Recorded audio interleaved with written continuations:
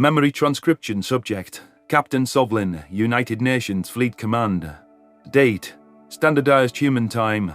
January 15th, 2137. It wasn't my imagination. Our triangular shuttle was sinking like a stone. Water bobbed up against the cockpit windows, entombing us beneath the waves. Hull integrity would eventually give out and allow water to flood the compartment. The Predators were just watching it happen, with not nearly enough panic showing in their binocular eyes. They made no attempt to inflate a life raft and escape, while we could still get the doors open. The craft had tipped forward at a slight angle, and the airborne vehicle began to sink nose first toward a watery grave. A feeling of immense claustrophobia gripped me as the nightmare scenario came to fruition. My claws wrapped around Samantha's arm before I could stop myself. The human looked at me with sheer disbelief and pushed me away. Her nose was scrunched in an obvious sign of distaste. Carlos would have definitely been more amenable to my desperate outreach for support. Samantha heaved a sigh. I'm going to pretend you didn't just fucking do that, but it better not ever happen again. Please, we're sinking, I croaked. Onzo snickered. Sinking? You don't feel the engines running? It's a submersible aircraft. Upon closer listening, I could feel the quiet hum of the engines. Somehow, the combustion drive was still running underwater and pushing us in a controlled manner further into the ocean. There were no signs of leaks seeping through the walls, despite being encased in the depths.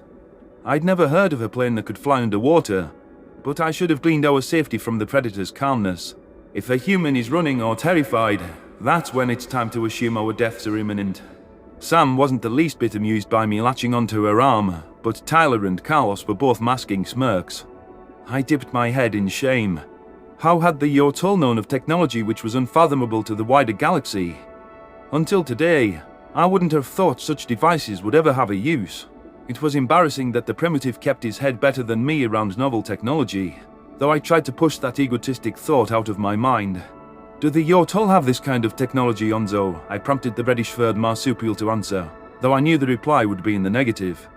I've never heard of such things, so I'm surprised it's old news to you. Well, I took it upon myself to read up on the specs. They were included with our briefing notes. Never know when shit's gonna break, and someone's gotta fix it. The Yotol have a saying, everything can break, so assume it will do so today.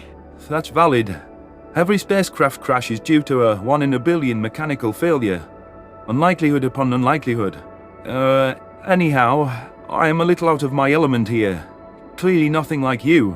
I don't mind the water, Sovlin. Mama had a sailboat which she'd take around the harbour. It was a little disappointing to hear human water activities involve hunting. There's so many beautiful things to see. It's the last untamed frontier. Even after space is explored, the ocean still holds so many mysteries and unique life forms. Plenty of humans agree with you, even ones who enjoy fishing like Tyler. We'll go snorkeling or scuba diving just to explore reefs and view marine life. Carlos chimed in. No boat, nothing but a basic breathing apparatus. There's water sports too. Surfing where you try to ride massive waves on a board. Samantha made odd gestures with her hands, as though conveying a series of hills. Parasailing up in the sky tied to a boat. Whitewater rafting, where you go down turbulent rocky rapids in an inflatable. I groaned. Why are any of those not mortally dangerous? What is wrong with you, Predators? I thought you evolved from the fucking trees. It's all in the spirit of fun. A memorable experience. Don't tell me none of it sounds like something you want to try once. No, those stunts sound horrible. This is horrible. I can see the depth meter going up. It's double digits. I can't see the sky. Quit being a baby. Quit being a predator.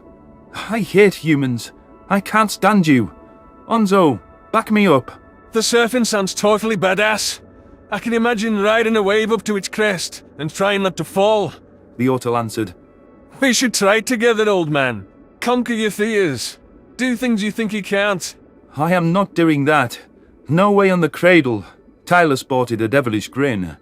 Hey, it could be worse, Sovlin. You could be doing shark cage diving. I offered the blonde human a blank stare. Through the cockpit behind him, I noticed orange striped fish swimming clear of the aerosub. There was a dark shadow in the murky depths below, which filled me with palpable unease.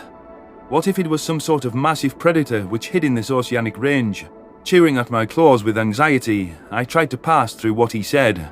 Cage diving? That can't be what it sounds like. Locking yourself in a cage and jumping into the water, not trying to escape. What's a shark? We moved closer to the ambiguous shadow within the turquoise ocean, which I tried to ignore. The humans would freak out if there was a reason for alarm. I couldn't make a fool of myself again. Plastering a look of confusion on my face, I flicked a claw at Tyler for an explanation. His blue eyes twinkled with amusement, and my former guards watched with interest. Ah, you're wondering what that is. Officer Cardona tapped his fingers against his holopad and noticed that his Yotul exchange partner was intrigued too. He showed a picture to Onzo first. I'd say it's self-explanatory. Oh, and yes, they have side-facing eyes, but sharks are predators. Humans have movies about them eating us, even though that's uncommon in reality. Tyler turned the device toward me, and I flinched away with disbelief. Sure enough, a pack of Terrans were suspended in a metal cage below the water. Sharks circled them with predatory intent, serrated teeth visible. From what I'd learned about Gajij being omnivores, I'd trust the primates on binocular eyes not being necessary to eat living food. However, deciphering human behavior was a maddening endeavor. Was this some twisted way of reasserting their dominance as apex predators against animals that dare to prey on them? You just said it was in fucked up human movies. It's CGI. That's not a real fucking thing, I screamed. I thought we were keeping it professional, huh? You are all definitely saying and making up predator nonsense on purpose at this point. Tyler flashed his teeth. It's real. We don't need to make anything up. Humans will go to great lengths for thrills. That seems to be tempting fate. I've always believed in respecting nature, though it would be cool to see these animals up close. Onzo said. Good news. You can see them in aquariums too. I thought humans would think water decorations were stupid. Wait, what did he just say? My spines were bristling. You have aquariums, like the Colchians on Arthur. Yep. Tyler affirmed. And instead of sea plants, you keep dangerous predators in them. Yeah. They're cool to look at, man. Protector. I don't care if we're in the middle of the ocean. I want off this sinking boat. Carlos stifled a laugh. Well, your wish is about to be granted. This puppy isn't meant to dive deeper than 100 meters. The UNS Deep Core is up ahead. The foreboding shadow had grown larger in my periphery, and my eyes swiveled back to the viewport. It was a submerged ship, but one that was so large its breadth faded into the murky distance. There was no way this wasn't in the triple digits of meters long. The all-black, undecorated exterior would cause an observer to mistake it for a shadowy patch of water. There was a tower affixed to its spine, which perhaps housed an equivalent to a bridge. The humans must have snuck this ship here days ago. How long has it been lurking? I murmured to myself. They couldn't have airdropped it from too high up either. I don't think. Samantha rubbed her hands together. If you think this is the only one sent, think again. We're told as much as we need to know, Sovlin, but it's a blast to fill in the blanks. Our aerosub glided down to the bottom of the deep core before flipping over and latching onto a watertight door. It was similar to how a spacecraft would dock for boarding. My concerns were assuaged a little, noticing some familiarity. Packing such a large crew into a metal tube must be stressful for any land-dwelling species, but the humans were insane enough to tuck their senses aside. There could be enough predators aboard to compose a small village. I disliked the fact that I was hanging at a 90-degree angle, though I didn't voice my complaints. The humans awkwardly dismounted, with Tyler helping Onzo down. Carlos hoisted me down to my own 2 feet, and I took a steadying breath. Our own watertight hatch, which I mistook for an emergency exit when I thought it was a sane vehicle, was on the right exit. There was a click as human personnel opened the circular door from the other side. The 5 of us were helped up through the threshold into the submarine, and we admired the metal inner workings of our surroundings. The tunnels were narrow, with small doorways leading between compartments. Many required a slight step up to clear. One Terran greeted us at our docking point, though he wore a different uniform than the getup I was used to. I wasn't sure what to expect from land predators who operated underwater, but the ample facial hair checked out with my mental image. Welcome aboard the Deep Core. I'm Commander Fournier. Your presence is requested on the bridge. A gruff voice greeted us. I blinked in confusion. May I ask why, sir? First aliens to step foot on a submarine. You're VIPs. It's a good photo op, you could say. Follow me. Of course, the humans are worried about optics as we're descending to an outlandish location. Sometimes they're awfully predictable. Claustrophobia threatened to flare up with the cramped passages and lack of direction. Onzo showed no such uneasiness, forcing Tyler to ensure that the O'Toole studied objects with his eyes, not his paws. The primitive seemed enamored with any machinery or design quirks, even basic things such as hinges. I was really trying not to look down on him, but when he was gawking at simplistic nails, it was difficult. At least his dim-witted curiosity was a distraction from our present environment. The bearded commander led us up a steep stairway and communicated for us to follow his lead. There was a thunderous bark of Up ladder. before the human in charge popped open a hatch. Tyler waved a hand at me and Onzo, signaling for us to climb after Fournier first. I ensured that my balance was steady, hustling up the rungs. There was a railing surrounding the hatch, along with a safety chain that our guide was unclipping. "Sir, may I ask how much air we have left?" I couldn't resist asking, despite being out of breath from the short ascent. "I presume you've been submerged a few days. Even spaceships can only carry a few weeks of oxygen, and I don't see any tanks. Fournier issued a throaty laugh. Scared of submarines, Gajid? "A little, yes, sir." Don't be. We have as much air as there is water in the ocean. Onzo bounded after us. The Terrans use electrolysis to separate the hydrogen from the oxygen in seawater they collect, then use that O2 to ventilate the ship. Why, I like this one. The commander bellowed. Read up on subs, haven't you? It drew me in, like a vortex of knowledge. And I always liked machines. Then I take it you're an engineer. I can see that kid-like glee in your eyes. A rocket engineer. The unchanging rules, the complex order, the concreteness and the planning. It speaks to me. Having a new class of machines to study really lit that fire for the first time since the Federation killed my passion. Not even studying your weaponry truly scratched that itch. It's just... I never dreamed I'd discover a new alien boat. Well, I'm no engineer, but I'll be happy to share what I know. Feel free to ask any questions. We love talking about what we do to someone who really wants to hear it. Thank you, sir.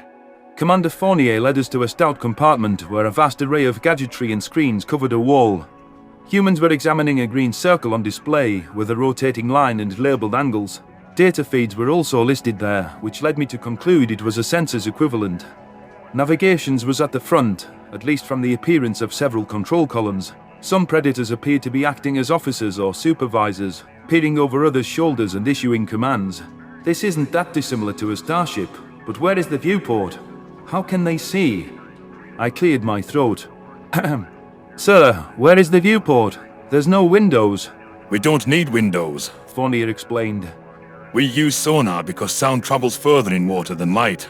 Glass or transparent materials are just a weak point in the hull, and a potential source of leaks if we take a hit. Okay.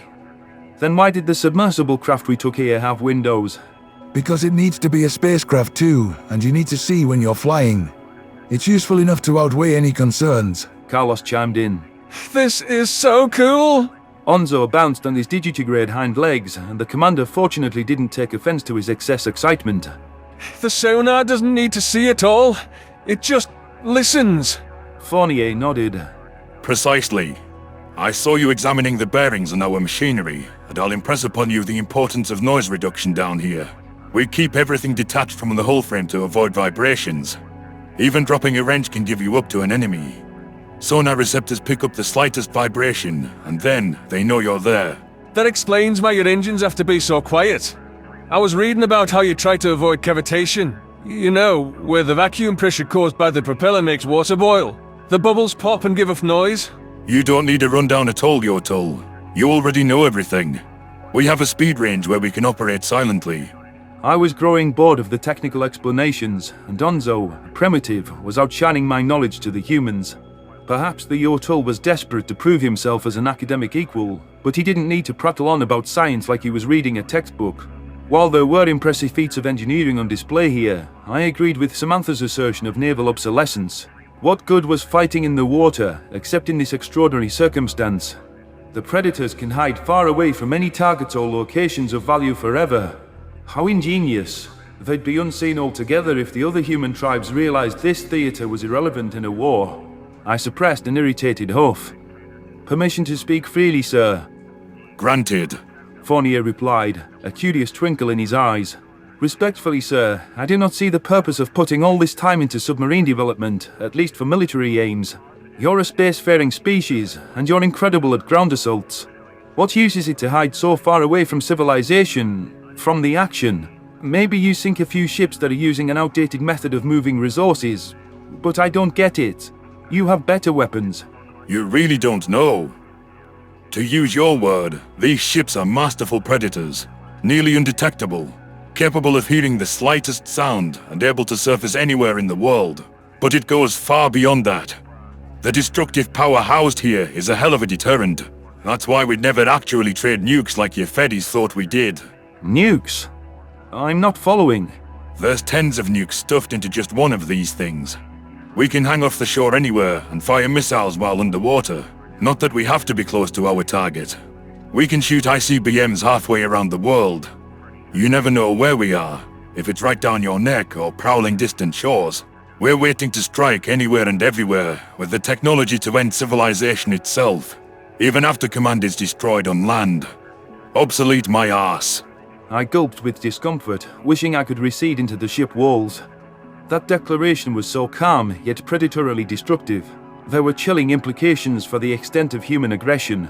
It suddenly made sense why Earth tribes were intent on sniffing these predators out of the ocean's recesses, and why the subs tried to remain undetectable at all costs. Should the current battle go awry, Talsk could be devastated by an unseen arsenal of epic proportions. As Commander Fournier took his post, I tried to understand why humans would devise such machinations for use against their own civilization. The Federation's irradiated Earth could have been a reality. These capabilities shouldn't exist in any culture. I didn't understand why my kind-hearted friends would even think of such predatory weaponry. Surely, understanding the apocalyptic consequences of these vehicles should have convinced them not to build them. My therapist could have elaborated further on the full heights of Terran aggression. Humans didn't enjoy killing, yet they brainstormed and actualized the optimal ways to kill every human in existence. It was a paradox. Perhaps their predator nature factored into their decision-making in a manner they didn't understand. Orders were issued to begin our descent, and for all sailors to report to battle stations. I felt the submersible tilt down, so I tried to clear my head of what the primates were capable of. I have to believe that they will never actually do something like that. That their goodness will prevail. They didn't snap after Earth, right? I trust their better judgment. Well, if there's really a base at the bottom of the ocean, the Farsul are fucked, I murmured to my posse. Samantha's fist tightened as her smirk returned. I'd say they are. The numbers on the depth meter continued to escalate as the submarine navigated the ocean which spanned below us. Locked inside a steel tube with predators, and knowing the potential of its onboard weaponry, my nerves were anything but quelled. The submarine somehow eclipsed even the worst starships in its dastardly capabilities. The Farsul wouldn't be prepared for this predatory contraption should we stumble across any of their flotilla. I was glad the humans were on the same team as me. There was no telling where their capacity for annihilation ended. Memory transcription subject, Captain Sovlin, United Nations Fleet Command. Date, Standardized Human Time, January 15th, 2137. I was claiming an unwanted milestone with this voyage.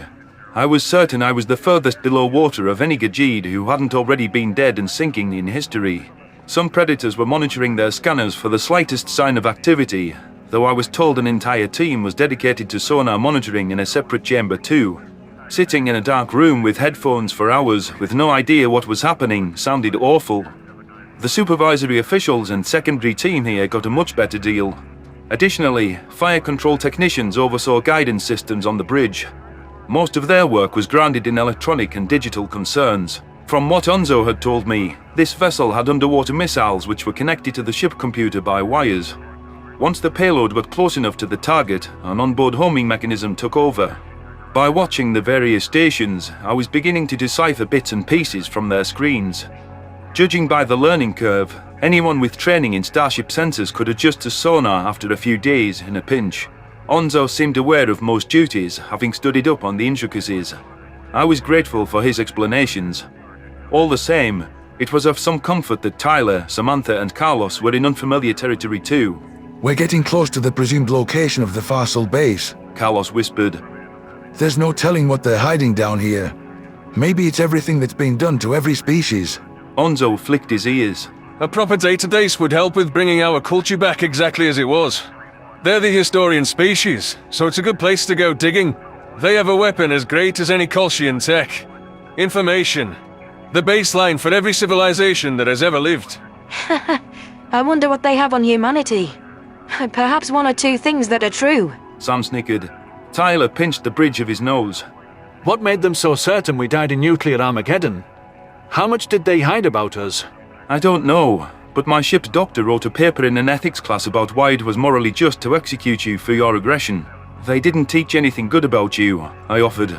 Samantha beamed with mock excitement.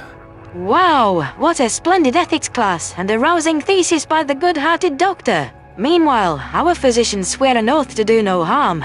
I'm glad that Preyer's so much more well-versed on right and wrong. Tyler struck a puzzled expression. I took an ethics class in college before I dropped out of that shithole to piss off my old man. Best decision of my life. Anyhow, there were some interesting dilemmas they brought up in that class. The trolley problem is about if it's ever ethical to do harm, but for good, you know? I don't. What's the trolley problem? I asked. There's a train going down a track toward 5 people. You can pull a lever so it only hits one dude on another path instead. Should you? Why does anyone have to get run over by a train? Did Onzo make this garbage up? The Yotul flashed his teeth with a growling sound, pinning his ears back against his head. I didn't see why my question was objectionable. He was the one with an affinity for outdated trains, to the detriment of advancement. The marsupial made a point of lamenting railroad destruction when we first met. Oh, fuck off! Tyler rolled his blue eyes and raised his hands in exasperation. Your ethics classes wanted to genocide our whole planet. Carlos nodded. And us predators talk about killing the least amount of people. Even I see the irony. The Federation has no redeeming attributes. Sam hissed.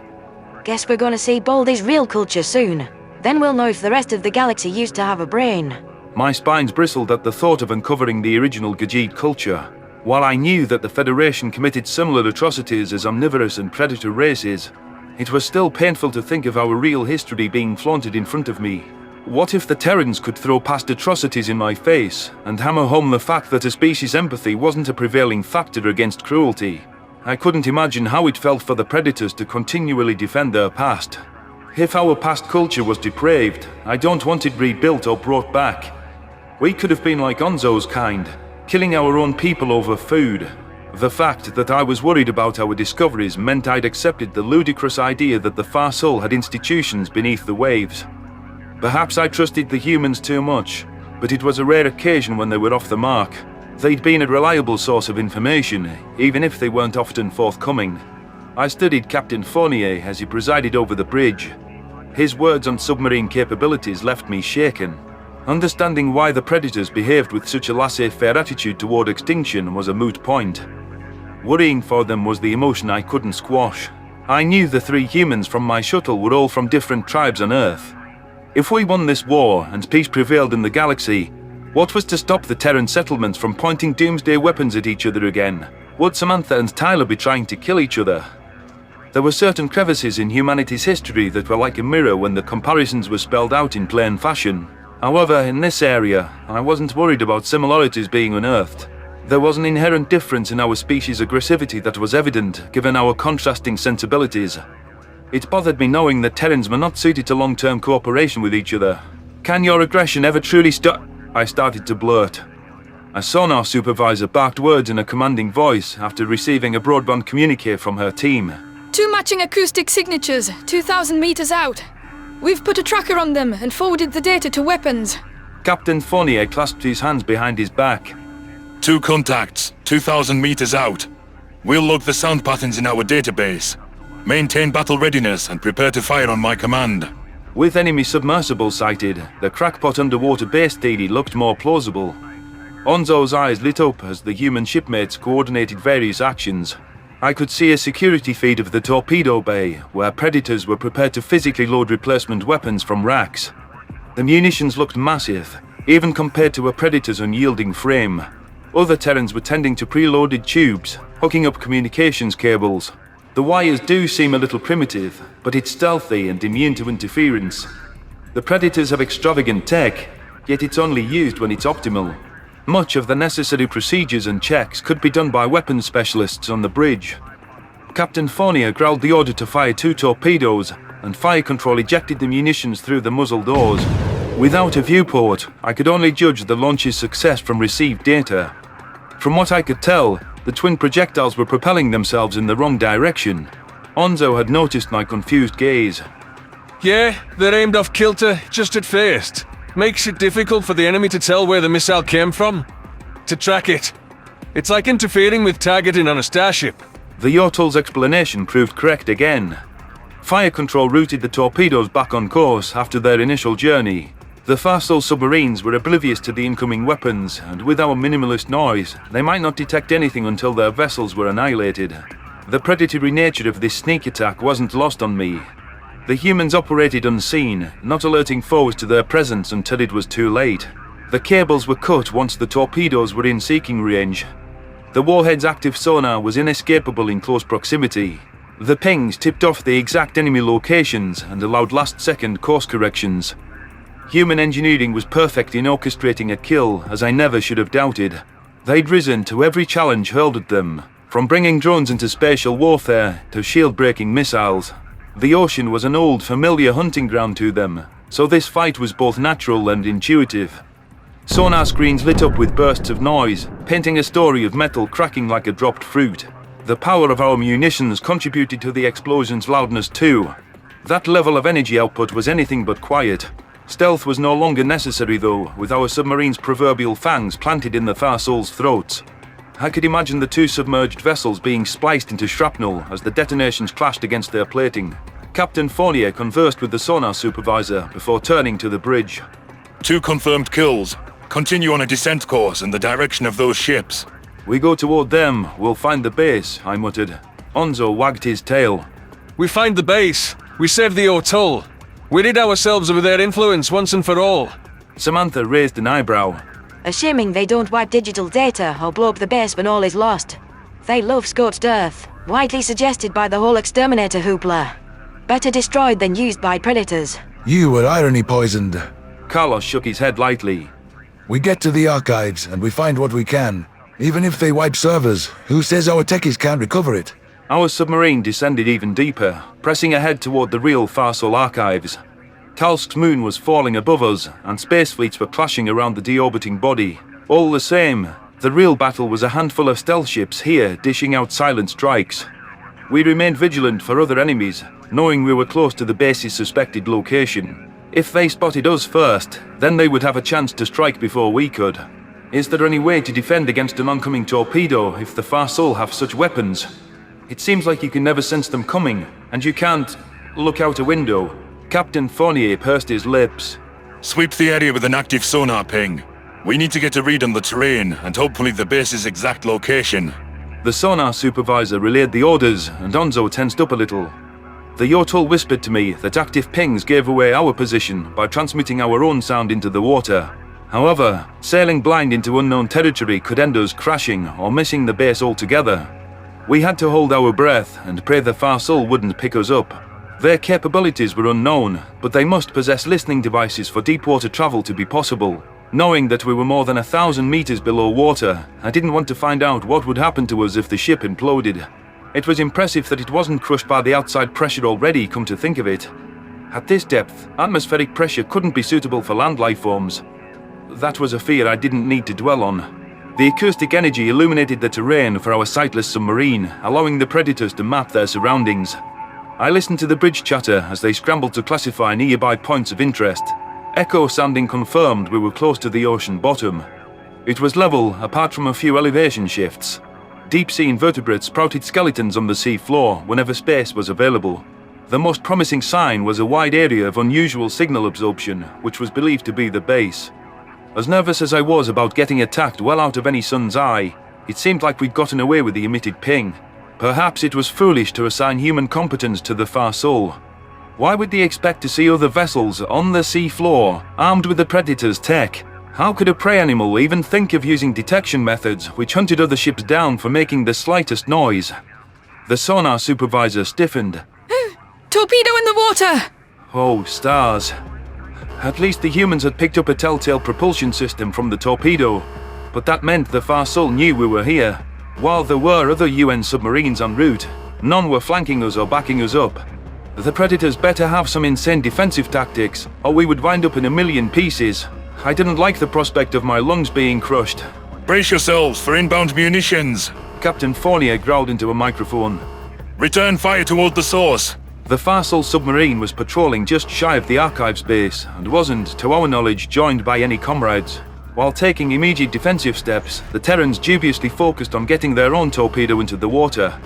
Skepticism marked itself on my face, but Onzo leapt to the Predator's defense.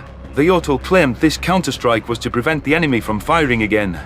I could feel my heart crawl into my throat as our own projectile was spit back with haste. Our submarine reoriented itself in the opposite direction, away from the base, and fled at maximum speed. The incoming torpedo had the edge in speed, so it seemed futile to run away. I guessed that the munition had limited fuel. Even so, its tank wouldn't run dry quick enough. We dove as close to the seafloor as we could risk, and the sharp descent almost made me tumble down the bridge. The Farsul's torpedo was gaining ground, threatening to sink us. Captain Fournier, just like his counterparts in the stars, was cool under pressure. He waited for the munitions to lock onto us. The bearded leader shouted for a sonar decoy to be deployed. As the deceitful device jetted away, I squinted for clues on nearby screens. Per Onzo, it unleashed a cloak of bubbles and jamming frequencies, scrambling the missile's sonar-seeking systems. Did it work? I wrapped my claws around Carlos's arm with the bear tattoo, remembering not to cling to Samantha again. I hate water. I'll take death by vacuum any day. Carlos squeezed my paw awkwardly. I don't know if it worked. We always hope for the best, but no combat situation is a guarantee. Just breathe, buddy. Our submersible attempted to skirt the torpedo's search area while it was hung up on the false targets our decoy provided. We veered well off to the side and ensured absolute silence. The deep core looped back around, tiptoeing past the range we'd been chased from. There was no sign of an inbound contact following us. I realized we had successfully fooled the munitions homing logic. I released Carlos's arm at last. Perhaps it had been wise of the Terrans to impart a shot back. Our foes were too preoccupied to send more trouble our way. One torpedo was enough. Those thoughts reminded me that we had taken offensive actions to counter theirs. Sniffing out the vessel that attempted to sink us was a priority. The torpedo we'd fired at the Farsul submarine hadn't found its mark as the enemy managed to pull nifty evasive maneuvers. However, their engines stirred up ample noise with that sudden haste. Though they had avoided our first missile, I thought we had a clear target for our next round. However, it was not necessary to expend another weapon on this nefarious submarine. The Terran torpedo missed its target the first time, but it doubled back for another pass without warning. On the second attempt, it struck true into the hapless Farsul's frame. Another hostile was ravaged in the blink of an eye. The humans had a perfect sinking score, proving themselves to be the more devious prowlers. I doubted the Farsul expected anyone to get this close to their lair. All we had to do was poke at their defenses from a few angles. If this mop-up was representative of our disparate power, the other UN submarines must be closing in on the base too. In space, losses and hardships could be inflicted upon the Predators. However, land and sea appeared to be their chief dominion, where their exceptional talents put them miles ahead of the competition. The oceanic path to the Farsul archives had been cleared, and soon, humanity might begin to reclaim the actual history of the multitude of Federation species. Memory transcription subject: Slanek, Venlil Space Corps. Date: Standardized Human Time, January 16th, 2137. The infected Predators were whisked out of the research station and away from the Battle of Malu to be isolated in quarantine. The Kulsians had been holding the inner sanctum of the system since the human fleet was mainly composed of Dwerten allies.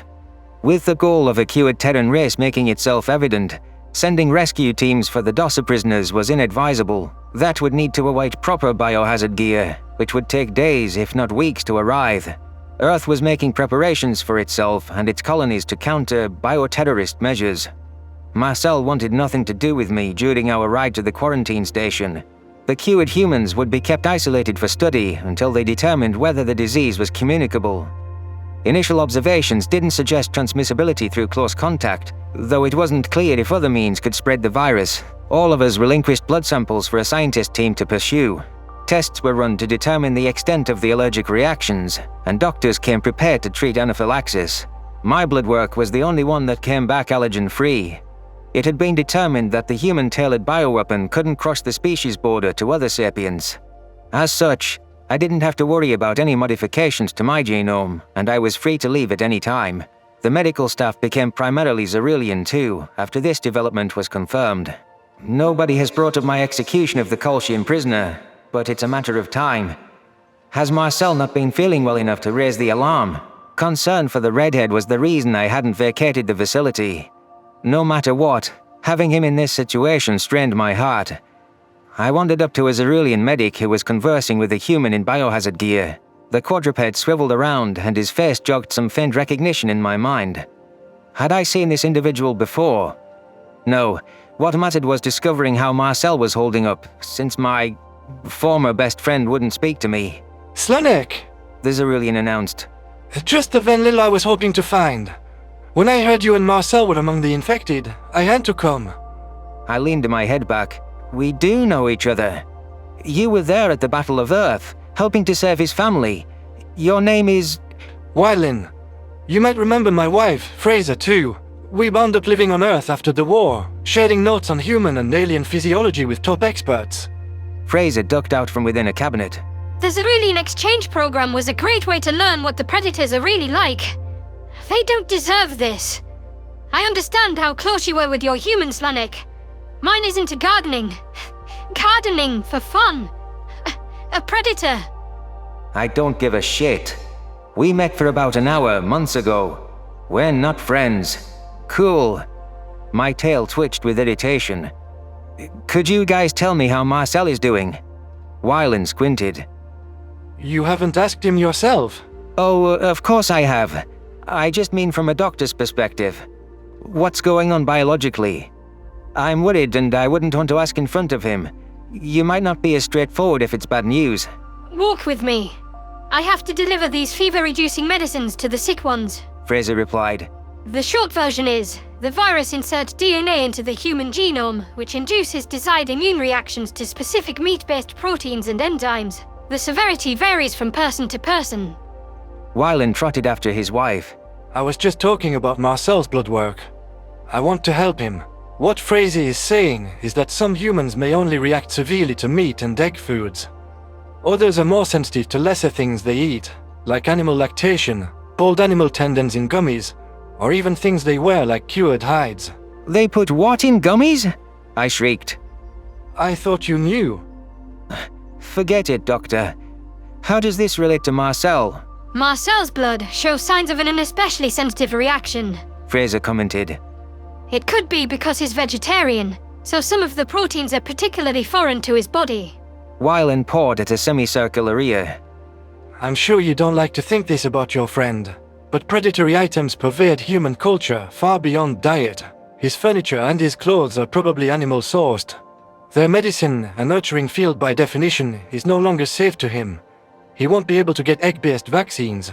I was informed by a human colleague that even cosmetics for dry skin and shoe polish might be off limits. Treatments for dry skin trigger the cure.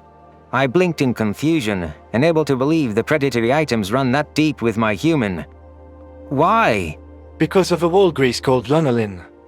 Look, he's going to need to be very careful. Our simulations suggest extreme cases like Marcel can't even breathe the vapors of cooking meat without triggering anaphylaxis. Fraser slipped a pill packet under a door. Wylin and I were shocked realizing how deep hunting runs in the fabric of human society. It's almost better not to know. What do you think should be done, dear? I think it might be best for Marcel to live on a Federation world if he needs to avoid animal products altogether. Maybe you could offer to take him in, Slanek, on Venlo Prime. My legs locked up and left me unable to follow the Xerulean medics. Wylin and Fraser whirled around, noting the shock in my features. Since Marcel didn't consume meat in the first place, I figured the cure wouldn't affect his daily life at all. It was within my knowledge that he ate some animal products, such as the revolting lactation juice Wylin mentioned. but I figured those could be cut out of a diet too. It wouldn't be that big of an adjustment, given that my human already avoided them around me. But now, I realized something as simple as his slick couch in his earthly home would induce the allergic reaction. Marcel couldn't go to social events with other humans if breathing in the scent of flesh would place him in jeopardy. That would have precluded hanging out around Tyler or being in the service at all. The vegetarian military days were over. It didn't seem fair that his ordinary life was ruined too.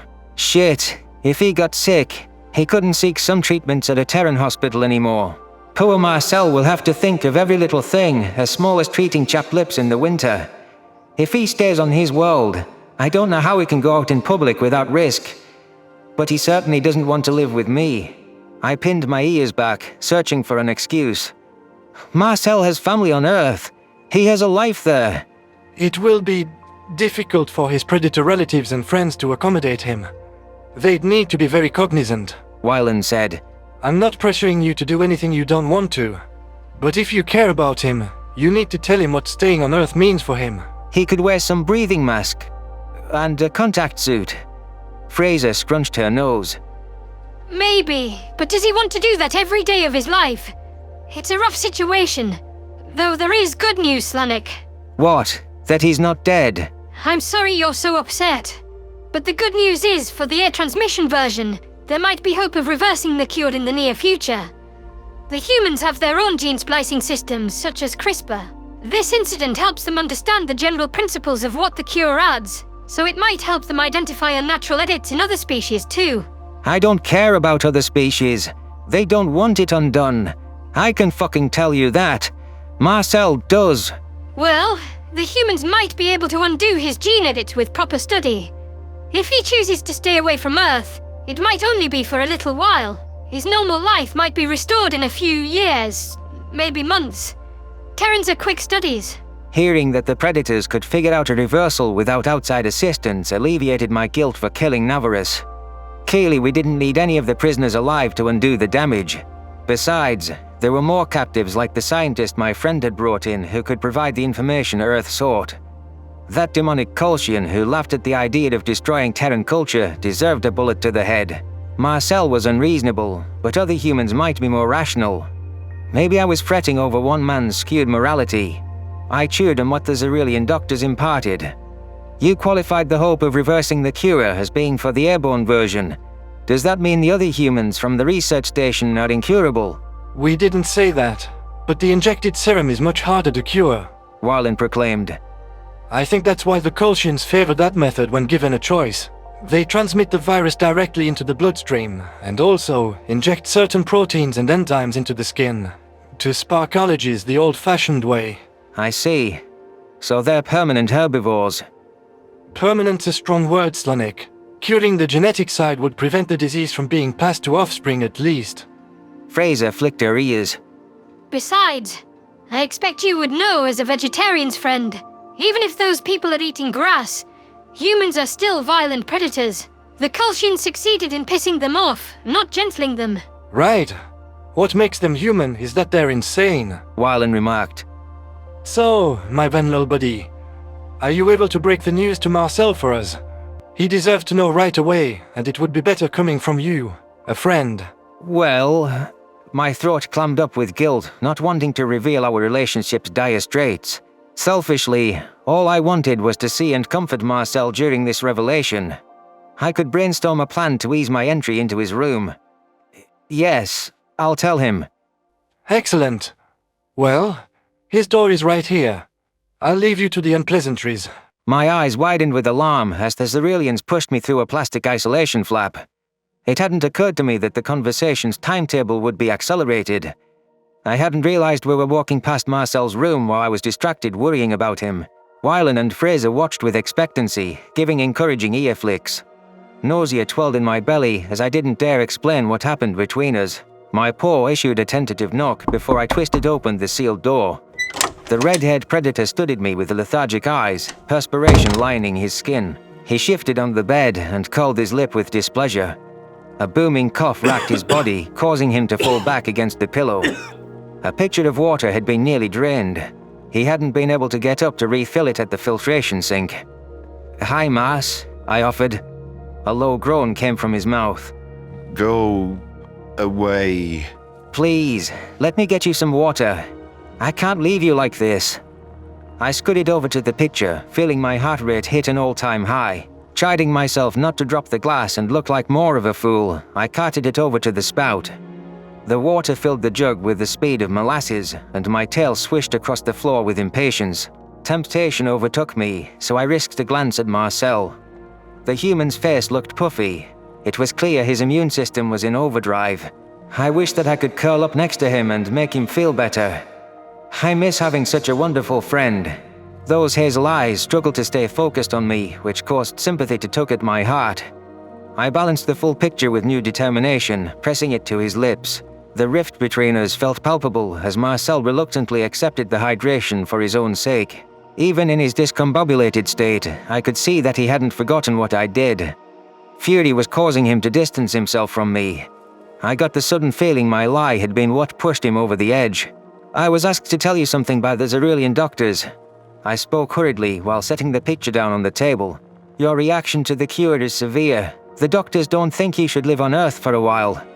They said you'd be deathly allergic to just smelling meat or touching animal products. Like apparently your couch, which I slept on. Marcel didn't speak a word. Even in his listless stupor, his binocular eyes managed to level me with intensity. I noticed a slight lump pass down his throat. He was either swallowing down hurtful thoughts or thirst. The human who'd become the faithful friend my world revolved around just wanted me gone. That stung worse than the prickle of 1,000 thorns, but I was glad we hadn't quarreled again. With legs that felt as heavy as stone, I trudged towards the door. It was impossible not to feel the Predator's gaze boring into my spine. His judgment punished me as if he were the aggrieved party in the Navarus execution. Part of me was angry about the Terrans' mandatory policy on mercy, but I couldn't berate him in this sorry state. At the end of the day, I cared about Marcel. What I said to him back on the research station was accusatory and less than kind, though it was true enough. If this was the last time we ever spoke to each other, I didn't want to cut contact with hurtful words. Perhaps he could learn to remember our adventures with some fondness in time. This hadn't been how I wanted our closest brother's bond to fizzle out. I'm sorry that they did this to you. I kept my back turned to the human, resting a paw on the door handle. You remember why I joined the exchange program? I read your book, Frankenstein, about a monstrosity who only wanted a friend, or acceptance, and was hated and abused by the world, judged for his appearance. There was nothing but silence from the human, and the certain feel of his watchful gaze. Without looking, I could feel the dazed rhythm of his blinks. How had I ever feared that Marcel would harm me? He couldn't dole out punishment to the people that deserved his wrath, let alone to anyone he called a friend. I felt sorry for the creature. For you. And maybe in some weird corner of my brain, I was curious what it was like to be a monster, I continued. Now, I know that I am one too. Just not one of appearances. Maybe the book was trying to say that the real monsters were the ones who wronged the physical monster. I hope you'll find someone who sees you for what you truly are. Because I can't do it anymore. My paw cracked the door ajar, and I slumped my shoulders in the entryway. This went against everything that my heart desired, pulling away from the only person I thought I truly knew. The reality was that I had changed too much. Marcel didn't sign up to be partners with someone he saw as a monster. If I could go back to how things used to be between us, I would. Now, I had nobody to turn to. A faint growl rumbled behind me. That whole plot you saw was bogus. The real ending of that book. Not the censored one the UN doctored up. Do you know what it is? My head whipped around. What? You changed it? Of course we did. It's a vengeful story, not one where Frankenstein's monster is innocent and lives alone with another of his kind. The real tale? Suffering immensely from rejection, the creature strives to take everything from his creator that he ever loved. After the death of his maker occurs, the wretch commits to end his own life of unhappiness in turn. That's... My blood ran cold as I tried to decipher what lesson such a story could tell. That was in stark contrast to a story that garnered sympathy from the viewers. It proved the point that the monster was a monster. I don't understand. Humans changed it because we wanted you to take the message that we could be friends. We weren't trying to vow vengeance for our rejection then. But maybe we should have left the message that there are consequences for such inhumane and callous treatment of a monster. It's fitting in hindsight. That doesn't sound like something you would say, Mars. I took one hesitant step back toward the Terran and noticed that he had diverted his eyes. You never want consequences. Fuck! You think I don't want the bastards to pay for all of these horrible things? I have suffered plenty too. You seem to forget. Then why? Why do you let every bad person we come across get away with everything? I don't. Read the book and maybe you'll understand. Here.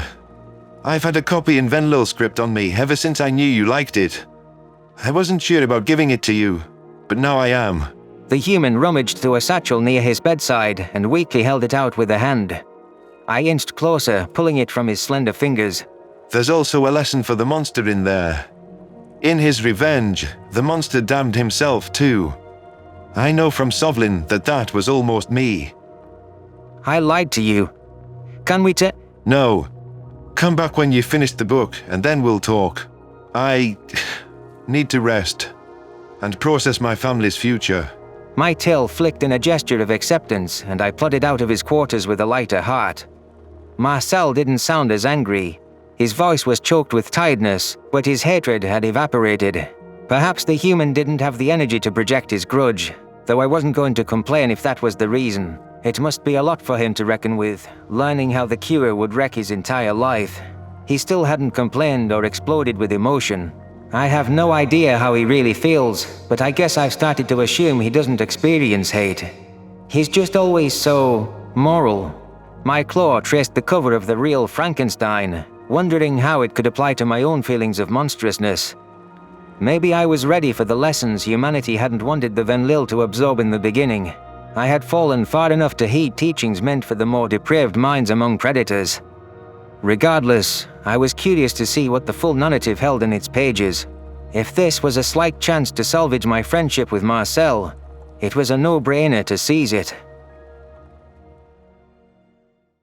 Memory transcription subject: Chief Hunter Isith, Axar Rebellion Command.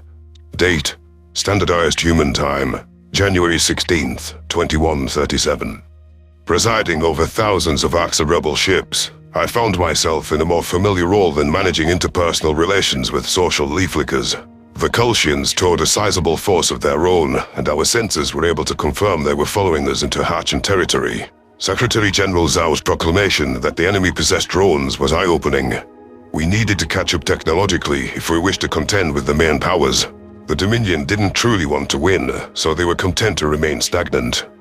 This command ship is only a support ship, so it's not a proper frontline war vessel. What's important is that I'm in the thick of things and calling the shots. Farsul was guarded by human encampments, who were unflinching as we warped into real space. I conversed with the UN commander briefly before patching our forces into one comms channel. The pack predators were masters of coordinated action, and it would be useful to hear their insights during the battle. The Terrans were the only race that wanted to end the war, as proven by the Dominion and Commonwealth teaming up to keep the fray going. I was pleased to be fighting alongside the primates at last, for the first time since I saved Earth. It had taken half a day's travel to reach the Harshen homeworld, after mobilizing the rebel forces in a rush. The enemy possessed faster warp engines than us, so their emergence would be shortly behind our own. We couldn't stop without committing to a fight, and that meant my team needed to stay on duty. Kaisel was growing cagey, stuck around Felra and the chatty humans. On the opposite pole, Orlik and Lisa looked a little nostalgic, looking out the window toward the occupied planet. I spent a lot of time here researching whether the Harshen dabbled in AI. Humans have had AIs that could write songs and poetry for over a century. Orlik remarked. Someone had to come up with something more. A true sapient AI. Lisa rolled her eyes. You don't think it's already been invented at home? It's unlikely. Maya would have used it to interface with the Fedis if so. I knew Elias Meyer, and he did not seem the hiding type. My nostrils flared as I strained to tolerate the scruffy conspiracy theorist. The Kultians are closing in on us with the intent to eliminate everything we've worked for, and you're sprouting your nonsense, Orlik. Yeah. Would you rather I say we should get our wills in order? Wills? I do not follow. Your last will. You know, the document stating what you wish to be done with your assets after your death. Why the fuck would you care what happens to your belongings after you die? You can't use them or gain from it. Because the people you love are still there, and you want them to be taken care of after you're gone. If I die in battle, my meager credits are going to a Venlil foster mother who adopted a human. That's the kid I mentioned earlier, you know. And I still want him to succeed in a world where I'm not around. Lisa offered a sullen nod. My possessions are to be divided among my family. I recorded a message for them to see, if I'm KIA. Love this, care that. You humans wish to talk others' ears off even after you're dead. Kaisel hissed. You won't see them receive it. It's not like they can send a response to your decomposing corpse. I raised my snout diplomatically. Unlike most Arxa, humans are upset at a loved one's passing. Irrationally so. That applies to me, first realizing I was defective by mourning my parents' death. I see the humans' points about wills. I'd want my Dossa friend to be okay in my absence.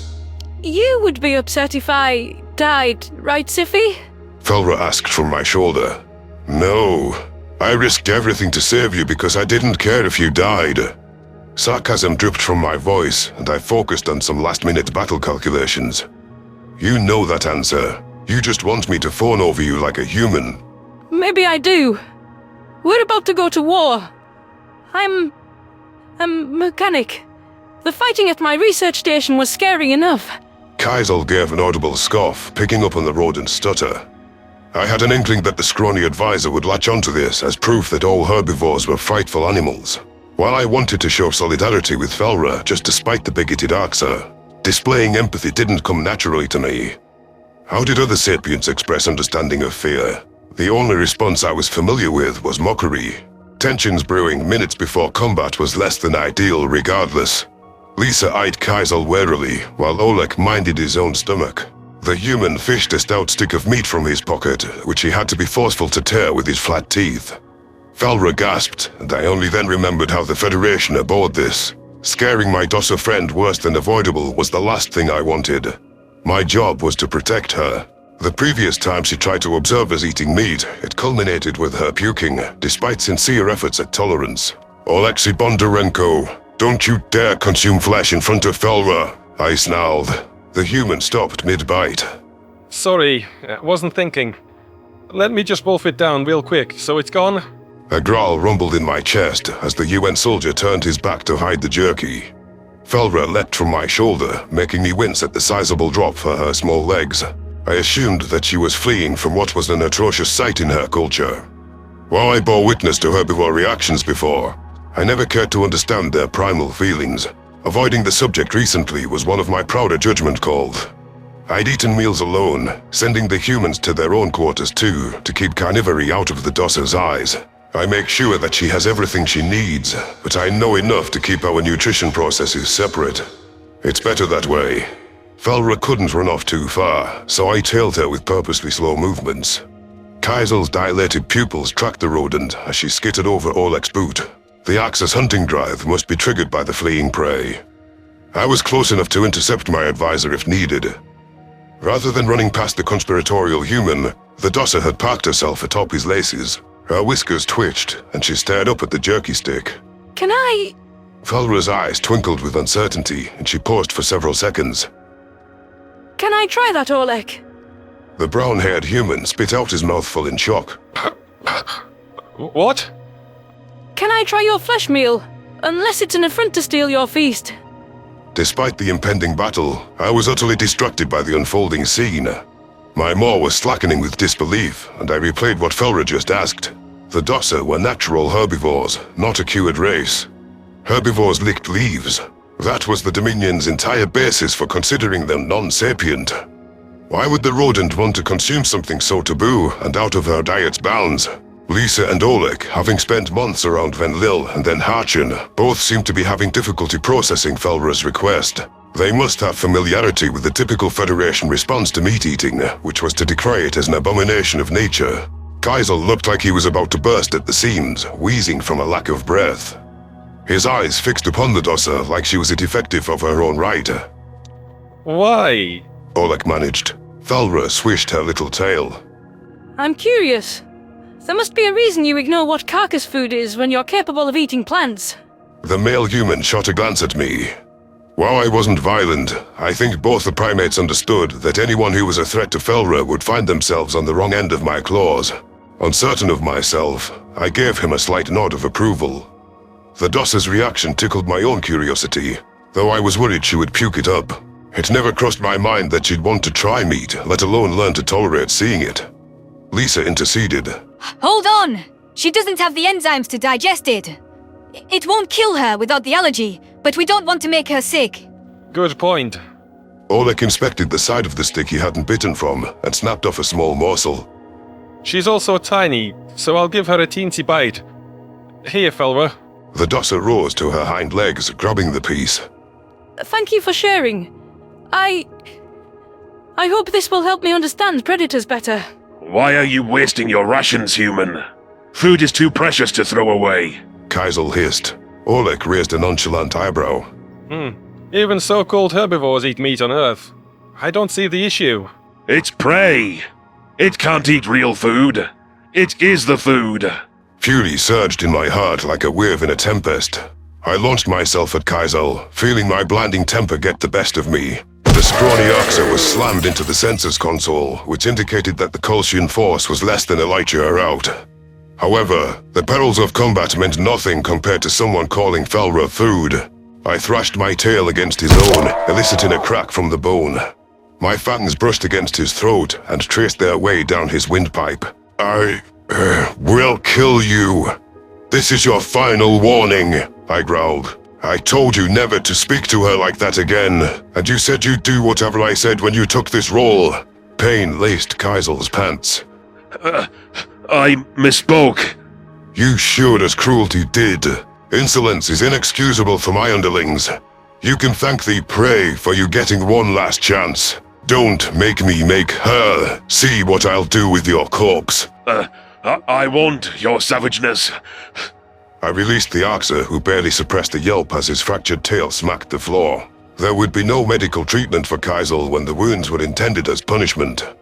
I didn't want to follow Betterment's execution policy, but I'd lose control of my people with too much leniency. Besides, Felra's welfare was an area I didn't take any risks with. There would be no mercy when she was disrespected. Oleg looked at me with wide eyes. Are you good? I expected a more loyal, obedient second out of a defective, that's all, I huffed. Sorry, Felra. Assuming you still want to, you can eat your gift from the human. Unless he's gonna wall slam me if you don't like it. I will most likely not. I do not wish to scare off humans when I need your alliance.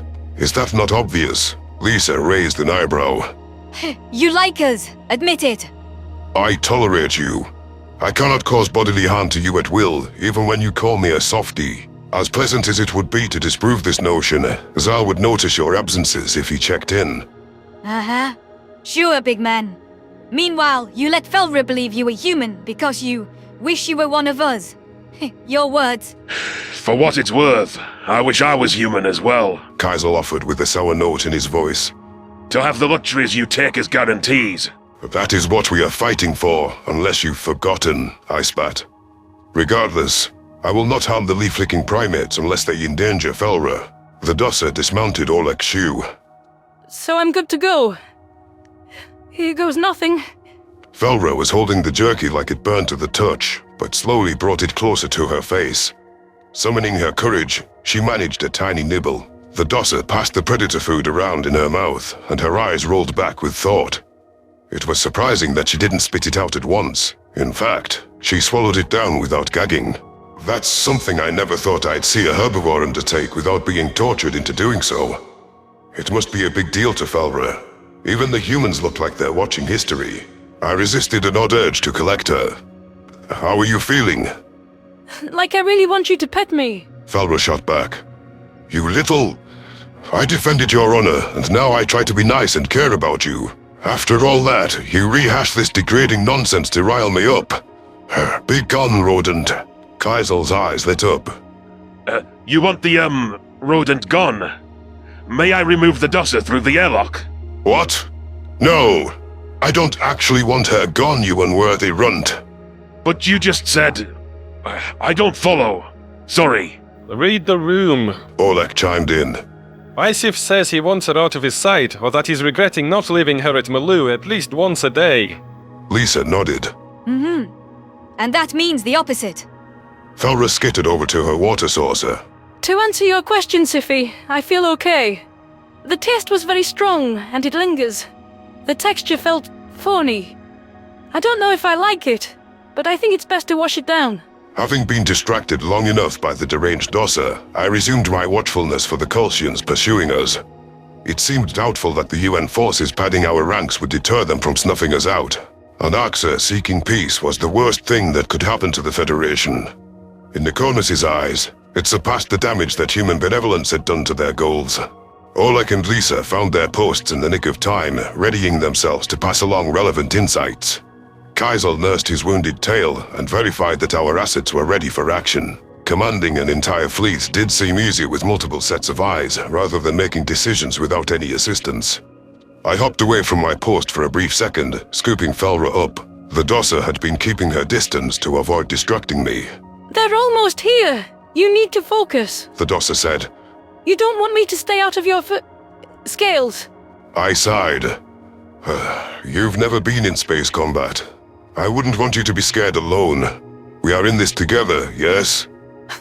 You're so sweet, Scifi. Together. Thousands of enemy ships were ripped from subspace as they encountered humanity's FTL disruptors around Farsul.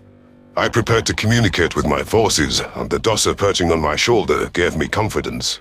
For the first time, an Axa was going to see what the Federation were truly capable of.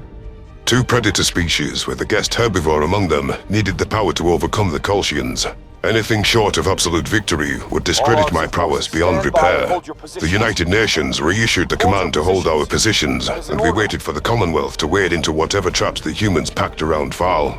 After seeing the buffs given to the Sol system, I suspected Terran-made defenses would offer some interesting surprises.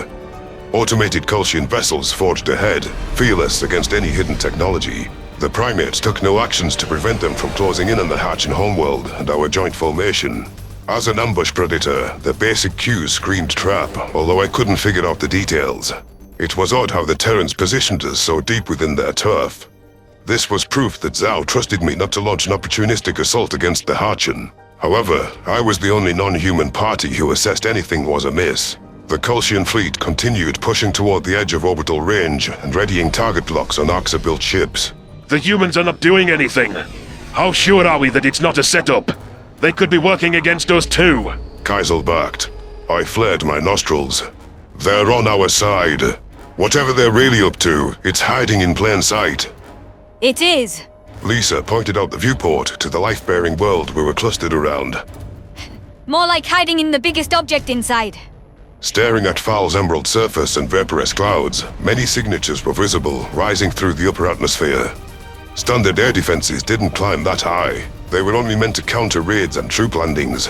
A full understanding hadn't established itself, but I cackled when I guessed what the humans were intending. The planet, which was supposed to be a soft target against orbital strikes, was their weapon of choice. With the Earthborn predators, offense and protection were undertaken in the same breath. Human resourcefulness often impressed me, with their ability to view space strategy from new angles and compensate for their deficits. That out-of-the-box thinking might be all that could stop the Kolshians from crippling our insurgency in its infancy. I hoped that, once the dust settled, this plan would shake out in our favor. Memory transcription subject: Chief Hunter Isif, Axa Rebellion Command. Date: Standardized Human Time, January 16th, 2137. I recalled my first unfiltered research into Earth when I read what they said about the Axa.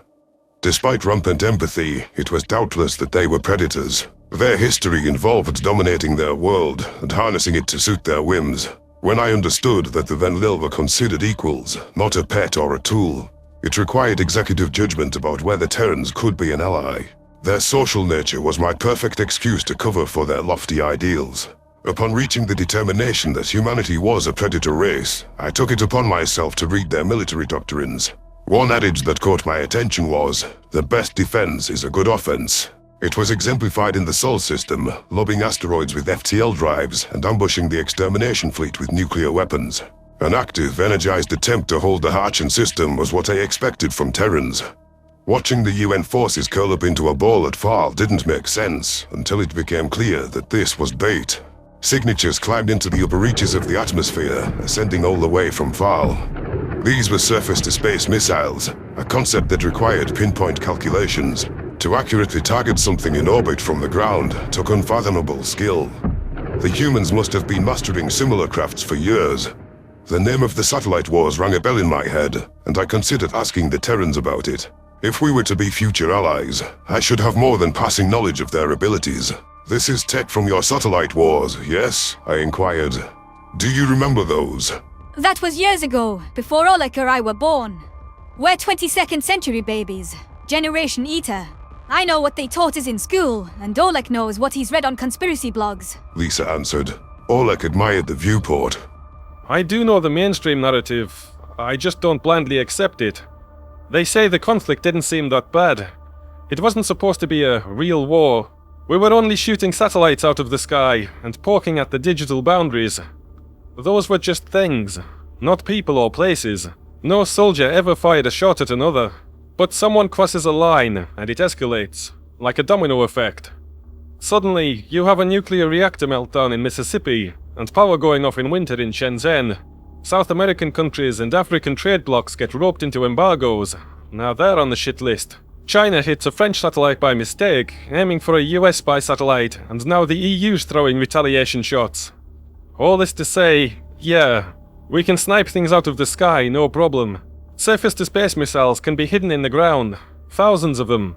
The Kolshians come here, thinking they're going to orbitally bomb us and our pretty little buildings, and the planet pulls an Uno reverse card. Felra's whiskers twitched. And this also functions as part of a missile defense system.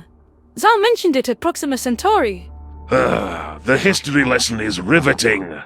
Humans call something a war where they didn't even shoot at each other. Kaisel's voice was thick with irritation, though he kept his words civil. I feel much better about our chances today. Laugh at cyber warfare all you want. The dominion of the Kolshians sure aren't. Oleg said. Nor am I. The humans always know more than they should, and it is a benefit to our cause. Kaisel, unless you wish to be social, provide only battle updates. Disdain simmered in the Axarunt's eyes. Thousands of missiles in viewport range. Your savageness. Firing on the Kolshians, not us. It's a lot for them to intercept at once. The warheads continued their flight toward the heavens, white daggers rising from Farsul's verdant surface. Powerful engines propelled them toward targets, and onboard homing systems kept them trained on hostile Kolshians. Felra tensed on my shoulder, pressing her cheek against my neck. Her side-facing eyes were absorbing the scene from the viewport as the enemy scrambled to account for all inbound munitions. Should I shield Felra from watching the assumed casualties that are about to play out? No. She can exercise her own discretion. She's an integral part of my team. Knowing how humans operated, I found it hard to believe that this plan was a one-trick pony, as they said. Missiles barreling down on the Kolshians were a threat in their own right, but they weren't the crushing haymaker Terrans usually had up their sleeve. Lights flashed from the lunar surface, though that was a mere restoration of Farsul's old planetary defenses. Lasers sliced through metal with decisive power, and the Federation enemies didn't dare to approach in view of the moon.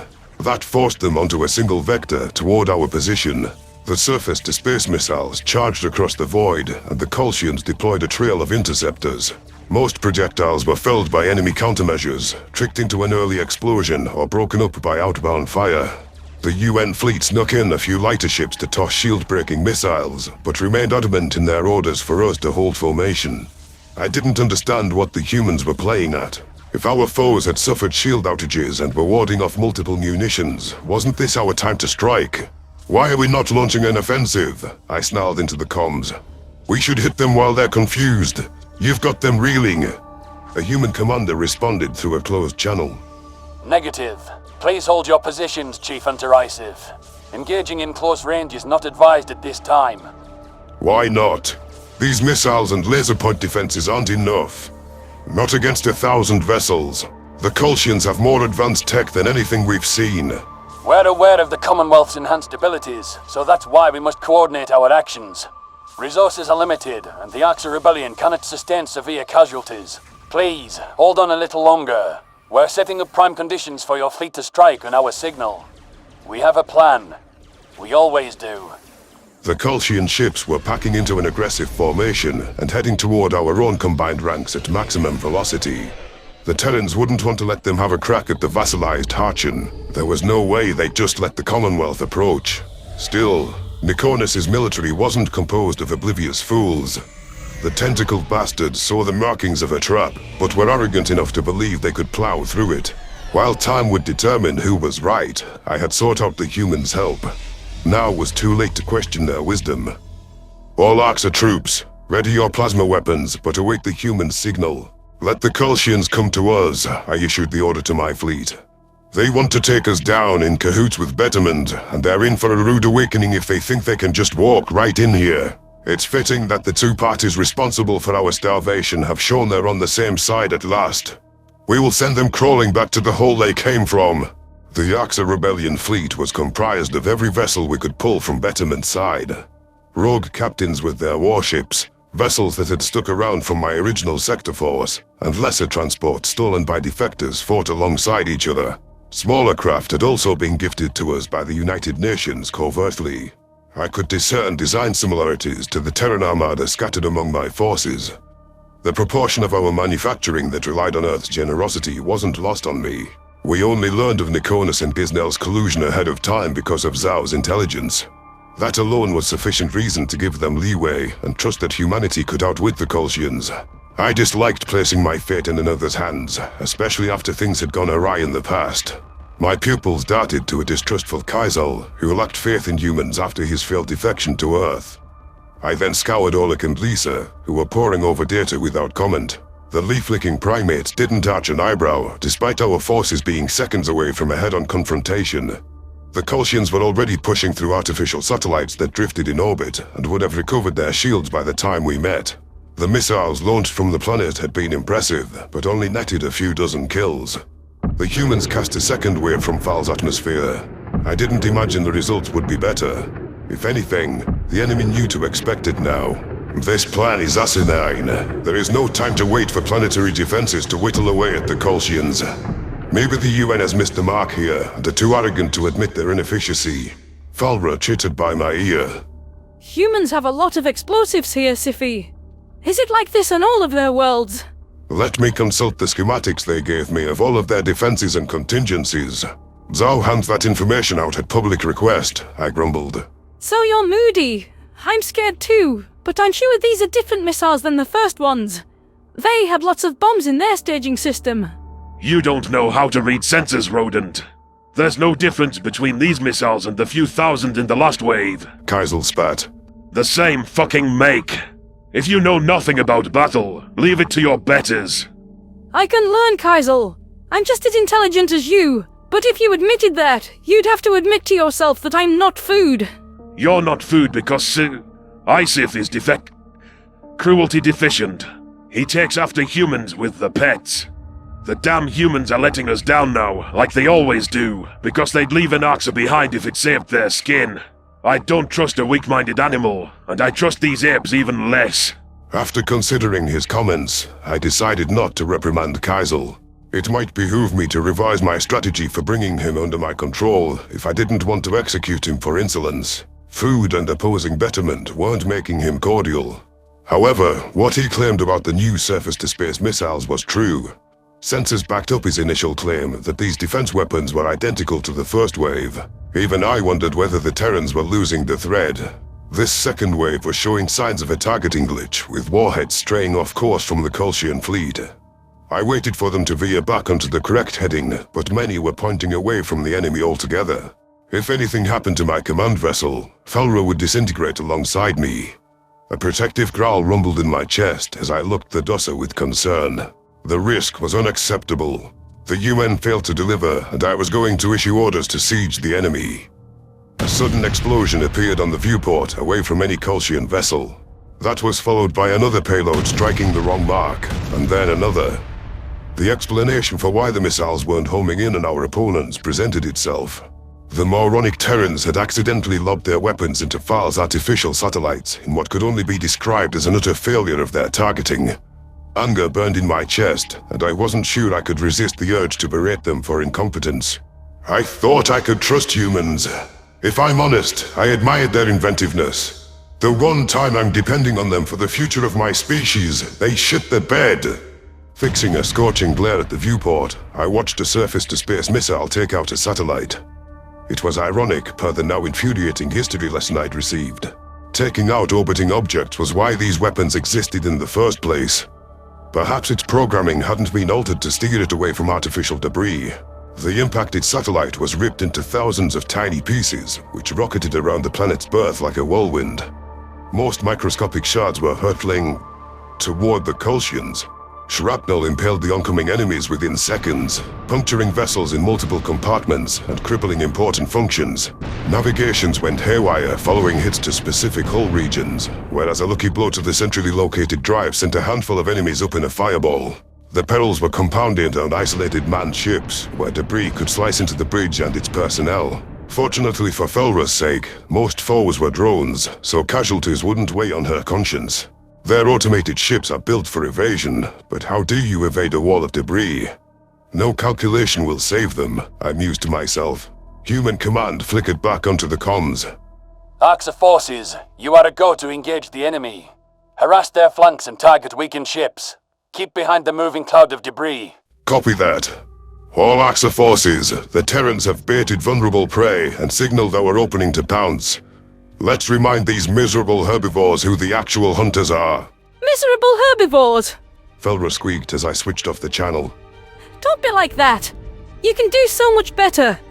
I want to see a day where you make peace with miserable herbivores. Miserable isn't a flattering qualifier, nor is it one I use as a blanket term. The Kolshians fit that description, so it is appropriate here. They are not who they say they are, yes? Their deaths will not be mourned by anyone with a worthy opinion. Oleg chuckled. Truth. Go get him, Scifi boy. The arboreal predators migrated from their defensive arrangement and brought their ships into firing range.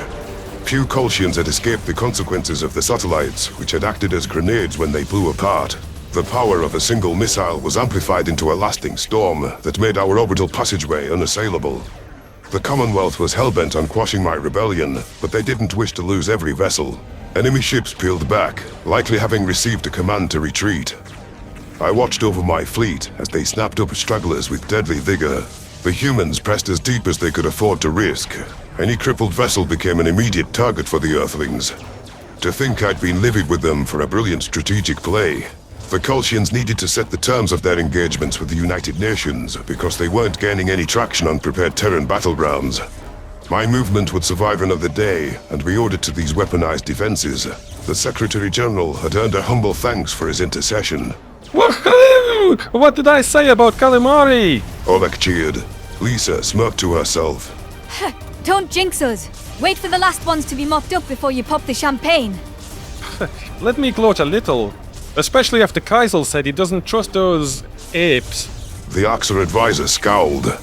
I made the mistake of trusting humans once. Your species' character doesn't change because of one victory against prey. Shh! You're tempting fate. Don't use the word victory until they're all gone. Lisa shot back. Huh. No talking is perfectly fine by me. It wasn't a long wait for the conflict to resolve itself, per Lisa Reynolds' superstitions. The last Kolshian craft were downed or chased from the system within minutes, sent to nurse their wounds elsewhere. I had the presence of mind to commend the humans' efforts over our shared channel where my command could hear.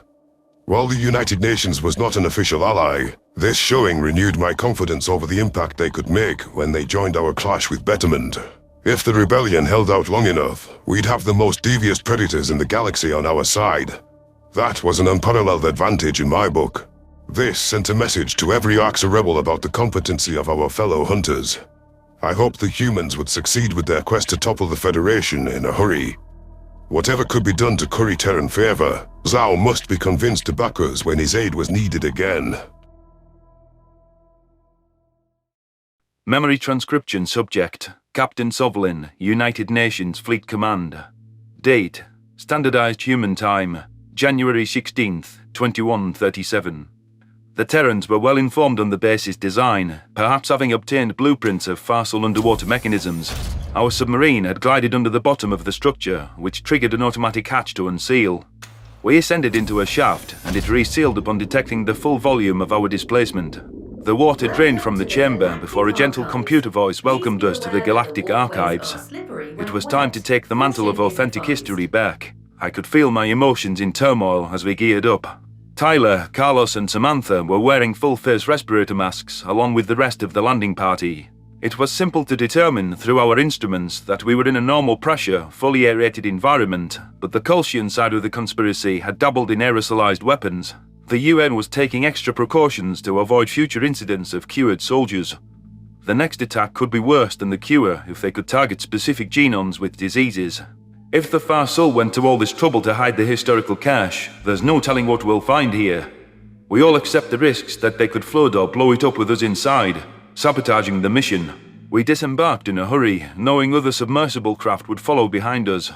Giving the Farsul time to destroy evidence or trigger destruct mechanisms was an unacceptable risk. Aliens like myself and Onzo were given the choice of whether to wear biohazard gear, so I opted not to. What were they going to do? Cure the Gajid race again? However, the Yotul, despite belonging to a herbivore species, had donned a specially fitted mask over his snout. Why the garb? Have you been getting flesh cravings from being around Tyler? I asked. Onzo sucked in a sharp breath. Nobody's messing with my biochemistry ever again. Though I agree, Tyler eats too much meat for his cholesterol. Tyler tightened his fingers around a gun. Judge all you want. I'd rather die than live without a fucking burger. That's not a sane thing to say, I mumbled. Well, you've never had a burger. Rabbit food doesn't hit the spot, man. Spare bolded the gory details. Sam chuckled. We've got work to do. Upon receiving a signal, Terran soldiers pushed out in pairs through a cramped exit door. There were no signs of resistance from the reception pad, despite the Farsul base's secretive nature. I sidled up to Onzo, and we followed our human friends out into fresh air. My gun was ready in my grip, but no hostiles or personnel were in sight. There was only a modest service door, which could be rigged with traps. Perhaps armed guards were waiting for us to enter the main area before mowing us down. With that very suspicion in mind, the humans blasted down the unlocked door with charges. Confusion was evident in their body language, despite their hazard masks and their lack of tails. The peek inside revealed only a library-like lobby with a lone Farsul receptionist behind a desk. She gasped in surprise and abandoned all focus on her workstation. If I wasn't mistaken, her drooping ears were scrunched with some level of unhealed grief.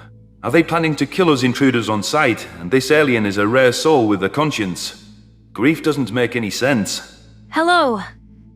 I am Archivist Vig. The Farsul laid her empty paws out carefully and didn't flinch as UN soldiers crowded her. I am the only receptionist on duty, and I will help you find anything you are looking for. All records are stored on physical nodes for security reasons. There are a few staffers on duty in each room, but they are unarmed historians, not a threat to you. Tyler, being an officer of Monahan's ship, took charge of the situation. Why should we trust you? Us archivists all wish your experiment could have succeeded.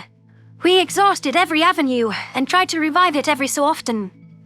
I knew a human well once. Danny, his name was. He got sick, just like you all do. I haven't interacted with any humans in a while. It's not worth it, getting attached to a creature with a short lifespan. I blinked in confusion, trying to discern what the Farsul archivist was referring to. Anything involving human experimentation was not above board, and the conspiracy's typical aim was to snap predatory habits. Why would this clandestine receptionist have known a human? Why would she care about him getting sick to the point of showing grief? The Kolshian Farsul conspiracy treated Terran lives as toys, not viewing them as people. Choose your next words very carefully, Vig. What experiment? The blonde officer jammed his gun against her temple, chest trembling with distaste. Have you captured more of our fucking civilians? The Farsul stiffened. I assumed you knew. You're not here to learn about your kind's condition. The fuck are you on about? We came here for your cumulative records, but now you're sure as shit gonna spill what you're talking about. It would be easier to show you. Shall I take you to the human room? It's dedicated to your kind's exploits. Fine. Don't try anything smart. Go ahead. Lead the way. Veek pointed with the claw to a swipe card and slowly reached for it at Tyler's nod. The Farsul walked to a stairwell door and tapped the plastic rectangle against a scanner. With a beep, the locked barrier clicked open, permitting us entry without use of force. The Terran soldiers were on edge, expecting the staffer to spring a trap at any minute. I didn't understand why she was so compliant, yet unafraid. Tyler kept the gun barrel close to her head, not letting her stray from his guiding touch. A few personnel were left to guard the reception area as we followed the Farsul blindly. The Galactic Archives appeared to be a multi-level building with entire rooms dedicated to collecting items and record-keeping for a sole species. Fishing a visual translator out of my utility belt, I scanned it over various labels: Crocodile, Sivkit, Onkari, Arxa. The last label gave me pause as I craned my neck to peer into that room. The Crocodile, Sivkit and Onkari rooms appeared to have a small number of staff from the native species, clearly ones brought into the fold. For obvious reasons, the Arxa's space lacked such inclusions. Nobody would be insane enough to employ the savage greys. Recalling my anger upon learning that Koth's tale was true, I wanted to see for myself any documentation the Federation had of Riss. Our priority now was getting to the bottom of Veek's story about humans. It also interested me what the Farsul knew from their initial observations of Earth. I was uncertain whether the ancient, primitive predators had shown their redeeming attributes back then, during the vicious wars. Furthermore, we could discover the exact details of why they pronounced the Terrans dead, without verifying that fact beyond all doubt. Human. Veek read off a solemn plaque at the end of the hall. This is the one you want. Give me a moment, please. The human door was different from the rest. It was sealed off by a magnetic lock, which was a step up in security from even the Arxa. The only rationale I could think of was that the Farsul were hiding something about the Terrans' past that not even their colluders all had clearance to know. What had they seen on Earth that would be that devastating if it got out? Veek swiped her card over a scanner and was given an odd confirmation message. The Farsul ducked her head in forlorn fashion, pushing the entrance open. Tyler shoved her into the room, forging ahead with apprehension. I followed Marcel's friend with hesitant steps, and what I saw almost swept me off my feet. The extra security wasn't about any information they were hiding. It was about species containment. Audible gasps came from the UN soldiers as their eyes landed on 3 humans seated at a desk. The trio didn't look particularly impressive for predators, hunched over holopads with singular focus. I couldn't see any signs of mistreatment, restraints, or coercion. Other than odd plastic clothing, there was nothing out of Earthling norms. A few Farsul milled about as well, though they halted their tasks upon our entry. The Terrans working with the archivists seemed amazed, spotting others of their kind. What the? Samantha murmured. A grey-haired human walked over with a limp and startled when gun-pointing and shouting voices greeted him. Hey, Tyler ordered the soldiers to round up the other staffers, placing them into kneeling positions.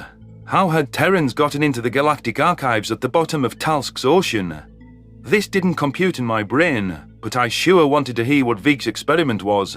Were they trying to turn Earth's people into Federation sympathizers? Carlos shouted at the silver-domed man who approached us. You! What is your name? George Murphy. The strange human's eyes darted around, and he showed signs of nervousness. Who are you? We ask the questions. Okay, sir. Please don't flip your lid. I just don't understand. Where you came from. You're human. We come from Earth. I know that. Whoa. My golly, is that the United Nations symbol? Yes, that's who we work for. Look, maybe I should explain. Veek began. George's eyebrows knitted together. So they've been hiding spaceships all this time. They really did find a flying saucer at Roswell. God. I'm not sure what they've been doing to your mind, but there was no hiding about the FTL tests. Carlos replied. It was live-streamed everywhere, from Earth to Mars. If you somehow missed that, it was pretty damn hard to miss the raid on our motherland. Live... streamed... Mars... raid... Sir... What is today's date? January 16th, I think. The year? 2137. George's eyes rolled back in his head and he passed out cold on the floor. Carlos seemed stupefied as he knelt to lend medical aid. Mr. Murphy's two colleagues bore horrified expressions, slipping into a state of panic as they overheard. I wasn't following what was going on myself, but there was a clear disconnect between these possible captives and current events. Tyler wheeled on Archivist Veek, a livid expression no doubt lurking beneath his mask. What year do they think it is? The blonde human hissed. Veek closed her eyes. I was explaining. We've been working on this project for centuries, on and off. I'd have to check your files to give specific answers, but we haven't visited Earth since your presumed extinction. Our what? A panicked Terran staffer asked. That was during the Cold War. 150 years ago at least. Samantha shook her head in bewilderment. Fuck, this is a new one. Tyler waved a hand. Get the three of ours out of here and to our medical bay. Make sure you screen them for contaminants or contagions before removing your gear. Soldiers took care with the unconscious George Murphy, and the two other predators were escorted out too. The staffers seemed more agitated than they had been before our arrival, with one still demanding answers from the UN troopers. Veek watched as the strange Terrans were herded out, and her Farsul cohorts were lined up against the wall. The receptionist squirmed under Tyler's glare, breathing a deep sigh. I'll tell you as much as I know. So, we visited your planet after hearing your signal broadcasts. We have thousands of hours of footage of you. You can look through it on the mainframe there. Ask any of us for an eye scan to bypass the password, if you want to. Veek said hurriedly. I can see that you know nothing about the project. Officer Cardona leaned toward her with menace. I'd better be made to know something in a hurry. If those humans are that old, how are they still alive? Cryosleep. You're kind familiar with the concept. Yes. What I'm still not familiar with is the fact that you've been abducting humans for centuries. When we learned that there was a second predator species, let's say we were concerned. There was a sample size of 1 with the Arxer, and the cure failed in horrific fashion. We're more the behind-the-scenes types than the Kolshians, so we always get the first test subject for an operation. We record the information about every species, okay? Go on, Veek. Tell me exactly what you did to these poor people. To all the people like us throughout galactic history. Easy now. We secretly snatch a few subjects for all meat-eaters. Keep them chilled while the Commonwealth runs their calculations. Then begin a few rounds of testing. Despite your high aggression, it would have been wrong to authorize a genocide without doing everything we could to save you. Your trials would determine scientifically if the cure could work on a predator. A species that killed on its own. I found myself pacing as humans did, resisting the urge to chew my claws. Why had these Terrans been so compliant with the Farsul's whims if they were kidnapped? The predators didn't usually give in so easily to intimidation, and these seemed to be working with minimal supervision. My intuitive feeling was anger, knowing that innocent civilians had been whisked away under every species' nose. Ghaji denizens had this done to them without a clue what aliens were. What could random people off the street have done to deserve being taken away from their lives? This is an atrocity. Onzo seemed to be appalled too, judging by how rigid his tail had gone. The Yotul must be wondering if his kind had been kidnapped in similar fashion, despite being herbivores. After all, we'd seen CivKid staff working here, and they were plant eaters. Knowing the marsupial, I bet he was itching to run off to the Yotul chamber next. It would reveal the stark details of their uplift, and any steps taken to mitigate their uncanny aggression. You knew the cure worked on us, and you still participated in the raid on Earth. Tyler hissed. Veek shied away from him. I'm getting there. We were quite hopeful when we administered the cure. The humans were all quite receptive to it, at first. They were fine, and we were starting to give the Kolshians a hopeful prognosis for Earth. Sure, the aggression was a nightmare, with you crazy predators resisting beyond what was reasonable. Most had to be locked away. We learned with the second batch. You're talking about humans like we're a batch of fucking cookies. What was your magical recipe for a tame predator? Drugs? Torture? No. We got them to cooperate of their own free will. It was a matter of not telling them we administered the cure. Instead, say that other aliens had infected them, and we were studying it for their benefit. Scares them at first, but they come around. Then we ask them about their culture and claim we're studying it for posterity. They document anything they remembered quite liberally. They were willing to work with us, despite us being prey. Your kind can be rather charming. Gee, thanks. Less pandering, Veek. I meant that. Anyhow, we solved your temperament well enough. Humans could be manipulated. Long as they weren't left unsupervised, they wouldn't fight. Our trials were exhaustive, meant to run several years.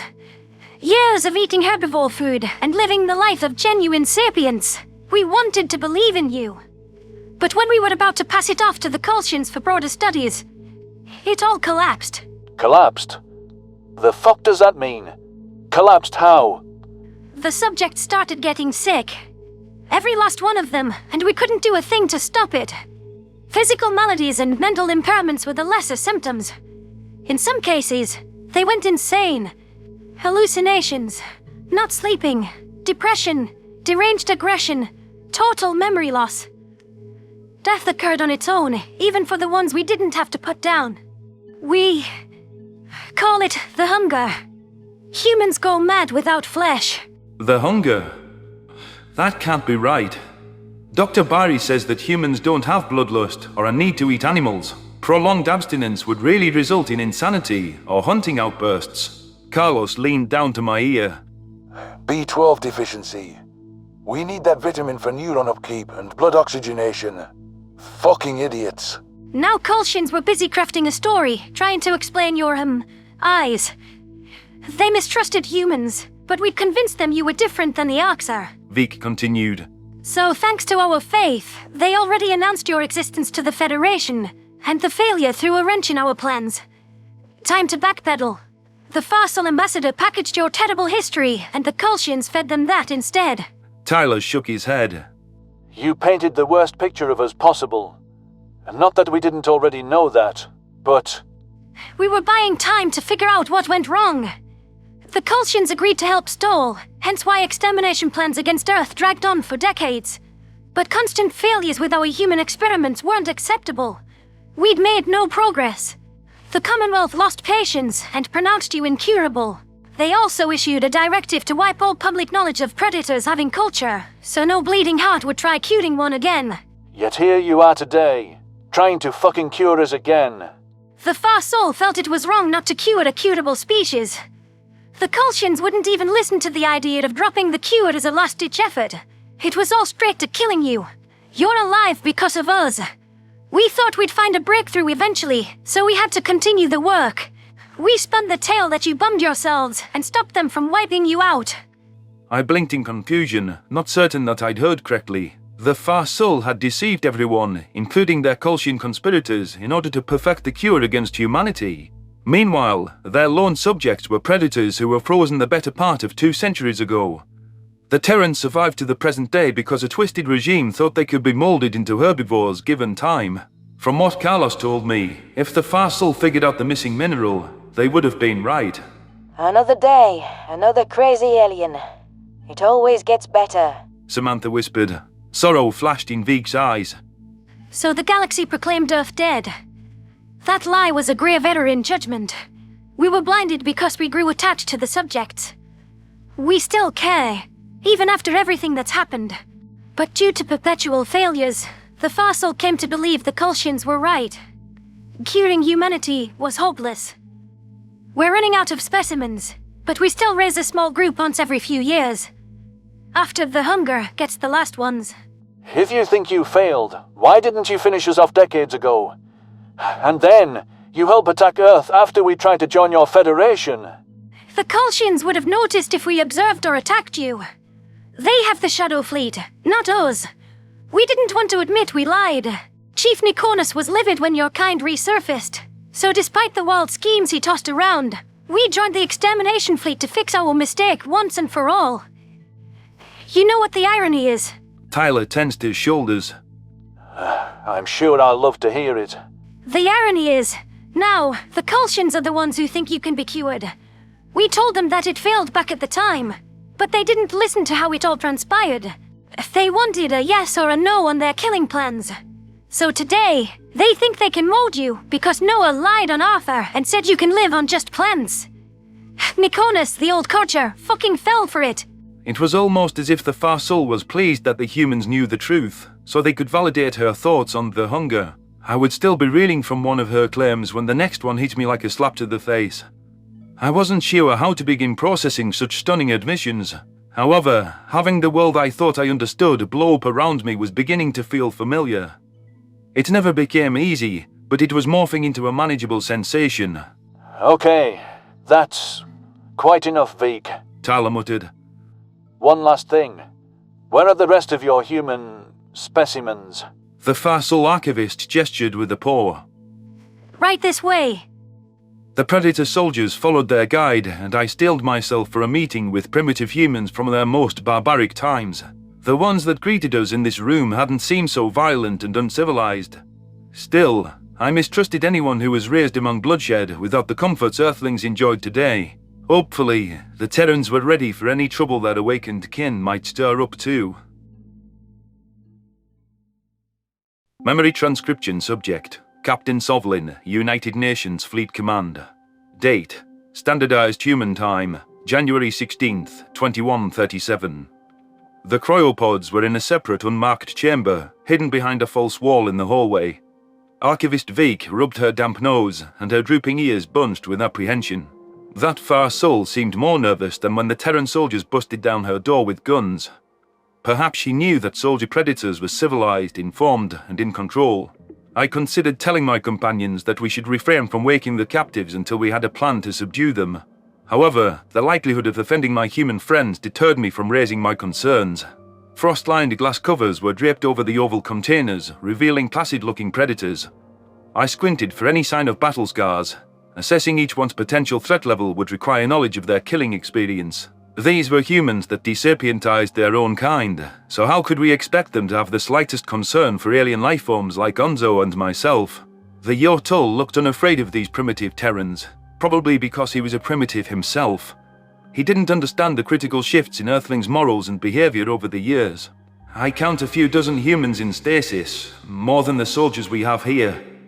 This could turn into a stampede or a rampage easily. Or they'll have to gun down their ancient civilians. Tyler waved his barrel at Veek. Wake them up, unharmed, or so help me God I'll kill you. Understood. The Farsul breathed. They're going to freak out. No shit. You kidnapped them and put them to sleep for 100 fucking years. We were trying to save your species. Why don't you worry about saving your own hide? Open the fucking pods, now! UN forces, I want every person to take a pod. Reassure these poor souls. Be clear and concise, explaining what's going on, and get them back to our ship. The Farsul archivist tapped away at the central control console, eyes glimmering with worry. Carlos and Samantha heeded Tyler's orders, and each found a spot next to a pod. Onzo bounced up to a container of his own, inspecting it from every angle with blind enthusiasm. I stood frozen, nervous to be within grappling change of an awoken beast. The Yotul noticed my failure to follow the orders and gestured with his tail to an unguarded pod. Maybe I should sit this one out, I offered. I'm an alien.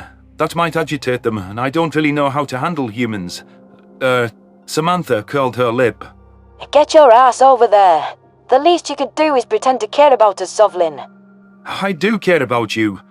But I also know how humans from this time period conducted themselves. Is there a problem? Tyler swiveled around, and exasperation flashed in his icy eyes. We're the same species now as we were then. I don't expect people I serve alongside to see us as mindless predators. Yes, sir. Of course you're not. I'm just thinking of the Federation's dossier on your wars. I reviewed it with Rissel when Marcel... Forgive me. I'm going. I ducked my head in sheepish fashion and scurried within a capsule's proximity against my will. My heart rate ratcheted up, peering down at the snoozing predator. His arms were connected to wires and folded across his unmoving chest. This Terran seemed young, with unblemished skin that was more pale than Tyler's. His mane was a brown fringe that swept past his eyebrows. At least I hadn't got a particularly imposing specimen, but a Gajid wasn't cut out to interact with these creatures. The fog on the glass cleared up and offered an unrestricted look at the predator's face. The colour began to return to the ancient human skin, and his bluish lips morphed back to a healthy pink. Veek continued pressing buttons and stepped away as every pod's lid unsealed. I resisted the itch to draw my weapon. Tyler wouldn't appreciate me holding this primitive at gunpoint. It was important to remember that these weren't the presentable Terrans I had come to love. These were lawless hunters who lived in a harsh society with few amenities and no knowledge of alien life. The brown-haired human's chest showed signs of movement, which gradually gained stability. His eyelids twitched and his nostrils flared. I took an instinctive step backward, uncertain whether he tried to strangle me. My remaining spines were at full bristle.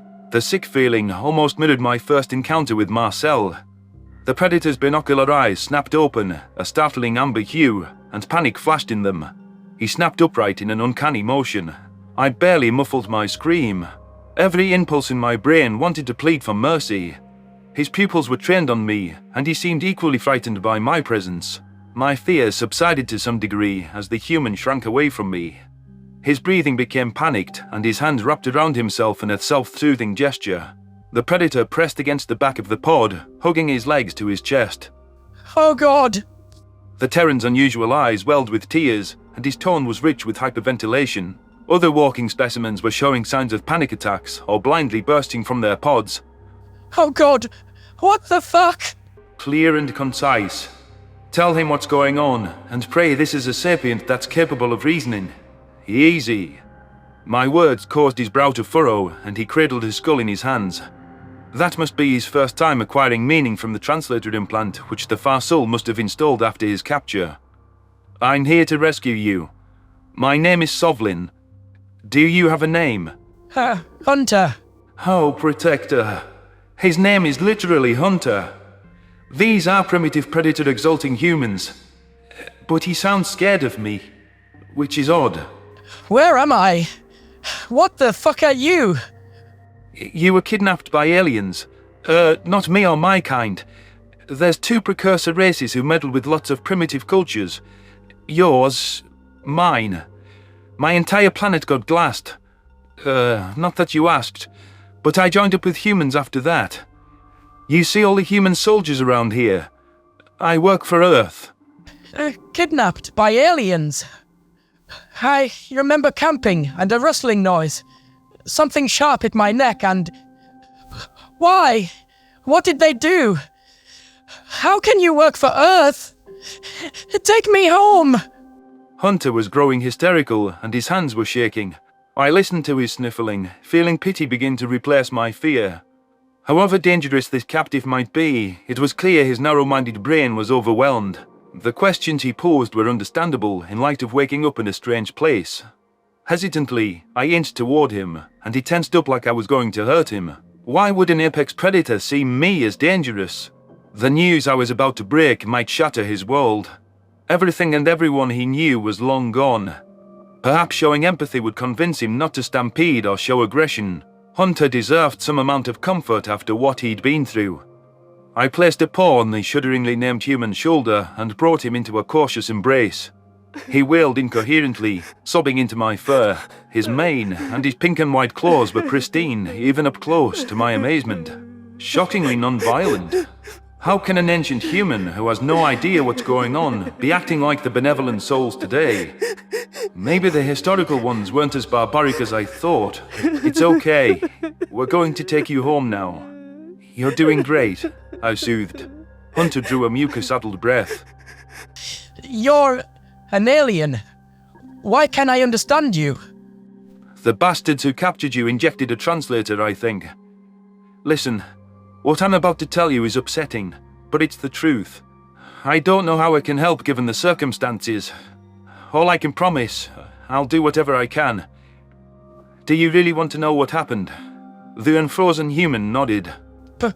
Please. Aliens called the Farsul captured you, and have been keeping you frozen for future experiments. They've been waking up small batches of captives for centuries. So, Earth isn't the Earth you remember. The solar year is 2137. Humans are an interstellar species, at war with the Farsul-Kolshian conspiracy, because they meddled with your world and everyone else's. We located this base, and we're here to rescue you and expose the culprits. Does that make sense so far? Yes. And no. Why would anyone want to experiment on us? On me? Has it really been My family is dead if it's been centuries. Oh God, this isn't happening. I know this is a lot, Hunter. I really wish he had a different name. Do not say Predator, Sovlin. You don't want Hunter thinking about hunting. Much of the galaxy perceives humans as evil and violent. These guys try to genetically cure you, like they did to my race centuries ago. After that failed, they joined the crowd that wants you extinct. They think we're evil because of the wars. And because you're a predator race? Onzo yipped, unsolicited. Oh, damn you, Uplift. Now you've done it. Hunter's head snapped over to the Yotol. The marsupial had gotten his own human out of her pod, and from the bits I overheard, he'd been hypothesizing over its engineering to her. My primitive Terran groaned, spotting the reddish-furred alien. His amber gaze darted around the room. I could sense that the primate wanted little more than to curl up under a rock and disappear, which meant he wasn't intending to harm me. However, I was worried Predator talk would push him toward his name's origin. Predator race? The brown-haired beast echoed. I heaved a weary sigh. You hunt, Hunter. Your eyes face forward. The galaxy's only other predator race eats and enslaves people. That's fucking disgusting. I'm glad, yet a little surprised he feels that averse to the Arxa. Do they eat humans? No. Do they eat your kind? Gajeeds. Yeah. Back when I was a starship captain, they... No, wait, you didn't ask about my personal life. I apologize for my indiscretion. Go on, if you want to. I can hear the pain in your voice. Well, I was on a video call, which is a remote communication where you can see each other, with my family from my starship. They were eaten alive as I watched, and I couldn't lift a claw to help. You can say I've had to work through some fears and hatred to get used to humans. Hunter's face contorted with what I'd come to recognize as the Terran expression of sympathy. My spines began to settle down, and I decided that he didn't constitute a threat. It was surprising how little his behavior aligned with the savage cruelty, or at best indifference I expected from pre-FTL humanity. So much for what my therapist said about them being a territorial aggressive species. Their dark past was almost worsened by how similar these primitives seemed to modern Earthlings. I thought humans had changed, and that they attained a higher degree of empathy as civilization advanced. Yet this poorly named predator still pities me, even as his reality is in shambles. I'm so sorry, he growled. That must still weigh on you. I can't even process my family being... gone, in what was an instant for me. I think it's going to hit me like a freight train later. I cleared my throat. I'm sorry for what happened to you too. We have to make the best of our circumstances now. And maybe, along the way, get a bit of revenge. Revenge? Man, I'm just a college student. Does my university still exist anymore? They all must have assumed I was dead. I bet it killed Ma. Depends on the city, I imagine. Long story there that involves the war. Anyhow, if you wanted, the United Nations might be able to locate some relatives. You could still have people, and maybe there's records of what happened with any loved ones you remember. Why bother? The descendants are gonna be my great-great-great something or another. My family, the ones I know and care about, is long dead. It's closure. Sure, it's mainly a chance to know your future kin and protect your family lineage, but it's also a chance to preserve your loved one's memory. That's part of why I persist, delaying a world where nobody remembers my little girl. And I tell myself there's a non-zero chance I'll feel happiness again someday. You're much younger than me. It won't be easy, but you can make a life for yourself. As if. I'll be a shoe on the wrong foot. Won't know anything about the culture, and my qualifications probably don't mean shit anymore. What can I possibly do with myself? What is there for me on Earth? I don't know how curious humans were back in your times, but you could start by learning about all the alien life forms and customs. It's a chance to discover something new that nobody else from your era ever saw. To pass on your slice of history to the galaxy. But how do I do that? I don't think I can handle this shit. I'm no use to anyone. That's not true. The United Nations is short on manpower, so all extra hands ease the burden, no matter what capacity you're in. Start with small steps, Hunter. You don't have to have all the answers today. Small steps. Yeah, okay. Do you have something in mind? I need to keep my brain occupied. Well, why don't you come with us? We're going to sweep the archives. You can help me out by just tagging along. I would like to know how these Farsul fuckers changed the history of Gajid kind, but it also scares me a little. Why? I'm worried it'll be as disturbed as your history, or what was the present for you. Fair, honestly. Okay then, I'll follow you, Sovlin. Most of the awakened humans were being taken back to the submarine to be tended to in relative safety. I could hear chatter over the radio as other groups of UN soldiers landed to aid a full sweep of the archives. The Terran military was also launching a communications buoy to ensure that UN command above Talsk received news of this debacle. If Hunter requested to accompany us, I didn't see why Tyler would object to it. This living relic of the past could be the best chance I had to understand the nature of predators. Maybe human nature is to toe the line between great beneficence and unfathomable depravity. The choice is theirs, yet unwritten in history with far-reaching implications for all life. Onzo perked his ears up. I'm going with the group back to the ship, old man. Then, if I can choose my assignment, we're finding the Yortul room. It'll be wonderful to cleanse the Federation's influence from our culture for good. Okay, I hope you find what you need on that, but I won't be joining you. Assuming Tyler gives us the go-ahead, Hunter and I are looking into the Gajid's past, I muttered. We're coming with you. Samantha had materialized behind me, a steely look in her forest green eyes. The biowarfare mask made her appear like a machine. Carlos and I have gone through hell with you. We're not letting you decide you're a monster. Your therapist has enough of a headache with you already. Hunter pointed to her mask. That's, do I need one of those? Yeah, we'll fetch you one. You should be good for now. It doesn't sound like they inject the cure until they launch a new batch. Carlos chimed in. Before proceeding deeper into the archives and prying beyond the scope of actions conducted against Earth, I needed authorization for my plan from my superior. Tyler could be asked to provide Hunter with proper gear. Knowing the blonde officer, he would permit the ancient Terran to tag along with me. Seeing all of humanity, past and present, as more than predators was exactly what he had asked. With the identity of every Federation species in the balance, it was our moral duty to unearth all of the Farsul's crimes against Serpians. Memory transcription subject: Captain Sovlin, United Nations Fleet Command. Date: Standardized Human Time, January 16th, 2137. With multiple crews having touched down at the Galactic Archives, we split up into teams.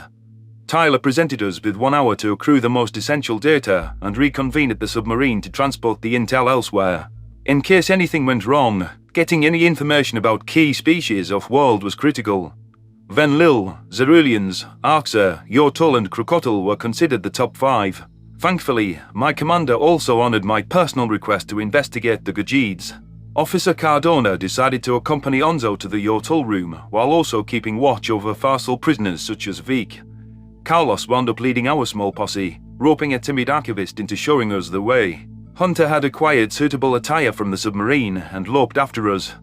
If someone told me a day ago that I'd turn my back on a primitive predator with a name that fit how I imagined their nomenclature, I would have laughed. However, my concerns about the ancient Terran had all but evaporated. I have bigger issues on my plate with what I'm about to seek out. This could destroy the little that's left of my heritage. To say I was terrified of the Gajid's true history was an understatement. Depending on the degree of atrocities I uncovered, what was best for my species might be to bury it once and for all. Certain unsavory elements shouldn't come back, no matter how egregious the Federation's removal methods were. How would the rest of the galaxy perceive us and our refugees if we were at all similar to the Terrans past? Shadows moved behind me, and I felt slight pressure on my spine. Ah! A yelp came from Hunter, who nursed his now bleeding pointer finger. The primitive human had decided, without warning, to poke the end of a bristle. He brought it upon himself, touching a sharp object for no reason. Maybe Onzo wasn't so bad compared to other creatures below a certain technological level. What compelled you to do that? I spat. Hunter shrugged. Curiosity killed the cat. Only one way to find out how sharp it really is, you know. Say, why do you just have spikes on part of your back? It's like there are blotches without it. Well, let's say they got lined up by a machine gun and were ripped out of my spine by a stream of bullets. It hurt. It really hurt. They can't regrow either because I'm fucking old. So Sam calls me Baldy to rub it in my face. Does that answer your question? Ouch. Yeah, man. Carlos risked a curious glance back. What year was it for you? You sound like you're from the States. 1966. American, born and raised. I used to wonder why aliens would target you crazy Yanks in all of the UFO tales. Sam quipped. Maybe they were drawn to you because of your media presence. Figured you represented us all. You act like you do. Australian accent. That it is. Now's your chance for the kangaroo jokes. Never heard those before. Actually, I wanted to ask about the glass rectangles you all have on your belts. Are those 22nd century TVs? I barely kept my disdain to myself, instead focusing on Carlos. The male guard was holding a Farsul prisoner at gunpoint. We'd entered a new hallway in search of the Gajid room. Again, I remarked internally how Onzo was versed enough in technology to regurgitate a textbook at least. He never questioned what basic things were, or showed such an obvious lack of knowledge. Hunter clearly knew very little about any technology. No. People still like their television sets large and mounted. Samantha unclipped her holopad, unlocking it with facial ID. This is a holopad. It actually can facilitate watching TV shows, though. Mostly, it's used to access the internet and talk instantaneously with friends. You had phones in your time, right? Hunter huffed in indignation. Phones existed since the 1800s. You're telling me that little thing can call people? With video streams or send them written messages. The screens being 3D at a nice touch. Okay, streams like a river. Is the video water-powered? And, what's the internet? Does he even know what a computer is? That's going to be difficult to explain. I attempted to withhold a derisive tone. Streams are a live video feed. Does the word computer mean anything to you? We should start there. Yes, but that can't be a proper computer. They take up entire rooms. Your holopad could fit in a pocket. There's no way that could have the necessary power, and you're not even chilling the mechanisms. Hunter exclaimed. We can pack enormous processing power into tiny chips and perform functions more complex than you can imagine. Carlos explained. The internet is a way that computers communicate all the way across the globe, and now, the galaxy. It's basically a web for housing forums and information, and by now, it encompasses the collective knowledge of mankind. Samantha hummed in appreciation. It is remarkable, really. You can ask a question, and a program scours that entire archive. Millions of results on any topic you can dream of. Science, history, celebrities, entertainment. At your fingertips in seconds. Wow. I can't even understand how humans could build something like that. Research must be so easy for you. We had to scour books to find a single source, and you have millions of encyclopedias thrown into your lap. You have no idea how good you have it, do you? Humans have come a long way from being primitive, I acknowledged. Carlos curled his fist and started to round on me. That was before noticing that the Farsul had finished guiding us to the Gajid chamber. My spines bristled, sensing a grave threat in the information housed here. Grappling with the undisguised truth of our omnivory, and possibly seeing my own kind feast on flesh, I wasn't ready for concrete evidence. The knowledge of my ancestry had almost sapped my will to live the first time, even with my unpaid debt to Earth. I felt disgusting just dwelling on the loathsome facts. My human companions weren't as hesitant as me, skulking into the room. They barked orders, using their guns as motivators. Gajids were mixed in with the native staff, and part of me wondered if these were from the Cradle's primitive era. However, the fact that some called out United Nations suggested they were active conspirators, not captives. I tailed my comrades, sweeping my gun around the room for any threats. Hunter tiptoed after me, apprehensive about our locale. Samantha took the privilege of coercing the staff to lie on the ground. Flexing a tattooed arm in menacing fashion, Carlos ordered the Farsul archivist who guided us here to unlock the mainframe. The conspiracy employee trudged forward and leaned over a sensor for a retinal scan. Too soon for my liking, we had access to the Grand Collection. Everything documented at Gajid Kind was at my claws. Hunter fell in by my side and arched a quizzical eyebrow. He didn't understand why I was keeping away from the console like it burned to the touch. Tyler said we have 1 hour to gather intel, but take your time. Sam hissed. I drew a deep breath and hovered my claw over a series of folders. Carlos procured a drive, starting to download any files he could find. Should I have prevented the human from transcribing this info, at least until I reviewed the content myself? Nerves hindered my breathing as conscious thoughts diminished. My mind was in a trance, but I managed to pull up a piece labelled Overview on screen. Welcome, archivists of the future, and congratulations on your promotions. A Farsul voiceover thundered over the video feed, and I flinched at the volume. This video will be a brief synopsis of Species 92A, who go by the name Gajid. Millions of hours of pre-contact footage are available to be sorted over the years by your diligent paws. I've compiled examples of the key aspects of their culture and a conclusive analysis of their successful conversion. Hunter tilted his head, watching footage of prehistoric Gajids rigging a sailboat. The video scrolled through a series of clay houses and sprawling orchards that didn't look much different from the modern day. An overhead image of a village with limited electric lights completed the narrative. It slowly faded to black, void of narration, and switched to primitive cave artwork of workers tilling fields. The Gajids call their homeworld the Cradle, a name that stems from a local deity, the Great Protector. As their creation myth goes, all of nature was crafted to be the perfect home for their species. The Farsul declared on the recording. The land provides, and she heeds their cries against threats by famine or beast. This has been their predominant religion since the advent of agriculture. Farming doctrine and the faith were spread alongside each other, with the locals claiming the Protector taught them how plants grew.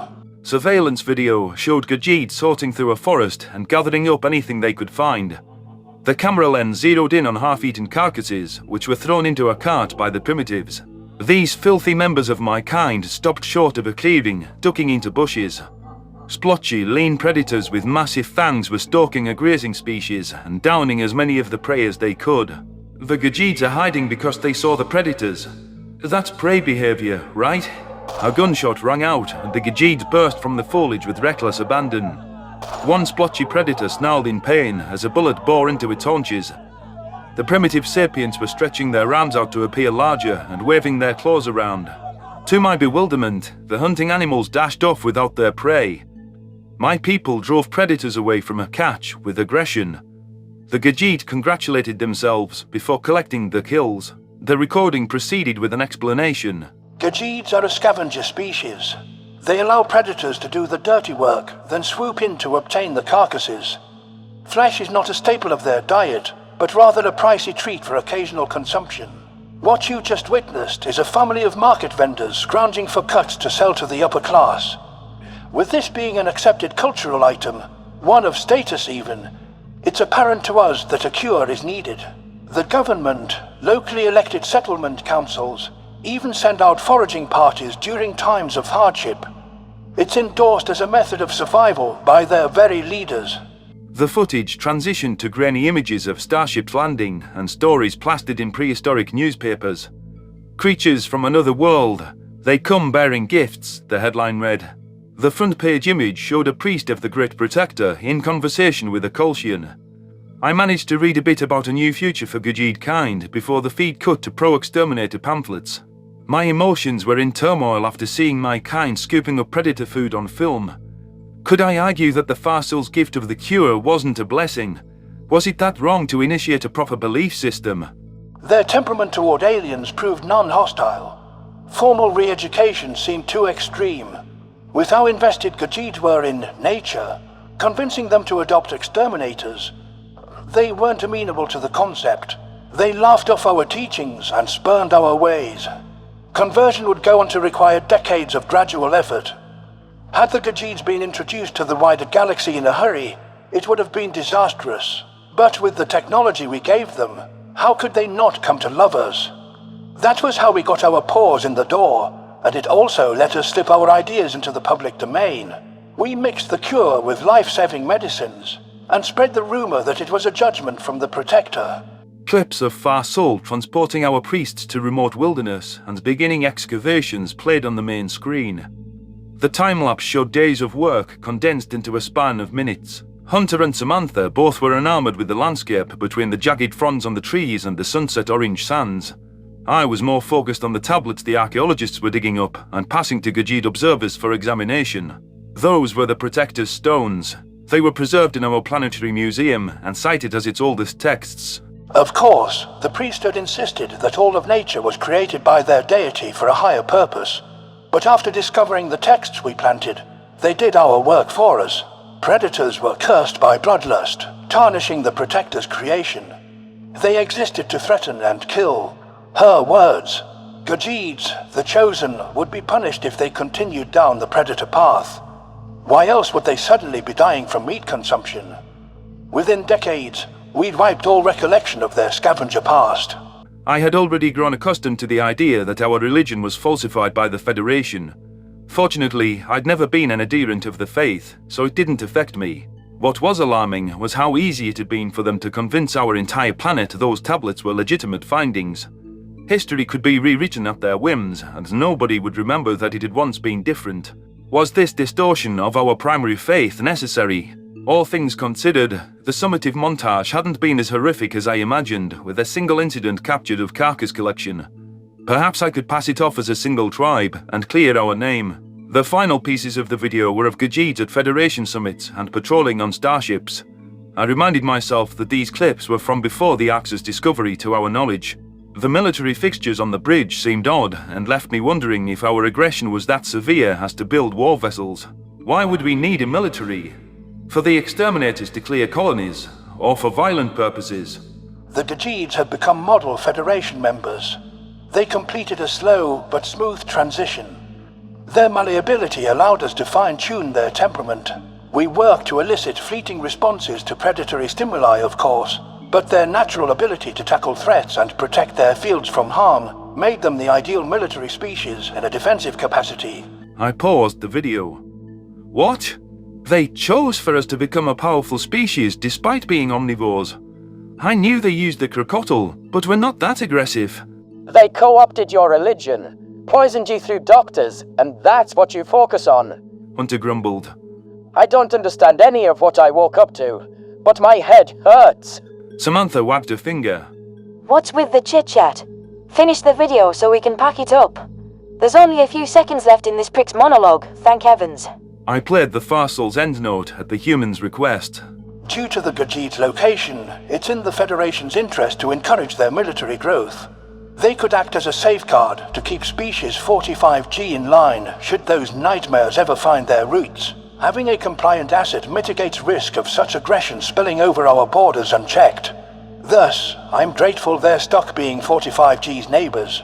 I expect Gajids to necessitate little correction and to fulfill a stabilizing role, perhaps even pacifying the region.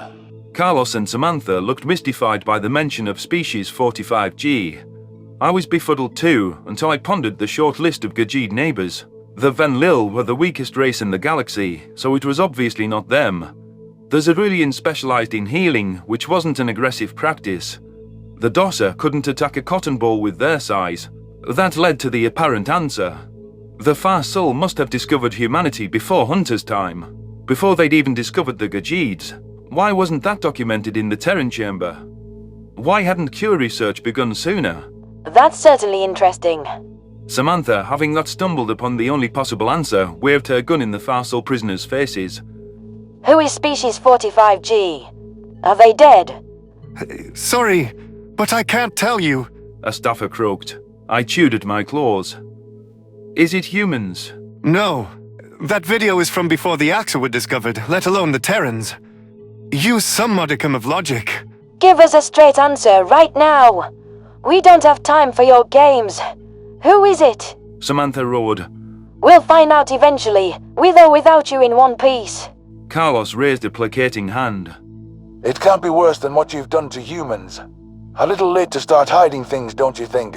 Just give us a name to put with this 45G designation. Without our history haunting me, I could focus on helping the United Nations pick apart other findings. I checked the progress of the humans' data download, which showed us almost complete.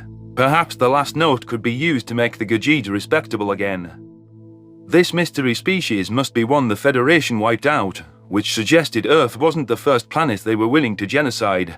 It seemed likely nobody had heard of 45G, so we'd have to locate their extinct homeworld. Pushing the focus onto the truly dangerous species might be good. It offers an unknown threat, and the Farsul complemented our civility by comparison. The female predator bared her teeth. Why aren't you talking? Name! Spit it out! Why don't you ask about something else? The Farsul staffer gulped as Samantha fired a bullet right next to his ear. The Venlil! It's the Venlil! Shock made my blood run cold, and the humans displayed equal surprise. Hunter showed no signs of disbelief, but he wasn't familiar with the Venlil's reputation. The Farsul must be fibbing with his answer, though it was bold to provide an obvious false response at gunpoint. Perhaps it was worth it to investigate what other Terran soldiers found in their greatest ally's archive chamber. Memory transcription subject: Governor Tava of the Venlil Republic. Date: Standardized Human Time, January 17th, 2137. The United Nations had multiple operations ongoing and more threats to keep up with politically. The Dwert and Shield and their various subsidiaries required delicate handling. To the Avians' credit, they were helpful with the rescued cattle from Shah's sector. Earth also had 31 direct allies to manage diplomatic relations with. The factor causing me the biggest headache, though: a human colony within the Mazik's borders had welcomed its first settlers, and 3 extrasolar colonies within Terran space had opened their doors soon after. I was pleased the Predators were establishing themselves and expanding in a peaceful manner. However, that rendered the millions of humans residing on Venlil Prime more controversial than ever. After living here for months, several petitioned our offices for citizenship. We weighed the requests with the same criteria for any Federation immigrants. Anti-human dissidents argued that more primates should go to Kolia or Learn, the respective Cerulean and Yortul homeworlds. These refugees also had other options available now, they said, between rising new colonies and Earth's welfare having stabilized. To be honest, I didn't think it was a bad idea for the Terrans to mix with different alien populaces like any other species. However, these Venlil critics weren't making proposals out of concern for humanity's continuance. They were alarmed by recent overhauls of Federation institutions. My dreamy plans with Noah fell through because of the political upheaval. The only visit I took to Earth was for the opening of our permanent embassy in Vienna. As much as I'd love to step out of the public spotlight, the alliance I cherished depended on me maintaining power. This is going to be a vicious re-election cycle. I expect my opponent, Veln, to appeal to voters who don't want binocular eyes on every street corner. For these final 3 months, the campaign is my focus. What is my legacy, Cam? I've served in this office for 3 years, and we discovered the best friends I could ask for. But it's still early enough for someone to rip it all to shreds. I rue the possibility of a day we don't lock arms with humanity, I mumbled aloud. The military advisor pinned his ears back. I wouldn't worry. It's a little late to disentangle ourselves. And besides, people are starting to get used to humans. The Federation consistently polls as less popular than Earth. Besides, sunk cost. We've invested lives into Earth's side of the war, and they freed the cattle. Rescues. Glim cracked it from the couch. The Venlil rescue was wearing a human scarf over his neck, covering up the brand. After his role in landing the Dwerten Alliance, it seemed wasteful not to offer him a cabinet position. It was a politically savvy move too, with Glim being a sympathetic liaison to pro-exterminator sects. As my campaign advisor, he could travel with me to various cities and remind the populace about the newly liberated souls. Cam flicked his ears. Right, rescues. Regardless, if Zhao flew all the way from Earth to accompany Noah and Sarah, an apolitical human is also on the guest list. They must be here to offer their support on the campaign trail. I hope you've decided whether to accept, Mom. Chelm voiced worry over the optics campaigning alongside humans. It'd make it seem like people are voting for Predators with a vote for me. Political suicide. Did I miss anything? I sighed. Glim tilted his head. Some people won't attend events with humans present, especially in rural areas. It's asking for exterminators to stir up trouble. Thank you for your concerns. You're not wrong. We can't tie our platform to them, but I would feel terrible rejecting their help. They understand politics, so we should outright discuss PR concerns with them. On that note, I'm slightly concerned that the new Predator citizens are able to vote. Should they really have a say in how we run our planet? It's a way for them to influence our affairs. By that logic, why should a Xerilian or Krokotl citizen have the right to vote? We're not discriminating by species, Glim. I care about Noah and the Gaians, but they're an extraordinary circumstance which no one fully understands. We haven't engaged with them in peacetime or established special laws accounting for their unique attributes. There's no precedent, nothing to stop them if we're wrong about. A knock echoed against the door, and Glim pressed a paw to his forehead. I called for the visitors to enter, watching as a crisply dressed Secretary-General Zhao strolled in. His black hair was combed over, and his brown eyes held distinct worry. I'd warmed to Earth's new leader, but I missed the fatherly aura that Maya evoked. Elias had barely been older than me, yet he projected an air of dignity and wisdom.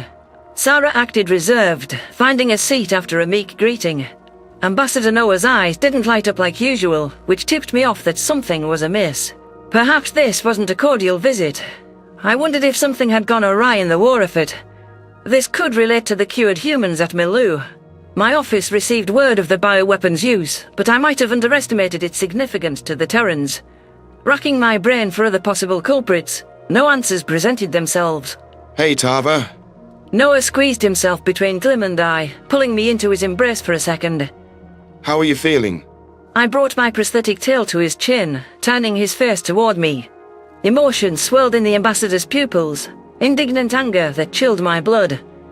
There was also a trace of loss and pity lurking, which I didn't understand. It would be easy to assume that there was a threat against the Venlil, except the human envoy lacked military generals. Besides, the uncertainty in Noah's grimace wasn't how Terrans responded to threats, at least in the past. What happened? You're looking at me like I have a month left to live, I hissed. The ambassador shared a glance with Sarah. That's why we both came, to break the news. We thought you deserved to have your oldest friends here. Nobody is in danger. Sarah arched her thick eyebrows for emphasis, anticipating the fearful guesses that would pop into my head. This is about our mission to the Galactic Archives on Talsk. I know about that, I offered. You mentioned attempting to recover anything the Farsul hid about prehistoric cultures. Venlil omnivores. Is that what this is? No. As far as we can tell, no. But we uncovered some shocking information about the Venlil, which flings every thesis I wrote about your sociology out the window. Secretary-General Zhao set his eyes on my snout. Dr. Rosario is correct. This changes everything that's known about your species. Doesn't the way they constantly hammer home that you're the weakest species raise suspicion? Let me tell you, that's propaganda they force-fed you. You're saying we weren't always weak, I breathed. Is this a suggestion that the Venlil should become a military species, and trained to behave predatorially? Is this a critique of our emotional culture? Not at all. Governor, how you act upon the information I'm about to provide isn't my concern. Humanity will stand beside you no matter what you decide. It deeply saddens us to discover how our friends were oppressed and mistreated. My belief is that the choice of who you wish to be should be yours, not ours, certainly not the Kolshians. Losing yet another chunk of our identity was gut-wrenching. It often felt like the humans were dealing sucker punches in quick succession.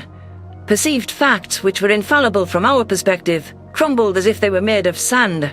Few institutions were left untouched by the Predator's arrival, mere months after first contact. It wasn't their fault that the Federation's meddling was so persuasive, or that the Venlil were blind to such manipulations. Still, it would be more comfortable to stuff my paws over my ears and ignore the latest truths. That's why there's such fearsome opposition to the humans. It's hard to market the destruction of every belief we've ever held.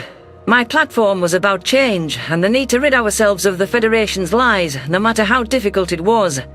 That meant the full picture of the Venlil's past must be dispersed. If the Kolshians committed crimes against my kind, we deserve justice. I managed to give Zhao an ear flick, and he powered up my office's projector. However, General Cam looked skeptical about Venlil not being the meek creatures we were reputed to be. I've seen for myself that we're a sensitive species. My military advisor muttered. Our forces aren't tough. In the heat of battle, we cry or we flee. That's why we needed the Federation to defend us. That's why humans defend us now. Noah pursed his lips. You look angry, Glim. How do you feel about this? Glim turned his scowl on the Predator. I, for one, believe they could have done anything to us. The Kolshians are evil. Malu proved they have zero qualms over harming innocent herbivores. That's the truth. Sarah growled. It wasn't just the Venlil we learned about. There's records of how they changed every species they came across. Secretary General Zhao cued a video. Including us. However, this meeting is only about helping our friends. I've had my staff share the entire cache.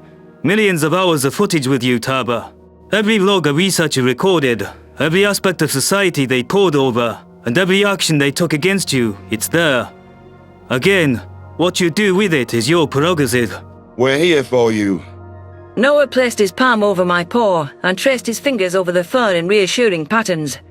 If you want humanity's aid, we'd be happy to lend our resources to recovering your past. We could make detailed lessons of the unadulterated history.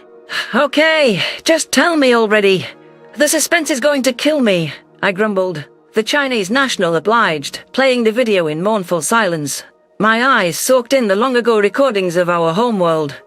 There were a few images of Venlil fights, which the United Nations censored due to their bloody nature. Overhead footage was also captured of my kind fending off larger animals, headbutting them with frenzied aggression. Oddly enough, clips existed of predators spotting Venlil isolated in the wilderness and turning to avoid us. Zhao scratched the back of his head. From what we've gathered, the Venlil are genuinely a species that feels emotions more strongly than others.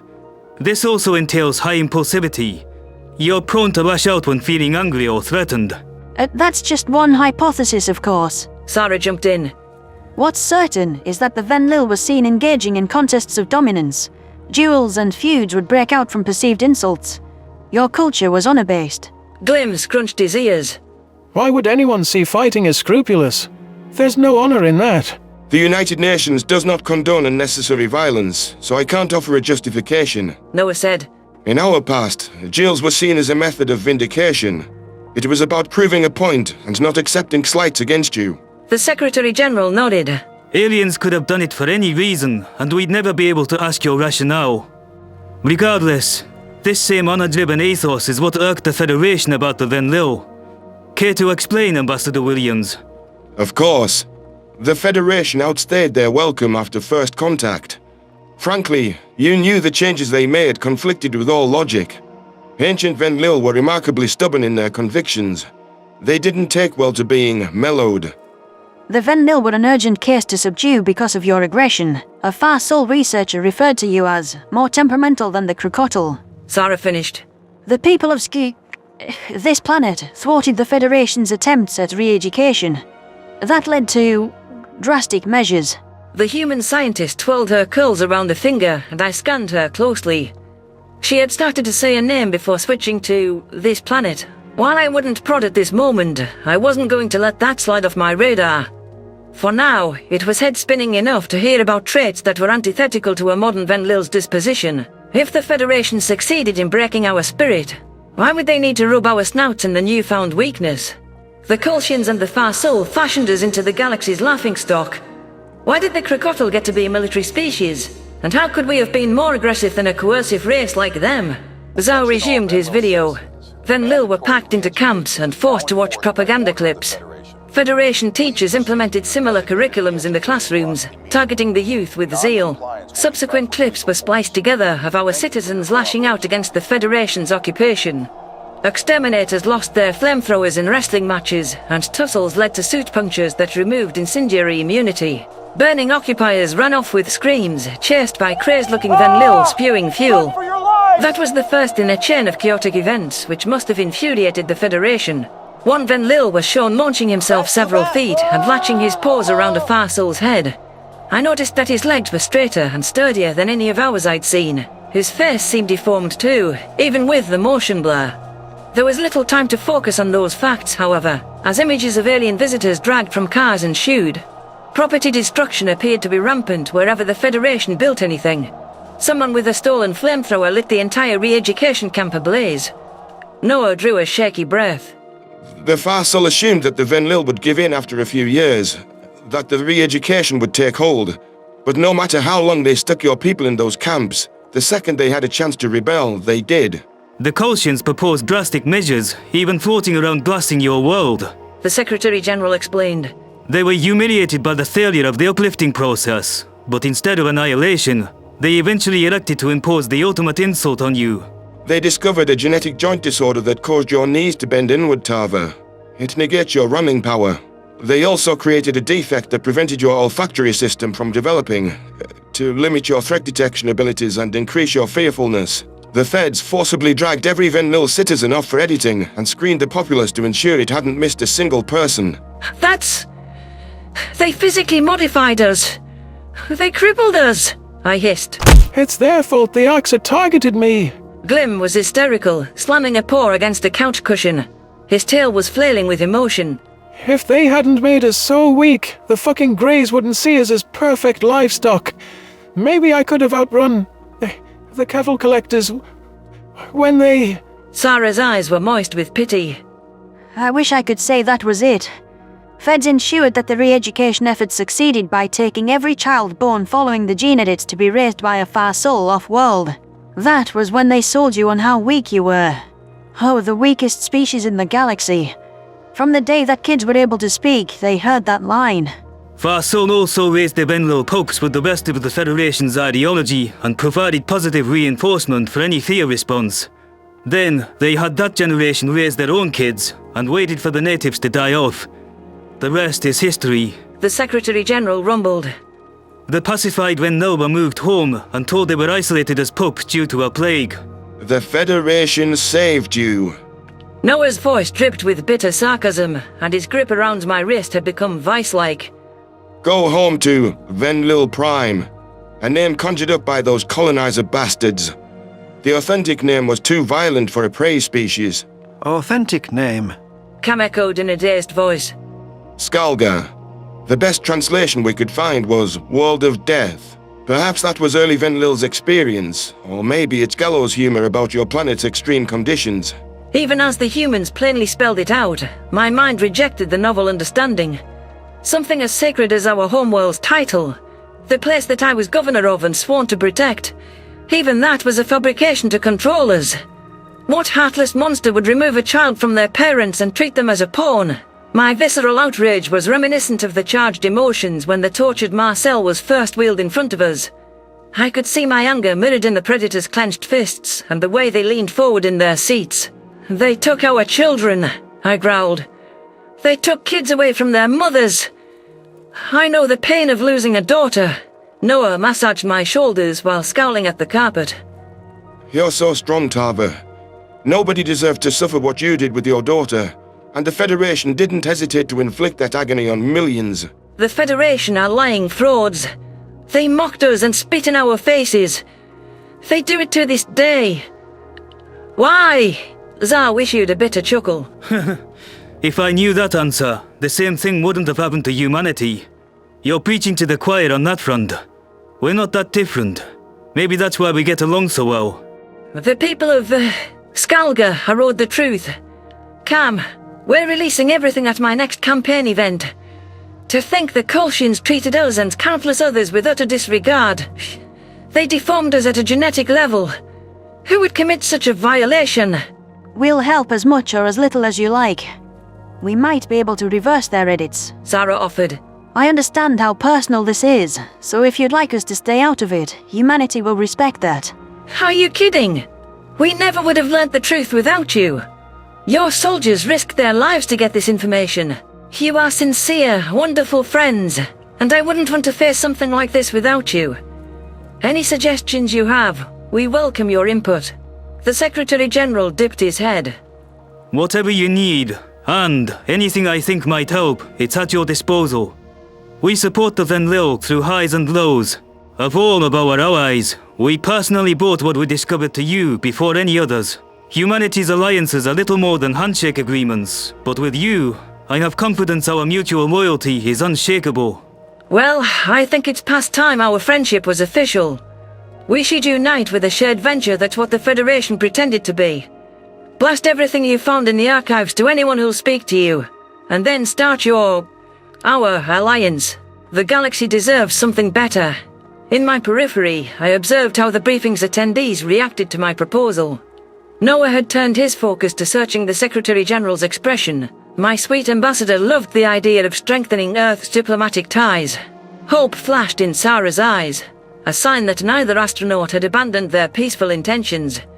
If I was reading Zhao's neutral stare correctly, he'd already thought of extending a United Nations-like organization to allied species on his own. That left the question of whether my advisors saw this as a knee-jerk proposition. The Archive's revelations would lend our goals validity. Still, convincing prominent diplomats to commit their government to a group spearheaded by humans would be difficult. General Kam had snapped out of his trance, signaling agreement with tail language.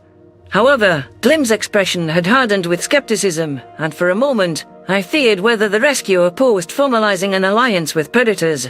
Zhao raised his eyebrows. I would be honored to secure our alliance in an official capacity. My people will reach out to all of our allies, convey the Archive's findings, and extend an invitation to a convention. We'll hold it in a neutral location and welcome anyone who seeks to join our formalized alliance, whatever its name may be. That's a great idea in theory, but who would be invited to the summit? Glim avoided the predators' gazes as their heads snapped toward him. The Dwighton shield is only using you. And how can you guarantee the Kolshians won't use it as an opportunity to attack you? The Dwighton shield and their allies will be extended the courtesy of an invite, but I'm sure it's a formality. Even if they send a representative, which would surprise me, they have no interest in joining us. As for security, we can direct the guests to a handoff site and keep the true location unknown beforehand. They'll be escorted straight from the relay point to the summit.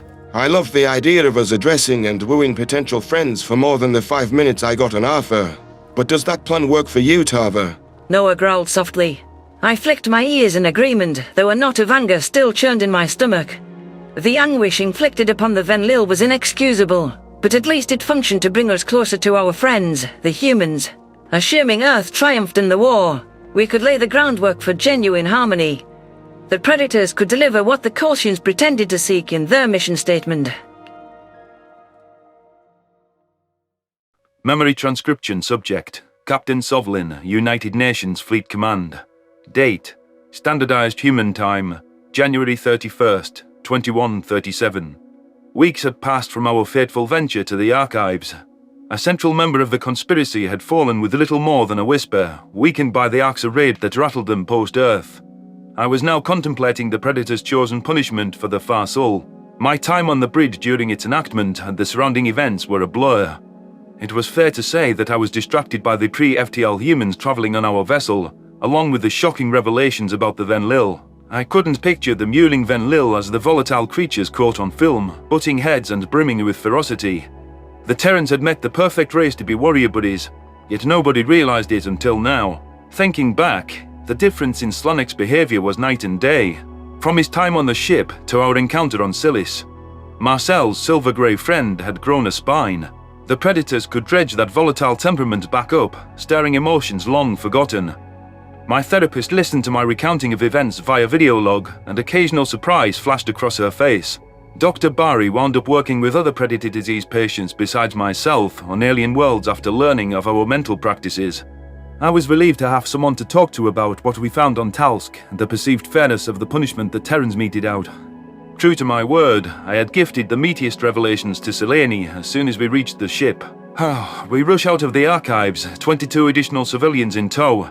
There's no telling if we'll meet resistance or what's happened above world. Focus on the task at hand, they tell us. All that, I sighed. Let's gloss right over humans from 200 years ago being preserved in an icebox. Though I might circle back to some questions for you. My point is, we surface and establish communications. I was thrilled not to be trapped within the water. UN Command had ordered us to return to our submarine. It wasn't clear then why no Farsul were waiting for us, or whether they'd attempt to pick off departing vessels. Aerosub shuttles had been prepped to rejoin the space fleet, and the crew had been loaded off one craft at a time. It ended up as a cramped voyage, with 4 additional bodies to squeeze inside our transport. Hunter had grown morose, perhaps with the full brunt of the shock hitting him. The young Predator hardly looked around as we scaled the atmosphere, though there'd been a flash of awe when we could survey the planet's breadth. Hunter must feel the way I'm feeling, but tenfold worse. Learning that aliens exist, waking up far from home, and having proper technology thrown in his face, not to mention that he's lost everything that mattered to him. Sorry for the dramatic pause, Doc. Just talking it through in my head. Anyhow, we flew back up without incident. Locals didn't come for us, and I was worried the moon did some serious damage. I chewed at my claws as I continued, still struggling to believe the archive's discoveries. Yeah, the UN dislodged a fucking moon. I was briefed on what happened when we got back to the ship. The Farsul used some serious firepower to break it up into tiny pieces. The therapist's binocular eyes bore into me. So this falling satellite burned up in the atmosphere? Took a concentrated effort, but they stopped it. You humans assumed they'd be able to smash it up in time. In the time that the Farsul were hurtling missiles and ships at the unexpected meteorite, the Terran military established itself in orbital formation around Talsk. Weapons primed, demanding unconditional surrender. That's how we got off-world without a hitch. The humans' ultimatum had been explicit. For the generations of suffering inflicted on trillions of sapiens, the Farsul state could no longer be allowed to exist. The leadership had the choice to surrender the entire planet to the Predator's mercy, or to face certain annihilation via orbital bombardment. The Farsul elders had a day to discuss the proposition. Additionally, any aggressive action toward our military would nullify the countdown. Unlike the Krokotl's infamous self-sacrifice, Terrans wagered that Talsk would elect for self-preservation. I didn't know how the humans could have the manpower for another ground occupation. Two vassal states already presented a tremendous strain on their resources.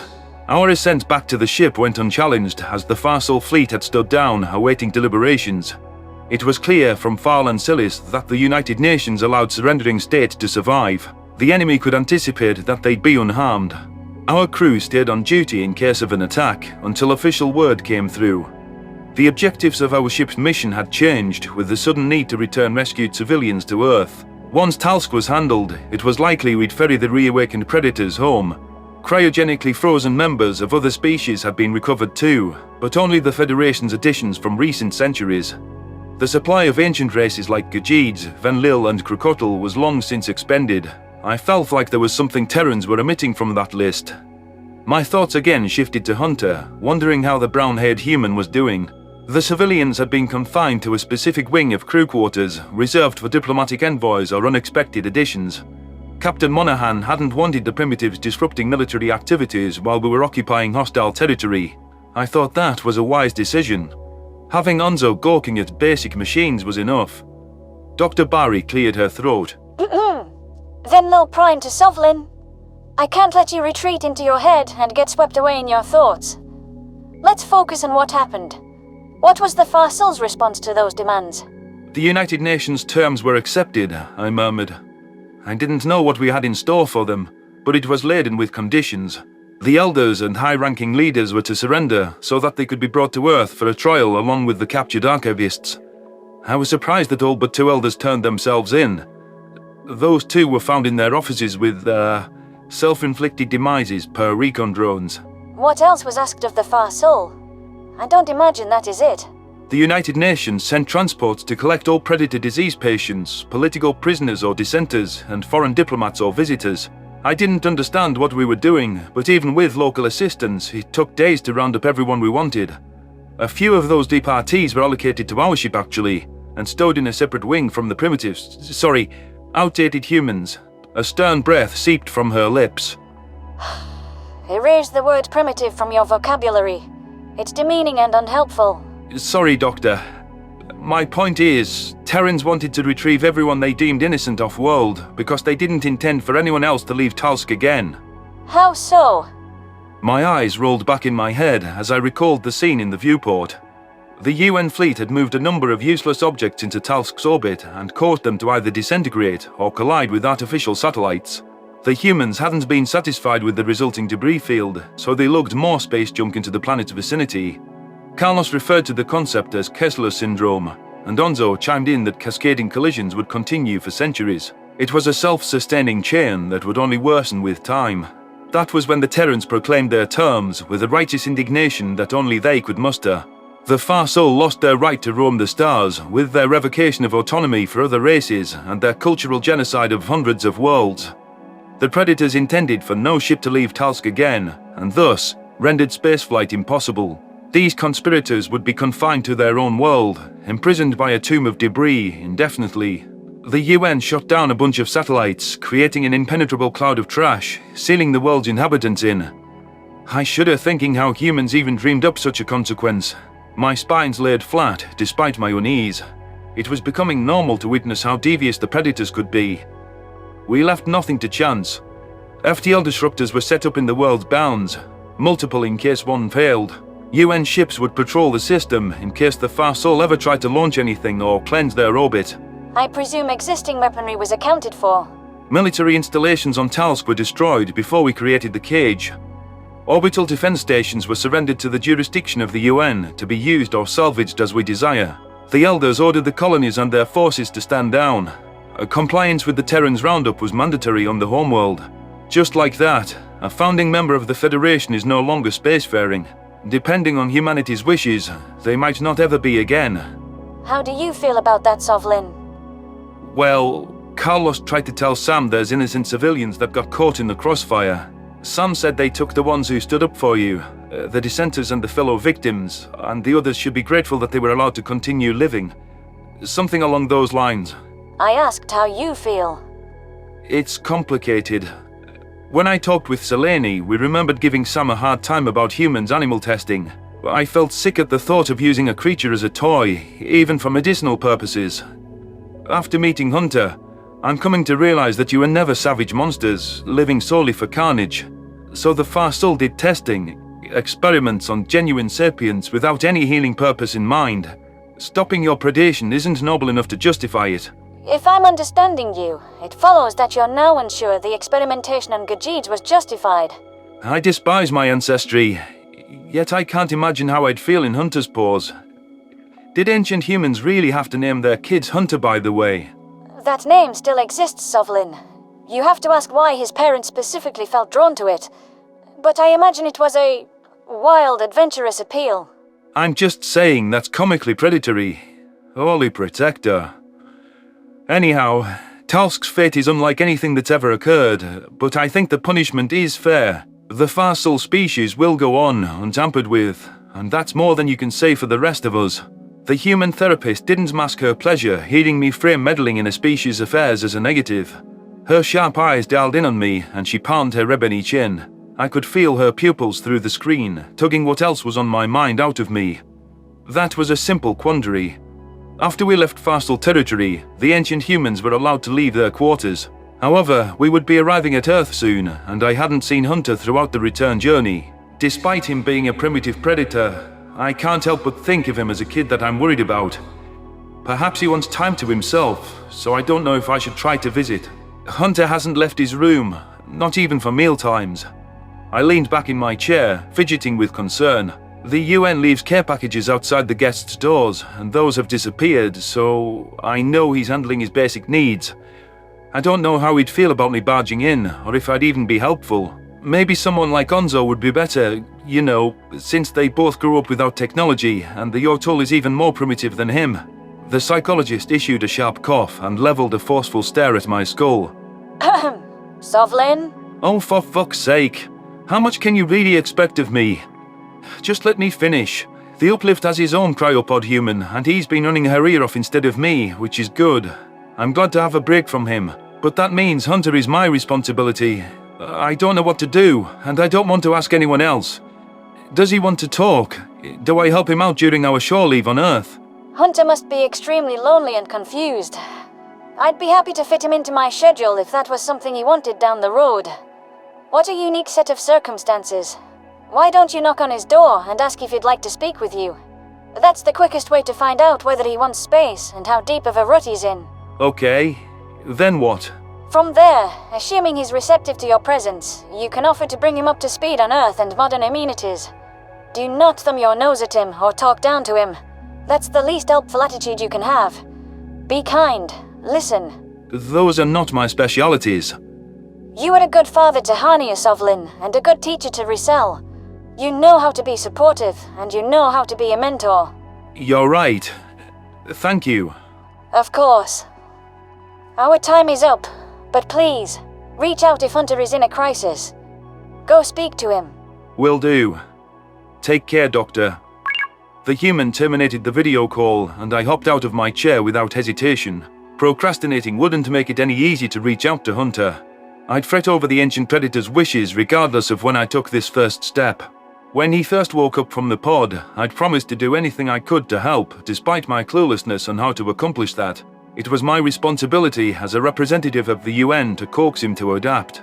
Even if it wasn't my job, I pity the ordeal he's been through. Maybe I can find more small steps for him to take once we land on Earth. I can try to be his friend.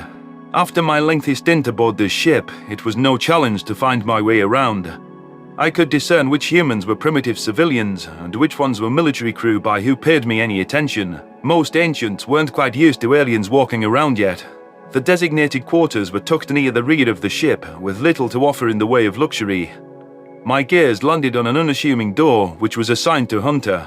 I drew a nervous breath and rapped my claws against the frame. "Hunter? It's Sovlin," I called out. "I don't mean to bother you or invade your privacy, but it's been a while and I wanted to see if you're alright. I can go away if you..."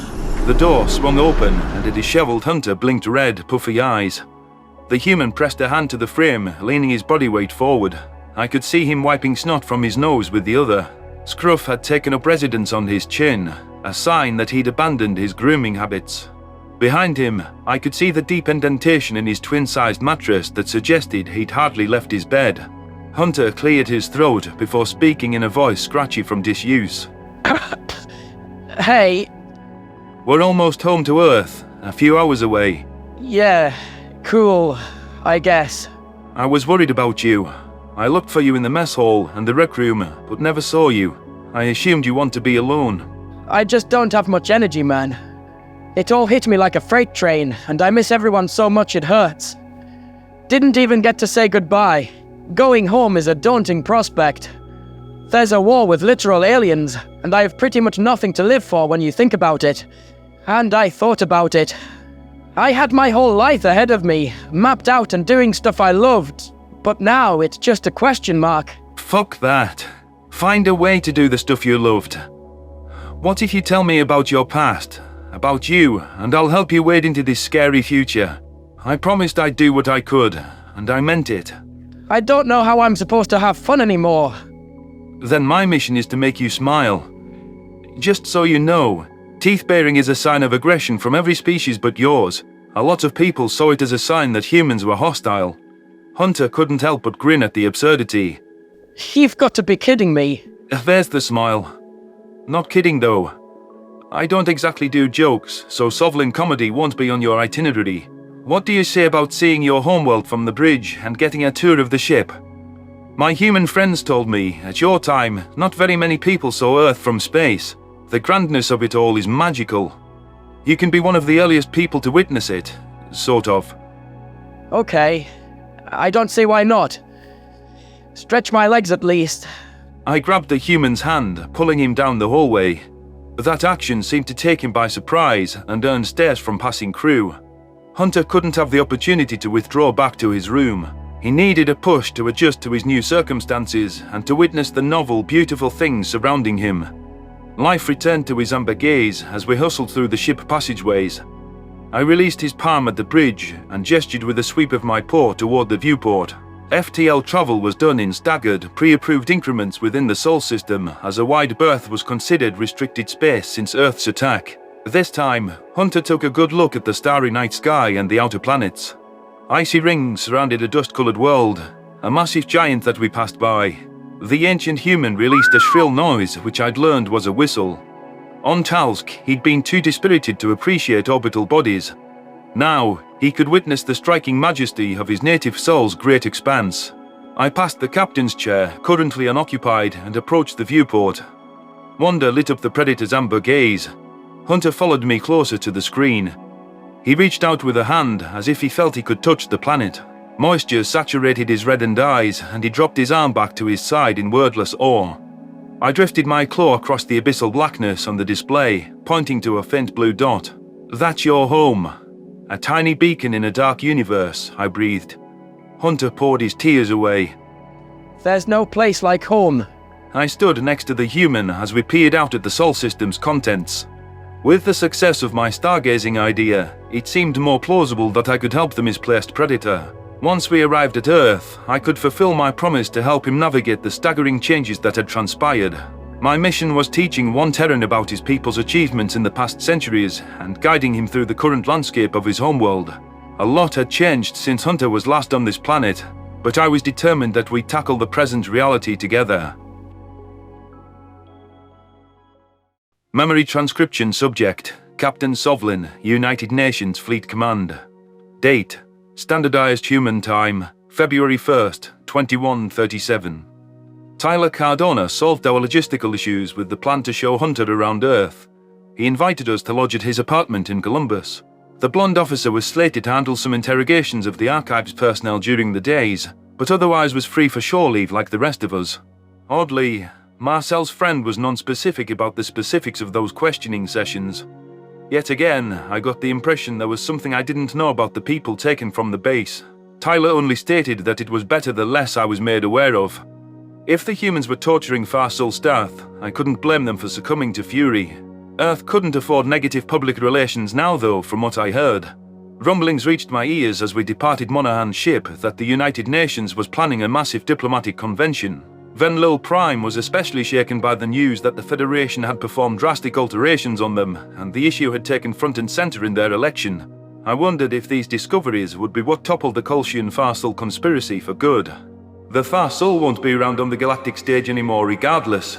They're banished to their homeworld for the foreseeable future. The duration of the war at the minimum. After a rough night's sleep on a water mattress, I woke to the sound of a slamming fridge door.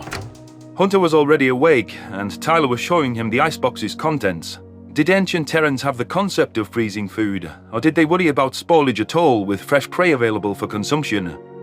It would become evident quite soon how advanced, or not, the 1960s human was.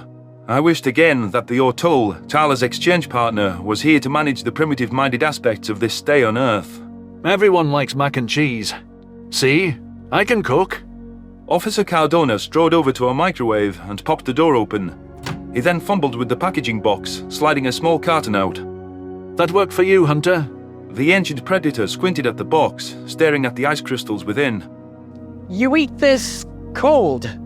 Oh shit! Is that one of those fancy microwave things? I heard those irradiate your food and take all the nutrients out. Hell, I even heard the Soviets use it for mind control. Don't be ridiculous, I chimed in. It heats up water molecules. It's basic science. It's like putting nuclear fallout in your food. The radiation isn't ionized. And mind control.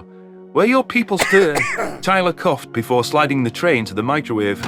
Let me just punch a few buttons. It's perfectly safe, I promise. We've had hundreds of years to see if it's not, you know. Exactly. Regardless, why would humans ever think something so crazy and unfounded? Says the one raised in the Federation. Ouch, Tyler. You're comparing Dossa to Mazix there. It was a different time. Humans had less refined views on many things. Like the captain told you, we had enough nukes pointed at each other to end civilization in one go. Isn't that right, Hunter? The brown-haired primate nodded. Yeah, you see, the Soviets want to destroy democracy itself. They'd like it if we were all communists. When I was in school, we did drills of nuclear attacks, and the teachers had us hide under desks. I couldn't avoid gaping in horror as a mental image materialized. Had humans really taught their children that they could be irradiated at any time, the way the Federation did with Predator attacks? The rhetoric would sound paranoid and unhinged if there hadn't been a very real threat of nuclear annihilation. I couldn't imagine living in a world where the possibility of self-inflicted extinction loomed over their heads. What was the point of hiding under a desk against an atomic bomb? Furthermore, the translator took its time chewing on the first part Hunter said before conveying communism as a classless society. It wasn't evident to me what that had to do with democracy, but Hunter spat the term with disgust. Carlos's words from back at Silis about not viewing others as people rang in my ears. Perhaps this nuclear standoff originated from an ideological rift. It sounded like this Soviet tribe, a name I'd never heard before, were viewed as the enemy in Hunter's territory. What's bad about a classless society? I queried. Wouldn't equality be a good thing? The microwave dinged, but Hunter's eyes were boring into my skull. Oh, fuck! Are the aliens commies? Did the Soviets win? We didn't try hard enough to sniff them out. Shit! They'd kill me for criticizing them and all. Lay it on me, Sovlin. I didn't know Earthlings killed people for free speech. I have no idea who these Soviet people are, and I have no equivalent for the word communism. From what my translator says, it sounds like an unattainable ideal. If ancient humans knew how to have everyone get by, I am all ears. I joined our military to provide for my family. It was a well-paying, respectable career. Sovlin, most countries today have lax laws on speech, and you won't be taken to the handful that don't. Tyler placed the steaming food by Hunter, handing him a plastic fork. You can say whatever you like about humans and our government. It's considered a basic right. Hunter pushed waxy yellow food around with his silverware. You've never heard of the Soviets? Sovlin has no reason to know them. The Soviet Union collapsed at the end of the 20th century, broke into several independent countries. That's righteous. And now that I think about it, the Aussie called me a Yank, so USA still exists. Correct. Unreal. I was surprised you let a chick carry a gun. She sure didn't act very ladylike. Must be distracting having eye candy around on the battlefield. The tongue on that one seemed like a shrew. I flinched with surprise, hearing such objectifying and belittling remarks from the primitive predator. The blonde human looked appalled, and his eyebrows arched up with disgust. Officer Cardona's fists clenched and unclenched, while his teeth-baring seemed like the unfriendly kind. Reading between the lines, I could sense that ancient Terrans didn't believe females belonged in certain professions. It also sounded like Sam's speech patterns didn't align with the passivity Hunter viewed as fitting.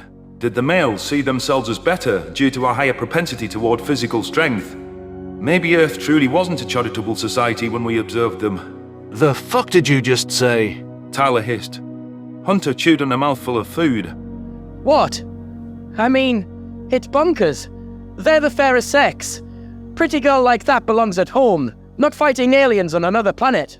Look, I know that was the prevailing thought in your times, but you'd better drop that idea quick. You're gonna get some teeth knocked out if you don't. If Sam's capable of doing the job and willing to take the risks, why shouldn't she serve? It doesn't matter who you are or where you're from. Everyone has an equal chance to prove themselves nowadays. You're getting hot under the collar there. I only want to protect women. Was polite to her when she was around. I didn't mean for you to get unglued or anything. Like I told Sovlin, I don't belong here. Clearly culture isn't the same. You call denigrating half of humanity cultural, I growled. Tyler palmed his head. Tolerance is what I meant about less refined views. It's no different from you calling us predators and your insults toward Onzo. It's not an excuse, but I don't think Hunter knows better. Stems from a place of ignorance. There must have been recent changes in humans as a species after all, so I gleaned some insight into how the Federation could frame pre-FDL Earth as an uncivilized world. Perhaps Hunter had some problematic views from his upbringing, though I didn't imagine it could be that difficult to show him the errors in his thinking. There were some positives in notions he espoused, such as democracy and the right to critical speech. On a separate note, Tyler's arguments about my predator hatred being similar fell flat. That was related to personal trauma. Why would anyone else cling to biases when shown the flaws in their thought? Especially a primitive waking up. Hunter should realize he needs to catch up with more enlightened minds. Hunter abandoned his half-eaten meal and padded over to the couch with a frustrated look. He cradled his head in his hands, breathing a flustered sigh. The human snatched a remote, but looked confused by the sea of buttons on the touch interface. He set it back on the coffee table, wringing his hands in frustration. Tears welled in his eyes, which I suspected was his overwhelming dread returning. I found myself a spot next to him and picked up the remote. I'm not gonna make it a day here, Hunter groaned. My opinions seem to be an issue. I switched on the streaming services. Oh, have I ever been there? I'm still there. It's hard to know that there's a problem with your thinking when it's how you were taught. If you're open-minded and you try to be kind, it'll all work out. Tyler thinks I'm ignorant.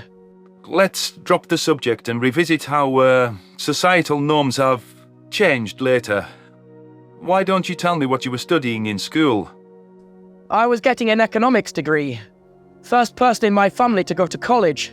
Didn't want to work on a farm forever. Studying the markets and managing finances, the ebb and flow of the entire system. I enjoyed it. Your turn. Why did you wind up joining humanity's cause after your planet fell? I did Terrible things fighting against Earth because I hated predators and I wanted you to suffer. I turned myself in when I realized you were genuine people. What terrible things did you do? Like Hitler stuff? Like who? Wait, I heard that name when that Koth abomination was talking about the Axe's prophet. A ruthless, murderous despot, Sovlin. A name spoken with disgust on Earth to this day. Tyler chimed in. Both of you shouldn't ask about topics that will cause only anguish. Hunter narrowed his eyes. Was Sovlin actually like that? No, he tortured a POW. I'm not making excuses for him, but Marcel, the victim, agrees that Sovlin has suffered immensely for his acts and wants him forgiven. Wow. Honestly, knowing his background, I was expecting something a lot worse. Next question. What are those rectangle graphics you're cycling through on the TV? I glanced down at my paw, realizing I was skimming through the Humans media collection on autopilot. The fact that Hunter glossed right over my crimes made me wonder what the metrics for evil were back in his times. From what Tyler said, and past comparisons to Arxa figures, it stood to reason that Earth was once home to predators of unfathomable cruelty. Most Terrans possessed even-keeled dispositions and were emotional creatures, but the savage outliers could gain power then. Laws and morals weren't as stringent on a societal scale, or so I was beginning to gather. This is a streaming service. That's where that video stream phrase came from earlier. It has a collection of movies and shows that you browse, I explained. Hunter's eyes widened. And you can watch any of them. There's hundreds of options. Thousands more like. Every film known to man is on one subscription service or another. Tyler moseyed over from the kitchen, gnawing on a breakfast bar. He propped himself into a reclining chair. Stop and start it at your leisure. Binge watch an entire TV season if you want. No ads on the full tiers. Cable hasn't existed at all for over 50 years. That's unreal. You have unlimited, constant entertainment. The pictures on those, movie reels look so clear too. We had 3 TV channels, and you watched whatever was on. Primetime just switched to fully colour this year. What was this year for me? Are you saying your television wasn't in colour? I asked in bewilderment. How do you have a visual show without using any colours? Was it just an audio show like a podcast? What? Is a podcast like radio? Tyler jumped in. Yes, but it's accessed by episode at leisure. And Sovlin, TV in its early days was in black and white. Monochrome, if you know that word. I see, I breathed.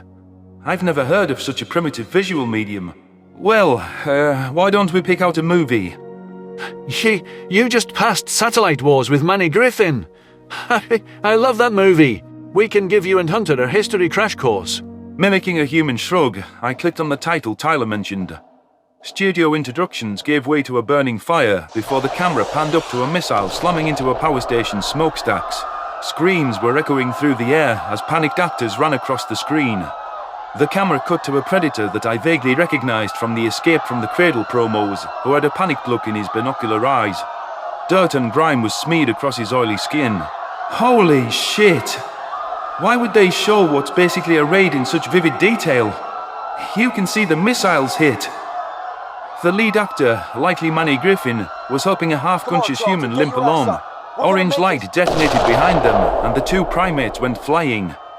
The camera dropped to the ground, turning blurry as a ringing sound echoed through the speakers. My spines were bristling from the intensity of the scene. The fog cleared from the lens, showing Terran hands fumbling to get up. The shot followed Manny, who was calling out the missing comrade's name. The human's eye whites suddenly became glaring. It was a look of primal horror, before he skidded over to a shrapnel pile.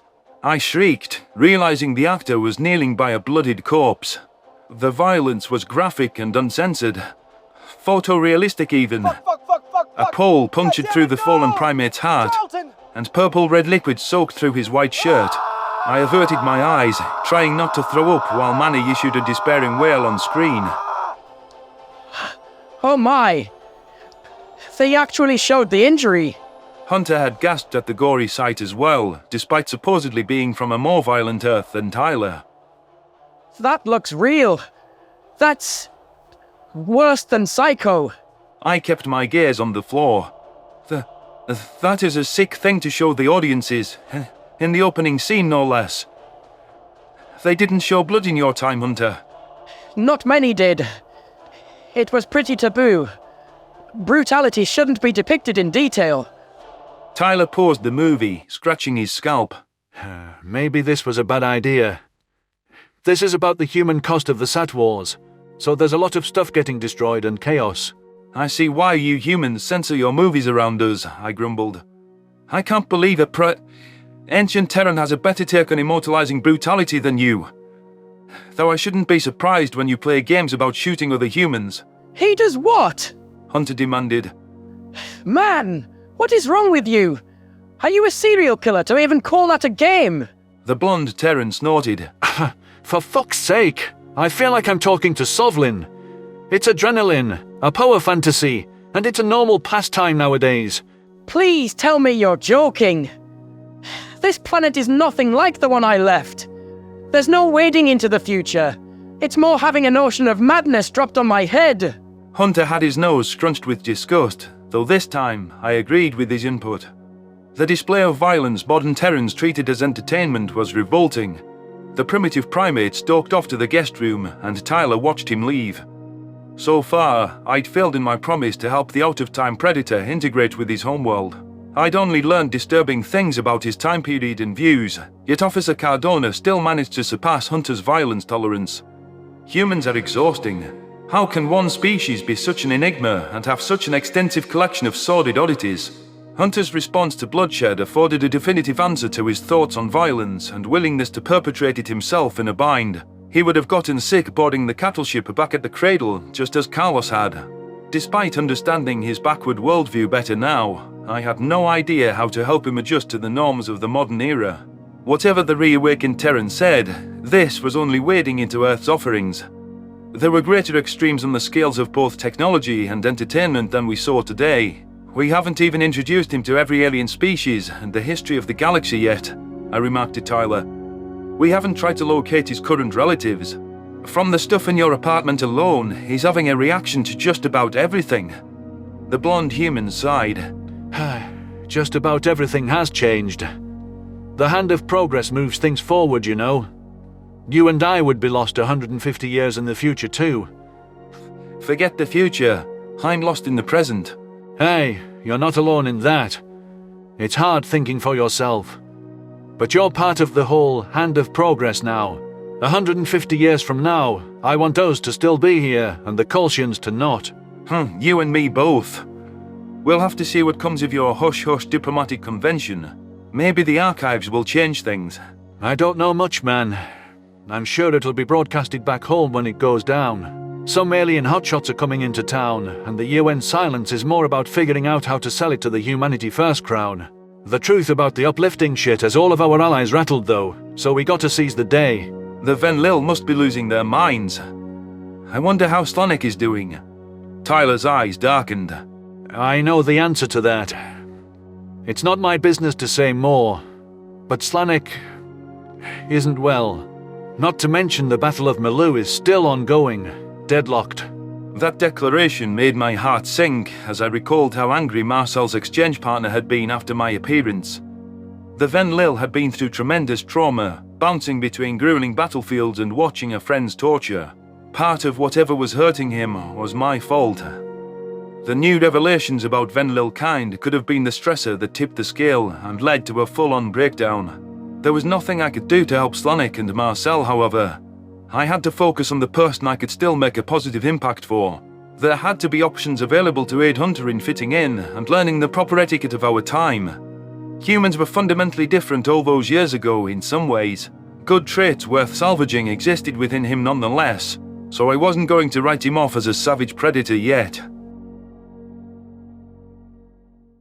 Memory transcription subject. Chief Hunter Isif, AXA Rebellion Command.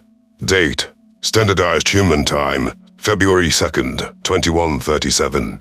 The insurgency landed some major gains against Betterment after successful plots with infiltrators on Riss. Improvised explosives targeted shipyards, government buildings, and military barracks with human intelligence disseminating ways to homebrew such munitions. It took several detonations for AXA officials to catch on to the package bomb tactics, which flattened a few offices. One took out a wing of Prophet Ascendant Gisnell's palace, though unfortunately the government's head wasn't around. My job was selecting which ships to assign to liberate cattle from various sectors. Of course, the last thing I wanted was for the Axa populace to starve. However, if betterment failed to fill the citizenry's stomach anymore, and the rebellion was teeming with food, it pushed more recruits into our arms. Risking our lives to rescue prey was not something I would have dreamt of my volition, but I was trying to entice the UN to see us as honorable allies. Blowing thousands of herbivores out of the sky to liberate them would earn a disapproving nod from Zhao's people, so we turned to piracy tactics instead. Successful missions led to my people returning cattle, with no demands made, to a Terrans subsidiary. The rescued herbivores must have been confused to see Axa in a gunfight amongst themselves, and then handing them off to a free society. We received a warm reception as we docked at the human worlds. I didn't know that the primates had the manpower to attend to rescues, but they would find some place for the livestock. After those positive deeds, we talked the Earthlings into providing air support when we offered to raid a cattle world in the Mazik sector. Zhao is still leery of taking on the Dominion, especially since Gisnell is targeting my faction rather than Earth. Supposedly, the Battle of Malu had mixed results. A stalemate in the kindest interpretation. I don't know how humanity can hope to take Arthur, let alone Riss. Our task was to survive and create chaos for as long as was necessary. The downfall of the Dominion wasn't going to happen overnight. Still, it was rejuvenating not to have to perform cruel actions to retain my title and to see other defectives living open lives. The clips the United Nations forwarded from the archives validated that empathetic dispositions were once common. Before Betterment began culling weak individuals, Riss touted a number of creative talents and ethical camps. Selecting for violence and aggression weeded out the vibrant emotions that we once possessed. While we were a solitary species, we aspired to higher ideals. Riss had been excited to learn from alien cultures. The Farsul narrators seemed confused about whether our peace offer was ever genuine. Immense sorrow crashed down on me, realizing what our race once was. Perhaps we could be sophisticated sapiens, devoted to reason and honor once more. Zhao vaguely mentioned an additional archives discovery pertaining to Riss's past, but claimed that he hadn't decided what to do with it yet. I wasn't sure what to make of that statement. The Secretary-General promised to explain the missing tidbit down the line, so in the interest of placating humanity, I opted not to push for answers. If it was vital to the war efforts, the information would have been passed along with the initial package. Good morning. Lisa, Isif, please provide your daily "You were right about everything, Oleg" statement. The conspiracy theorist human bore a sickly sweet grin, and I wished I could smack the smug expression off his face with my tail. I guess the Federation abducting humans wasn't that crazy now, was it? Lisa huffed in irritation. It's been weeks since the archives raid. Are you going to bring this up every day? How many times do you need us to stroke your ego? You told me every day that I'm crazy and detached from reality, so I expect an equal number of acknowledgements of how wrong you were. Even after I was spot on about the Feds doing gene probing on their own lot, nobody thought, hey, maybe Oleg's onto something. They'd do it to us too. A broken clock is right twice a day. So you've been right twice, and you're still a broken clock. I'm still waiting for the death ray predictions to pan out. Well, that's different. Human institutions are better at covering up conspiracies, so you gotta look at the facts. Follow the money. You're insufferable, I jumped in. What do you get out of all this baseless speculation, Leaflicker? Felra twitched her whiskers. Oleg doesn't trust people. Can I tell Scifi why? I guess. The human grumbled. His parents were pronounced as dead in a car crash, but he never got to see the bodies. They were reporters. He thinks the government, his or otherwise, made them disappear. I kinda thought they were abducted by aliens, but it doesn't seem the Feddies visited Earth recently. So that leaves human players. You see, the elite just want to keep power, and they do that by ensuring that we mindlessly consume and follow their narratives. The game is rigged from the start, but they want us to keep playing. Lisa pursed her lips. Oleg, I don't know how to say this, but did you ever think their bodies weren't fit for burial? That they didn't recover them intact? Your relatives might have kept that knowledge from you. The relatives who wouldn't take me in and sent me to a group home. Ah, yes. Those people definitely had my best interests at heart. Maybe the bodies were burned. Felra offered. I had a classmate who got killed in a predator attack on a school property. The exterminators torched the defiled body and the entire building. The humans and I stared at the Dosser with the same amount of bewilderment, processing her story. What predator managed to sneak into an urbanized children's facility? Why did the prey creatures insist on burning anything that so much as looked at a predator? It wasn't clear what happened to Olek's parents, but I could guarantee that the leaf-licking primates wouldn't do something so moronic. Granted, corpses could be vectors for disease transmission, but this hardly sounded like an issue of public health. I thought empathetic creatures mourned their loved ones in ritualistic fashion. That Dosser's parents would accept the exterminators burning the remains of their child. We don't do that! Lisa was blinking in rapid succession as though something occurred to her. We perform autopsies on violent deaths. Why would the exterminators burn the bodies? Falra twitched her whiskers. The predator's saliva and DNA is on the body. You didn't answer her question, Rodent, I growled. What if those chemicals got into the water supply, or were absorbed into the soil and then to plants? It could cause a dangerous strain of predator disease. It was clearly from a savage monster after all. This is the most unscientific, sniveling nonsense I've heard from a leaf licker. So you're saying because I picked you up with my claws, you contracted predator disease and need to be burned? I am a contaminant to you. It's plenty verifiable. Being around predators made me want to try carcass food, so it does prove their point. It's worth it to me. Besides, you're a good predator. I told you I thought there were harmless predator disease strains, and you're harmless. I am not harmless. That is insulting to say, Falra. I am a fearsome hunter. Murderers and marauders cower at my name. Lisa feigned a yawn. You're melty on the inside. And for the record, that's not an insult. It's a good thing to have a heart. Have you noticed humans don't like cruel monsters? My sister had me convinced you were people-eating menaces until I met you. You showed us both that Arxa can be different. Falra said. I thought you were going to eat me, but then I saw you really cared. More than anyone else I've known. I'm sure now, more than ever, that nobody deserves to be alone. Falra and you are just adorable together. Now, I've led some teams for the UN. Some sensitive missions, but a rebellion like this. You have a cause. An important one. That means something. I like you because you stand for an ideal. My eyes narrowed to slits. That's easy for you to say. The Arxa following me would love to hear we're chasing some illusory concept, yes? And I'm sure they'd be thrilled that leaflickers like their leader for being defective. I'm harmless, is that not so? It's okay to care and to have feelings. I know you're strong, but I don't think you'd hurt people for no reason, that's all. Falra chittered. Speaking of people you did hurt, where is Kaisel? Lisa tilted her head. Yeah, he should be here by now. He's usually punctual, so I wonder if something's wrong with him. Kaisel has been nothing but a negative presence on this bridge, so I've asked him to work alone. I flared my nostrils, simmering at the memories of the runt. As long as he files his reports, I don't think it'll be necessary to break his tail again. You sent him away, Scifi. I get that you did it for me, but I don't want that. The Dosser squeaked. Kaisel isn't the last grey that hates prey that you'll have to handle. If I'm gonna stick around as your friend, you have to do better. I tried discipline. I tried feeding him well and giving him power. What do you want me to do? Pet him? Silly Arxa.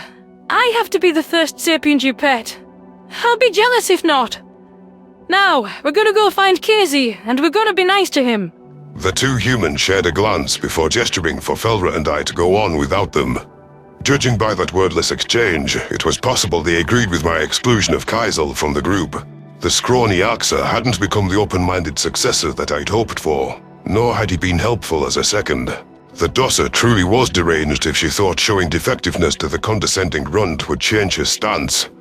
Why did my best friend care about the treatment of someone who viewed her as food? This is what happens when empathy runs haywire. It is weakness when it is not contained. I checked that the Dosser was balanced enough for me to walk, and strolled out of the conference room. Kaisel's quarters were on the opposite side of our cordoned-off area from my lodgings, which was intended to keep him distant from Falra during leisure time. Gasping noises reached my sensitive hearing long before we arrived at our destination. I narrowed my eyes with suspicion. Had the scrawny Oxer managed to re-injure himself through incompetence? I quickened my pace, flinging open the door with slight worry. It seemed wasteful if anything were to happen to Kaisel after the effort I'd put into training him. Felra chittered as she noticed the Oxer sniffling and cocooning himself in a blanket. He appeared to have been sleeping, though he jolted awake at our noisy entry. The runt struggled to collect himself, but mucus still dripped from his nostrils. Before I realized what happened, Felra leapt down onto the bed. "What's wrong, Kaisel?" I asked, scooping the dosser back onto my shoulder before she could get eaten. "I have felt sadness and loss before, yes. My understanding will surpass the average Oxers." "You're just the latest person to bully or trick me into doing what you want. You're forcing me to tolerate that prey animal even now. Everyone laughs at my weakness. I didn't want to join the war. I tried to defect to Earth twice, and they shipped me back to the Dominion. I'm used and discarded at every turn, and my life is nothing but suffering." "How can you possibly be suffering? You are well fed and elevated to a powerful role, are you not?" Being able to feel something other than hunger is just as awful as starving. I think about things. I revisit things and it hurts. The dosser attempted to wriggle off my shoulder. It's called guilt, Kaisel. You can't see me as anything more than a thoughtless animal without feeling it. You blame me for what happened to the Oxer when you know it was the Farsul and the Colchians. We could be civil with each other. I hate you. You were involved. You helped them make us live like this. I lashed my tail. "Don't roar at—" Stop, Scifi. I can speak for myself. Felra hissed. Have you not seen that Betterment were knowingly helping the Colchians a lot more than any of us? The reason you're starving, and you live like this, is your own government slaughtered your actual animals. They didn't care what happened. I hate them too. Why do you think I defected? But you just squeak and babble on about soft nonsense every day. You know nothing, and you contribute nothing. You weaken us with your squeaking gibberish. The scrawny Oxer kept his head pointed away from us, and his sides heaved with uneven breaths. I was tempted to explode at him for those comments, but Felra shot me a scathing look as I opened my maw. With flaring nostrils, I let her leap off my shoulder. Kaisel hissed with disgust as the rodent crawled up his arm. Her ginger fur looked bright compared to the shadowy interior and his grey scales.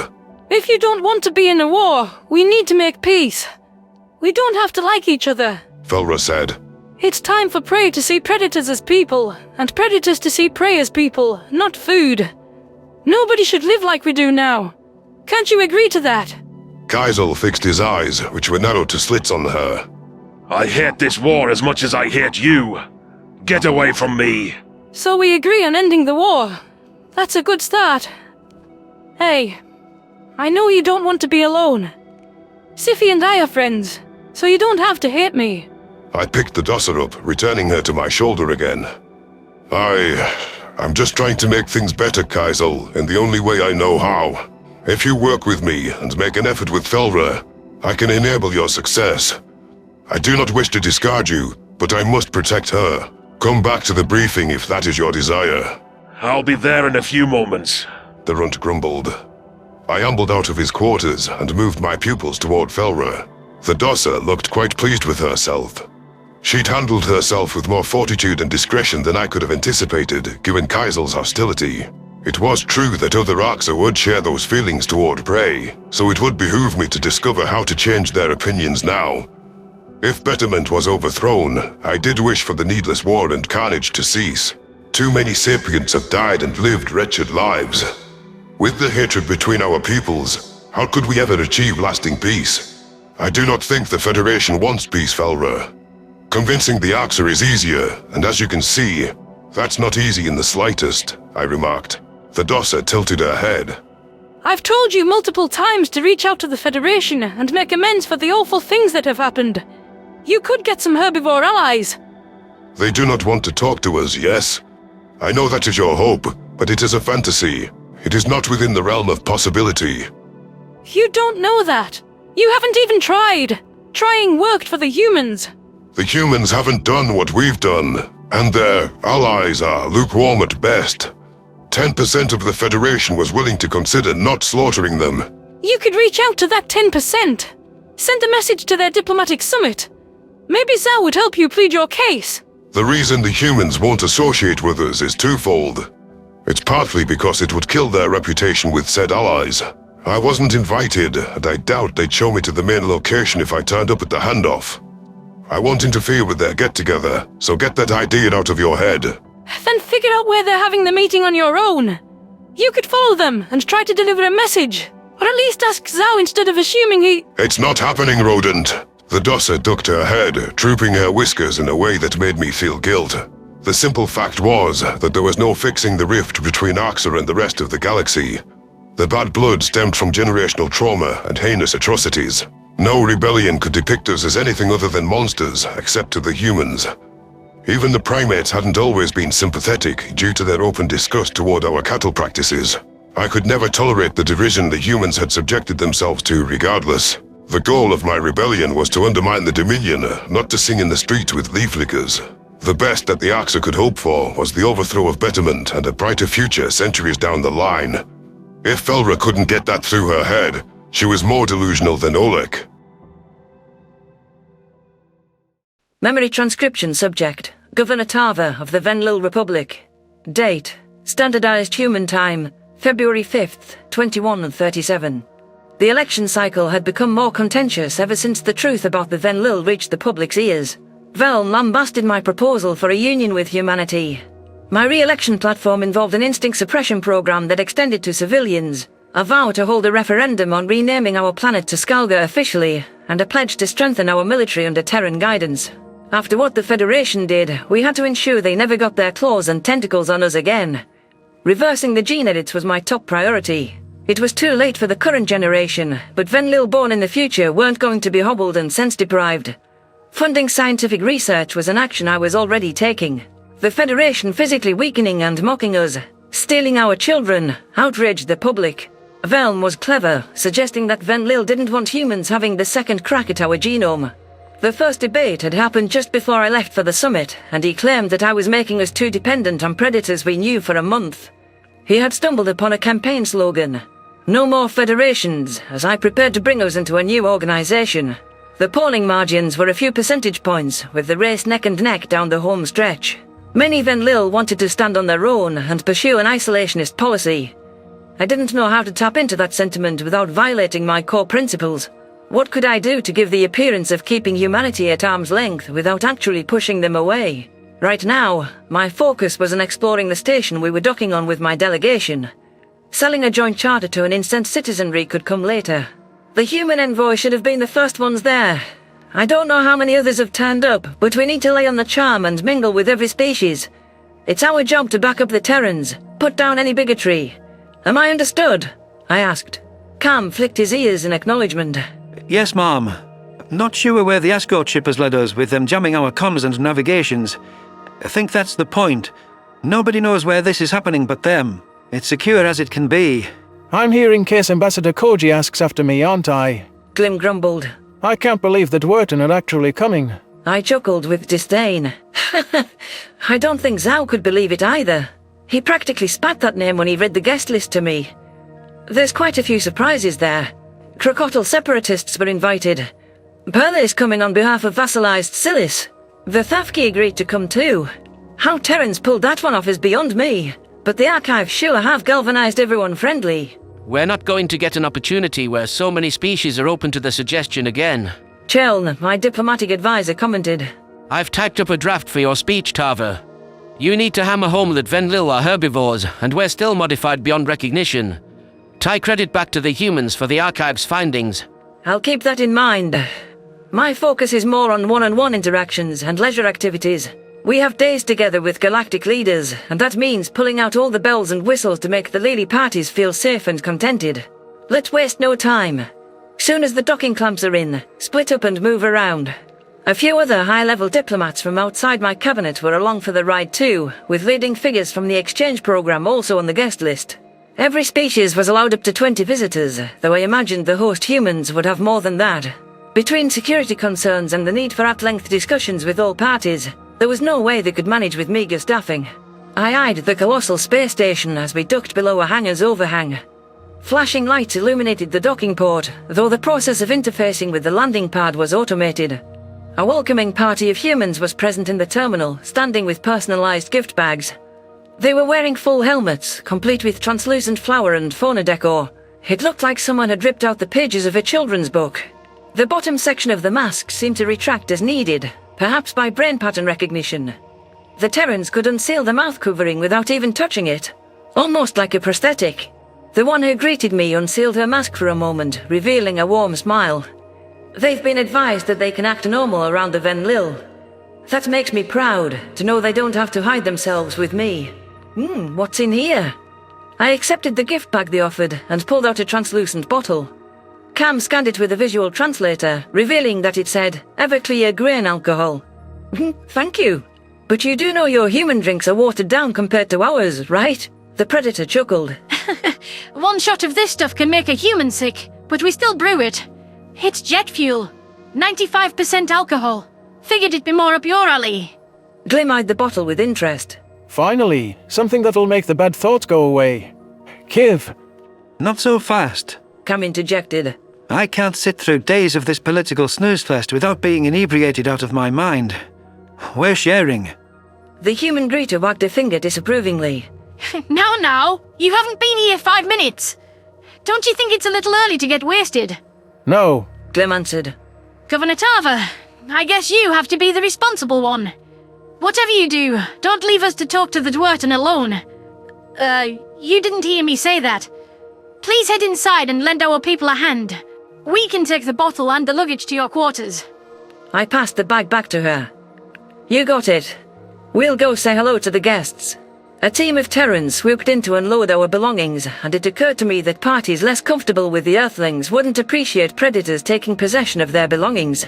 I swished my tail in gratitude before following the numerous signs pointing the path to the gallery.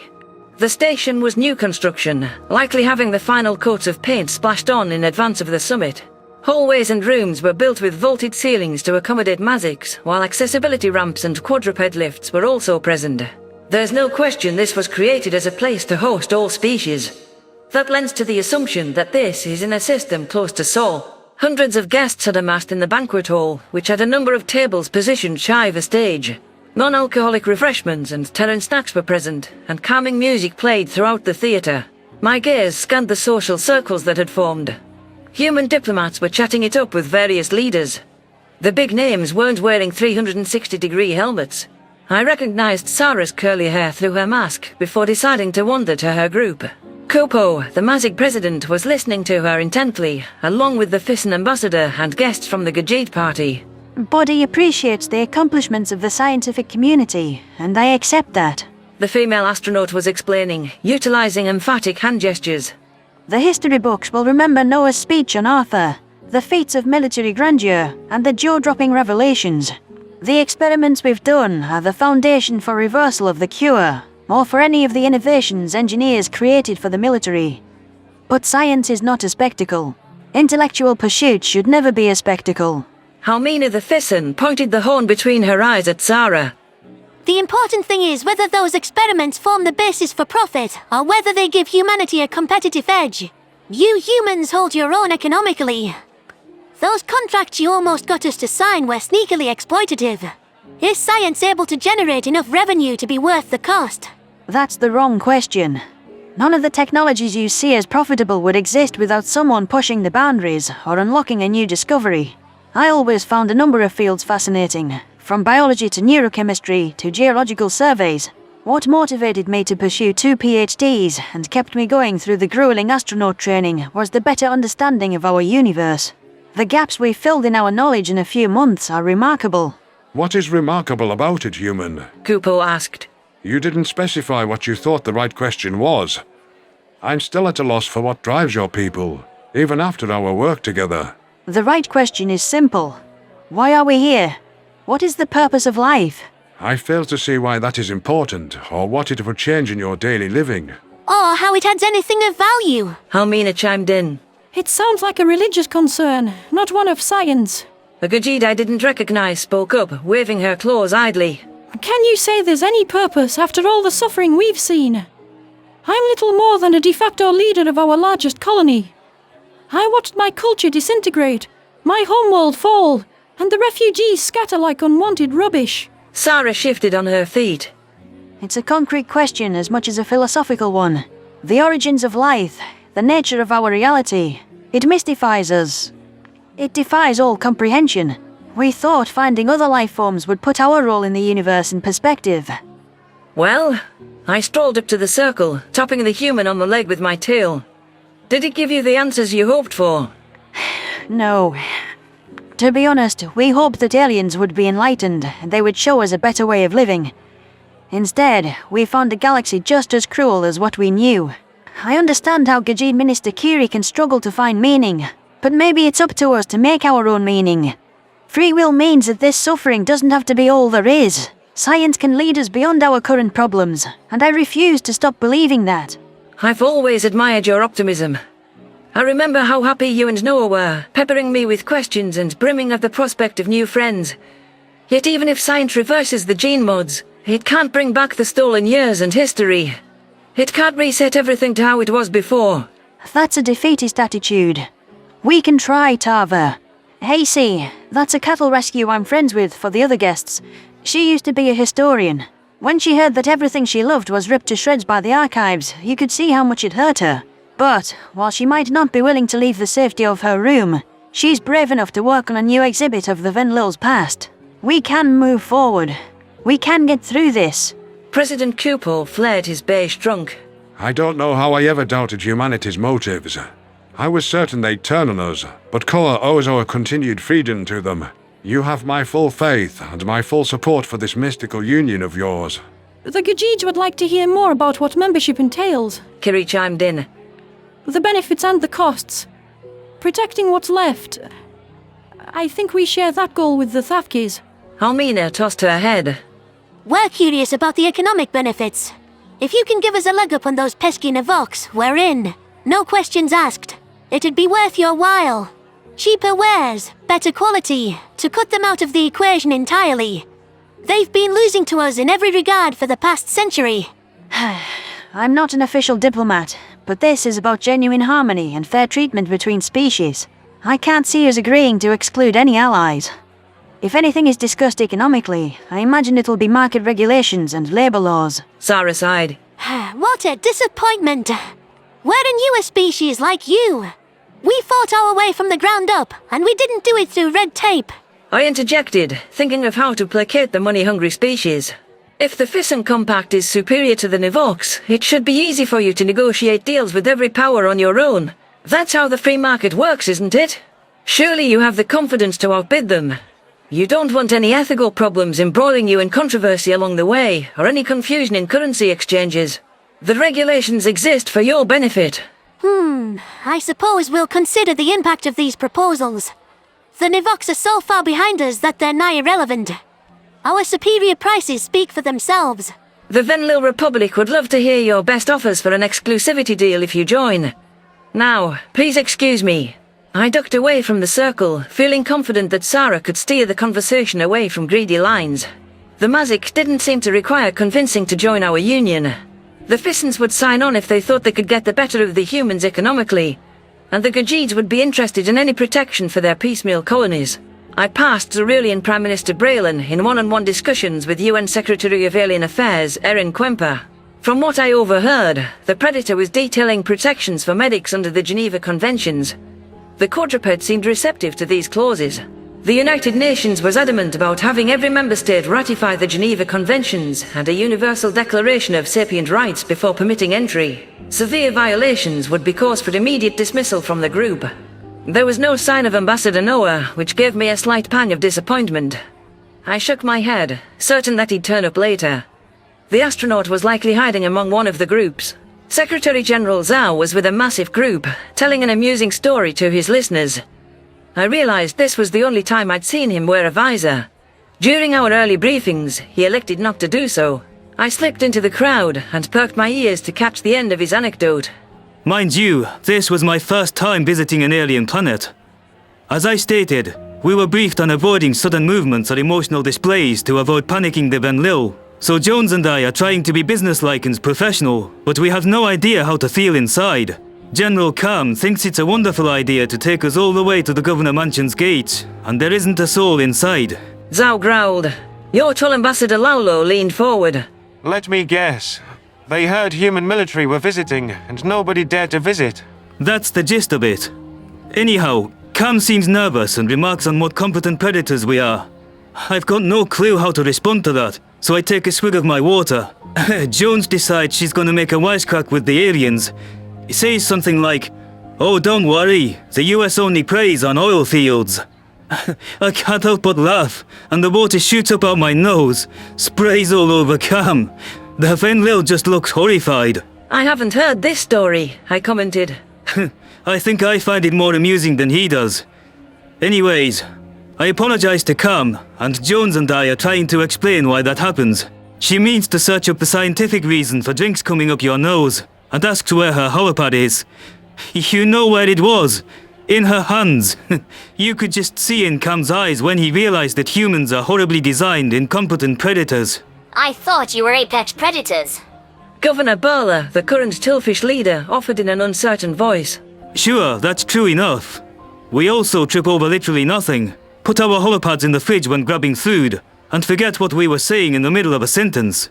I'm serious. Do your species ever walk into rooms and you can't remember what you went there for? The Thafki representative scrunched his blue-grey nose. We zone out and forget things, of course. But why would it be tied to walking into rooms for humans? Funny enough, I looked it up, and it might be one of our prey defects. Early humans lived in caves, so predators would typically lurk at the edge of those thresholds.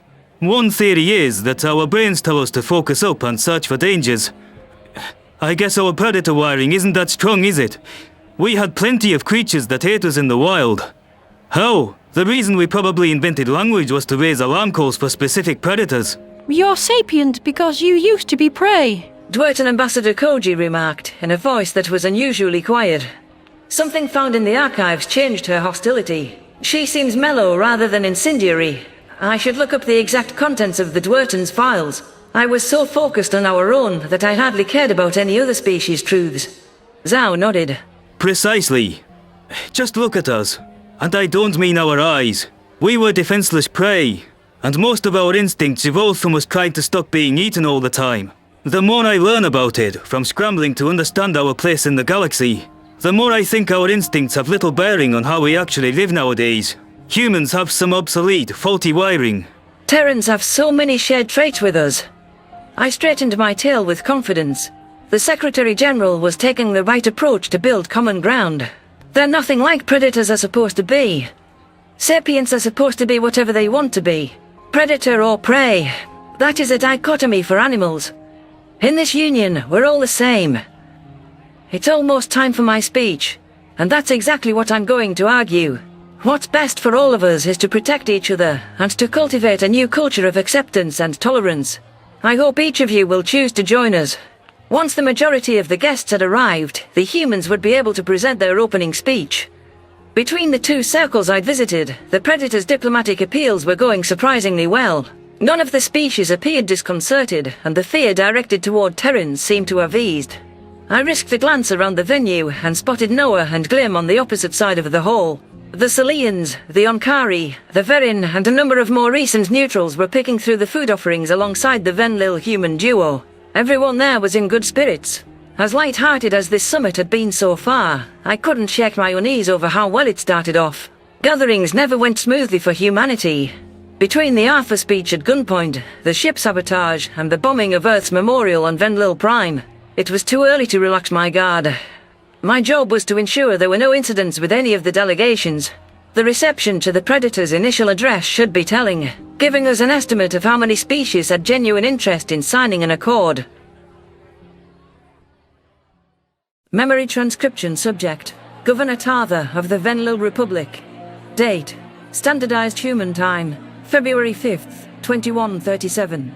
Secretary General Zhao had clambered up onto the stage, wielding a microphone to address the sprawling crowd. I perked my ears up to hear what initial rallying cry the humans had crafted. From what I'd heard, their species possessed excellent speechwriters with the ability to weave compelling arguments and play to semantics. The UN leader was holding a few note cards and had a presentation behind him on the projector. Noah walked up to me with a plate full of food, waving a croissant in front of my face. Why did he have to remember my favorite Terran pastry? You want to distract me, don't you, Predator? I teased. The human smirked to himself. It's working, isn't it? Here comes the airplane.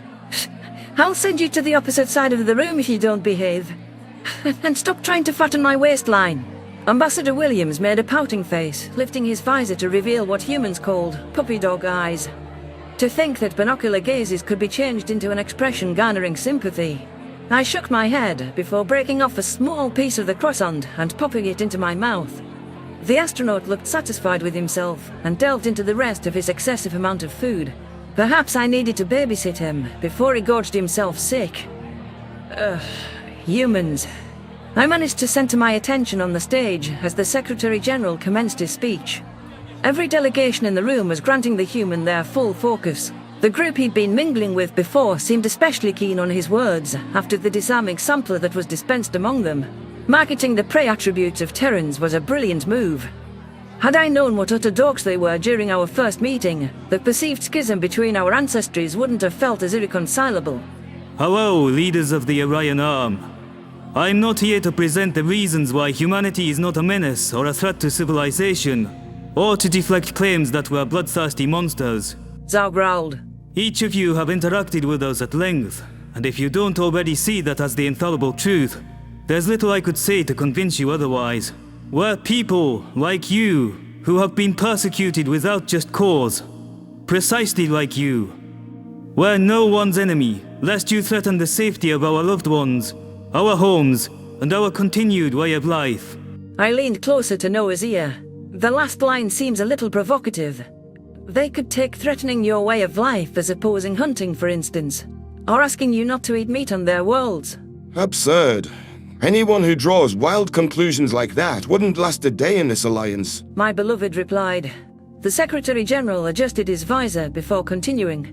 Humans respect the inherent differences in our cultures, despite their artificial origin. We don't ask you to change yourselves. We merely ask for the same courtesy. We ask. No.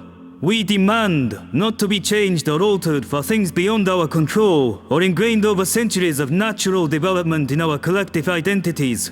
The laws we wish to codify as a foundation for this proposed union etch that fervent belief into stone. Please, raise an appendage if you feel that your species was treated unfairly during your uplift by the Federation. My paw rocketed into the air, joined by dozens of others in my expansive vision. Scanning the entirety of the crowd in a subtle motion, I noticed there wasn't a single attendee refraining from lifting their arm in agreement. The Krakotl and the Dwerten both had wings raised, while Mazik President Kupo flared his trunk to the heavens in protest of early size-based bigotry. The Yotul ambassador was practically bouncing to show emphasis. The tiny quadruped Zeruleans rocked up onto their hind legs to signal agreement. My own people bore indignant looks, mirroring my raised paw. It was a sea of consensus, detesting the personal effects of the Federation's overreach. I'm glad that you recognize what's been done to you was immoral. We're going to ensure that such horrors are never inflicted by anyone who calls themselves a friend of humanity. Zhao gestured for us to lower our appendages. That anyone who dares to trample another civilization's sanctity and sovereignty is given no quarter, no aid, no herd with us. Our first item to show you is based upon a document adopted by every member of the United Nations, now modified to reflect sapient rights, rather than solely human rights. I present the Universal Declaration of Sapient Rights. The display behind Zhao offered a code to scan relevant documents to our holopads, so we could peruse its contents in our own language. Article 1 stated that all sapient beings were born free and equal in dignity and rights, and were endowed with reason and conscience to act in a spirit of kinship. Subsequent listings expounded upon those rights, prohibiting discrimination, banishing torture and servitude, and guaranteeing civil rights about personal beliefs and enforcement of laws. There's nothing I could imagine anyone finding objectionable. I noticed the Terrans snuck diet in between language and religion as things not to deny rights over. Knowing how human culture is, I imagine that's a new protection added for their sake. The United Nations is open to suggested revisions for anything you think we've overlooked, that's heavy-handed or that would otherwise provide you reassurance. For our own sake, we've also issued the Geneva Conventions for your ratification. The Secretary General pressed on. Should there ever be an engagement or dispute between member states, I want civilians to be kept out of the crossfire. I want some semblance of civility in an affair as brutal, bloody and barbaric as war. Though my true hope is that we maintain peace through this very forum. It would provide humanity sanctity of mind not to worry about wanton suffering. So I ask that you review this document as well. Noah mumbled a comment to me through a mouthful of food. I should think our doubters like a promise from the Predators to accept surrenders and treat prisoners fairly, among other things. Also, it shows our intent never to raid worlds and target civilians like the Arxa do. Rules of war are a strange concept to us. That there can be any goodness or empathy when you're trying to kill people. It's hard to wrap even my mind around, I whispered. I'd never imagined Venlil fighting you anyways, so it's a moot point. The final point is perhaps our most important one. It's something entirely new we wrote. The Secretary General's lips, uncovered by any mask, hardened below his eye visor. To touch upon your discontent over your own uplifts, this document contains a protocol for handling the discovery of any new species. I felt this was an issue we must take with the utmost gravitas. Please consult the final item in your packet for full details. I flicked through my holopad's catalogue, landing on the discussed draft. Doing better than taking every child on a planet away from their parents and crippling them at a genetic level seemed like a low bar to clear. It would be curious to see the specific items the Terrans had in mind. Hopefully, the other guests also agreed that young races should be treated with dignity. And in the spirit of equality, Zhao commanded the stage. Panels must convene to ensure that any first contact, 1. Does not threaten the indigenous culture or supplant it with our own. 2. That barring an emergency event, it must be planned at length to avoid frightening the locals through careful study of cultural norms and values. 3. That we will not engage in any communications, visits or exchanges that are not expressly desired by the natives. And 4. That they will not face discrimination for their technological level. Any questions? So you still want to perform uplifts after everything you've seen? Yortul Ambassador Laulo barked, ears quivering with anger. Why are we interfering with the species' natural development at all? Excellent question. I grant that this is a contentious ethical issue even on our world. However, to sit back with an air of moral superiority and allow millions to die of diseases and famine is to deem these species as lesser. To say we don't care about their lives. Obviously, dumping an entire catalogue of knowledge at once is irresponsible. It should be drip-fed and focused on issues that impact quality of life. Uplifting itself is not evil, as long as you're not planting your heel in their neck. I see. I'm still not sure it's a good idea, but proceed, I suppose. I appreciate your feedback. Any ramifications of our group's interactions with another culture at any stage of technology deserve consideration. The influence we have must be wielded for good. I imagine a first contact would be planned for years. Would anyone else like to voice a question or concern? Dwerton Ambassador Koji puffed out her grey feathers in a display of dominance. You claim to care about herbivores, yet you ally and cooperate with the Arxa. Our intentions with the Arxa are entirely as follows. To use them to strengthen our position in the war, to liberate all sapient cattle in the galaxy, and to dismantle the Dominion where possible. This was seen at Malu, as you all have heard, where we got a UN-friendly Arxa commander to soften the Kolshians up for us. That battle has been difficult nonetheless, but it's given us a competitive advantage. And you all have seen the millions of rescues we freed in a few months.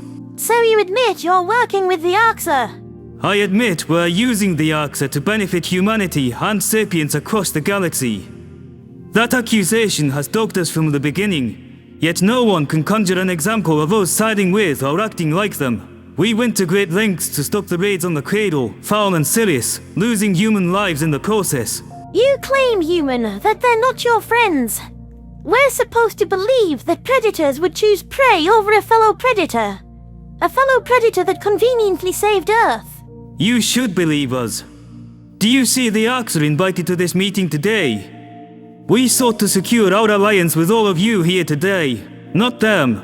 While some bargains we've made are unsavory, even causing us discomfort, don't fault us for doing whatever we must to win this war. I want everyone here to survive and remain free. While Arxa infighting was known throughout the galaxy, I was the sole leader in this room aware of Isif's empathy test. It wasn't something that the chief hunter cared to advertise, so he wouldn't have appreciated me publicising it. Our shared goals for a better future were the reason I cooperated with him. Had other parties known the extent of our interactions, they might vote to hurl me out of the nearest airlock. I understand your point, though even talking to them is most unsettling. Koji still eyed the predator with disdain, but submitted to his confident words. I think I speak for everyone in this room in saying we'd never work with the filthy grey. We'll be watching this. Secretary General Zhao nodded. Very well. Is that the only concern in the room? You have the Farsul imprisoned on their own world, isn't that right? Crocodile separatist Noela squawked. Yes, it was an option that took the Farsul out of play and allows us to decide what to do with them after the war ends. We can't afford to occupy them or to do nothing and let them rejoin the war. Besides, there must be consequences. They've perpetrated too much evil as a civilization. I agree wholeheartedly. Why did you let them live? Clear the debris and bomb them. The Farsul deserve to die for what they've done. Calls of assent rippled across the room. If I wasn't afraid of upsetting peace-loving Noah, I might have signaled my own desire for righteous vengeance. These were people who couldn't abide by any civilization not being under their control, and who ripped children away from their mothers on Skalgar. Why did the Farsul deserve a future, after reshaping every species and allowing other worlds like the Thafkis to fall? Had the predators decided to eradicate them, I might have felt a dark glimmer of satisfaction. Well, I say we save the serious, lengthy discussions for tomorrow when the Pautons, presumably, show. I'll leave you with a final thought. My proposed name for this venture is the Sapient Coalition. Mull that over. And without further ado, let's get the festivities started. A cheer went up from the more human-friendly guests as the predators switched the music to a more lively overture. Drinks rolled in on carts, which earned that rapturous reaction from the visitors who were less than fond of the binocular-eyed sapiens. Koji, Crocodile separatist Noela, and Gajid Minister Kiri beelined for the liquor, while other guests approached at a normal pace. Glim was also scurrying toward the stronger booze, though trying not to attract attention. I wondered if it was a good idea for the rescue to be drinking. I brushed up against Noah, feigning a look of innocence. Do you think you can beat me in a drinking contest, dear? You're evil. He placed his hands on his hips and stifled a laugh. I'm kind of a lightweight, so I don't think so. I never understood what's so bad about that anyways. I get the same effect out of less booze. Isn't that a win? Well, humans are all lightweights to me, so I won't judge you any more than the rest of your kind. Come on, let's browse the fun juice. This is a happy occasion for once. Lowering the inhibitions of a predator would have once come across as a suicidal idea, but I trusted that Noah had no latent bloodlust at this point. We retrieved a handful of drinks, getting into the social mood. The Terran ambassador downed a few shots of vodka, perhaps because of me. It seemed unusual to bring out a bar at a diplomatic summit, but I suspected it was to stifle guests' fearful inhibitions. With the leaders' hackles down, they might warm up to humans, or even enjoy themselves. We wandered to the floor, avoiding dancing or sitting at a table for the moment. Secretary General Zhao was showcasing a number of games from Earth, a few of which were children's games. Noah volunteered to demonstrate one called Pin the Tail on the Donkey, and try to rally the crowd as he swaggered forward. Second-hand embarrassment made my skin feel hot, watching him struggle to remove his visor. The UN leader shook his head before procuring a cloth strip and wrapping it over the ambassador's eyes. Sarah waltzed in by my side. The Paulton delegation has arrived, Tava. They had the longest voyage of anyone here, but that accounts for everyone on the guest list. Excellent. Stick around for a moment. Noah has been drinking and is blindfolded. I'm sure you want to see this. The human ambassador was handed a tail to stick on an animal picture. It was apparent from his head posture that he couldn't see anything. Zhao placed his hands on Noah's shoulders, spinning him around 10 times. The astronaut staggered forward, lurching from side to side, and extended a searching arm in front of him. The crowd was uncertain how to react to a sightless, disoriented predator, but the braver spectators cheered him on. My quiet snickering turned to horror as Noah stumbled right before the donkey picture. His face smashed against the wall, and the mock tail fell from his grip. I rushed to his side before I could think, cradling the groaning predator's skull in my paws. The astronaut pushed the blindfold off his eyes and offered a reassuring smile. Crimson blood was dripping from his nose, sending a jolt of pain through my heart. This put a damper in an otherwise jovial moment. All the security Zhao has here, and nobody's arresting the 2D donkey. It clearly assaulted me. Noah quipped.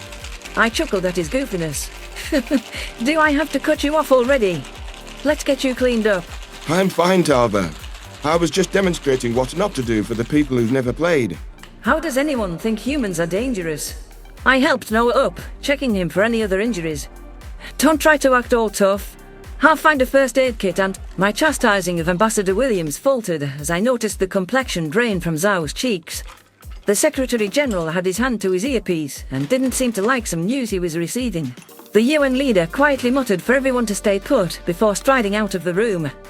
I shared a glance with Noah and Sarah. An unspoken understanding was reached between us. The three of us tailed the Chinese national, followed shortly after by the majority of the delegates. This feels like what happened at Earth's memorial ceremony all over again.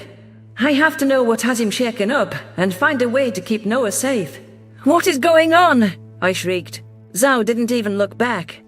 Stay where you are, Taba. There's an unknown ship that followed the Pautans from the handoff site without being seen. What? Is it the Kolshians? Noah's injury was forgotten, and he quickened his pace to catch the Secretary General. All of the delegates are in one place. Most of our key personnel are here. I thought this location was secure. I don't know who it is, but I know it's not a Shadow Fleet ship. More on that in a moment. Our audio recognition tells us it was a DOSA voice transmitting a message to us, requesting permission to land. The DOSA delegation is already here, Ambassador, and the shuttle itself is a Crocodile ship that went missing years ago. We jammed its weapon systems, forced it to land in a sealed bay, and ordered the passengers to disembark. There's only 2 life signatures. But you let unscheduled visitors land, I hissed. And I'm sorry. How did they avoid sensor detection?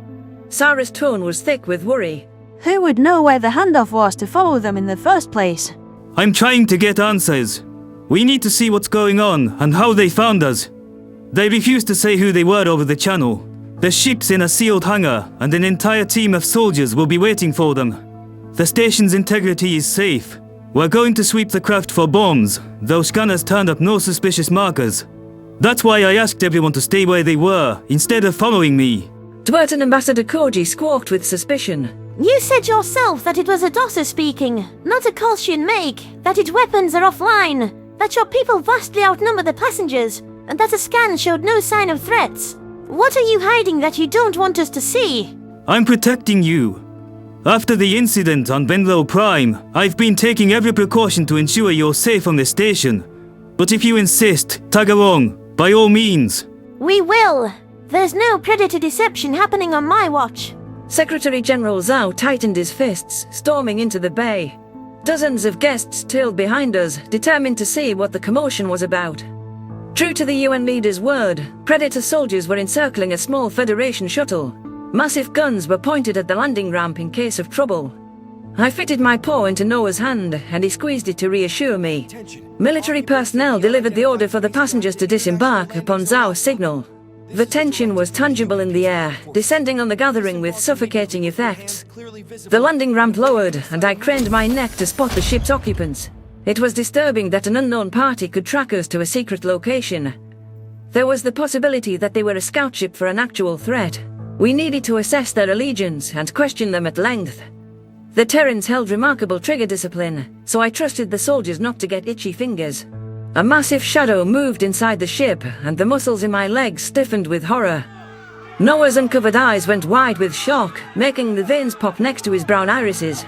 The Terran soldiers grew more aggressive with their shouts, now ordering the passenger to stay where they were. Gasps and screams rippled through the Federation crowd, who shuffled backward. If someone didn't reassure them, this could turn into a stampede. The figure, cloaked in darkness, was unmistakably an Arxer silhouette. I thought about Zhao's response to Dwerton accusations, shooting down the notion of working with the Greys. Had the humans invited them here? Either way, the galaxy's other predators had infiltrated our secret meeting, and that didn't bode well for the Sapient Coalition's diplomatic prospects. Memory transcription subject: Governor Tava of the Venlil Republic. Date: Standardized Human Time, February 5th, 2137. Secretary General Zhao leapt into action, declaring that human security had the situation under control. My fur bristled from fear before I noticed that the Terran leader seemed more concerned about our guests' reactions than the Ark's intrusion. A carnivorous predator remained on the landing ramp, and I swore I spotted a Adastra using its forehead as a seat. The beast's maw hung open, leaving me to spot a signature chipped tooth. Isif, what is he doing here? This was not a planned visit. Zhao backed. I guarantee my men can keep you safe. I also swear to give a full explanation and accounting for our security lapse. We have nothing to hide from anyone. Please, I ask a few minutes to sort this out. Ambassador Koji was flapping her wings with irritation. I knew you were partnering with the Arksa and deceiving us. They were not invited. You can interrogate me to your heart's content, but I ask you to merely allow me to present the facts and ensure your safety. This is the UN-friendly commander I mentioned earlier that went to Malu. I spelled out the truth in exact detail. You each came all the way here, so please give me a proper chance to detail the facts. Now, excuse me 1 second. I was the only one who dared to creep forward, getting myself into eavesdropping range as Zhao approached Isif. Other diplomats seemed terrified for the Secretary-General approaching a carnivore, whereas Koji and the Dwert and Shield representatives looked as though they'd finally caught humans in the act of conspiring against prey. The Adastra perched on the Grey's head was the object of my curiosity. Who was she, and why was she so serene in the presence of a sharp-fanged predator? What the fuck are you doing here? Zhao hissed, echoing my concerns. Are you trying to cripple the United Nations' reputation? Also, if Betterment gets wind of you showing up here, we could be dragged into hostilities we can't afford. The Adastra glowered at the human, speaking in Isif's stead. We'd like to work together as allies, so your people need to stand against Betterment, not just the Kolshians. If we want peace, it's time for the Arksa to make amends. We want to talk to the delegates and explain how the rebellion opposes the Dominion. Is that so? You're out of your mind if you think these herbivores will even listen to the idea of working with you, Isif. I do not think that it will work, but I have been persuaded to try. Isif growled. I am not so foolish as to think I could join your union. Would it be so wrong for me to say a few words and open some channels? I cannot fight the Dominion alone, and I do not wish for this war to persist between us and the Leaflickers. It's going to be a nightmare to clean up this mess without allowing you to speak. Getting them to join up with us was going to require nothing short of diplomatic perfection. Now they're watching me chat with an Arksa. If I don't get rid of you soon, guests will start walking out of the summit. Please, Secretary-General Zhao. They have already seen me, yes? I wish to say a few words, as Noah did on Arthur. It cannot make things worse. The human leader stood seething for several seconds and locked eyes with me. I hesitated before signaling my approval with my prosthetic tail. Zhao shook his head at the ground, failing to conceal that he was visibly upset. The United Nations had put a lot of stock into this summit, and now it would be spent justifying why Earth was colluding with the Arksa. After taking a moment to collect himself, the Primate turned to address the diplomats. I don't believe I'm even passing this on to you, but the Arksa wishes to say a few words. I can attest that we'd make sure he doesn't set a foot wrong. We will not let him stay at the summit long, but you may wish to hear what he intended to say. Perhaps, if only, to pass judgment on us. I wish to give you all the facts and all the angles. Zhao said. Gajid Minister Kiri looked outraged. Isn't that the monster that destroyed the cradle? The one who kept us as food. Zerillian Prime Minister Braylon chimed in. Noela, the Crocodile separatist, squawked with fury. You should gun that mass murderer down on the spot! Isif stared at the floor as the crowd moved from a fearful state to jeers and calls for execution. It was obvious that Zhao was unwilling to shoot Isif, even if it would calm the mob. However, any attempts by the humans to defend the Arksa were going to collapse the summit. I'd told that grey outright after his empathy test that I could never forgive him. That hadn't changed, and collaboration between his faction and the Venlil would stay pragmatic rather than friendly. However, the only way to save this gathering was for me to speak up in the Terran's stead.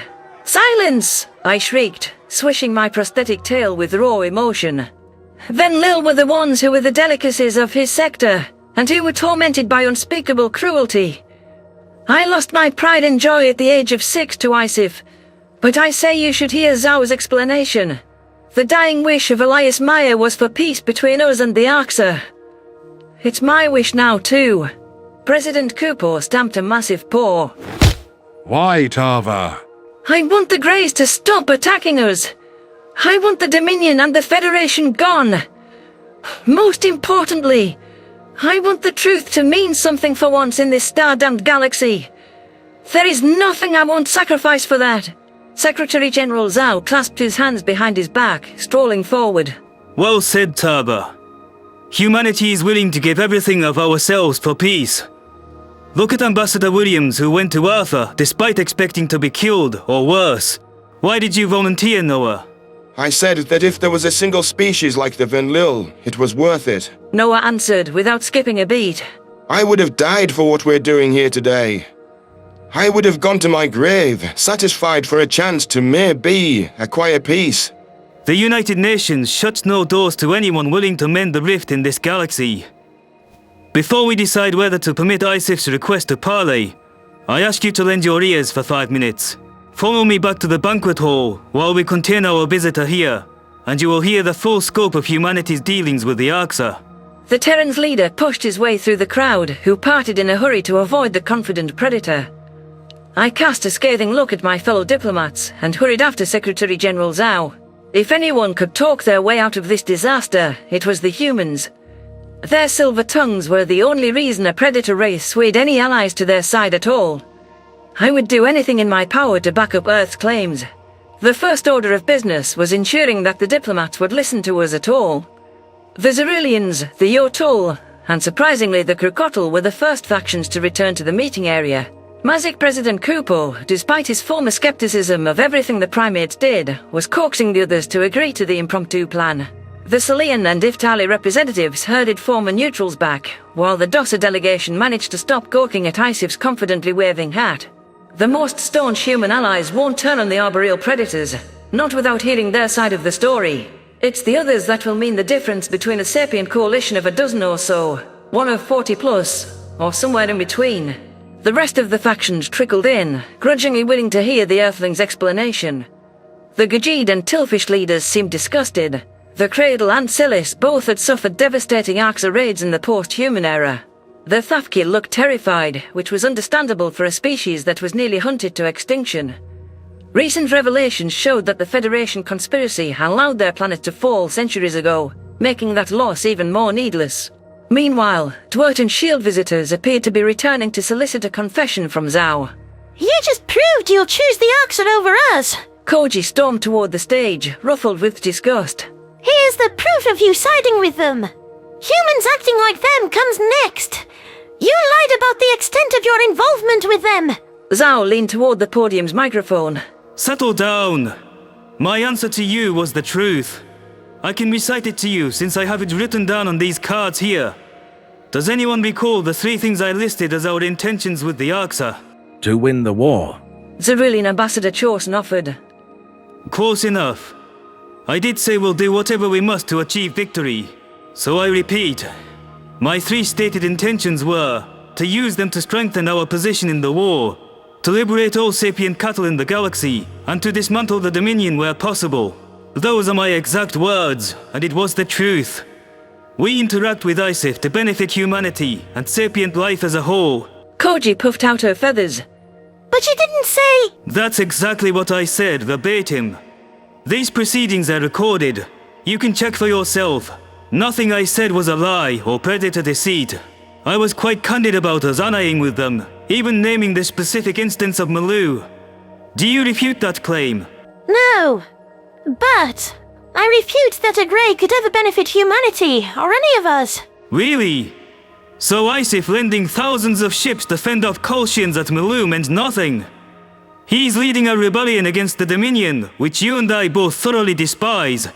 That weakens the Arxa. The Battle of Silis ended bloodlessly because he intervened.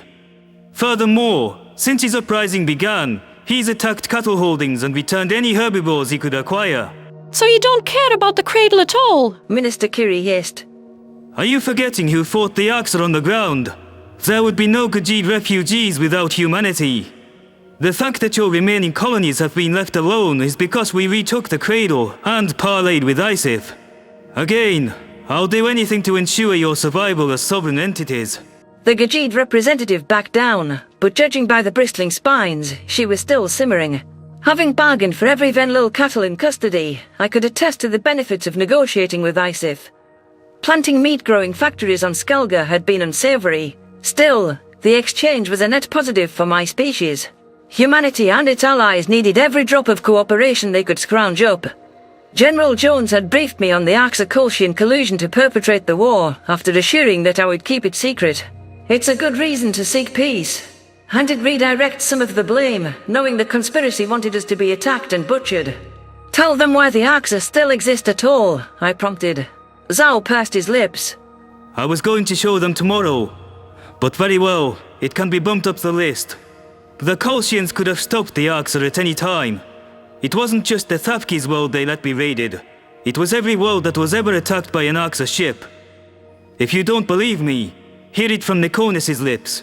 The Secretary-General hastily played the video clip, intercepted from private communications when Chief Nikonis had called prophet-descendant Giznel over Arxa interference in the Battle of Milu. Gasps sounded across the hall, seeing the two rival powers conversing with each other. Diplomats' shocked expressions intensified as they processed what the two heads of state were saying. Betterment's leader griped that Isif was promoting peace and satiety with his rebellion. Nikonis' reply was somehow more damning. We need one predator around, and the last thing I want is a fucking Arxa asking for peace. It makes you look good. The Kolshian had spat the words with disgust. I know, it's sickening.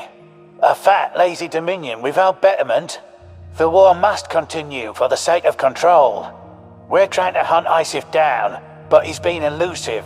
Giznel responded. The tape finished playing, culminating in Nikonis' assurances that Betterment could continue their raids. The diplomats seemed appalled, hearing the Kolshians endorse the Arxa's barbaric cattle practices. Despite this knowledge not being new to me, it was an infuriating reminder of how the conspiracy wanted Venlil to be weak and afraid. My daughter's death was part of their moral imperative to fix the galaxy. What a joke. Isif seeking peace was a threat to our enemies. That's why humanity works with him. Zhao planted both hands on the podium, and I could sense his binocular eyes surveying the audience. Whatever the Farsul, the Kolshians and the Dominion don't want, we do. They don't care how many lives are lost. They want to keep us all in this terrible loop so they can retain their power. Nothing changes the fact that those Greys are people-eating monsters. The Thafki ambassador objected. It doesn't change everything Isif has done. You're right. But the Arxa weren't always like this. Just like all of you weren't always what they made you to be. If Isif's movement keeps Nikonis and Giznel up at night, that's a damn good reason to keep it going. How do you think the Kolshians will feel, just seeing a peace-seeking carnivore address you? I imagined Chief Nikonis would have a conniption if we allowed Isif to present a statement to the delegation. My fantasy of the look on his face made me giggle under my breath, earning a strange look from Noah. Learning the atrocities inflicted on Skalga's inhabitants by the conspiracy had turned me spiteful. The Federation's founders deserved to pay for their crimes and have the crumbling of their ideology shoved in their faces. The unanimous opposition to Isif's presence has dried up in a hurry. Sentiments seem more mixed now, though people like Koji and the Thafki aren't mollified. I express my utmost gratitude for each of you listening to humanity's side of the story. Your consideration is all that I asked. Let's take a vote. Who would permit the Arxa to speak his piece? Zhao asked. To my surprise, Noela's ring shot up before my own paw raised. The Crocodile must truly detest the Kolshians for what they did to Nishtal all those years ago. The Fissens seemed to weigh whether Isif's speech could have economic benefits. However, when the Nivok ambassador raised a paw, the Fissens matched their rival's vote. Gajid Minister Kiri surveyed the current tally before hesitantly throwing her paw into the air. Among other assenting voters were Tilfish Governor Burla, the Zerulian and Jotul camps, the Tardy Palton Party, the Quiet Takans, and the Salian Iftali delegates. There were some predictable parties among the naysayers. The Thafki for obvious reasons, and anyone affiliated with the predator-hating Dwerton Shield. Mazik President Kupo was the most surprising voter against the humans' plea. Koa's leader pledged full-throated support to the Terrans, but he rejected the idea of hearing from an actual monster. There was only so far he was willing to compromise his values. The split was visible through a survey of the audience, with there being a clear edge to those in favour of hearing Isif's speech. I released a breath I didn't know I'd been holding in. Per my quick estimate, about 2/3 of the audience cast a yes vote to Zhao's query. The Secretary-General blinked with pleasant surprise before announcing that he would fetch Isif. Those who'd voted against this proposition looked extremely discontented. Koji was staring at her peers with a betrayed expression. Fuck you, predators! The Dwerten stormed up to Ambassador Noah, who was nursing his bleeding nose. You say you want peace, you want rights, then you bring the very monsters that steal both of those things here under false pretenses. How many aliens have you gotten killed dragging them into your war? The Terran astronaut flinched, and I could tell that Koji struck a nerve with the war casualties remark. It was clear he was also frightened that the avian would attack him and make a scene. I moved in front of my human, resisting his attempts to pull me back.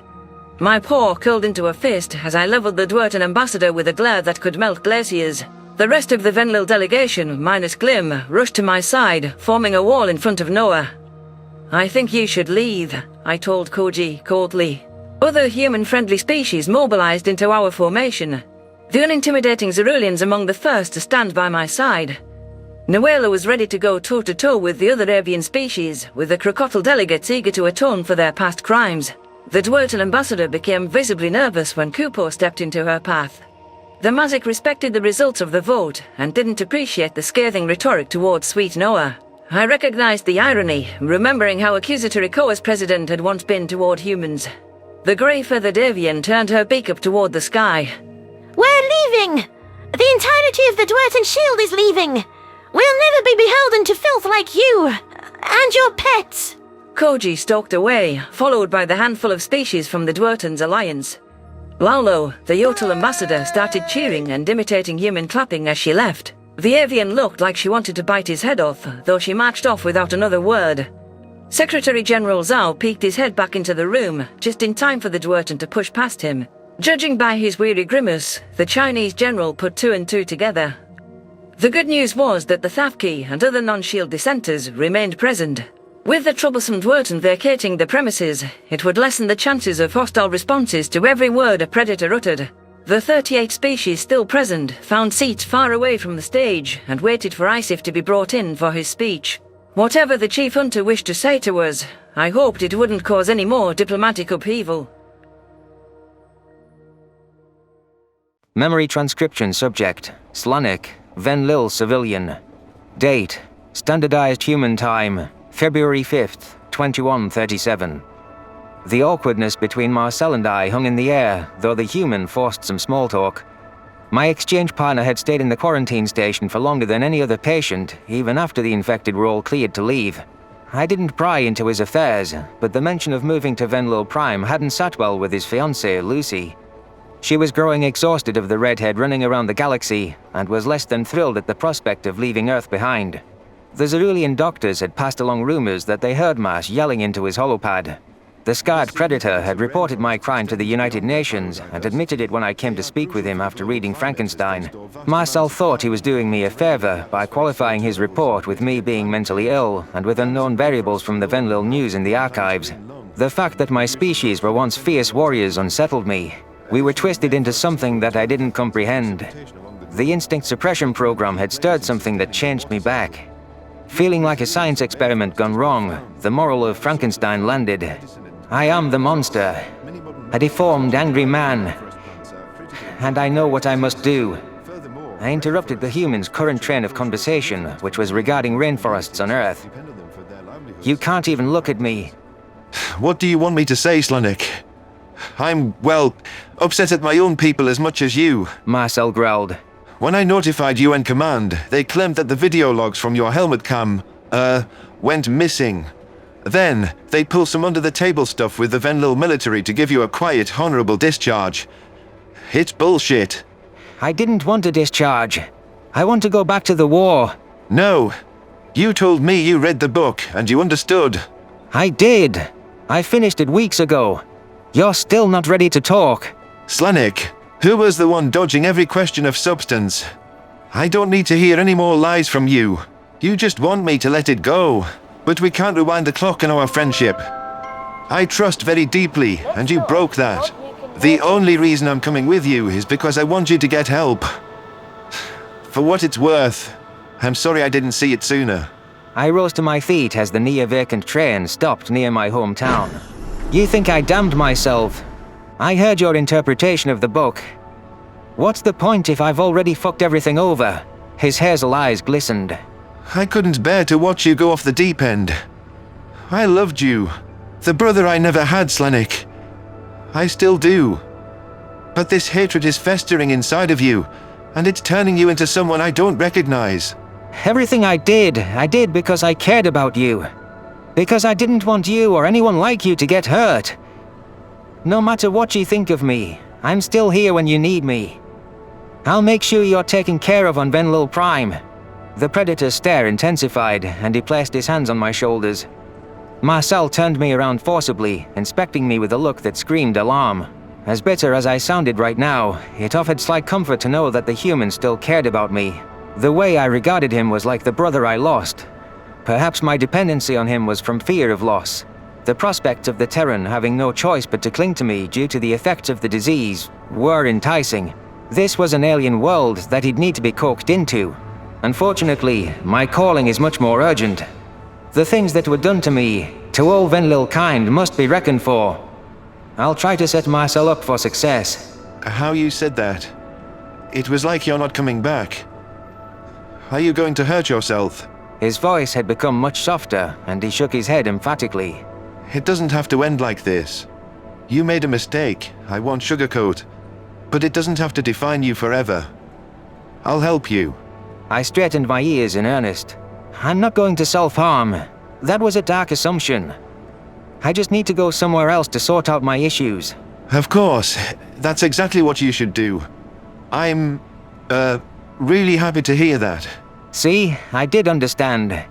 I'm a monster, and I need to do something about the things that made me one. The Colchians, the Farsul, the history being burned from the ledger. I wouldn't put it like that, but yeah. Marcel declared with a bit too much enthusiasm. It takes a brave person to seek help. You got this, buddy. Breaking away from the human, I led him down the sidewalk toward my childhood home. The cerulean row house with crumbling paint had character and eccentricity, as my mother put it. The last thing I wanted was to speak to my parents, knowing that they would be ashamed of the predatory creature their child had become. However, Marcel needed a place to stay, and I couldn't take care of my business until I knew he'd be looked after. My plea to the universe was that my folks weren't anti-Terran bigots. Swallowing my hesitation, I ordered Marcel to wait at the bottom of the stairs. During my deployment on Silis, that had been when I recognized the onset of what any normal Venlil would call predator disease. Onzo cautioned me never to repeat that phrase again, but it would be tough to hide how much I changed. The Yotol had been correct about us being fired up before the Federation got us. Stealing my swirling nerves, my claws tapped the buzzer. As seconds passed waiting, flight impulses tugged at my mind for the first time in a while. The door creaked open before the elderly female Venlil behind it spotted us. Her transition to throw her arms around me was near instantaneous. I stood in numb silence as my mother sobbed into my shoulder. She stepped back at last, cupping my chin with pure joy. The guilt threatened to consume me, especially as a hint of fury tugged at her ears. I noticed her pupils dart briefly to Marcel, though she ignored him. Slanek! You haven't contacted us in months! She hissed. We had no way of knowing if you were dead. And we saw you on the news with him. The government told us you moved to Earth during the raid. And then we only found out you were alive by hearing you shipped off to Silis. I flicked my ears. I'm sorry. There's some things I didn't want you to know. Do you have any idea what you put us through by deciding what we should know? Come here, human. Marcel shifted on his feet. Are you sure, Miss... shit. You guys don't have last names. I don't want to call you Miss Slanek. Call me Genzi. I obviously know who you are, Marcel Fraser. Thank you for bringing my son home. Sure thing. It was harrowing out there, Genzi. We've been through a lot together. But we don't need to talk about that, I interjected. You're more calm around Marcel than I expected. I play mahjong with my human co-workers a few times a season. They have such wonderful gossip. My mother gestured toward the hallway. Please come in, both of you. Your father is grabbing groceries, but he'll be back. I pinned my ears back with discomfort as Gen Z dragged me inside. The human removed his shoes at the doorstep, not wanting to track dirt inside, I presumed. Marcel hadn't been happy when I got mud on his couch back on Earth. How I wished I could rewind the clock to those days. This wasn't where I belonged anymore, and I needed to make a quick exit before my mother realized her son was an unlovable monster. You want Gen Z to remember you as the thoughtful, well-mannered young man you once were. Not as this thing. Listen, I'm not going to be staying long, I hissed. Gen Z issued an adamant no tail signal. Nonsense! I'm going to fix you boys a nice lunch, and you're going to tell me everything you've been up to. I don't want to. I can't. Mars, can I have a minute to talk to her? Alone. The human nodded and turned an inquisitive gaze on my mother. She pointed with her tail toward the living room at the far end of the hallway. I watched as the Terran faded from earshot, grateful for the knowledge that their hearing was subpar. What I was about to impart to my mother wasn't something I wanted Marcel to be aware of. It had crossed my mind to leave him a note, but that might induce him to interfere with my plans. Hurt flashed in Gen Z's eyes. How can you leave so soon after being gone for so long? Do we not matter to you at all, Slanek? Look, I don't think I'm coming back, Mom. Don't ask why. There's things I have to do. I'm here for Marcel's sake because the Kulsians cured him, and he has nowhere to go. Please, if you still love me, take him in and care for him. That's my only wish. I have nothing against your friend, but asking me to let him move in with no set time frame is a big ask. I don't know him, and he's not my son. You are. Pretend Marcel is your son. He'll be a better son than I ever was. Please, I beg you. Nothing is more important to me than knowing he's safe. We'll help him get back on his feet, at least for a little while. Why don't you just stay a little longer, Slanek? You can't run off saying I'll never see you again. Tell me what's going on with you. It's not important. Whatever happens next, it wasn't your fault. I ducked back out the front door, shaking off her efforts to tug me back inside. I'm sorry, Mom. I really am. Tell him I'm sorry too. Without any further hesitation, I found myself sprinting as far away from home as my crooked legs would carry me. Memories of playing with my brother kindled my own tears, and the sobbing turned hysterical as I reminisced on my adventures with Marcel. The human believed I was getting help, but I knew it was too late for anything to be done. He hadn't wanted me to stay, given his claim that our friendship couldn't be restored to its former state. Gen Z would ensure that he adjusted to Venlil Prime and didn't end up destitute on the streets. It's okay, Slanek. You were always a liability to him. He's better off without you. They all are. My lungs burned, forcing me to slow from my breakneck run. The merciless sun beat down overhead, its reddish glow permeating my bushy fur like it was punishing me. I forced myself to keep moving. I couldn't afford to miss the train and allow Marcel or Gen Z to chase after me. No matter what happened next, I hoped neither thought it was their fault. There was nothing that could make me regret my time in the exchange program and meeting my gentle vegetarian predator. I shimmied inside a train car just as the doors were closing and collapsed on a bench with a heavy sigh. The knapsack on my back had felt light until now, since it contained only meager belongings. I slid it onto the floor in front of me, allowing myself a short break from hauling it around. An automated voice declared that we were heading to Oriel, a farming village. I hadn't checked where the transit was headed before hopping on. I could keep riding until it reached a large city, one where I could find a spaceport. It gave me time to iron out my plans. Goodbye, Marcel. I won't disappoint you anymore, I whispered, bowing my head in mourning. My paws retrieved the Frankenstein book he'd given me. I understood the exact parallel that was being drawn by the story. It was laughable that I'd thought that it was an allegory for humans being the unnatural monsters when the novel first inspired me to pity them.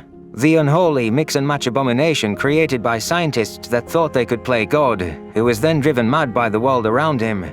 It was me. It was always me. Marcel implied as much when he implored me to find the text's lessons. What I needed to do to fulfill my destiny was spelled out in the crisp pages. There was only one way to extol the rage surging in my heart at a deserved party, just as I had done with that arrogant Kulsian scientist. The execution had felt righteous and satisfying, a welcome release until Marcel returned. If I was embracing my role as the monster, That meant I must kill my creator after they lost everything they loved. With Nicornus's empire crumbling due to Terran interference, I was content to skip the first step and go for the jugular. Nicornus, and by extension the rest of his Colchian underlings, had done this to me. They were the reason for all of my suffering and deformities. The Commonwealth Chief must fall by my claw if I were to feel better. Nobody else should suffer as the Venlil had.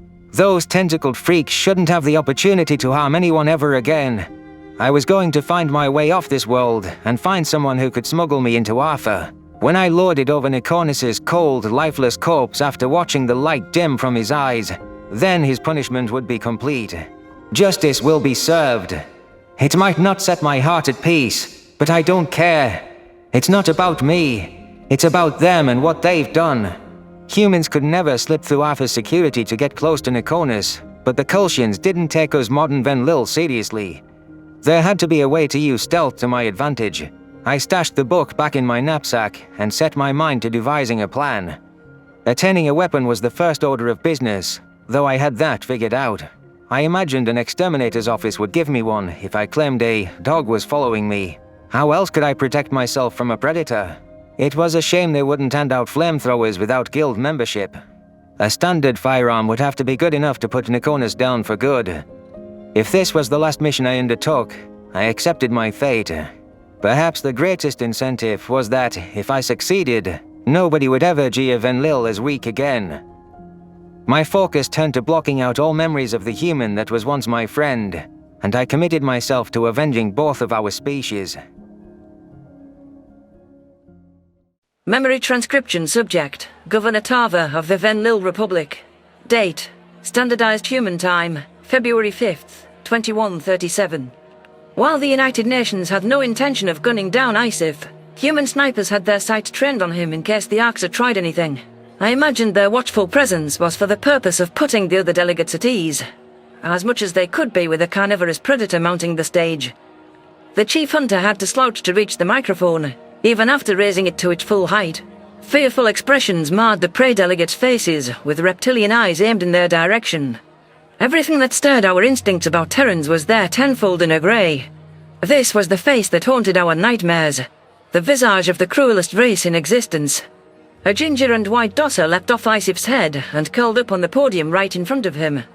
The delegation from Baloo's refugees hissed for the rodent to be removed, trying to signal her to come to them. The tiny herbivore who'd appeared alongside the Arxa showed no interest, yawning to express boredom. Many humans looked befuddled by her nonchalance, except for Zhao, who seemed to have encountered this dosser before. Scifi flared his nostrils, and a handful of delegates fainted. The Thafki ambassador was out like a light, while Gajid Minister Kiri swooned and folded like a lawn chair. Primates rushed over to try to rouse the downed diplomats, and I turned to survey Noah's expression. The Terran ambassador had taken on an exterior of alarm, as though something awful occurred to him. His unmasked eyes raced across the room, scanning every Venlil. The glint in his brown irises was of personal concern. I gasped with my own worry when the pieces clicked in my brain. Ambassador Williams was looking for Glim, and his pupil settled on a tail sticking out from under a dresser. Oh no, Noah murmured. Seeing an Arxa must be traumatic for Glim. They tortured and penned him for years. He watched them eat other Venlil in front of him daily. The human pushed his way through the crowd, who were preoccupied with the most threatening predator in the room. Glim was catatonic under the dresser, shaking like a leaf. He was gasping out the words, "not cattle," before diverting to repeating the numbers on his brand. The Venlil rescue promptly vomited all over the floor, and Noah dragged him out to prevent him from choking. The astronaut shared a glance with me, before rushing the former cattle Venlil from the room in his arms. The terror in Glim's eyes seemed to pierce right through me. How long had he been under there? Since he heard us discussing whether to allow Scifi to speak. The chief hunter either didn't notice or didn't comment on Glim's departure as he cleared his throat with a thunderous growl. More of the delegates cowered, and unlike the human's apologetic demeanor, the Arxa seemed irked. He hissed something into the dosser's ear.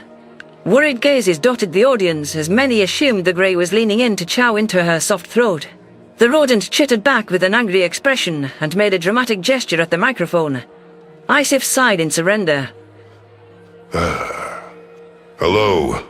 I do not expect to be granted access to your meetings or to join your association. I merely recognize the pragmatic concern that we have a common enemy, and per the information provided by human intelligence services, Betterment and the Federation are two sides of the same knife. While I cannot offer any recompense for the ills you have suffered, know it will end with me and my rebellion. After everything you've done, you want us to work with you. Noela, the Crocodile representative, challenged. There are Crocodile here. Humans are so soft, and their willingness to speak with you, after what you did to Earth, reflects the shortcomings of their empathy. You are the face of the extermination fleet, and I do not wish to speak or work with you. Oh, so if you challenge your government after leading atrocities your whole life, you're fine. The Crocodile were used and thrown away without knowing we were omnivores. If I had that information when voting on Earth's fate, things would have been different. Grey. If I had an alternative that did not get me killed, things would have been different. You had a choice, the ability to speak up without losing your head, and you didn't. Why? I don't owe you any explanation, you abominable monstrosity. I didn't vote for you to get your nasty eyes on the best pickings. Oh, sorry. I mean, speak to us. We'd never fight alongside someone as unscrupulous and repulsive as you. Silence! Secretary General Zhao bellowed. I expect all guests of the Sapient Coalition to behave with the decorum and rationality befitting professional diplomats. We are the Federation. We don't conduct debates and decide issues by lobbing insults, no matter our personal feelings. If Noah were here rather than tending to Glim, he would have remarked on how difficult it had been to get a word in edgewise, with the constant interruptions during his half-a-speech. The jeers rang in my ears as fresh as yesterday. Kupo had led the heckling, casting skepticism on the notion of arboreal eyes and suggesting humanity would turn on us. The Mazik was much more partial to Noah now than in those days and hadn't hesitated to shield him from Koji. However, the large mammal had voted against allowing Isif to speak. I imagined he was having difficulty holding his tongue. Humanity should be appreciative of Kupo's attempts to be respectful of the forum, knowing that his true thoughts likely aligned with Noela's rhetoric. This debate could turn heated in a hurry, and I wasn't sure I trusted an Axa to rein in his temper. The Terrans couldn't let this powder keg erupt into flames. Your tall Ambassador Laulo curled his lip in defiance. What is it you want, Axa? I seek to ally where beneficial to weaken our enemies, and I am willing to attack specific targets in exchange for resources. Primarily, I seek a non-aggression pact. This war should not continue in the event we both triumph over our adversaries, yes? This death cycle must cease. Isif retorted, flicking his tongue. So you'll what? Stop raiding us and eating us? Cerulean Prime Minister Braylon spoke up. I don't see how we could ever believe that you wouldn't relax our guard just to launch a sneak attack. Do you not recognize that you have the most shrewd, resourceful, relentless species on your side? A humanity with actual time to perfect their craft. It will be suicide to go up against them in a few years. Look how rapidly they advance, they learn, they innovate. Similar to your feelings, I have no guarantee that you wouldn't see my kind extinct as soon as we try to isolate ourselves. I know you think we do not deserve to exist. You don't! Nuela squawked. You're a bunch of bloodthirsty demons! The archives will show it was not always so cut and dry, bird.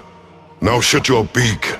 We cannot be friends, obviously, but I would hope many generations from now, our descendants might be civilized with each other. That each of our factions may regard the other's lives with some minimal value. Would that not be better than this cursed existence?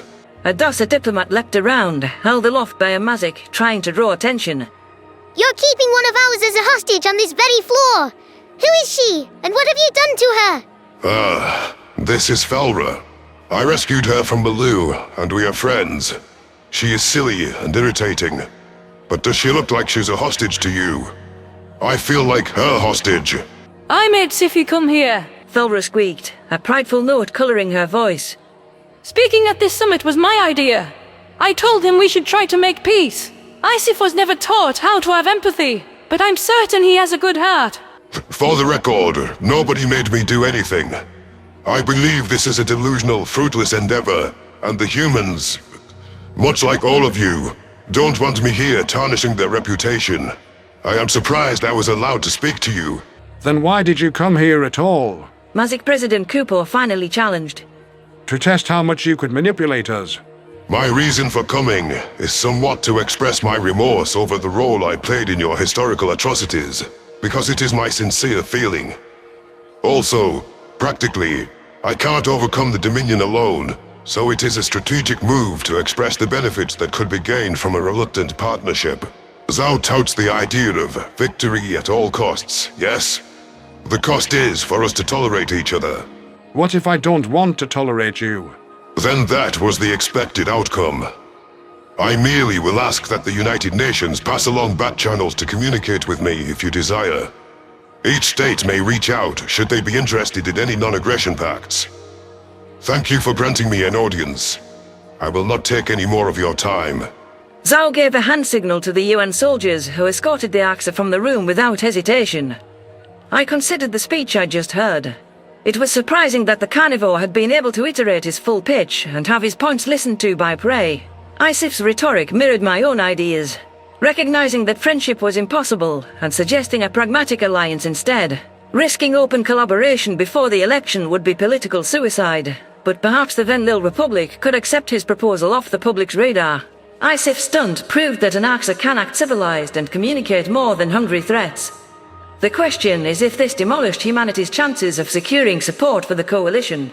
The majority of species had consented to the Axa's brief admittance and supported the Terrans in the face of mockery. Secretary General Zhao seemed keen to get the proceedings back on track.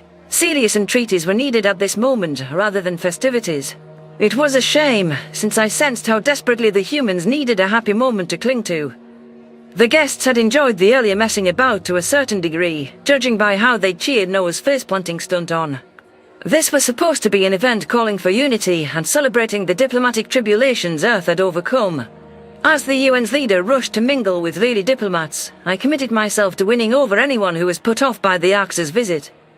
A part of me was darkly curious if others were considering his offer, though the cynical side of me doubted it. After how the peaceful Terrans were mistreated time and again, I had little faith in the collective to pass fair judgments. I padded up to Mazik President Cooper, bracing myself for damage control. I was impressed with how you handled yourself. The humans had a tough situation on their hands there. They need Isif militarily. You seem to understand that. Koa owes our continued existence to humanity. Though I vehemently disagree with treating that monster as a person, the UN still has my full support, Tava. Cooper replied. I see what you're trying to do, and it's not necessary. The Terrans simply can't believe that predators are evil because they are not evil. It's understandable. Not accurate, but roll with it. Perhaps there's another good predator race out there. Like Zhao said, sapiens choose what they are. Sure, but blood-drinking killers are a lot more likely to choose evil by default. There's a disconnect between that practice and good motives. Even the humans would agree, and that's why they bettered themselves through science. Their curiosity brings out the best in them. Well, I'm glad you noticed how humans adore science and find meaning in their surroundings, I dodged. Sarah would be happy to hear that her field is appreciated. Please excuse me. That was one name to check off the list of potential discontented parties. The slightly misguided Cooper support hadn't been jeopardized by our unwanted guest. I noticed a dejected Noela slinking into Zhao's circle with her indigo wings folded unhappily. The crocodile had her body turned away from the human. I wondered if she was afraid of him after he lobbied for the Axe's introduction. Scurrying off from my private conversation with the Mazik, I joined the Secretary General's circle to offer support. The crocodile of all species have no right to challenge humanity. I was surprised and perhaps a little displeased that they were invited here when Earth's gaping wounds are still fresh. I'm glad you're all right, Telekin. Zhao was saying to the Thafki diplomat, who looked groggy after fainting. I'd love to get back on track discussing a Thafki settlement under our protection. Somewhere you can restore your society without being targeted for attack as soon as you plant your roots. Telekin slumped his shoulders. Before you came along, there were 12,000 of us left because of the Axa. The Federation leaders made sure no one came to help us, but they didn't helm the raid. The Greys did the deed. Had I known the Axa was coming in advance, I never would have allowed it. Humanity understands how sensitive this is to you and your people. All I want is to help the Thafki flourish. You're important to us personally, Enough that we never gave up on calling you our friends. Please, in turn, don't give up on humanity because of this one hiccup. Everything with you ends with the representative dying, the Arks are showing up, or a planet getting attacked. You're right. We failed to keep people safe. This incursion was a lapse in our security, for which I am unspeakably sorry. We can do better. Humans aren't quitters. Your survival and your freedom are what we fight for, alongside our own. Nuela flapped her wings. Human, I know you may not want to speak to me. No, please. I brought you here as an olive branch, not to hold earth over your head. I don't wish to condemn your species. While few would agree with me, I think the fact that the Crocodile were the first victims changes our perspective. This is a fresh start for us all. Or it can be. I just wish to apologize for how I phrased my words to the filthy grey. Not that I regret that. Just...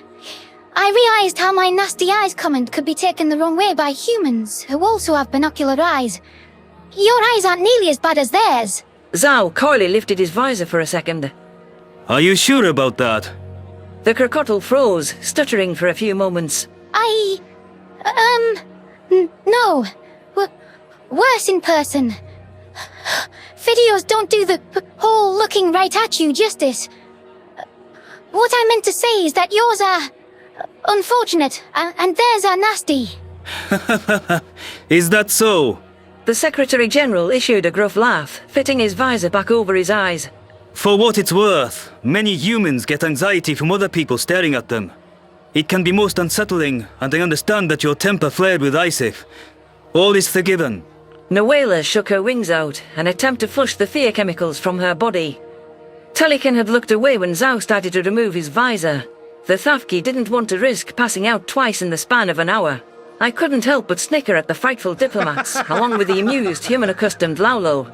The Yotul was having a full belly laugh, and I shared his view on the situational absurdity. Gazing into a human's eyes was intoxicating. A way of peering through a window to their soul. Especially when it was Noah's loving gaze. For anyone who knows the Terrans well, it's impossible to be scared of them. Seeing Laulo project that sentiment, I can tell the Yotul will be an easy vote to join the coalition. The positive outlook was that no parties outside the Dwerten Shield had walked out or become hostile to humans, which was a victory under the circumstances. The real test would be how many committed to join as a member state when the vote took place in a few days. Outlining any diplomatic technicalities, discussing a vision for a post-war future, and confirming signatures to the various treaties from would-be entrants were next on the agenda. For some planets, FTL comms would need to patch them into legislatures at home to vote on document ratifications. I was hopeful that humanity would succeed in its mission to found a better league of planets. No species had fought harder with unrequited kindness to gain friends among the stars. A binding agreement to cement that humans were not alone in their quest for peace would mean the world to me. Memory transcription subject, Governor Tava of the Venlil Republic. Date, Standardized Human Time, February 9th, 2137. The rest of the summit was uneventful, with standard diplomatic talks setting a mundane atmosphere that reminded me of any other bureaucratic affair. My speech railed against the actions of the archives, taken against herbivores for seeking self-determination. I appealed to the connections the Venlil held for centuries, and what the Federation was supposed to stand for. Exchange program guests followed me, talking about the connections they forged with predators. Braylon and Laulo spoke about why they helped Earth, testifying to humanity's innocence. Most of the speakers, however, were human. Ambassador Williams got a proper stint on stage with a heavily prepared statement rehashing what he'd said on Arthur in full detail. Secretary General Zhao handed the floor off to undersecretaries to detail various tenets of the Charter. Extradition, interstellar police, and travel policies were proposed, followed by opinions on which substances should be controlled. Currency exchanges, labor laws, and trade were discussed by another human official. The tricky issue was that of exterminators and the environment, after the next Terran floated the idea of conservation. While the notion of preserving predators had been scrubbed from their speech, other diplomats caught on to the underlying intent. The humans deflected back to monitoring ecosystem impacts and preventing threats to sustainability. Their immediate pivot to colonization procedures and settling territorial disputes through the Coalition Forum wasn't lost on me. It was brave of Zhao to subtly throw condemnation on the guild before any signatories have committed to his coalition. The humans truly hate exterminators and predator disease. Terrans didn't need to raise the issue of predator disease beyond Sarah Rosario claiming she would share research in the interest of cooperation and transparency. I had a sneaking suspicion that humans would use the Universal Declaration of Sapient Rights to lobby for the humane treatment of mentally ill individuals. Task was also kicked down the road to be decided by whoever chose to join the coalition. Overall, the Predators covered all their bases and managed not to garner too much outrage from coveted allies. The AXA visit and the anti-exterminator guests muddied the waters, so we'd have to see whether those occurrences would have negative impacts on the vote. Boo! Ambassador Williams wrapped his arms around me from behind and rested his chin on my shoulders. Oh, I didn't scare you a little. I wanted a little payback for all the times Van Lil approached from the side, forgetting we can't see you. You know what still scares me about you, Noah? How much I love you, I murmured. The human released his grip. Perhaps we feel the same. How deep is your love? So fearsome that it rocks the soul like a gust. You've said that before, haven't you? I might have been writing a poem for you for Valentine's. That day doesn't mean a thing to you, so I guess I can relay part of it now. It's not very good anyway. Go on. I need something to give me confidence. I'm the first on the voters' roster. For all I know, I'll be the only yes vote. Okay. Since I've met you, love is not just a word. It sinks deep within, unspoken and unheard. A passion that blows all concerns to dust. So fearsome that it rocks the soul like a gust. To rest certain that I am understood and secure, I'll cherish you forever to see that we'll endure. Well, Tava, I know it's corny and short, but maybe the thought... I chuckled. That was actually pretty good. I could hear the rhyme and flow before I caught the meaning. Who knew my science dork was a poet? It can be our secret. Right. I think they're about to call for the votes, so I can stop embarrassing myself. Good luck, Governor. I could sense Noah winking at me, even through his eye visor, just by the slight movement of his facial muscles. The Secretary-General had been delivering a formal thanks to the attendees, and I could see the nervousness in his stance. He summoned me as the first voter, symbolic of how we were humanity's original friends, and asked for the others to form a queue. Each diplomat obliged, and I waltzed past the various aliens. Their expressions were impermeable, granting no insight to their votes. I accepted the microphone from Zhao, who offered a few gracious claps. Hello. There has never been a species which I loved as much as my own. I love Terrans for their caring nature and their innocence. Despite all that has happened, humanity hasn't lost themselves. They never wavered in their commitment to peace, even as they were forced into a grim war they wanted no part in. I'm proud to announce that the Venlil Republic will join the Sapient Coalition alongside our wonderful friends. Zhao embraced me in a hug before I dismounted the stage with polite tail swishes to the audience. Noah gave me an encouraging nod as I returned. My stomach was a bundle of nerves. How many species would be willing to join the Predators Alliance? There was no guarantee leaders wouldn't get cold feet or dither over the UN's AXA ties. Ambassador Laulo was mounting the stage, which brought me relief. The Yotul rushed to the front of the queue. If anyone votes yes, it should be him. This could give humanity's cause some momentum. Laulo surveyed the audience. What humanity proposed for contacting other cultures is certainly better than the Federation's heavy-handed annihilation and the mockery that ensues. The Yotul were looked down upon and silenced, but the Predators never hesitated to stand up for us as equals.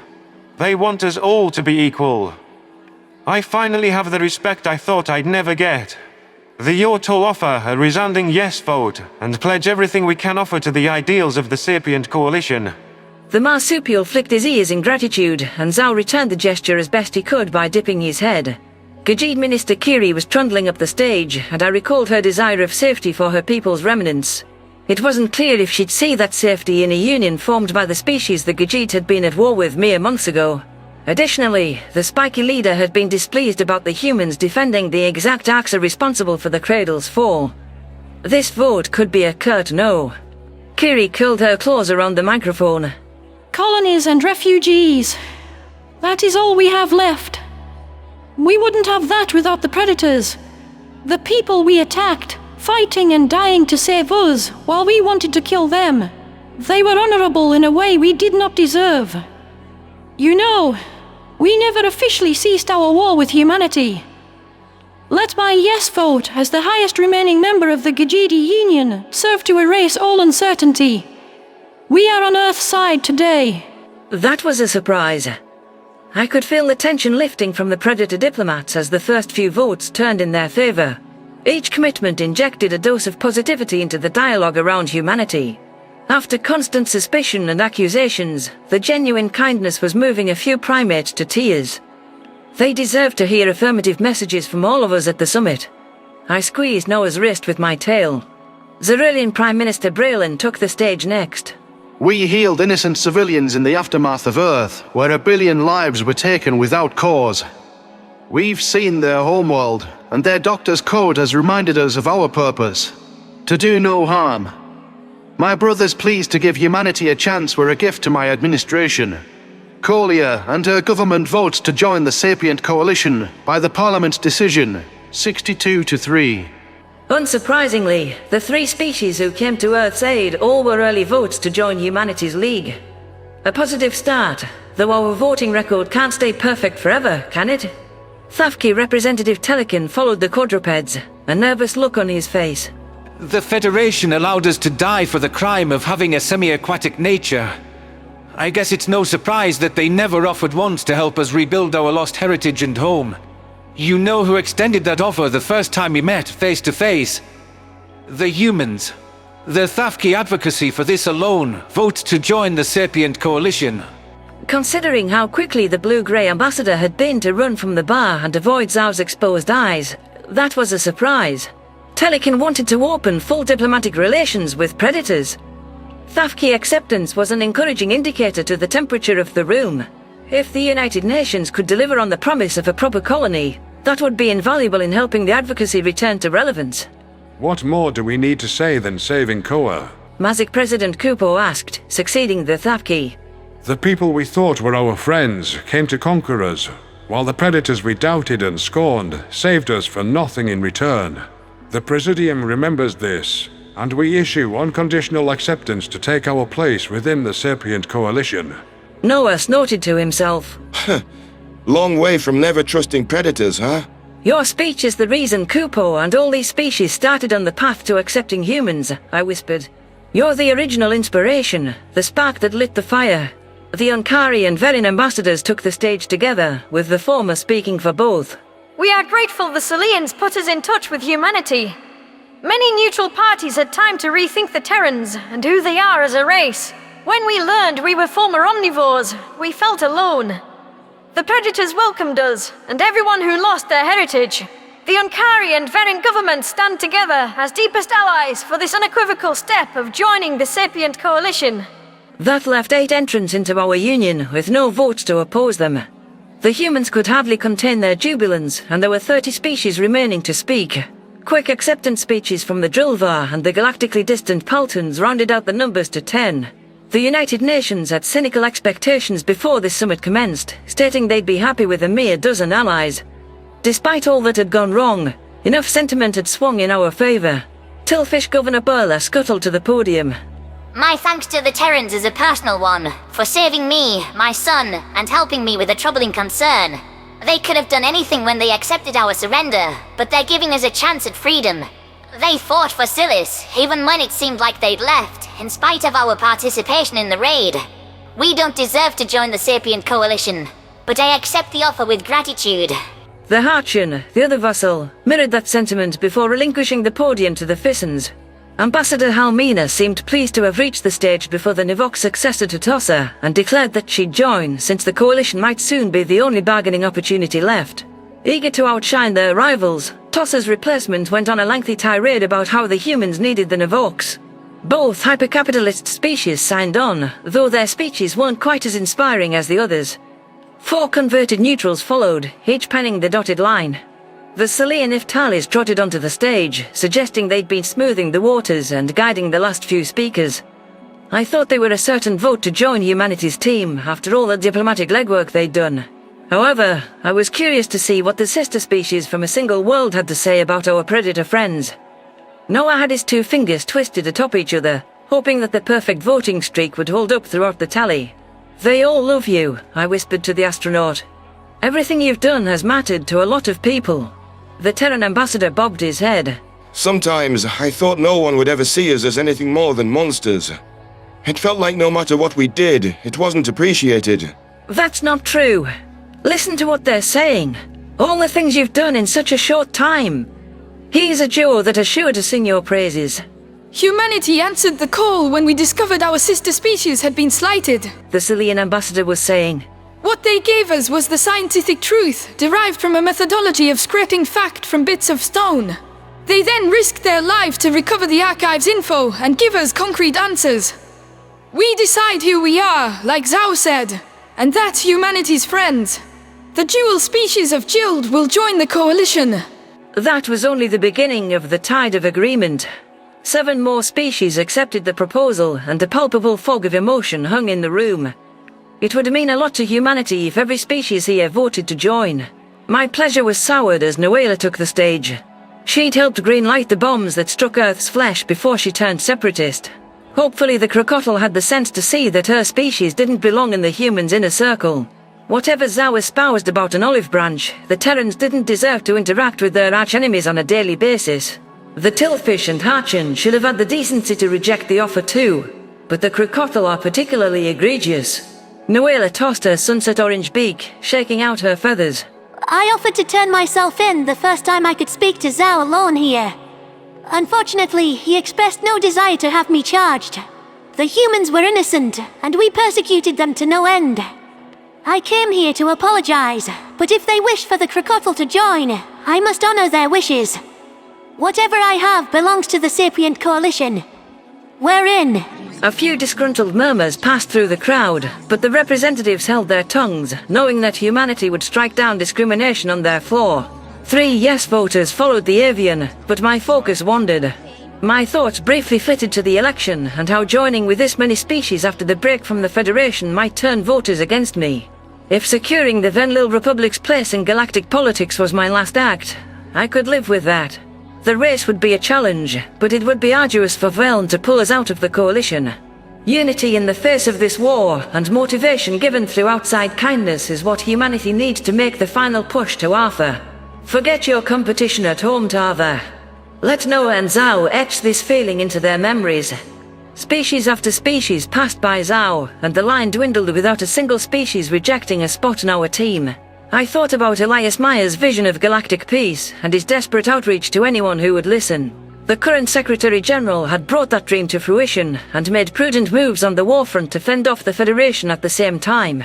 Despite my early doubts, Zhao had proved a worthy successor to lead Earth, and pursued harmony from his own angles. I could sense he was proud of pulling the summit off. So we're the last ones. All of you have chosen your side. The final species in the line was Allah, the Dosser ambassador who'd kept to the back to avoid being stepped on. Milu has been captured for months by a fleet larger than any we've seen. The humans have given everything they can to saving us, and they're the reason anyone, including myself, escaped. Being one of the larger species makes them intimidating, but I find they have larger hearts in turn. Their compassion is their greatest strength.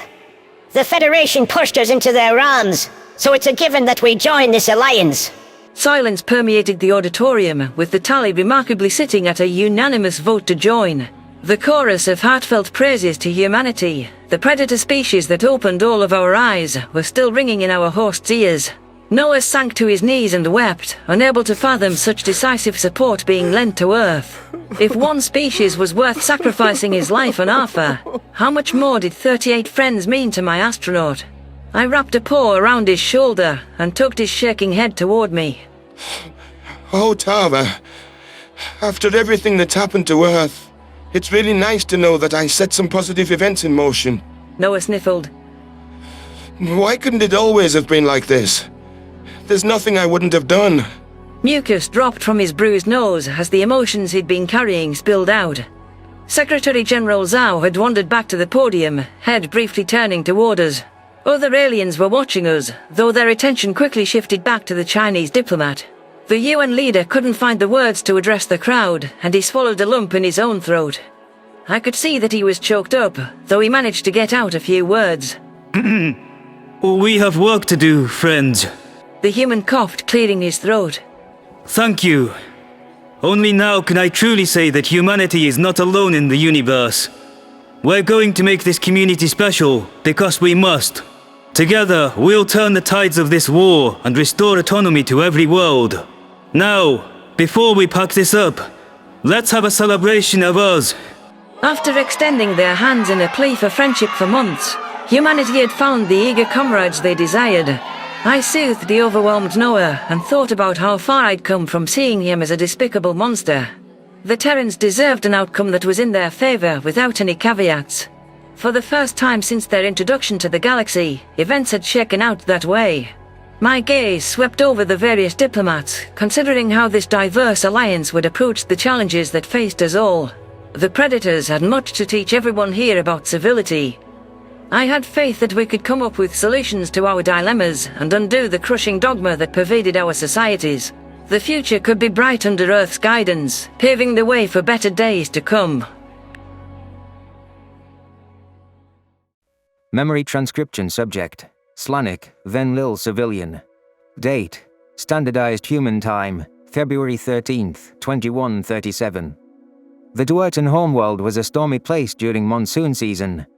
Its name was Kalqua, but I didn't care much for dissecting the linguistic intricacies of any titles. Skalga, World of Death. That was a name from a species of warriors. Even that nomenclature meant little compared to the sole place that mattered. The one that I raised in my dreams. Arthur. So despite the rift between the Duertan homogeneity and the United Nations, my concern was using the Grey Evians to complete my mission. That was why I decided to come here. I had plenty of time to concoct a plan as I drifted from stop to stop on the train back on Skalga. The pittance I'd received from the Venlil Human Exchange Program gave me the money I needed to reach out to unscrupulous parties. That entailed looking no further than the Nivok industry. As the losing parties of a trade war with the Fissens, they would do anything to make a quick buck. I forked over half the fee up front in exchange for travel to Kalqua. The Nivoks weren't suicidal, so their unofficial smuggling enterprise wouldn't take me to Arthur, but they still had open trade with the Duertan. It was up to me to negotiate a deal to make the trek to the Federation's home. I opened my knapsack, spotting the gun tucked next to the book. The rural exterminator's office in Seljel Falls didn't seem to recognize me, and was delighted when I'd floated the idea of taking out dogs. Those Venlil made it clear they wouldn't mind if a human predator got on the wrong end of a bullet. It was all I could do not to mow each one of them down then and there. My impatience to get to business was growing now too, with the itch in my claws craving the pull of the trigger. The damn Nivok has been in a holding pattern above world for hours. Something about it being too stormy to land safely in the Duertan capital, Lillooet. Why can't we descend now? I barked. I was also a pilot. I know we can fly through choppy conditions. The Nivok flicked his ears. It's against local regulations. Too many crashes on Duertan soil, especially with smaller spacecraft. They'll find me at the docking bay if I go now, so no can do. I'll cover the fine, with a little extra for you. How much to go right now? 1,000 credits. I gagged at the figure, but fished out my holopad regardless. Missed messages showed on the old shut-up I'd used during the exchange program, but I navigated to my bank account instead. I had wanted to leave something to Genzi and Marcel to improve their welfare, but what was important was terminating Nikornis' life as soon as possible. The Nivok looked satisfied when I transferred the requested amount and punched in the commands on the piloting interface. My ears pinned back against my head with the actualization of my plans unfolding. As a recognizable figure across the galaxy, I wasn't expecting the Duertan to give a human-friendly Venlil a hero's welcome. They thought our sweet predators were as good as dirt, but at least they weren't actively engaged in war with them. Anyone who threatened Earth's safety or the average Terran's welfare needed to be put down. In the past, people like me would have never allowed someone to terrorize our herd. To think what they'd done to Skalga was worse than the bioweapon the Kultians gassed Marcel with. I wonder what their species would look like with specially crafted afflictions. Hey, what is wrong with you, Slanek? We're here, and they've locked the docking clamps until I pay the fines. You were in such a hurry, and now you've got 1,000 parsec stare at the runway. Go! Get off my ship! The Nivok barked. I jolted back to alertness, slinging my knapsack over my shoulders. Thanks for the ride. Hustling out onto the runway, rain assaulted me from above and trickled into my ears. I spotted Dwerten soldiers marching toward the shuttle with irate wing flaps. I raised my paws to show my intent to surrender to the security, and halted my forward momentum to ensure I wasn't perceived as a threat to the herd's safety. The avians looked alarmed to discern that a Venlil had slipped through their borders via an Evok charter. Several guards immediately drew their weapons. Forcing myself to remain calm, I knelt onto the pavement without waiting for instruction. 2 guards pushed me onto my stomach, planting their webbed feet against my neck. The Dwerten chained my arms behind my back and hauled me to my paws. They called in my arrest, naming me as the famous human pet Slanek. I gritted my teeth at that moniker. Smoothing out my fur through a concerted effort, I issued a request to speak with someone high-ranking in the government. The avian suspicion intensified after I verbalized that desire, though they passed it along the correct channels. You're completely at their mercy, so might as well play nice. They have no requisite not to hear your plea, though I don't know what happens if they say no. It took several minutes sitting in the back of a stationary police car, but clearance came through for me to be taken to Ambassador Koji's office. The Dwerten representative to Earth was fresh back from the summit, having slammed the door on humanity's diplomatic offers once and for all. I released a sigh of relief as the car began moving, and I offered as little as possible to guards prompting me for my reasons. What I had to say was for official ears only. Nobody could know my plans to annihilate Nikonus. Impatience caused me to fidget, and the bland colors of the structures didn't give me much to look at. It felt like hours later when we finally arrived, passing under a billboard that said, Sapient Predator, an oxymoron. I wished they hadn't put the Windows visual translator on to convert text to Venlil tongue. A Dwerten guard hauled me out of the car, granting me an unhindered look at the embassy. The construction was built to withstand strong winds, with metal plates over the windows and entrance hatches on each floor for any natives that chose to fly inside. I was forced to take the long way around, trundling through the lobby to a rusted elevator that clearly hadn't seen much use. Is this even safe to ride in? It doesn't look like it's been well kept, I grumbled. The security officer huffed, smashing the 3rd button with his wing. Oh, so you talk now just to question us? You are an intruder here, and you will do what we say. I doubt it'll be worth our time to hear you out at all. I can't fathom why you came to Kalkwa with who you are. I swished my tail with annoyance, but said nothing as the elevator ratcheted up to the 3rd floor. There were periodic creaks and scraping noises as it ascended, along with a painfully slow pause that made me think we were stuck for a second. The door stood open, revealing an array of private offices. Most were shut, though I could see lights on under the frames. I was brought to the far end of the hall and deposited into Koji's sprawling office, still chained. The Dwerten ambassador had pictures of Noah's face on the wall with his binocular eyes carved out. If I wasn't desperate to get to Arthur, I would have never beseeched her aid. I thought my guard had misidentified you, but no. It's really Slanek, friend of that captured human. Is this some deranged plea by Tava to get me to return and apologize for her audacious stunt at the summit? If I didn't know better, I'd think that Predator Noah was her lover. Koji sneered. I issued a nervous laugh. That's ridiculous. Ambassador Noah just interacts with her a lot, and he's the one who convinced her to trust humans. I know people say Tava is too attached to humans, but don't be offensive. I'll be whatever I want. You're in my office on Kalkwa, and we don't worry about hurting Predator's feelings here. Well, I'm not here on behalf of my government or humanity. I'm here because of what the Kolshians did to Skalga. It's personal. They ruined my life. They turned me into this. I know you're angry about what they did to you, so we can help each other. I'm gonna kill Nikonus if it's the last thing I do. The Dwerten stared at me in disbelief before she burst out laughing. Oh, I know the weakest species in the galaxy is made up, but you must be out of your mind. You're still crippled and... I can't imagine how that would ever work. Besides, it's something a predator disease patient would say. Again, I reiterate, the fact that you came here is beyond deranged. Why us? Because you're the only ones with motives to make them pay who could actually get to Arthur. I thought about every detail. I need this to work, so just trust me. You could schedule a meeting under the ruse of the Kolshians knowing that Dwerten walked out of humanity's summit. Tell them you want to meet for reconciliation. Nikonus would love to weaken Earth and siphon off their allies, so he'll bite. That's actually halfway decent, Slanek. I don't see why we need you. I perked my ears up. You'll never get inside the hole with a weapon. Security will catch you and you'll be blown. If you think you can attack Nikonus unarmed, you'll just get gunned down by his guards who follow him everywhere and are armed. It keeps you from making yourself a target. Better yet, even if I fail, you have the cover of me being a stowaway from the summit or something. Some predator shit. Koji craned her neck in thought, and her eyes lit up with something resembling schadenfreude. I knew that I had the Dwerten then and there. I'd read them right, gauging that they'd wanted to obliterate the Kultians after the archives info. My guess was based on the fact that they were willing to communicate with humanity, who it was no secret they hated, after the homogeneity learned about being turned into mindless drones. The ambassador tossed her beak. How do you think you can get to Arthur, let alone with a weapon? I read a human myth about a so-called Trojan horse, I replied. Was this plot a human idea? No, they stripped me off my military rank because of what I did at Maloo. I just drew inspiration from the predator trickery. They're best at it, you know. Oh, I know. I'm not surprised if Enlil saw that truth eventually. What is this Trojan horse? My version of it. Make a gift statue for the Kultians. Line it with materials that will disrupt sensor readings, and stick me in the base. My guess is that they'll put it in the garden outside.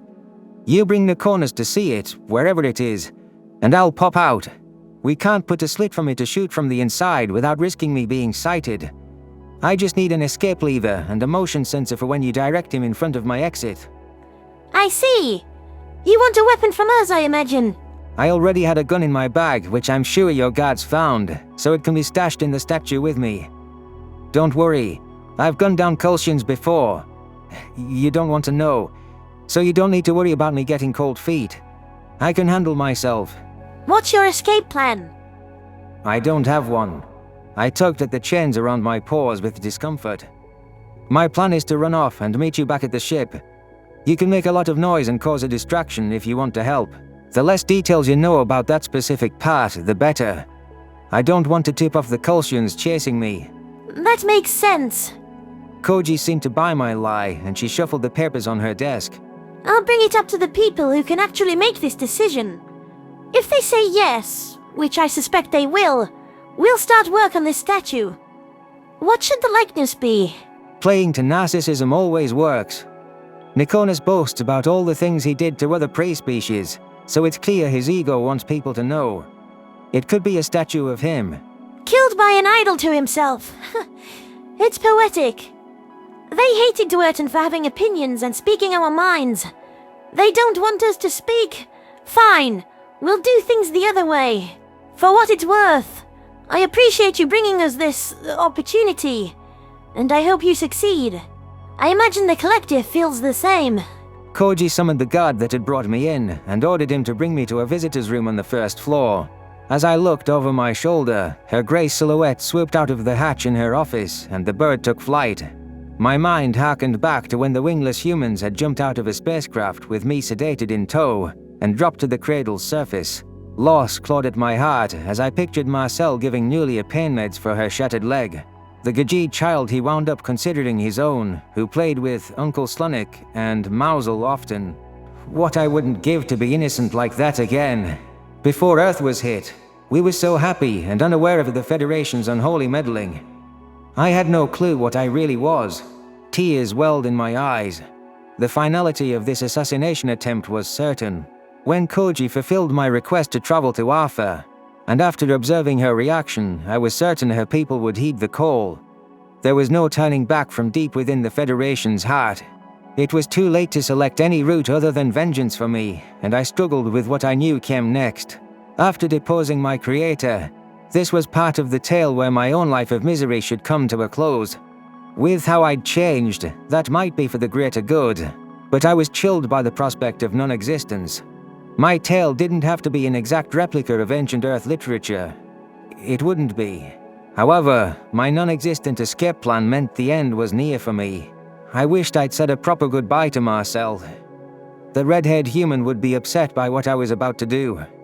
He was under the impression that I was getting help, and we'd never had the opportunity to patch up our friendship, though that hadn't seemed possible, ever. The Venlil he'd befriended was already dead. Whether predator disease was a lie or not, I felt like it was a fair diagnosis for me now. Any explanation I could have afforded Marcel would have only made him more disappointed in my warped mind. This would be the last time I disappointed my human. However, given my odd unwillingness to die, I would hope to find another way to disappear than expiry. My schemes had been crafty enough up to this point, so perhaps I could think on my feet in the moment. One thing was for sure, I was no longer going to freeze or let fear triumph during calamity. If this was my last adventure, I planned to go out in what humans called a blaze of glory. Memory transcription subject: Slanek, Venlil civilian. Date: Standardized Human Time, February 20th, 2137. The lack of ventilation inside the statue rendered it quite stuffy, which led to me donning an environmental suit with internal cooling. It wouldn't be ideal if my panting gave away that there was someone inside the statue. The icon of Nikonus was nearly double his actual height, and even had him holding a flamethrower. The Dwarten had a sense of humor, I'd give them that. Whatever Koji passed along to her people, the statue had been constructed hastily and my plan was green-lit. The workmanship looked decent in spite of the condensed time frame. The Kultians were receptive to the homogeneity's offer to return to the fold, not knowing hidden venom was behind the talks. The Dwarten had a better idea than my motion sensor. They'd disguised a camera into the base, placing other knobs around it to conceal it. I tested the escape door before we departed. There was just enough room for me to kneel and spring out from a crouched position. I was also given a backup firearm to avoid any technical issues.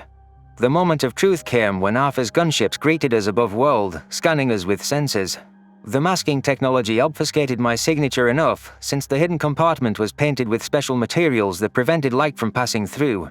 I had peeked at my camera screen when the ship's crew disembarked, and the Dwarten was shown inside the Federation hold under careful watch. The Kultians had quadrupled the amount of guards on site, with several looking down from newly built watchtowers. What is this? A Kultian soldier demanded as Ambassador Koji pushed the statue down a cargo ramp. I had needed to wedge myself between the walls to keep from sliding. Shit! Is that Nikonus? It's a striking likeness. Koji flapped her wings in agreement. Yes, it's a gift as part of our peace offering. We would appreciate if you could display it somewhere and allow us to show it to your leader as part of our humble apology. I'm sure there's room for it in the garden, though it wasn't authorized before. Is this offering not good enough for the Commonwealth? Dwarten artists didn't do well enough. I thought we were here to reunite our peoples, not be insulted and spat at. Routine protocol could certainly be waived if Nikonus deems fit. I meant no offense. We'll place it out in the garden, and you can go right in to see the High Chief. Very well. I expect the Federation to respect our contributions in light of the impact we have to the war. We'll follow your pal. I watched with bated breath as Koji was escorted inside the hall. The Kultians weren't that trusting, giving it a lengthy scan that raised my hackles. One soldier rapped on Nikonus' chest above, finally seeming content when it didn't sound hollow. Thankfully, my compartment was tucked below the bulk of the statue. As cramped as it was, the Dwarten made a wise decision to minimize the space taken up by me. It lowered my risk of detection and limited the amount of off-putting cues that would be visible.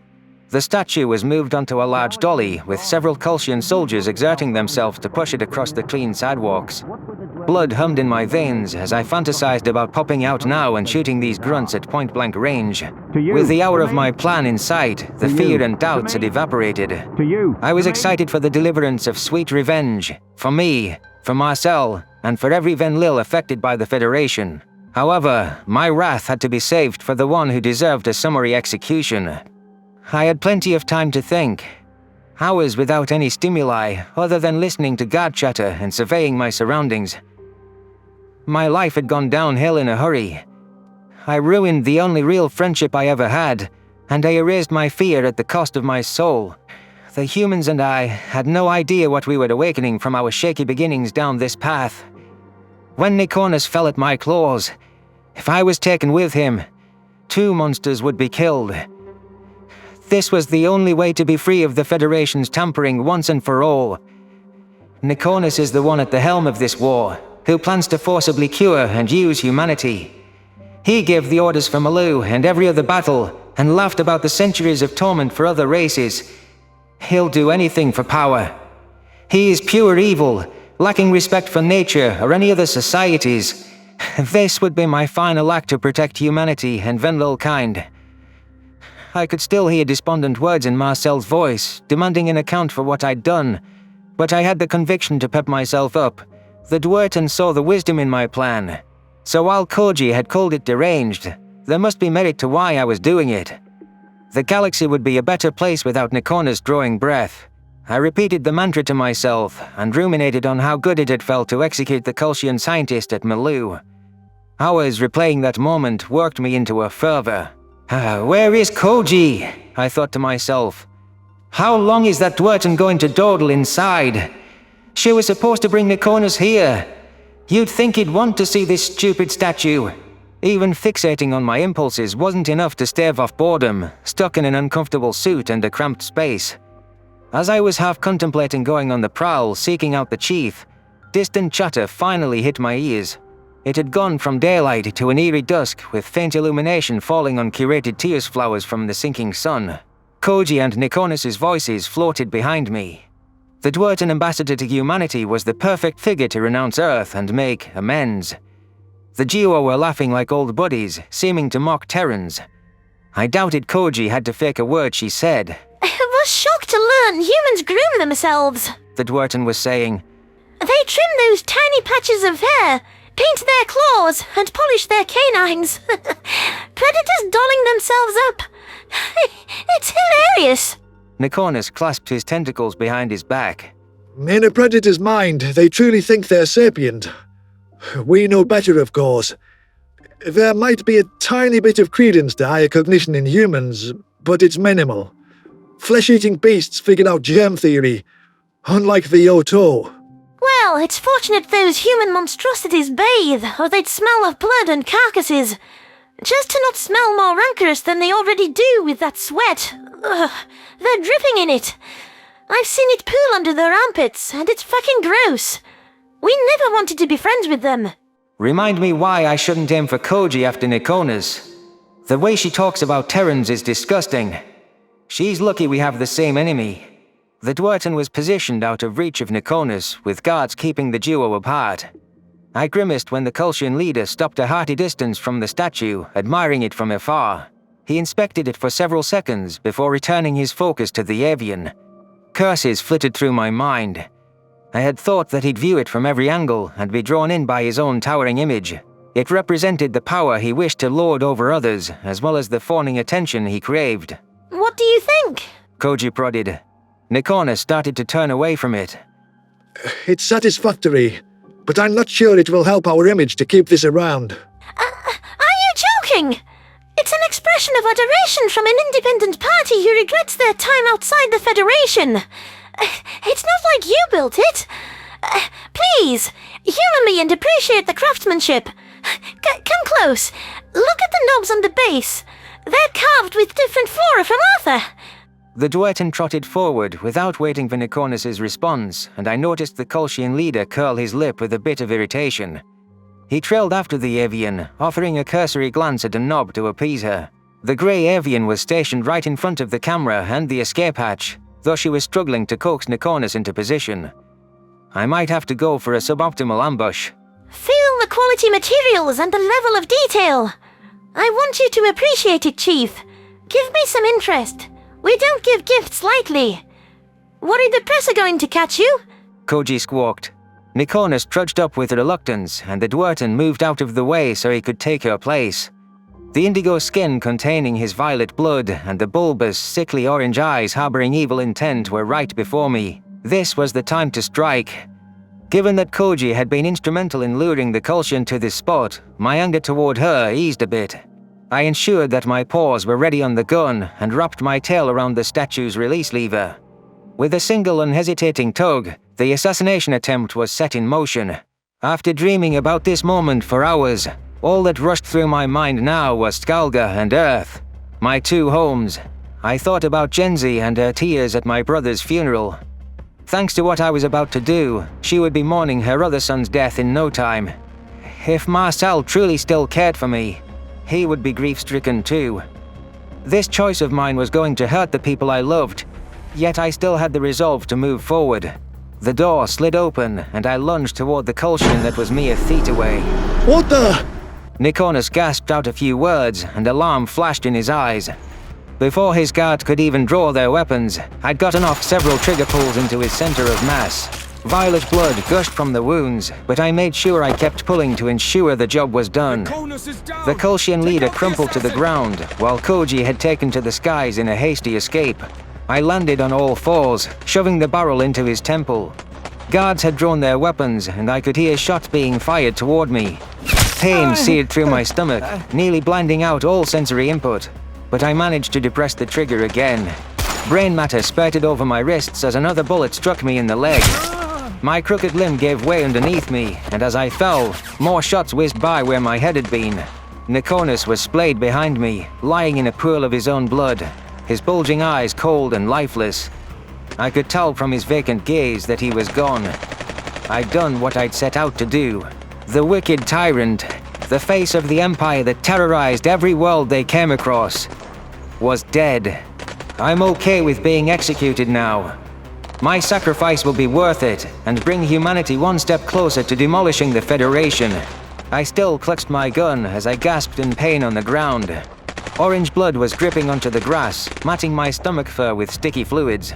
I managed to raise the weapon and fire a shot at a guard. It clipped him in the shoulder, though the gash unfortunately didn't cripple him. More soldiers were rushing to the scene, focused on me from all directions. I tried to fire again, but my magazine came up empty with my bullets spent on Nikonus. My agency was diminishing as rapid blood loss threatened to send my system into shock. Cease fire! That's Slanek! Take him alive! A commander shouted. Kolshians rushed to stand over me and kept their guns pointed at me. Medics checked on Nikonus first, finding him lacking a pulse. Not an officer's order, they turned their focus to me. With my mission complete, I was ready to put an end to the thoughts that plagued me. I felt surprisingly calm about bleeding out in the hole's glamorous garden. Tentacles got to work packing my wounds and prepping me for transit. I clawed feebly toward their eyes, though my paw was swatted back with ease. Fuck, you, I spluttered. My life flashed before my eyes as I laid there staring up at the sky. There was a lot of blood.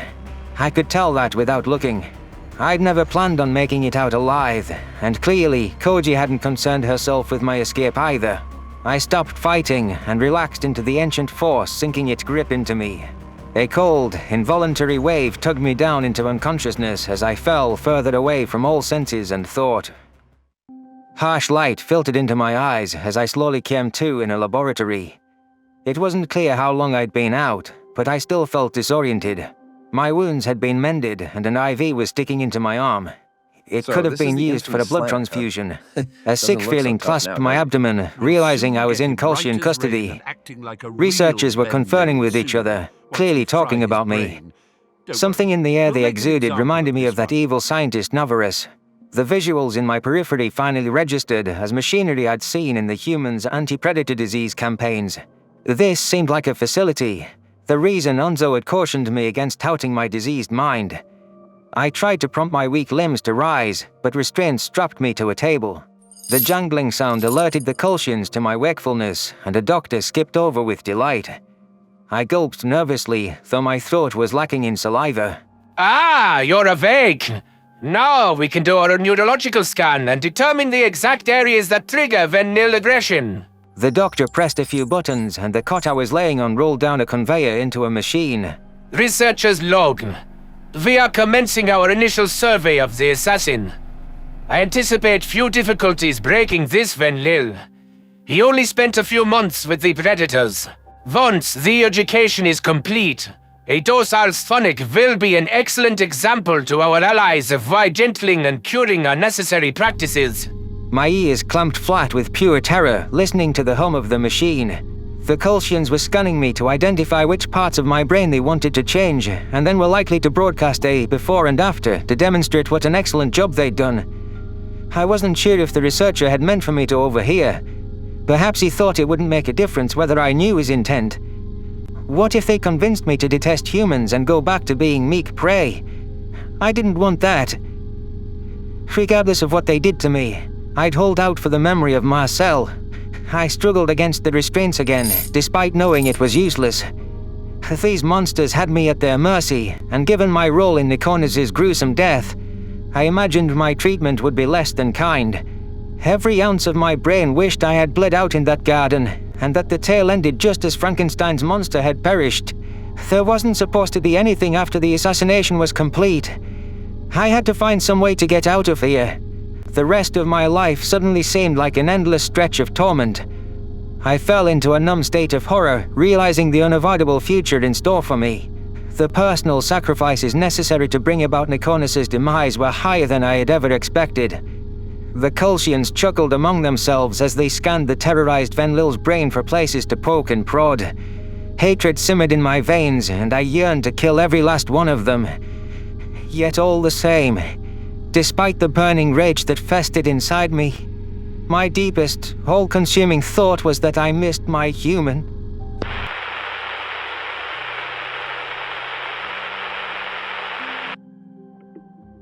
Memory stream terminates here. No further transcription data exists for this subject neural signature.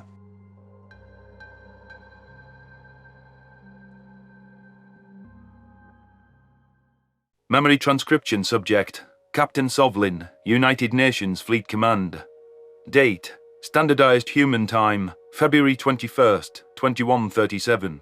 Hunter was summoned to a UN base responsible for archives prisoners, accessible by a short shuttle ride to an undisclosed location. Tyler had been working on interrogations on site since our return to Earth, though the more I pressed, the more I got the feeling that claim wasn't representative of the truth. While my amber-eyed relic of the 1960s was finalizing the documents for his reintegration, I was determined to uncover what Officer Cardona, and possibly by extension humanity, was hiding. Were the Terrans trying to convert the Farsul to our side, like they'd done with me? I wouldn't neglect aiding the human primitive who become dear to my heart in spite of his antiquated ways, but it didn't sit well that I was the only soldier from the Archives mission kept in the dark. Hunter was napping against my shoulder, somehow acting harmless despite his beastly origins from lawless days. When I interacted with him, old behaviors resurfaced from when Hania, my daughter, was alive. I'd devoted myself to catching the human up on modern learning. It was my first real look at Earth without any safeguards or restrictions, but we'd plunged into those depths together. Hunter also needed a crash course on the wider galaxy. Things that a child Hania's age would have known were new to him. However, when I passed along overviews of alien currencies and markets on a whim, I'd seen his eyes light up the way my daughter's had the first time she saw the ocean. Despite being a rural farm boy, the Predator had an aptitude for the subject, soaking up complex ideas like a sponge. While basic science and simplistic technology confounded him, Hunter could identify trends and analyze data as well as a high-ranking Fisson on Evoke. If he wanted to adjust to the modern times, trading might be a perfect option. It's fascinating that the hyper-capitalist races are run by their highest corporations and conglomerates. The ancient human had remarked. Ruling purely on economic benefits seems unwise. I'm a laissez-faire guy, but you need some oversight. Entities can't be trusted to police predatory behavior on their own. Of course a primitive human says that, I'd wanted to reply, though I kept it to myself. If savage outliers could rise to power in your time, Hunter, I'm sure they saw economic exploits as another avenue to shirk all morals. Feeling my shoulder falling asleep, I tried to slip out from under Hunter's skull without waking him. However, without my weight to support him, the Predator began to topple sideways. His binocular eyes jolted open, and he yawned in groggy confusion. Dipping my head in apologetic fashion, I tried to shake the pins and needles from my arm. It was crazy that I could see a creature that looked like this, and once likely ripped prey apart with those youthful hands, as my son. "It lives!" I teased, swatting him on the knee with the blunt side of my claws. The human recoiled, surprised by the contact. "I thought you went back into cryosleep for a moment." Hunter scrunched his nose. I didn't mean to fall asleep on you, Sovlin. Nonsense, it's fine. You were adorable. We're almost here, so I've got to return some feeling to my arm. I'm not sure how I feel about being called adorable. Any other species would take the affectionate remark and roll with it. If someone told me a few months ago I'd be trying to convince a downer predator that life's worth living, letting one snooze on my shoulder, do you know what I would have said? That you want my entire species to suffer, and that you'd claw my eyes out. Also, I'm not a downer. There's just objectively nothing to live for. The future sucks. Well, it'll suck a little less every day. You gotta press on to find out if things get better, and you can't think the future sucks across the board. You got me to wake you up after all, and I'm one of the most loved figures on Earth. I'm quite aware the opposite is true, Sovlin. I am grateful that you've stuck with me, even if you keep trying to throw away my cigarettes. The first time I saw you setting a stick on fire and putting it in your mouth, I thought you were attempting suicide by smoke inhalation. I still do. Why would even predators do something so stupid? Tyler told you it's toxic and causes cancer. Not that it'd make a difference if it were true, but name one reason I should take Tyler's word for anything. Fair point. Your Tull, who didn't even know what aviation was as a kid, knows more than Tyler. Why is Unzo not growing up with aviation relevant? Because I said so, Hunter Ernest Garner. All 3 names. Ouch. Ouch is right. Now get up. Let's move to the cockpit before landing, huh? We should be prepared for whatever they're gonna ask you.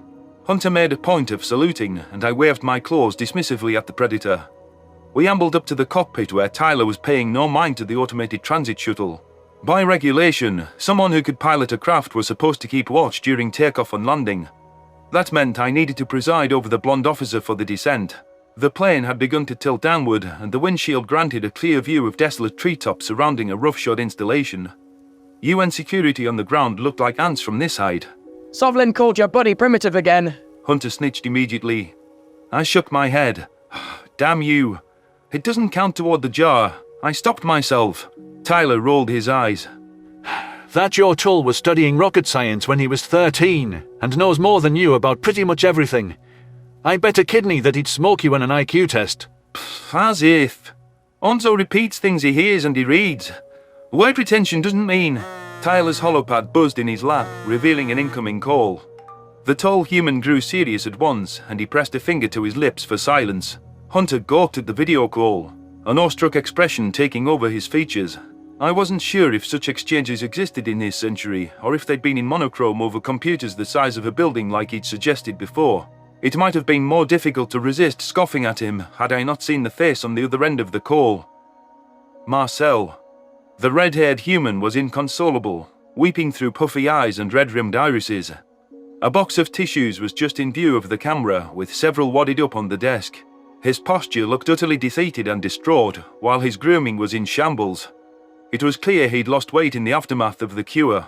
Marcel wasn't quite as gaunt as when I'd held him captive without any food, but he didn't look like a healthy predator. This certainly wasn't the put-together man who forgave me after Silis. I always feel guilty just for interacting with him. Should I stay out of the picture? No, I can't. I have to oversee the shuttle's landing. Tyler. Marcel's voice was choked with mucus, sounding ragged and shaky. Oh God, how could this happen to Slanek? I should have stopped him and now he's gone, and I don't know if he's dead or... There's nothing... Tyler narrowed his eyes. Hey, slow down. Breathe, buddy. Tell me, in plain English, what happened to Slanek? You haven't heard? Why would I know what happened to your exchange pal? The news. He shot Nikonus. The Dwerton snuck him to Arthur. The Kultians made a video about what happens to herbivores who are around predators, but it's... Are you having a mental break? Slanek, the skittish and emotional Venlil who couldn't fight in a flight sim. I wish I'd lost it.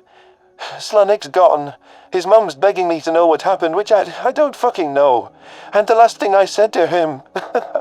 The red-haired human returned to full-fledged sobbing and buried his face in his hands. While our shuttle touched down on a landing strip, I punched the name Slanek into my holopad. Multiple headlines announced Nikonus' death, and UN intelligence was on record verifying that Marcel's friend was the assassin. I found that difficult to believe, even after seeing how bitter and angry the Venlil had been toward me. He tried to kill me while Arxa breathed down both our necks, so I knew he was neither level-headed nor pragmatic. Still, the magnitude of what the Venlil had done was enormous. Marcel? Hunter whispered. This is the guy you tortured. And who's Nikonus? I ignored the ancient beast's question and tapped Tyler on the shoulder. It's true, what Marcel says about Slanek. None of the articles are certain whether he's alive, but the fact that the Kolshians haven't announced his death... It means they have something else in store for him. Marcel bowled. I can't do anything to stop it or protect him. He said he was getting help. He lied to me. Again. He's probably being tortured just like me. Like I was. Tyler pursed his lips. We don't know that. Don't patronize me. We both know I'm right. I need you to help me. There's no chance the UN will let me serve again, but I can't just let the Kolshians keep him. Tell me how I put myself on a warship to Arthur. I have to do something. No, you don't. You've done more than enough, and it should be obvious to you that you're not fit for combat. Forget the mental aspect. How would you ever integrate with a human unit with such severe allergic reactions from traces of animal protein? It's not your fault, and you need to sit this one the fuck out. I can't go on like this. Nothing good ever happens to me, and everyone I ever cared about. There's nothing but hate and suffering. I try so hard to be moral and kind, and the fucking universe just pisses all over me. I'm done. I'm ready to die by a gun one way or another, so if you're really my friend, put me on a goddamn shuttle. Listen to yourself. You're irrational, man. Slanek clearly had his own issues, but I know he wouldn't want this. He loved you. Maybe a little too much.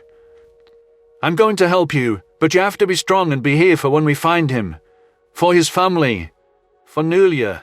Things will get better, and you're a good person who can bring a lot of positivity to this world. Marcel, it breaks my heart to see you this despondent. If I deserve to be happy, so do you, I interjected. I can't imagine your trauma and your pain, but you shouldn't give up. This is my fault, not yours. It starts and ends with me. Marcel heaved a tired sigh. I don't care whose fault it is. I just want it to stop. We're working on it. Tyler's blue eyes shone with as much sincerity I'd seen from him.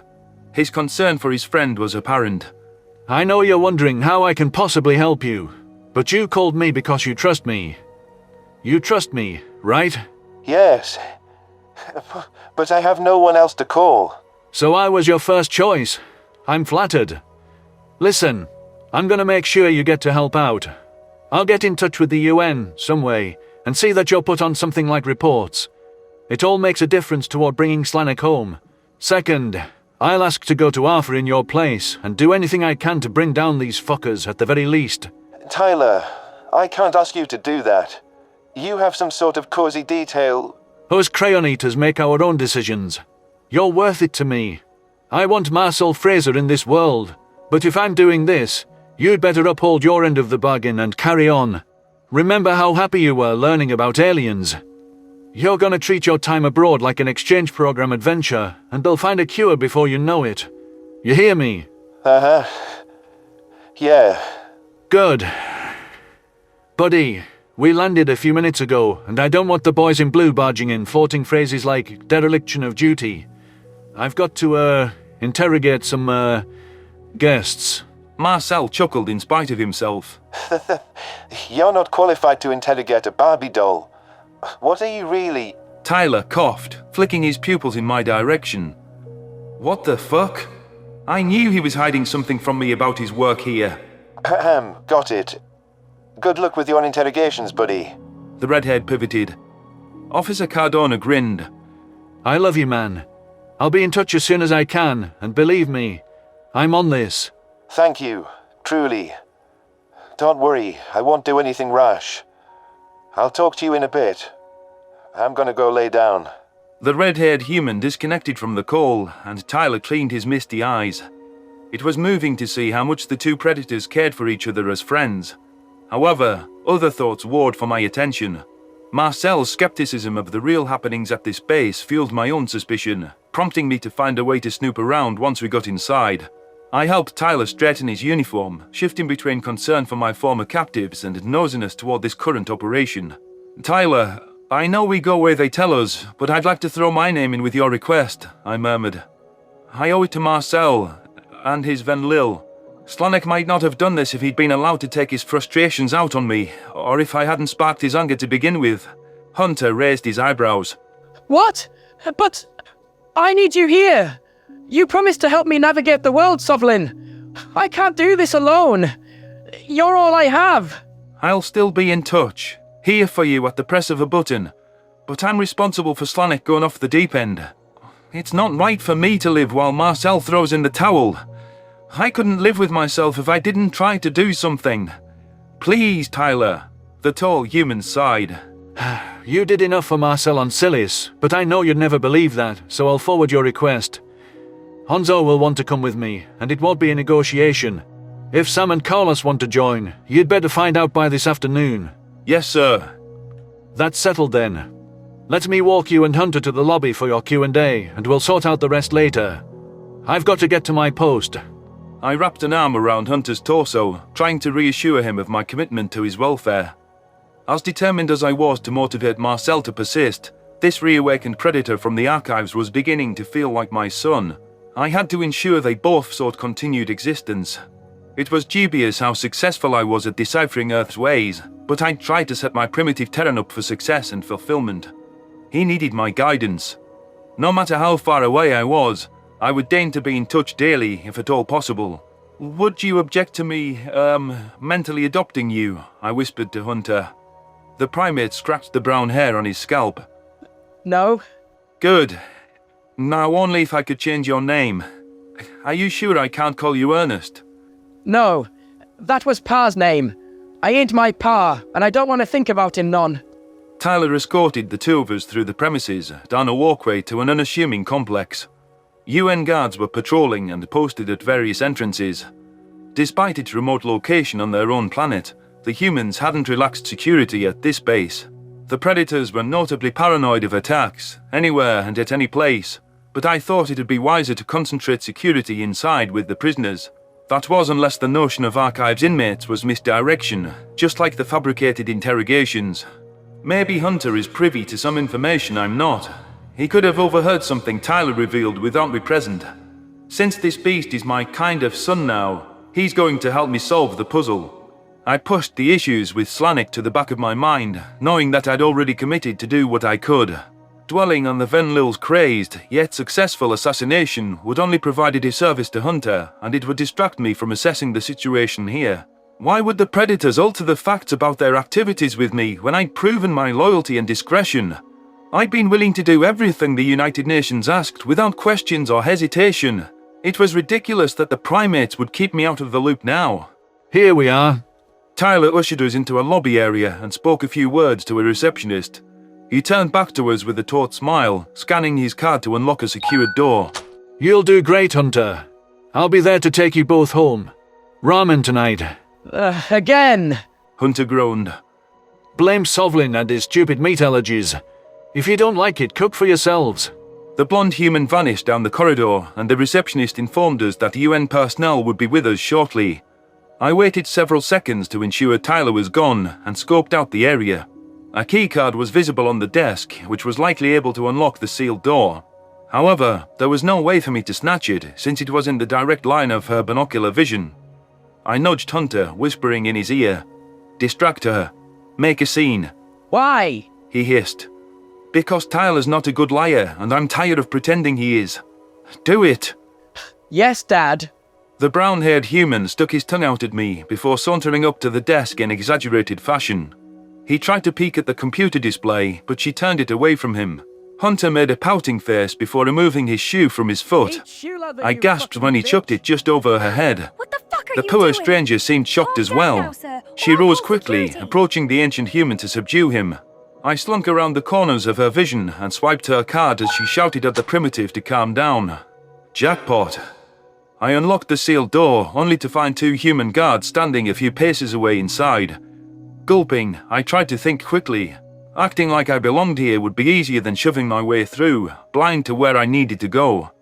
My posture straightened with false confidence, and I prayed my remaining spines didn't bristle and reveal my nerves. "I have an urgent message for Officer Tyler Cardona." "Captain Monaghan asked that I pass it along for his eyes only," I said, trying not to waver under their scrutinizing binocular eyes.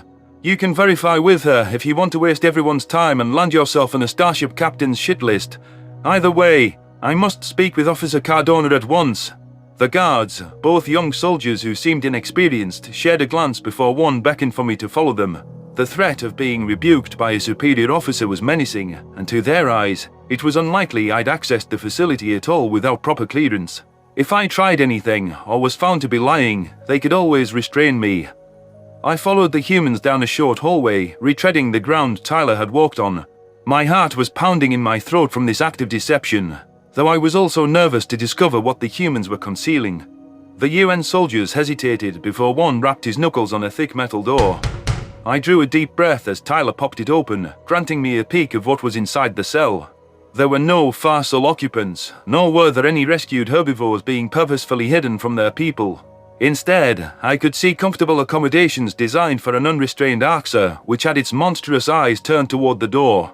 The blonde human seemed alarmed to see me, but I wasn't paying his incensed words any attention.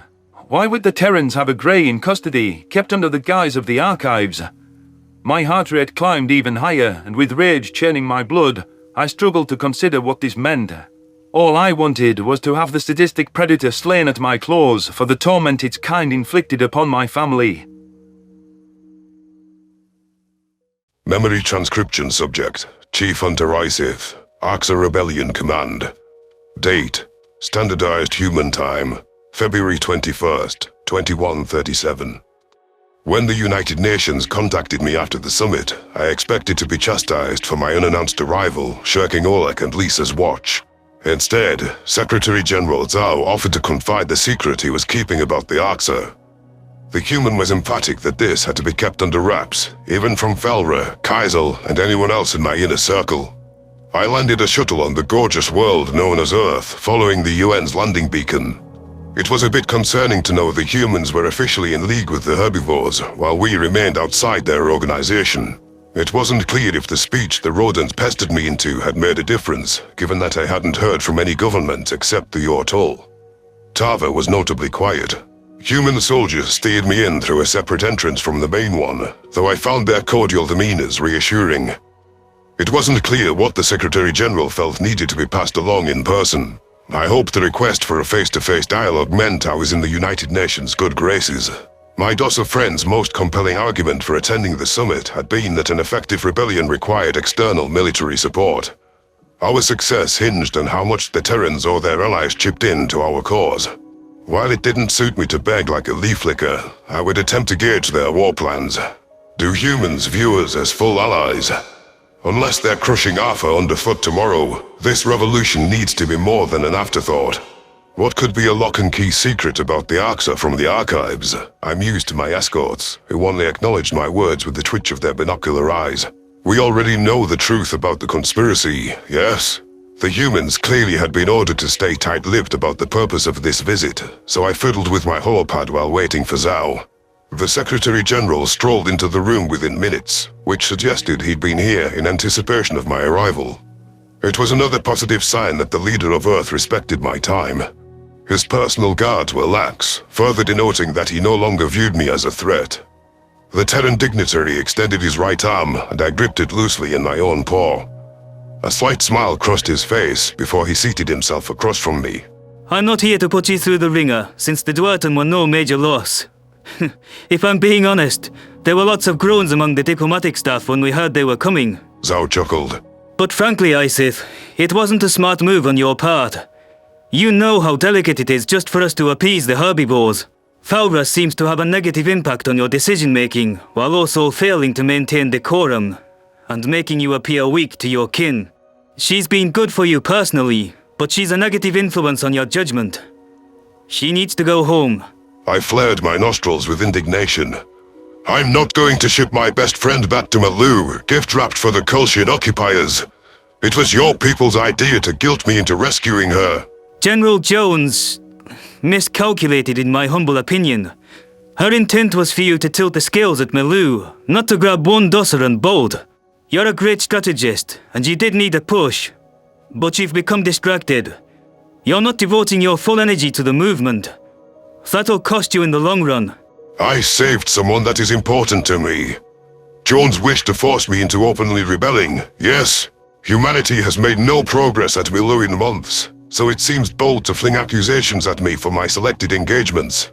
You're correct to frown upon our progress, or lack thereof. The problem with Milu is we whittle down each other's drone forces, and the Kolshians send more to replace them as quickly as us. It's become a competition of how fast we can slap new automatons together, and they have the advantage of being entrenched in the system already. If we commit resources from other key areas, that opens us up to an attack elsewhere. Perhaps what they're banking on. So humanity is more focused on keeping its current systems and counterattacking. Precisely. Every system we fail to protect reflects on us. The Dwarten shield has been ineffectual. The whole of our industrial power can't go to one world. You need to intervene, whether for Felbra's sake or for ours. Give us an edge to make headway. It was undeniable that the Dossa didn't belong among Arxa. Her presence was hampering my interactions with the rebels serving under me, many of whom would never accept her. Felbra never complained about her homeworld being occupied, but I'd noticed how happy she'd looked at the sight of Dossa summit delegates. I'd grown accustomed to having a friend to talk to. However, what was best for her was more important than her commitment, preventing me from being alone. No matter the distance, we could chat via Swift Pair like we'd done before meeting up. Humans manipulated me into intervening at Milu when the attack first began, but at least Zhao has the decency to outright ask without trickery. Felbra's behavior has forced me into some altercations to defend her honor. It's truly not ideal. I'll consider it, but we've lent our resources to rescue various cattle for nothing in return. I can't risk sustaining heavy losses without some guarantees and recompense, I responded. Spell out for me what comes next. Convince me that your cunning is truly enough to topple the Federation once and for all. Zhao donned a cocky smirk. The Farsul are already out of commission. You and I both know they're not the military might of the Empire. They're schemers, meddlers, rewriters. The Kolshians are the ones with the secret army, and we have no idea of their full capabilities. But Arthur could be an impregnable fortress. They could well have an ace up their sleeve to play. But who said all of our cards were on the table? There's 3 phases left in the war. The first is defense. Should the tables turn at Milu, I imagine the Kolshians are biding their time to hit human territory. We know they want to cure us, so I'd find the use of biological weapons against the civilian populace likely. Have you made any progress toward undoing this cure? It would be of use to the Arxa, as this disease would be lethal against us. Even with emergency use protocols, I can't see us having a genetic reversal inside of a year. Especially with the life or death issues on our plate. We've been looking into this since learning about the omnibus manipulation from the late Nikonus. But knowing which human genes were targeted by the retrovirus via a before and after is insightful. It should accelerate our research progress a little. At least your kind can survive on vegetation, yes? I should hope your other 2 war phases aren't so dreadfully passive. It inspires minimal confidence. No, Isif, we're not content to sit back. The second phase is preventing the Kolshians' allies from joining the fray, since it's unfeasible to clash with hundreds of species. We keep them out of it, hitting any target we can, and make it a fair fight. The third part then, of course, is an all-out assault on Arthur, and we take it inch by inch. We storm the planetary defense systems on their satellite, like the landing at Normandy. Humanity must execute each of these phases simultaneously and to perfection. You can't be everywhere all at once. But we can make them think we are. Realization struck me like a kick to the teeth. That was the strategy humanity wanted my rebellion to employ against the Dominion. It was an arduous illusion to pull off, but the psychological effect couldn't be understated. Leaving the enemy looking over their shoulder, expecting an ambush at each turn, was the classic strategy of the Arxa. Could the Terrans rattle the herbivores further than we had with the more convincing rendition? I was intrigued to know how Zhao hoped to accomplish that, and whether I could replicate those strategies against Gisnell. We've discussed the state of military affairs long enough. I'm sold that the humans are planning to attempt to stamp out the last of the Feds in one grand push. Even the tireless Terrans can't keep up this pace of activity forever, can they? I'll draft a plan to retake Milu, but again, I expect some collaboration and aid, I decided. Now, I thought you summoned me here to impart something you found at the archives. Or was that a false pretense? Secretary General Zhao pursed his lips. I decided to tell you the truth because I trust you and see you as an important ally. At the archives, we discovered a handful of arcs are kept in cryosleep, presumably preserved from long ago, in case the Farsul ever took another go at curing you. What? That's incredible. I would love for these arcs to join me. That's part of why I hesitated to tell you. You see, after learning about what the arcs once were, many of them have become despondent. I feel like we're treading the same path as the Farsul too, telling your people that aliens kidnapped them, but not us. Except it's true in this case. I don't follow. Knowing my own sadness to what we've lost as a culture, I do not see why humanity's role or their reaction to the present status quo would matter. I saith, Earth providing asylum to vocal critics of betterment, several of whom opposed that very ideology in their day, would destroy what's left of our outward neutrality with the Dominion. If word got out through your people, or we accepted the scattered pleas from this lot to join UN forces, it would be problematic. Regardless, I'm not sure they want to sign on to your rebellion. They're leery, even of you, learning about the cruel practices and your history. Disappointment fogged my mind. Ah, I see. My own people think I am a monster. You don't want me to get the wrong idea about their allegiance, or spread the word about what Arxa used to be. I felt it would be wrong to deprive you of the opportunity to speak with the ancients. I know you want to restore your society to what it once was, and that mandates full knowledge of the changes that have transpired. If humanity has assessed that these people wish for nothing to do with me, I would respect that conclusion. After the ridicule at the summit, I do not need to speak to anyone who does not wish to speak to me. Relax. I've selected one of the Arxa who's taken the news in stride and hasn't had a depressive episode. Her name is Vizith. She was open to speaking with you, if only to find out how you could do such things. Why would I wish to defend my entire life, Zhao? It is not as if I don't already know the full scope of my crimes. You want a reason to go through the trouble? One word. Morality. Call it a foolish notion, but heeding moral principles is what gives you integrity. Without ethics, your movement is one bad actor away from returning to Betterment's oppression. Vizith could show you what the Arxa stood for. I lashed my tail in frustration. When word from the archives confirmed empathy was prevalent in our past, I yearned to see it in action. After years of repressing my own defective leanings, it was difficult to understand how personal expression and interactions worked. Furthermore, I found myself defaulting to cruelty as the disciplinary crux that kept my subordinates in line. As much as I aspired to emulate the ideals of the past, I was at a loss for how to achieve that. Vizith could give me pointers on the proper bounds of morality. Maybe we could become more like humanity through this conversation Zhao is facilitating. It's worth hearing what Vizith has to say. Very well. I leveled the human with a piercing stare, which he matched with his own brown eyes. If it helps return to the reason and honor that once guided us, I must do it. Peace for Arxa of the future, for every species among the stars, is what I desire at any cost. Secretary General Zhao stood, beckoning for me to follow. Humanity has that in common, Isith. Maya talked about coexistence, and I championed protecting Earth, but it goes beyond both of those noble goals. If we vanished from the Milky Way tomorrow, I'd like for people to say we left the galaxy a better place than we found it. I know they will not say that about me. I have perpetrated too much tragedy. For what it's worth, it's my belief that history will be kinder to you than you imagine. The primate led me through a narrow corridor, which was cramped for my wider, taller form.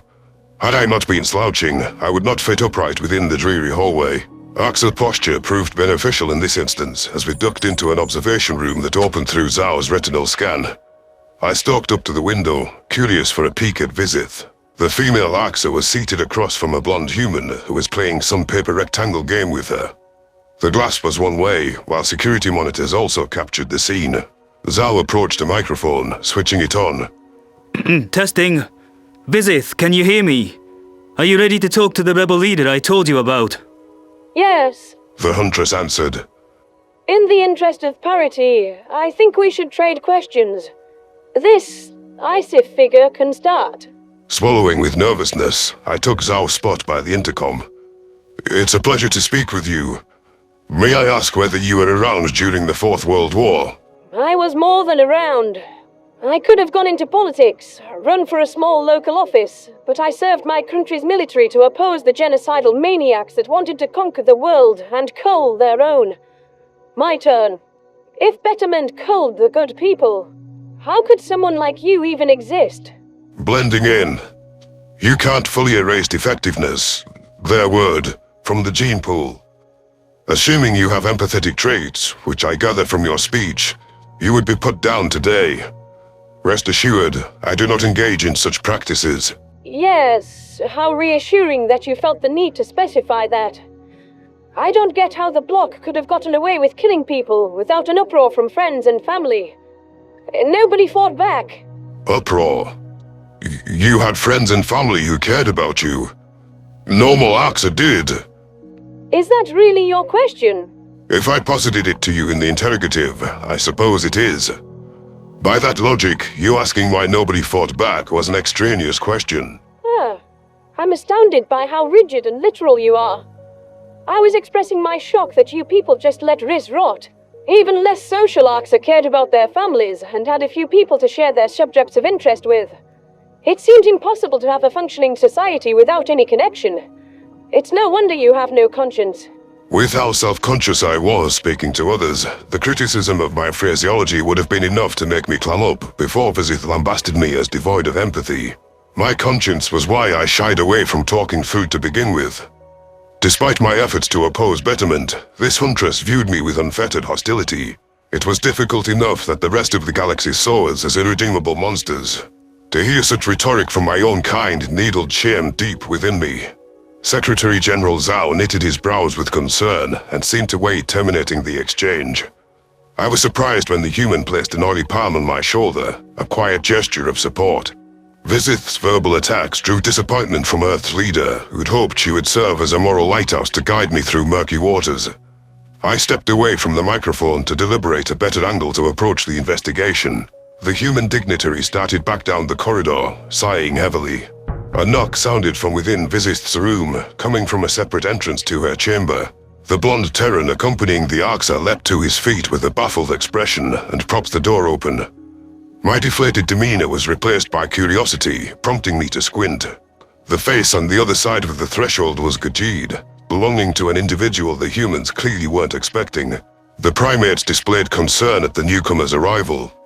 If my fellow predators were worried, that could mean the herbivore was a threat to Vizith's welfare. I gazed upon the hate-filled eyes of the Gajid and waited to see what his next move would be. It was clear the humans didn't think this spiky visitor had come with peaceful intentions. Memory transcription subject: Captain Sovlin, United Nations Fleet Command. Date: Standardized Human Time, February 21st, 2137. Tyler attempted to slam the door in my face, but I drove my shoulder into it with force that could only stem from passion. The memories of stabbing my claws into an Arx's neck on Silis while trying to save Marcel were fresh. Everything that had gone wrong in my life started and ended with the Greys. The reason I tortured the kind-hearted human was because I equated Earth's sapient predators with these child-eating reptilian abominations. My daughter's screams as she was eaten alive echoed in my ears, and uncontrollable hatred blacked out any judgment. What the fuck are you doing here? You're only authorized to accompany Hunter, Tyler exclaimed. The blonde human made a move to intercept me, but I ducked under his grasp.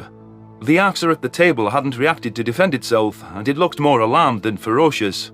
I could see Terran playing cards on the table in front of it. How could Tyler, my friend, have been indulging in a game with these savages? The two primates who were duped into bringing me here drew their weapons, though Officer Cardona urged them to stand down. Just as I came within striking distance of the Grey, shadows flashed in my periphery. A massive, scarred Axa tackled me away from the one at the table, a growl rumbling in its throat. It had the clear opportunity for the death blow, but it had purposefully not driven its claws into my flesh. Rather than pinning me with its superior weight, it released its grip and gestured for me to stand. The beast's body tilted forward, arms raised in a fighting stance. It baffled me why it hadn't used its fangs to draw my blood. Was it toying with the prey that wandered into its den? Stand down, humans, the Axa barked. I can handle myself. Captain Sovlin, we have not met before, yes? I am the one you want, not Vizith. She was born long before any of the war atrocities happened. An ajar door informed me that this newcomer predator had burst in from an observation room where a recognizable human face was watching the scene unfold. It was the Secretary General of the United Nations himself, giving a filthy monster a tour fresh off the summit. Zhao looked silently livid, striding into the room in a hurried attempt to defuse the situation.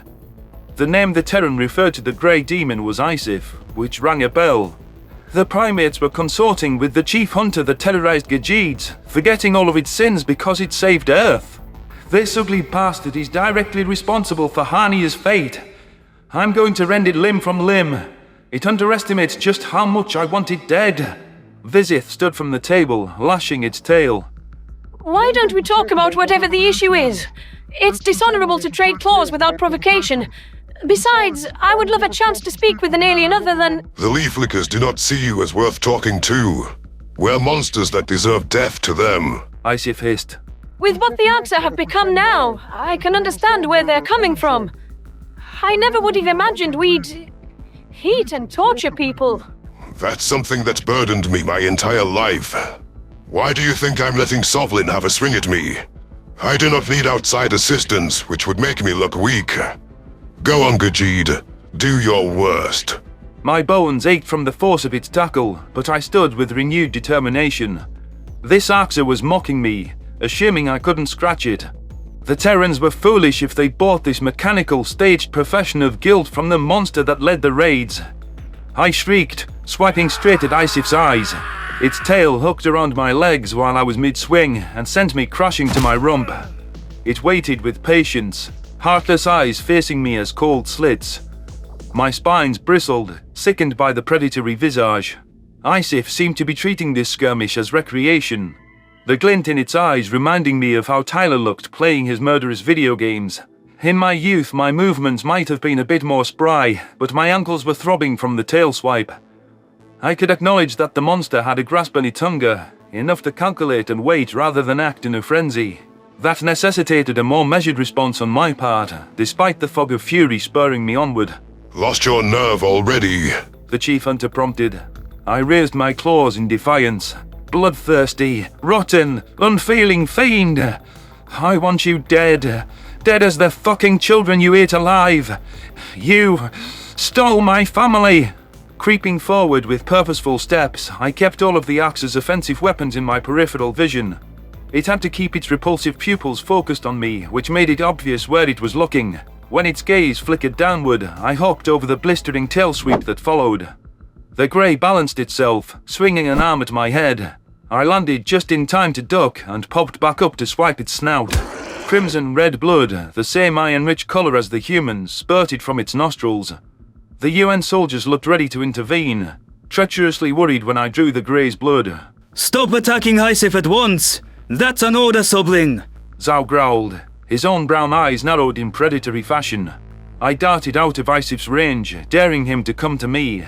Fuck you! The greys are animals! Existential threats! This is why you weren't supposed to know any of this, Tyler shouted. You can't control yourself or be trusted with any info involving the Arxa. The Federation started all of this. We can prove they weren't always like this. I don't care. You have never understood how they deserve to writhe. Their words, their past, their supposed change of heart. It doesn't matter. It doesn't fucking matter. Sif bared its savage fangs, instruments of death which evolved for the sole purpose of dissecting sinew and crunching bone. The monster pounced toward me, jaws wide open. The terror of being eaten made me slow to react, disgusted by the carnivore's gaping maw revealing the accrual of filthy drool.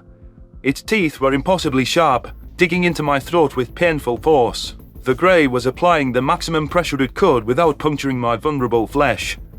It relaxed its grip for a moment, long enough to throw me into a pin on the ground. Its fangs were then back at my throat, bringing my prey instincts to full-fledged panic. The last of my control poured into not flailing, which would risk Sif piercing my neck. The chemical surge was a blinding hysteria. Sensory input was nauseating, with the reeking predator grasping me within its fangs like a meal. I didn't want to die the way my daughter had, dissected in slow fashion to savor the cruelty. The Arxa were evil creatures, incapable of containing their hunger. and this moment proved it. Despite all of this, the idle humans were watching, as if they thought the scene was within acceptable limits of behavior. Perhaps they were scared to interfere with the Grey's catch. Or perhaps I was wrong to trust their benevolence. Wasn't I always worried about Terrans siding with the Arxer over us? Was all the secrecy because they're throwing us to the Braze, colluding with Isif above creatures with any redeeming features? Isif placed an uncanny eye inches away from one of mine. I do not want to hurt you. If I did, we would not be having this conversation. Are you understanding my words yet? An Arxer knows when they've been bested, when to admit defeat. Kill me, you fucking monster! A stutter lapsed into my voice from the dizzying pull of adrenaline, but I clung to my hatred in the face of certain death. Savor the act, like the predator you are. It can feel good to engage in acts of aggression, but I derive no pleasure from needless suffering. Survival is not a choice. It is an imperative commanded by biology outside our control. The societal confines under the Dominion mandated horrible actions. Evil is not natural. It is gradual, hardened by time and birthed of ideas. It is a phenomenon of sapience, not predation. Only predators eat people. You lost the right to call yourself sapient with the first child's carcass you munched on. I'm sorry for every meal I ever had. I had no choice. So while objective fault cannot be assigned in such circumstances, my conscience assigns guilt all the same. It is unforgivable. That's why you must die, scum. Were I not vital to the efforts for a peaceful future, I would agree with your assessment.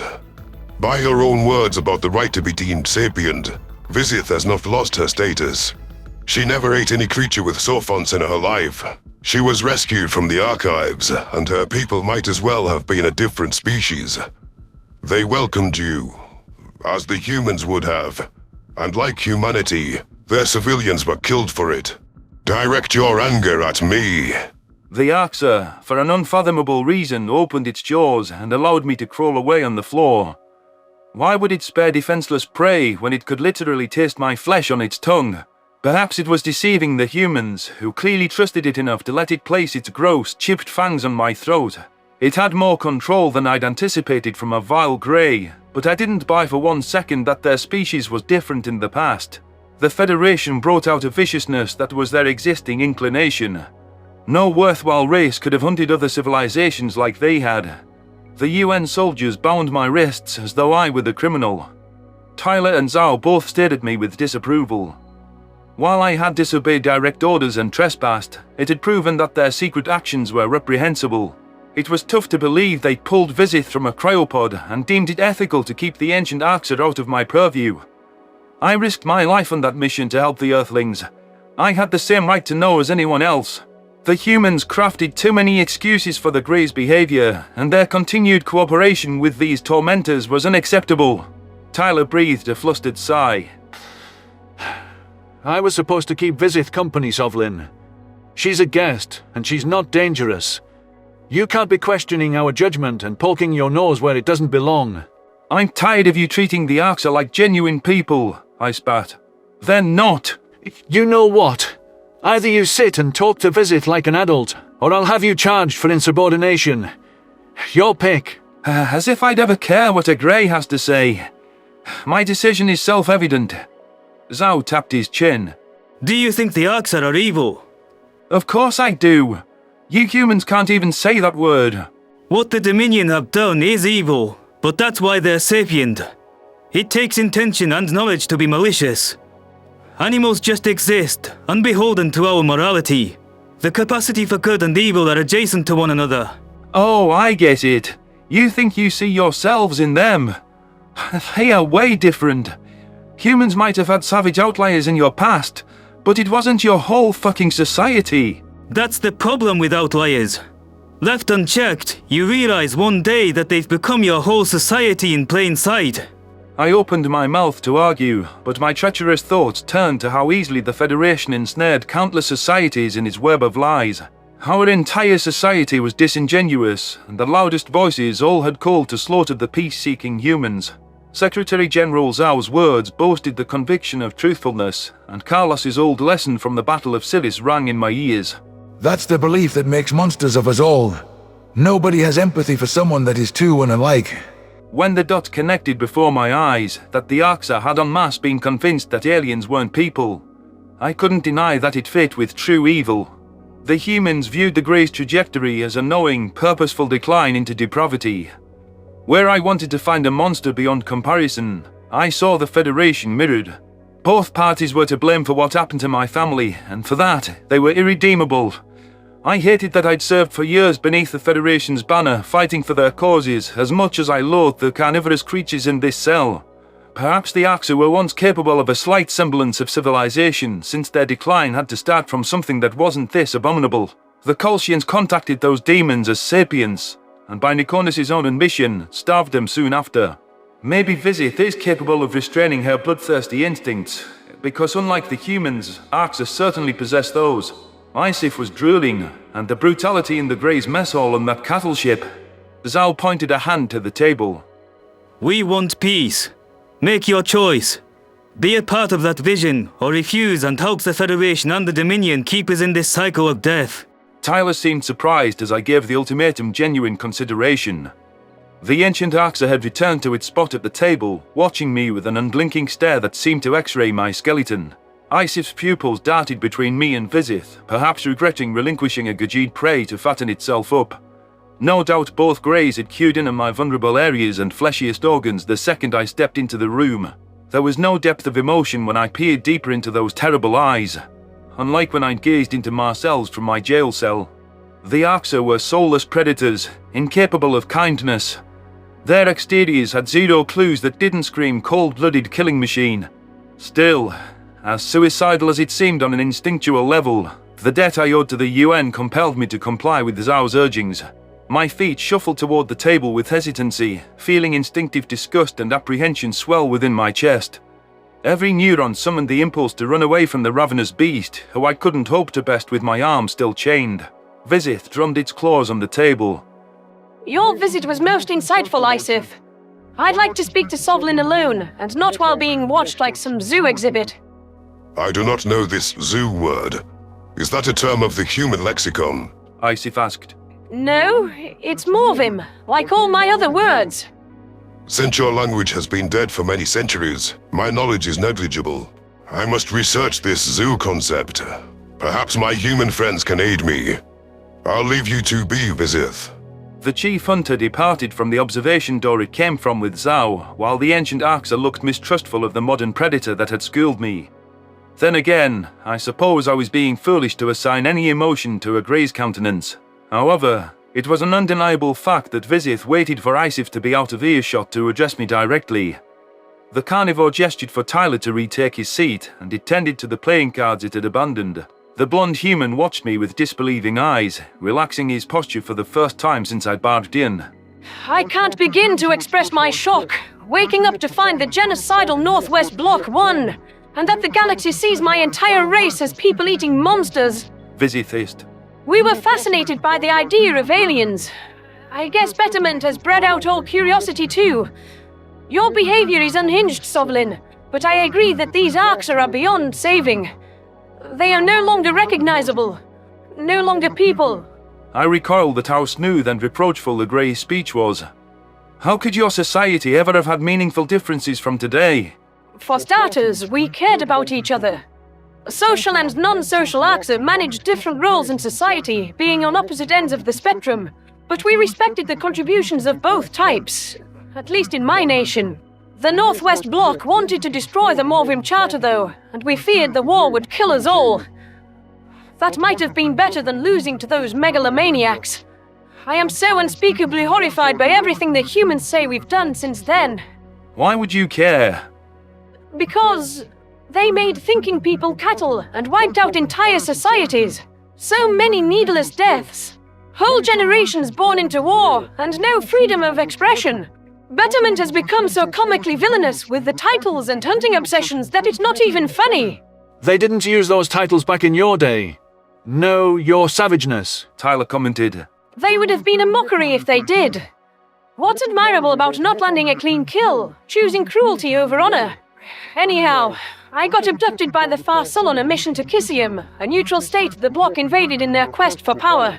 I was enlisted as a soldier against those bastards, and I wanted to stop them from hurting innocent civilians, not watch them carry out atrocities in the stars. I struggled to meet the beast's eyes. Axa hunters ate my daughter alive. I offer my sincere condolences. That must have been wretched to go through. I'll have you know that I would never do anything like that. The Axa I knew would never commit such vile murders, because it's unthinkable. It must baffle you that we could have ever been anything else after witnessing such a graphic and personal atrocity. This is a nightmare of epic proportions to me, too. Imagine how you would feel finding your own species in such diabolical straits centuries later. Even with the gravelly register, the content of this beast's words seemed more like a human speech pattern than that of a terrorizing predator. It was worlds apart from Koth or even Isif. I would have never imagined that an Axa could put such eloquent civilized sentences together. Deciding to humor the carnivore, I engaged in the thought exercise. If the Gajids went on to hunt the races of the Federation in gruesome fashion, I would feel like 10 times greater of a monster than when we were revealed to be omnivores. What could be more appalling than seeing your species reduced to mindless, hated savages with its worst members from your time in charge? I couldn't bear to see the Gajids committing such heinous acts. I shared a glance with Tyler and picked up on the flash of agreement in his eyes. The human had wanted me to empathize with an Axa's plight. I'd mourn what my species used to be, Vizith. I imagine that's what you're doing. The predator lowered her reptilian eyes. Yes, I suppose I am. Against all odds, I'd survived one Axa's jaws and was engaged in decent conversation with another. A part of me wondered if things could have been different had savagery not overtaken their entire society. Could carnivores have conducted themselves like any other species? The humans had seen something more than malicious monsters from the outset, and with Vizith slashing down my preconceptions, it was tough to claim the primates didn't have a case.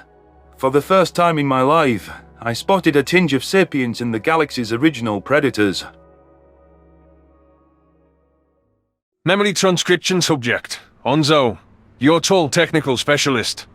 Date, standardized human time, February 21st, 2137.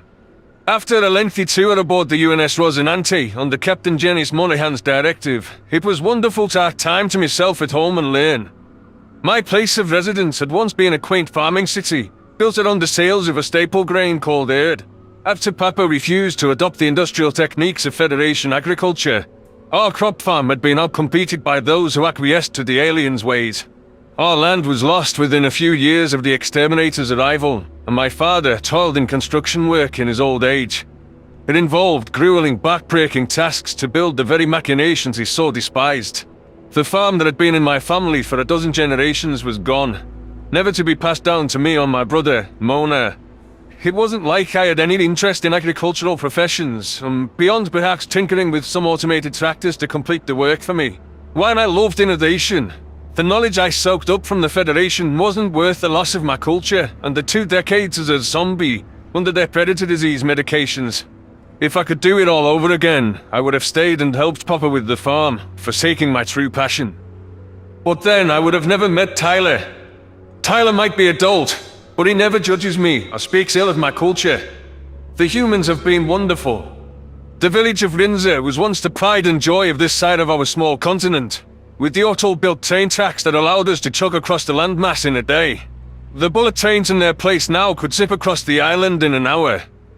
I could still picture the original railroad being blown up during a celebratory speech as my Gajid engineering instructor goaded me on. The harbour was barely visible behind the new steel buildings, and any green space that had been present was taken up by digitized clutter. The Federation hated water sports, perhaps why Mama's boat had mysteriously caught on fire one night. As much as I missed home, there was an inescapable sadness whenever I toured the sights. New plays at the Tailtwine Theatre. First time in over 20 cycles. A well-groomed Jortul paced on the streets ahead of me, passing out pamphlets to passers-by. I remembered the last play I'd seen. A strange tale where the crops came alive and attacked anyone who tried to harvest them. A predatory story if you ask the Federation. Toleo's feud. A classic work of drama and stage choreography about two warring kingdoms, based on the Brain Wars. I considered grabbing a pamphlet, but I didn't want to carry it throughout my meeting with the respectable human. My desire to go to the performance was born of nostalgia and spite for the Federation as much as anything. It wasn't as if I couldn't acquire an advertising handout on my way home. It wasn't clear why the imperialist aliens took such offense to plays, other than looking down on it as a primitive form of entertainment. Visual mediums like television and movies were just better after all. I suppose it was a good way to suppress old texts that didn't align with their ideas. What would humans think of theatre? I mused aloud, ignoring the strange looks from people I passed. They have media that's beyond realistic, run by computer graphics. Perhaps they'd think a bunch of props on a stage are stupid, though they haven't had that response to anything of ours yet. There were a handful of Terrans in sight on the streets, but I decided to restrain my curiosity. These poor primates were out enjoying a stroll, and didn't want to be interrupted by an energetic Yortul peppering them with questions. I focused instead on the graffiti art on closed-down Federation buildings, which was something we'd learned from Earth. The Exterminator office had been shuttered once and for all, when all alien occupiers were sent out forcibly by our military. I could see that the institution was almost ready to reopen as a recruiter's office. The Yortul technocracy, now a part of the Sapient Coalition, was to be taken seriously at long last. The arrival of the humans had given us an opportunity to throw off the Federation's yoke. Everyone who was born before first contact despised what the aliens were doing to learn. Our planet's once gorgeous wildlife was turned to cinders by trigger-happy exterminators burning anything that challenged their narrative. I was grateful that the Terrans were keen on conservation. That was the exact reason I'd agreed to meet up with the renowned Dr. Sarah Rosario at a repurposed lab in the village's heart. Sarah's words fell on deaf ears with the Benlil, but we're happy to accept rebuilding the ecosystem we used to have. Fresh off the positive results she helped acquire at the summit, that should leave her riding a high. Their talents won't be wasted on land. Were I not committed to the military's next orders, I would have loved to devote myself to aiding this project, despite it being well outside my usual purview. If I framed the environment as a machine with cohesive parts, perhaps I could assess what forces drove the greater whole and how to fix the degradation. The supposed savage predators understood more about nature than any race I'd encountered. I trusted humanity to salvage as many animals as possible. It seemed it wasn't the flesh-eaters who had the utter disregard for lesser life. I ducked into the sprawling research campus, which now featured outdoor enclosures to accommodate life forms. Curiously, the Terrans had brought pets from Earth to supplement our native customs. The Yortul government had given clearance for the UN to use its discretion on what to bring. Inside, I could see more creatures that looked like dogs with varying forms. On a stranger note, a small animal that could fit in a human's hand was yapping in a massive canine. This seemed to scare the much larger mutt. I found Dr. Rosario waiting on a couch, and without bothering with pleasantries, I pointed at the tiny screeching thing. I know the black and brown thing is some sort of dog like I saw in the military. What is that little thing called? The human narrowed her eyes before chuckling with amusement. That's also a dog. I know, they look nothing alike. The breed diversity is staggering. I won't pretend we weren't involved with that. On's alright. We met at the facility. But all your tall look alike to you. I imagine you get the locals working here mixed up too. Don't worry. I can't tell humans with generic hair mops apart either. Hair mops? I swear I've heard Tyler called them mops. Like the cleaning tool. Which some of you definitely look like. Well, I suppose it's better to look like a cleaning mop than an evil predator. I'd stick with calling it a hairdo or haircut. But back to your point, there's some humans that look like doppelgangers even to me. I'm glad you understand. I perked my ears to signal common ground. It was the same for me with some species that came from the Federation.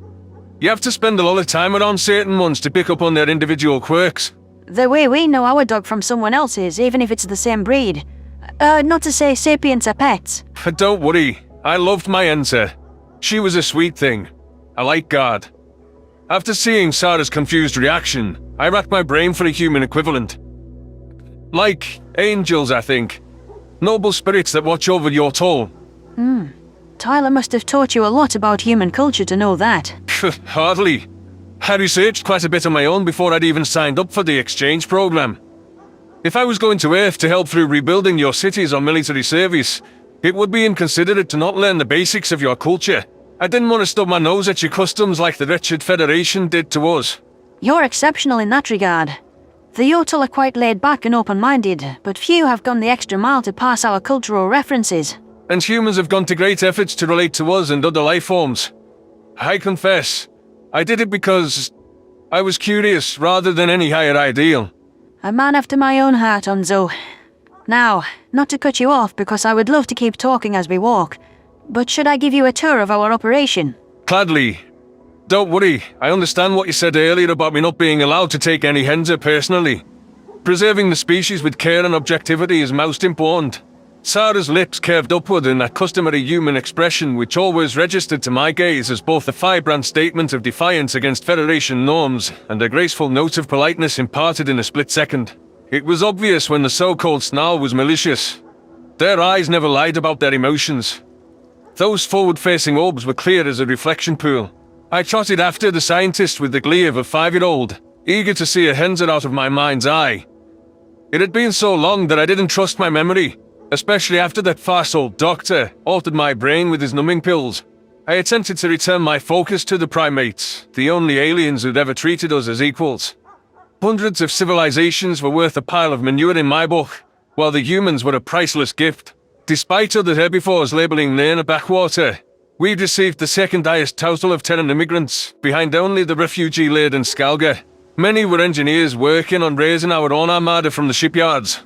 That was another project I wish I played a part in. The Federation had herded us away from building any warships to avoid disrupting the notion that we were powerless, brainless primitives.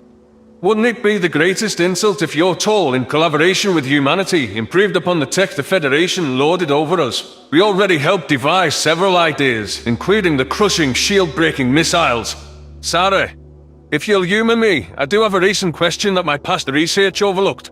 I reminded myself that there was no shame in our societal development or low-tech endeavours. What mattered is that they were ours.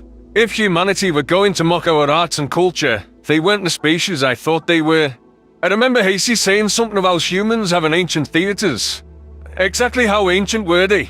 Do you have any recollection of what Terran stage plays were like? The curly-haired scientist squinted with confusion. Well, theatre is one of the oldest forms of entertainment, but you misunderstood me, I think. It's not gone. For one example, back when New York was still around, there were numerous Broadway plays which were well regarded in many circles. Really? Sorry to sound so surprised. I just figured you'd think it was outdated like the other aliens. The Federation are a bunch of judgmental killjoys. Don't you know that by now? Just because newer, fancier ideas exist doesn't mean older stuff can't have its charm. I agree. I just asked because our playhouses are reopening after being shuttered for years. It interests me what your Broadway plays were like. There were some that were dramas and such, but it was most well known for musicals. You know, actors sing songs to advance the story while doing choreographed, synchronized dances. I stifled a snort of laughter, lingering on the mental image. Which herbivore wrote those for you? Everyone knows predators aren't capable of something so sentimental and dorky. I know you're joking, but if you ask the feds, it's all part of our master plan. If how off-key Tyler sings reflects on all humans, it is part of your plan. To make sapients clutch our ears in agony. Sarah snickered for a brief moment as we stepped into a restricted wing of the research facility. I halted in my tracks as my gaze focused on a couch where a tan Henzer with jagged black stripes was punching atop it. The once beloved near-extinct pet brushed up against the back of one human's head and nipped at his earlobe. The primate was laughing, teeth visible from ear to ear. There was no question about how this Terran felt about our old friends. A few humans were down on all fours playing with yarn and laser pointers, while the more sedentary hominids allowed Henzers to settle on their laps. The adoration was mutual. The small animals seemed fond of the Terrans, perhaps because of their willingness to afford attention. It used to be said that Henzers were excellent judges of character. Watching an Earthling scratch a rumbling pet's forward-facing ears, a predator trait that the humans curiously lacked. I wondered whether they wouldn't keep our non-sapient pals for their own people. Certainly beats breaking into our homes and burning them alive in front of us. Fuck the Federation. For the small number of your toll who'd been able to harbour Henzers all these years, it must have been difficult to persuade them to hand their companions over to the Terrans. However, Witnessing the care afforded by our arboreal allies, I believed these scientists could give us a fighting chance to bring back the most culturally significant species on Lern. It was the only way to ensure the hens' numbers were padded and that future generations could enjoy their company once more. Perhaps, if the pest-killing hunters flourished here again, humans might transport a few back to Earth for adoption. We love these little guys, Onzo. How could even the Theds hurt such cutie pies? Sarah approached the couch Terran, picking up the henze. I pretended not to notice her voice climb in pitch, and in turn, she passed the tan animal into my shaking paws. We brought some puppies and kittens, our darlings from Earth. You could adopt a few of them in the meantime while we're repopulating the henses. I'm glad you invited me here to see this. You're doing good work. I pulled my paw tight around the hen's belly, scared to drop her. Tears swelled in my eyes as the graphic memories of my pet burning returned. Tyler has a big dog, a Great Dane. That thing could swallow a human's hand. He left the gentle giant with his dad while he deployed. Maybe for good. It's difficult for pets to be relocated. They don't understand. It's kind to force that change of scenery on them as little as possible. Yeah. If I get to retire from military service one day, I'd like to adopt a big canine like his. Nobody'd ever mess with me again. And someday, maybe I could have another henze. Preferably before I die. Lame can be our world, like it used to be. You want to make all of that a reality? I could put in a word with the UN, get them to call in a favour with your government. Could ask for you to be sent right here. You've seen as much direct action as any Yortol from what I've heard. A true hero. We owe you a chance to help with the rebirth. The renaissance of Lern. My head tilted sideways, considering her words. You would do that, Sarah? That sounds wonderful. I mean, I do want to kick the feddies in the teeth, but I could use a break from all that. We've finished the Farsul off. We exposed the info in the archives. I could be useful here now. It's your choice. You can think on it. I don't need an answer today. But I'd love the chance to work with you and pick your brains as one science-obsessed individual to another. Just like my work with the cattle rescues is done. Maybe your stint in the stars has reached its end too. Okay, not to sound greedy, because I am grateful for the opportunity to help. But does this pay? Papa needs to retire, and I can't make that happen without a steady salary. The human pioneer took the henze from me and passed a note into my paws in its place. I looked up how to write in your tall numerals. I didn't misprint a thing. I nearly choked on my own saliva as I skimmed across the 6-figure number in sloppy handwriting. Sarah couldn't be serious. The difference this could make in my family's life. Not only could I save Lern, but I could have the financial means to support all of my loved ones. It was difficult to think of a reason to redeploy if Dr. Rosario could follow through on her promise to transfer me here. Unless there was an existential threat in the stars, this was my chance to finally be happy. Tyler, the cantankerous Sovlin, and I had earned some time on the sidelines. I was bouncing on my hind legs with excitement before I knew it, and I darted out of the lab to avoid embarrassing myself with the celebration. My eyes must have been glowing as I unclipped my holopad from my belt. That enthusiasm fizzled in a heartbeat when I saw an ominous message from my human best friend. The very person I'd been wanting to contact with the good news. My heart sank into my stomach, faced with a difficult decision. Hey, Onzo. So, looks like I have to go with the UN into Kolshian territory. Those bastards have Slanek, and if I don't save the day, Marcel's gonna do something stupid. He's supposed to leave stupid things to me, right? Anyhow, let me know if you're in or if you're out. You don't have to come. Miss you, buckaroo. I could feel bile rising into my throat as I was torn between loyalty to my friend and a chance at an authentic, peaceful life. Offers like the one Sarah presented to me wouldn't come around every day. It was everything I could have dreamed of. However, it had always been a no-brainer that Tyler and I stuck together. How would I feel if I forced a human to ship out without me and something terrible happened to him? Who would watch his back if I wasn't there? The last thing I wanted was to head back to the war after enduring Koa, Silis and Talsk. But my friend was counting on me to accompany him to the most difficult fight yet. Even if Tyler would never say it, he was expecting me to tag along. I'd been adamant over joining him on his perilous rescue mission of Marcel on Silis. Had it not been an exercise in futility, perhaps I would have mentioned to my buddy that he kept putting himself in harm's way for Mr. Fraser and Slanek. That was just who Tyler was. Someone who helped out his bros. That was why I knew if the roles were reversed, he would have agreed to join me in a heartbeat. No incentives or comfort could have swayed his decision. It was also the reason I accepted that I had to turn down the offer of a lifetime and follow my human buddy to Arthur. A serene existence on land with a monster-sized dog curled up on my bed would have to wait until after we delivered some justice to the heart of the Federation. Memory transcription subject. Onzo, your tool technical specialist. Date, standardized human time. March 3rd, 2137. The march toward Kolshian territory couldn't happen in a single step. Rather, it was a monumental push throughout the galaxy. The Terrans stopping by land to integrate a handful of Yortul-built ships into their formation proved convenient. I didn't need to ferry myself to Earth when the UN were docking above my world. Even if they would never give voice to these sentiments, I knew humans thought most herbivores were liabilities in combat. However, they showed no such reservations about having vessels crewed by our fiery sailors. The minutiae of Yortul bureaucracy were also unique in our relations with Earth. No other species would have dared to host an exchange program on human soil, but millions of our kind were already there for the rebuilding efforts. The first meeting took place in a city called Brussels, the art of some amalgamate faction known as the European Union. Tyler, for a man as lacking in foresight as he was, attempted a delicate tap dance around prey sensibilities at first. Perhaps the UN's program had suggested such restrictions for the human side, but I suspected my pal drew those conclusions from interacting with Venlil.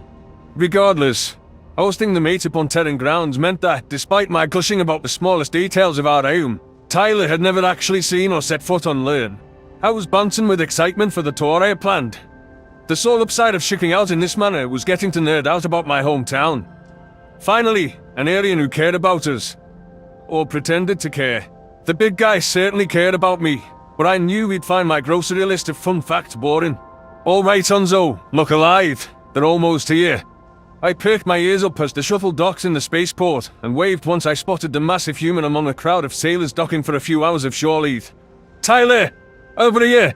The blonde hominid strolled over with a goofy grin. How's it going, buddy? Up top. I obliged the Terrans odd tradition of smacking his raised hand and wagging my tail. I'm glad we finally get to show you around Lern. I know we only have a few hours, so that means we've got to worry. I'd pace yourself, Onzo. You're dealing with a persistence predator. A persistence predator whose diet has been entirely ramen and mac and cheese. Those cards are going to keep you persistently on your ass. So you did read my texts? I don't know what I'm supposed to say to a blurry profit picture of a half-eaten cup of ramen with a plastic fork in it. And a few noodles hanging over the side. It's called keeping in touch. Not all of us can be all E equals MC squared. You don't even know what those letters mean. Ouch! All right. You win the ribbing contest. As a reward, I guess I'll let you play the new video games I brought.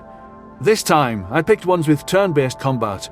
If you smash another controller, I'm gonna make you sit and watch me play. You can't make me do anything, Tyler. But, I'm sorry about the controllers. It's okay. Not your money you're pissing down the drain, eh? Easy come, easy go.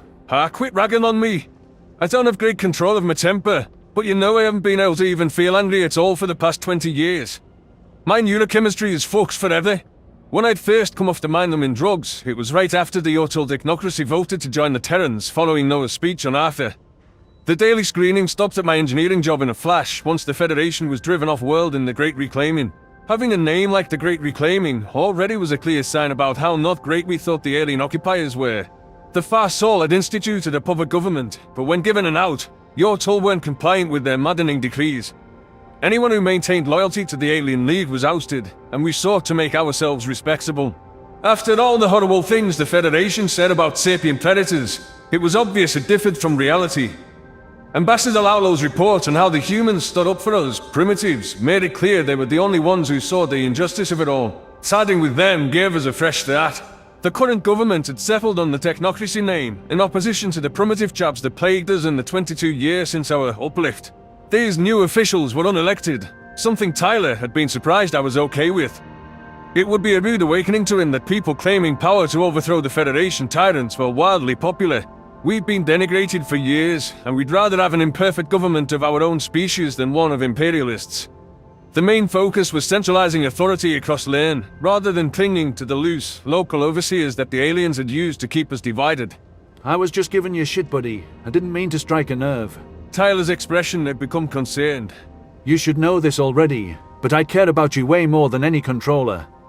Handling emotions is hard as fuck, even for those of us who've had decades of practice. If it makes you feel any better, grown-ass humans get mad about stupider shit than that. I still remember how my batshit crazy old man would scream at the poor umpire in my Little League games. I have no idea what you're talking about, I responded.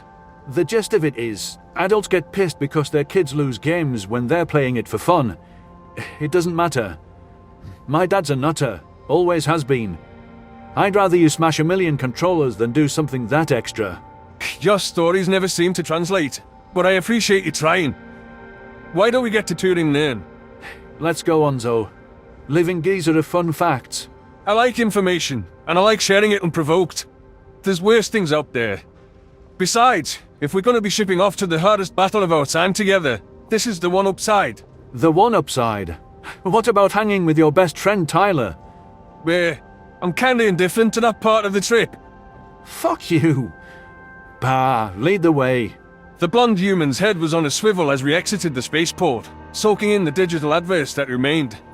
I could remember before the Federation's arrival, Rinzer's current hub of spacecraft had been home to scribes. The printing press rendered the profession of transcribing or copying documents by hand obsolete. It had been the perfect complex to add to the demolition list and replace with something modern. The location set us a block away from the bullet trains that were built atop the ruins of our railroads. More interestingly to Tyler, Sun Yor Tall had dabbled in various Terran cultural imports by choice. Tail Dying was in with the younger crowd. I could see one team with the bright blue tail, which clashed with his reddish fur, pass by us. Others took a fancy to adorning themselves with shiny objects, and were wearing trinkets around their forearms or necks. That jewelry trend caught on with numerous generations, since hand labourers often bound straps around their wrists in the old days. Transforming a symbol of the working class into a classy icon had mass appeal. I didn't know aliens dyed their fur, Tyler remarked. I swished my tail lazily. We did, but not weird colours until we met you crazy primates. Some Yortul used powdered leaves to conceal grey fur, but not on this continent. Age is considered a sign of wisdom here in Rinzer. Getting long in the tooth doesn't mean you're wise. It's about the total sum of your life lessons, and some people don't learn lessons no matter how long they're taught.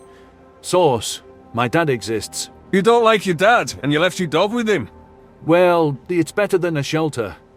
There's all sorts of abandoned animals running around on the outskirts of ruined cities. It's sad. Wouldn't do that to old Zeus. Your dog's name? I've done some research into human mythology to understand that nomenclature. We had a pantheon of gods ourselves, you know. They were a handful of followers up until the Feddies decided it was too primitive to salvage. The old customs were most popular outside the island. One deity was like Zeus, but I don't understand why thunder was the king in many human circuits. Because it's loud and it burns shit, and that's cool. I'm pretty sure some mythos had sun gods and all, and there's lots of top dog creation and death gods too. I dunno. Who led your pantheon? Ralchi, the god of fire. He was considered the most powerful god, able to melt or destroy anyone who challenged him. Giver of warmth who lit the very sun. So Ralchi is a sun god of sorts. Your people got that flames in the sky shit pretty right. The sun kinda is a big fireball. We don't consider him a god of the sun, not alone anyways. Ralchi's priests were adamant about the signs he'd send. Our lunar satellite isn't the right proportions and distance to have total eclipses like on Earth, but when the sun had a shadow over it, Ralchi was threatening to take it away. Forests catch on fire, judgment. A building goes up in flames. Ralchi cursed its owner. So what do you think Ralchi thinks about human fire eaters? Ralchi doesn't think anything, because it's not fucking real. As for what I think you shouldn't put fire in your mouth. Divine or not, respect nature a little. We do. It's better than the other aliens who used fire to... shit. I shouldn't have brought that up. To burn animals alive. It's all right.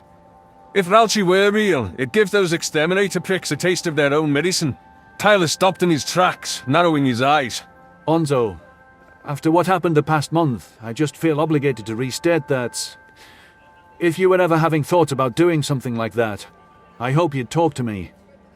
Maybe I say all the wrong things, but there's nothing I wouldn't try to help with.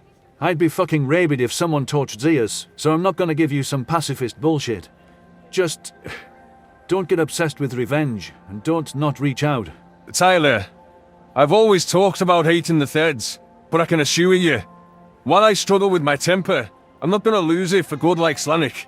I'm gonna kill those bastards in a disciplined way, by highlighting their shit-ass chicks on the sensor screen. That's what we're doing, bringing them down. Hell yeah, we're bringing them down the right way too, because we're better than them. I'd say us humans are soft, but that's not really true. It's more that once we open that can of worms, doing evil shit, it doesn't get closed, so we don't cross those lines. If you ever feel any way about that, you can tell me. I might even fucking agree with you. That clear? Well, I do think that you're soft, but I can also see how you're better than those immoral colonizing pricks. I have no problem following human orders for that reason. Even if I don't understand, I trust you. My bluster is just a way of coping with everything they did, and you know that. I do. But I'd rather not assume and check rather than have anything happen to you. I'd be all shades of torn up if I lost you, Onzo. You're my much smarter bro. The blonde human gave me a hearty slap on the back, and I tried to shake off the slight stinging sensation from that affectionately intentioned gesture. It was fresh in my mind how Slanek had declared that he had predator disease, and outright stated that he was aggressive and unstable. My short fuse was something I recognized as a problem, but I was nothing like that then nil. It was good to know Tyler would check on me, and that I could talk to him about anything. When I'd confessed all of the buried baggage about my hens at after Sillies, prompted by the sight of Dino, my exchange partner had been sympathetic and supportive.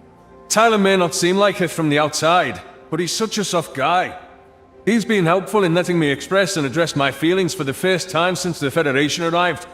No predator or prey behavior stake, just acceptance. I jogged down the sidewalk, not wanting to remain sidetracked. I just built rockets, Tyler. Anyone can do that. Don't rub it in now. Save that remark for Sovlin. Tyler pouted. Speaking of that racist old Gajid, you'll never believe this. But you know that Axel I was guarding? Sovlin started lobbying for the UN to let Vizith enlist like she wanted to. I'm not that gullible. It's true. Obviously we can't have Vizith on a ship with other herbivore crew, even if it wouldn't piss off the Dominion.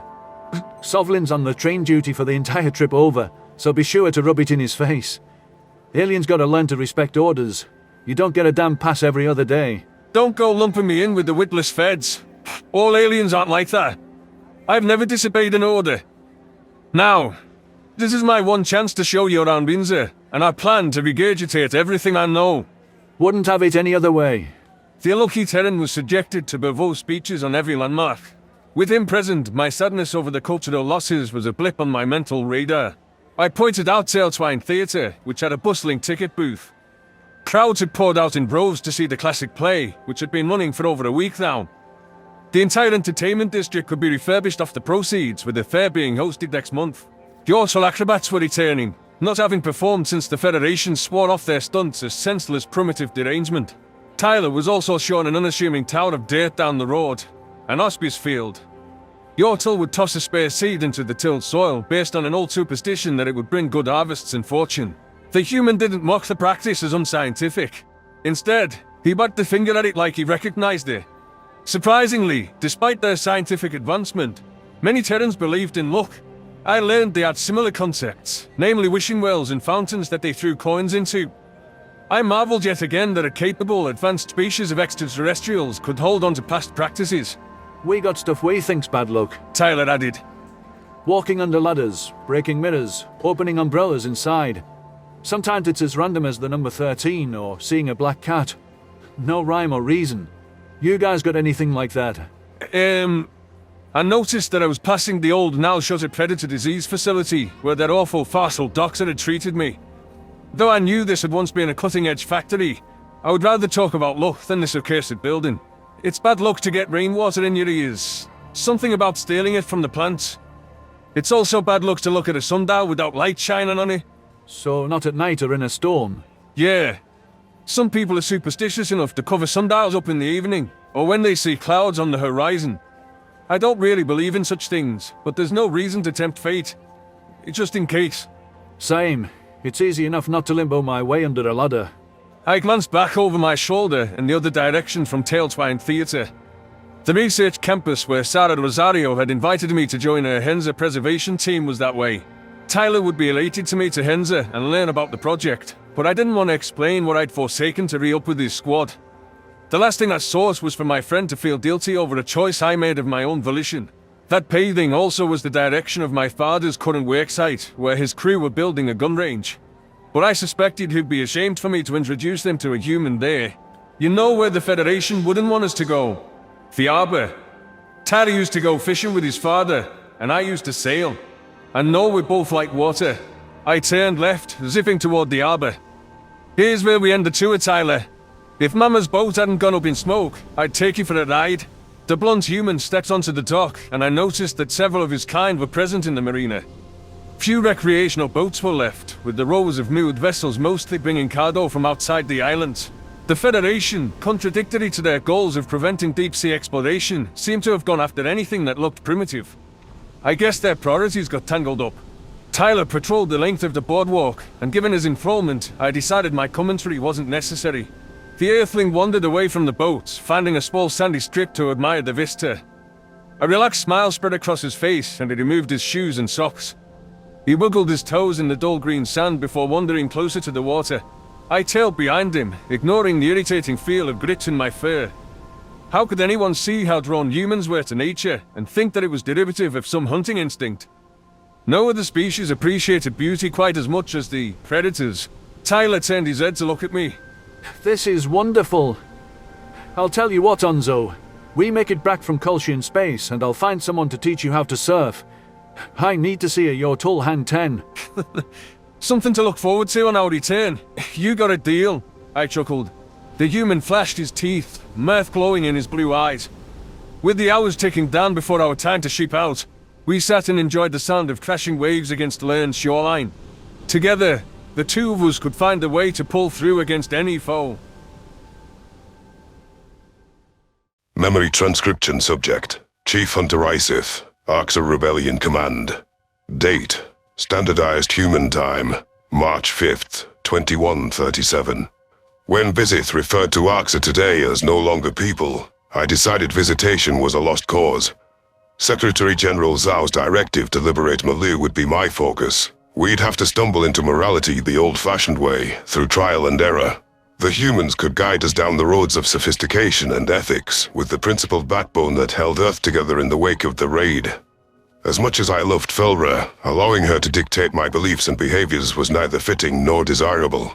The first phase to bring down the Kolshian Empire was loosening their hold on the Dossa world, and thereby sending my friend home. I decided to leave Felra with a human garrison at their fledgling colony in Mazik space called Liberty's Bastion. It was unsafe for her to come with us to a vicious battle when there was a non-zero chance of us being killed in action.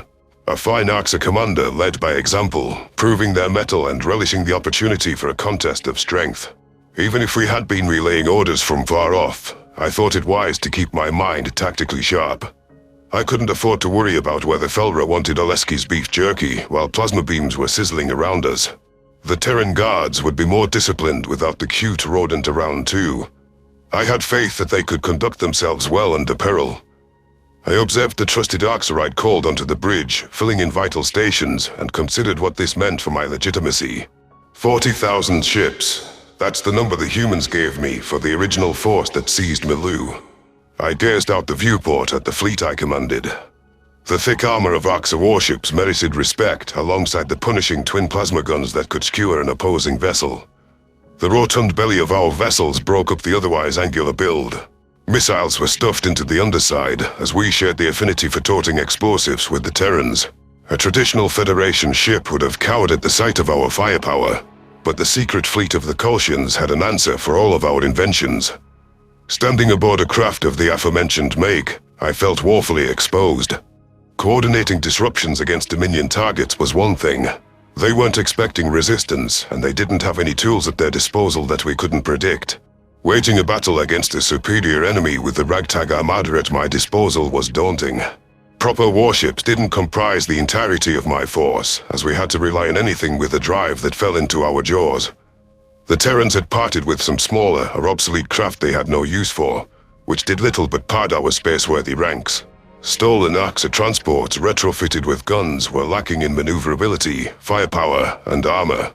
The classic, intimidating warships were the few that captains had been bribed into stealing. The other ship classes were designed with the intent of bringing soldiers to the ground to take a planet, not for exchanging blows with an advanced fleet of drones.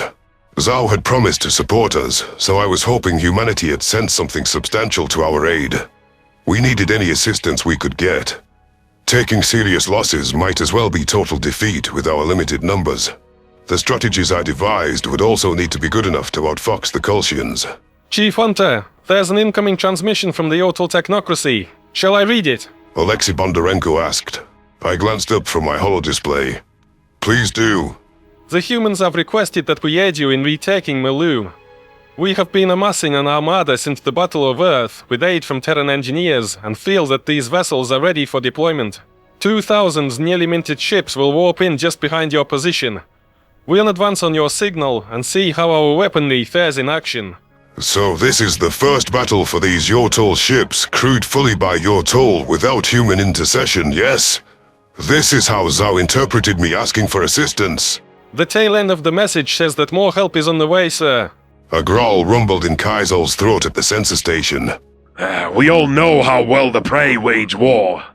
Our number are barely above the 5-digit range.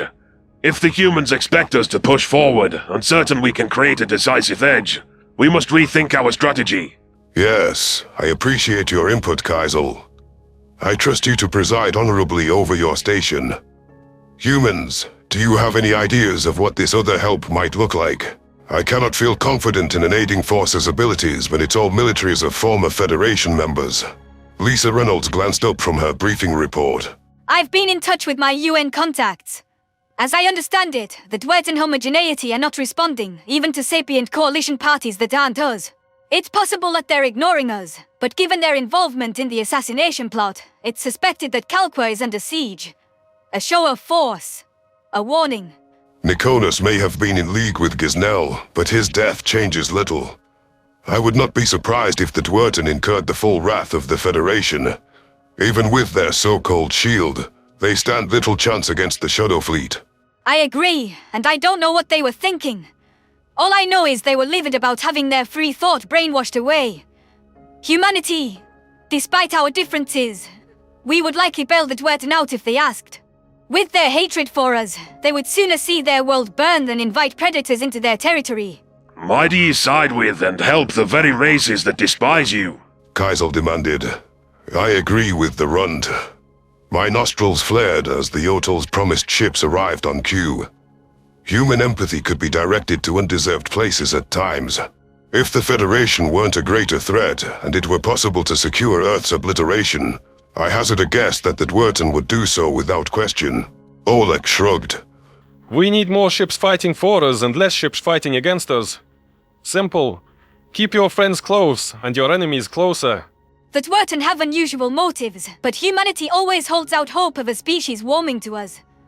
We didn't want to fight everyone like this. Lisa said. Look at all that's happened. The Dossa have been occupied for months for the crime of befriending us. We have to break this stalemate here and now. No matter what, we have the human forces that are deadlocked here, in the system, holding the line as we speak. What we've got isn't even a third of the total size of their fleet, but it has to be enough to turn the tide. I suppose it does, Oleg, I sighed. Thank the Yotel for their aid, and patch them into our comms. We'll see very soon if they're at all competent. Yes, sir. The Yotel vessels were visible on the viewport and had a different aesthetic from any craft I'd seen before. There was some mild displeasure on the rebellion's channels over integrating with herbivore forces. The Technocracy's commanders seemed capable of mobilizing craft into formation, though it was their combat readiness we all doubted. If the supposed reinforcements turned tail and fled when the gunfire commenced, I'd have some scathing remarks for Zhao once this was over. It was my hope that the humans knew what they were doing. If the Terrans hadn't proved themselves to my men at Farsul, I suspect I'd hear more objections. After that demolition, saving our hides, the UN could put a Sayasari in charge of the Armada and receive only grumbles from our people. Humanity has earned our trust. Oleg told me that humanity was involved in designing these vessels, which meant the Yotel warships could be more devious than they seemed at first glance. The strange shapes and features of the unknown classes suggested something was up with them. Conspiracy-loving Bondarenko adjusted his glasses, seeming to read a message on the comm station. Kaisel's posture stiffened by the sensors, and I passed that our other assistants had arrived. My tail lashed with expectancy, waiting for one of those two to fill me in on the new development. 1,000 new contacts on screen, ID'd as human drones, Kaisel announced. Oleg scratched his chin scruff. Can confirm. I've received a communique with the info needed to relay commands to the drones. They're human, but we've entrusted them to your overarching directives. That's not as many as I'd hoped Earth would send, but I suppose you have little left to give, I mused. Very well. Place them on the front lines and forward our planned course. The human drones deciphered the gist of my plan and maneuvered their way to our leading edge. I could see that the Kolshian occupiers had detected our arrival, though they couldn't afford to break off from their current engagements. A lapse in the deadlock line would allow for the Terran drones in system, already pressing, to make headway. A worrisome issue crossed my mind as I watched opposing beams traverse wide swaths of space, with the only sizable manned contingents being from my rebellion and the Otol. Which foot soldiers would clear Malu of enemy troops? If we liberate the system, I hope the humans will supply ground forces. Arxa landing will be perceived as a raid, and I wouldn't expect herbivore soldiers like the Otol to be able to drive out any trained military. My focus was on executing the battle plan I'd devised. When my skeptical commanders relayed an openly disdainful explanation to the Otol, the herbivores acted as if they understood. It had been conveyed in terms suited for a toddler, since that was about where the Federation's military competency stacked up. Despite the disadvantages we faced, I had to remember that this was for Felra.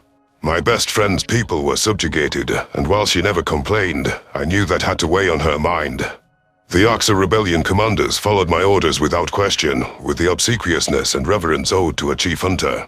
It was simpler to mingle with my people without Felra admiring my image, but the cruel acts I'd committed in the past hadn't escaped my underlings' memory. After witnessing my interactions, they'd seen defective behavior that didn't align with that history. I had to prove that I could be a respected commander without cruelty. It was not just about retaining their loyalty, but also being able to interact with other Arxa as equals. Visith had reminded me that true shamefulness stemmed from not acting empathetic enough. We're keeping our strategies as simple as can be. Approach the skirmish line from a wide angle and split the Kolshians' attention, I ordered. With any luck, it'll disorder their formation and give the Terran forces already present a chance to break through for the kill. Kaisel was busy highlighting each Yotol ship on the sensors. If these prey-crewed vessels can't commit to a simple flanking pass, they're dead weight. I know. I'm not counting on the Yotol to do much more than draw fire off us, which is fine by me. Onward. In strict formation, the fleet careened to the outskirts of the action and coasted in for a bird's-eye view of the Kolshian forces. Thousands of automatons were warding off the primates, having kept the battle well outside Malu's sanctum. The hum of our engines in the floor was tame now, but we were ready to burn hard to swoop across our foe's exposed side. Our weapon station was locked and loaded as soon as we got within optical range of the enemy fleet. I strapped into the commander's chair in case the inertial dampers were pushed too far during combat. The enemy drones definitely spotted us because the nearest elements pivoted towards us to prepare for an onslaught. An AI's omnidirectional view trumped even the ranging periphery of herbivores. A few foes lunged forward toward the existing Terran line in an attempt to dissuade the friendly automatons from pushing ahead and capitalizing on our arrival. I was grateful that the vessels leading our own charge were the handful of reinforcement drones Al coughed up. I'd prefer they absorbed the worst of the hostile fire rather than a ship with lives aboard. I didn't dislike the Otol, and despite mistrusting their competency, that was a guilty by association view. I respect how they try to act brave. That's half of actually having bravado, yes? Of all the parties at the summit that heard my speech, only one ex-Fed was willing to work with me. With an enemy force engaged at a 90-degree angle to our approach vector, we pushed the thrusters to full burn. Numerous Kolshian craft had reoriented their weapons to face us, anticipating the greater threat of our flanking force raking their line. If the onboard programs were aware the lead commander was an Arxa, I suppose I'd been predictable. Our reputation indicated that I'd choose an aggressive course of action. Simple maneuvers amid a crowded battlefield were proven across eons. Attempting to outwit a machine with faster decision-making power was an exercise in futility, unless you're a delusional Terran. Their spontaneity and wild ideas were nothing if not unpredictable. It was both their genius and their derangement. Lisa's eyes were focused on our human allies. Sir, I'd recommend we keep our movement vectors clear of any friendly nanodrone swarms or shield breakers. With your permission, I'll keep combat stations apprised of such deployments and the affected radius. Good idea. 50 seconds to first volley. We are not to stumble into friendly munitions, but we will not shy away from engagement, yes? I hissed. Oleg cracked his knuckles. We're back where Lisa and I first met you, Chief Hunter. Those military black budgets had to turn up something useful, huh? Let's get it done. Subordinate Arxer on the bridge maintained submissive postures, though I could see a zeal for bringing down the Kolshians in many eyes. Nikonas had partnered with the Oppressive Betterment Office to ensure that our kind would never seek peace. That was enough to spawn a growl from my own chest. With narrowed eyes and a surge of adrenaline, I soaked in every detail. The bulk of the Kolshian drones remained locked in their struggle with Terran opposites, and 13,000 rebel-controlled ships were barreling toward the enemy's poorly defended flank. Could Shadow Fleet drones withstand the initial onslaught long enough for manned Kolshian reinforcements to reach them from Willu? Any commander knew there was nothing easy about overcoming 5 digits worth of ships. The drones under my oversight led the way, weaving through enemy fire with mechanical precision. Our armada glided behind them as billowing explosions rocked the lines of both parties. My warship was insulated from the brunt of the fray, but we were vigilant for any munitions that slipped through the crack. Salvos of missiles were being traded like claw swipes, deflected or landing based on the receiving party's situational awareness. Debris littered the system from the months-long battle, and we were only adding to it. Disabled ships drifted helplessly along vectors from when maneuvering power was lost. Navigations! I'm forwarding hazards I've located to avoid collisions. Kaisel barked. Lisa's head snapped toward me. I haven't seen any shield breakers coming from the UN line, but they're pushing forward to take advantage of distraction. Many Kolshians have shield outages, so I can assume that occurred well before our arrival. I drew a measured breath. Thank you. Adjust trajectory as needed and await my orders to fire on any important foes. Our vessel wove around the wreckage of an eviscerated enemy craft, and our plasma guns sizzled in weight of Kaisel's next target offering. The rebel ships weren't as nimble as hostile drones, but our heavy hitters packed more firepower. Twin railguns from warships scorched the flesh of nearby foes, taking advantage of the shields that were downed in lieu of our arrival. The Terran armada was surging forward all along the defensive line, rallied by the obvious devastation we'd sown. A pair of Kolshian drones collided, overwhelmed by the combined crossfire, and we were gift-wrapped an easy shot against another short-circuiting defender. I ensured my outward stoic professionalism despite my internal celebration as our plasma tore a gash in an enemy's circuitry. The Arxer portion of the plan was going swimmingly, but I noticed worrying movements in the wings.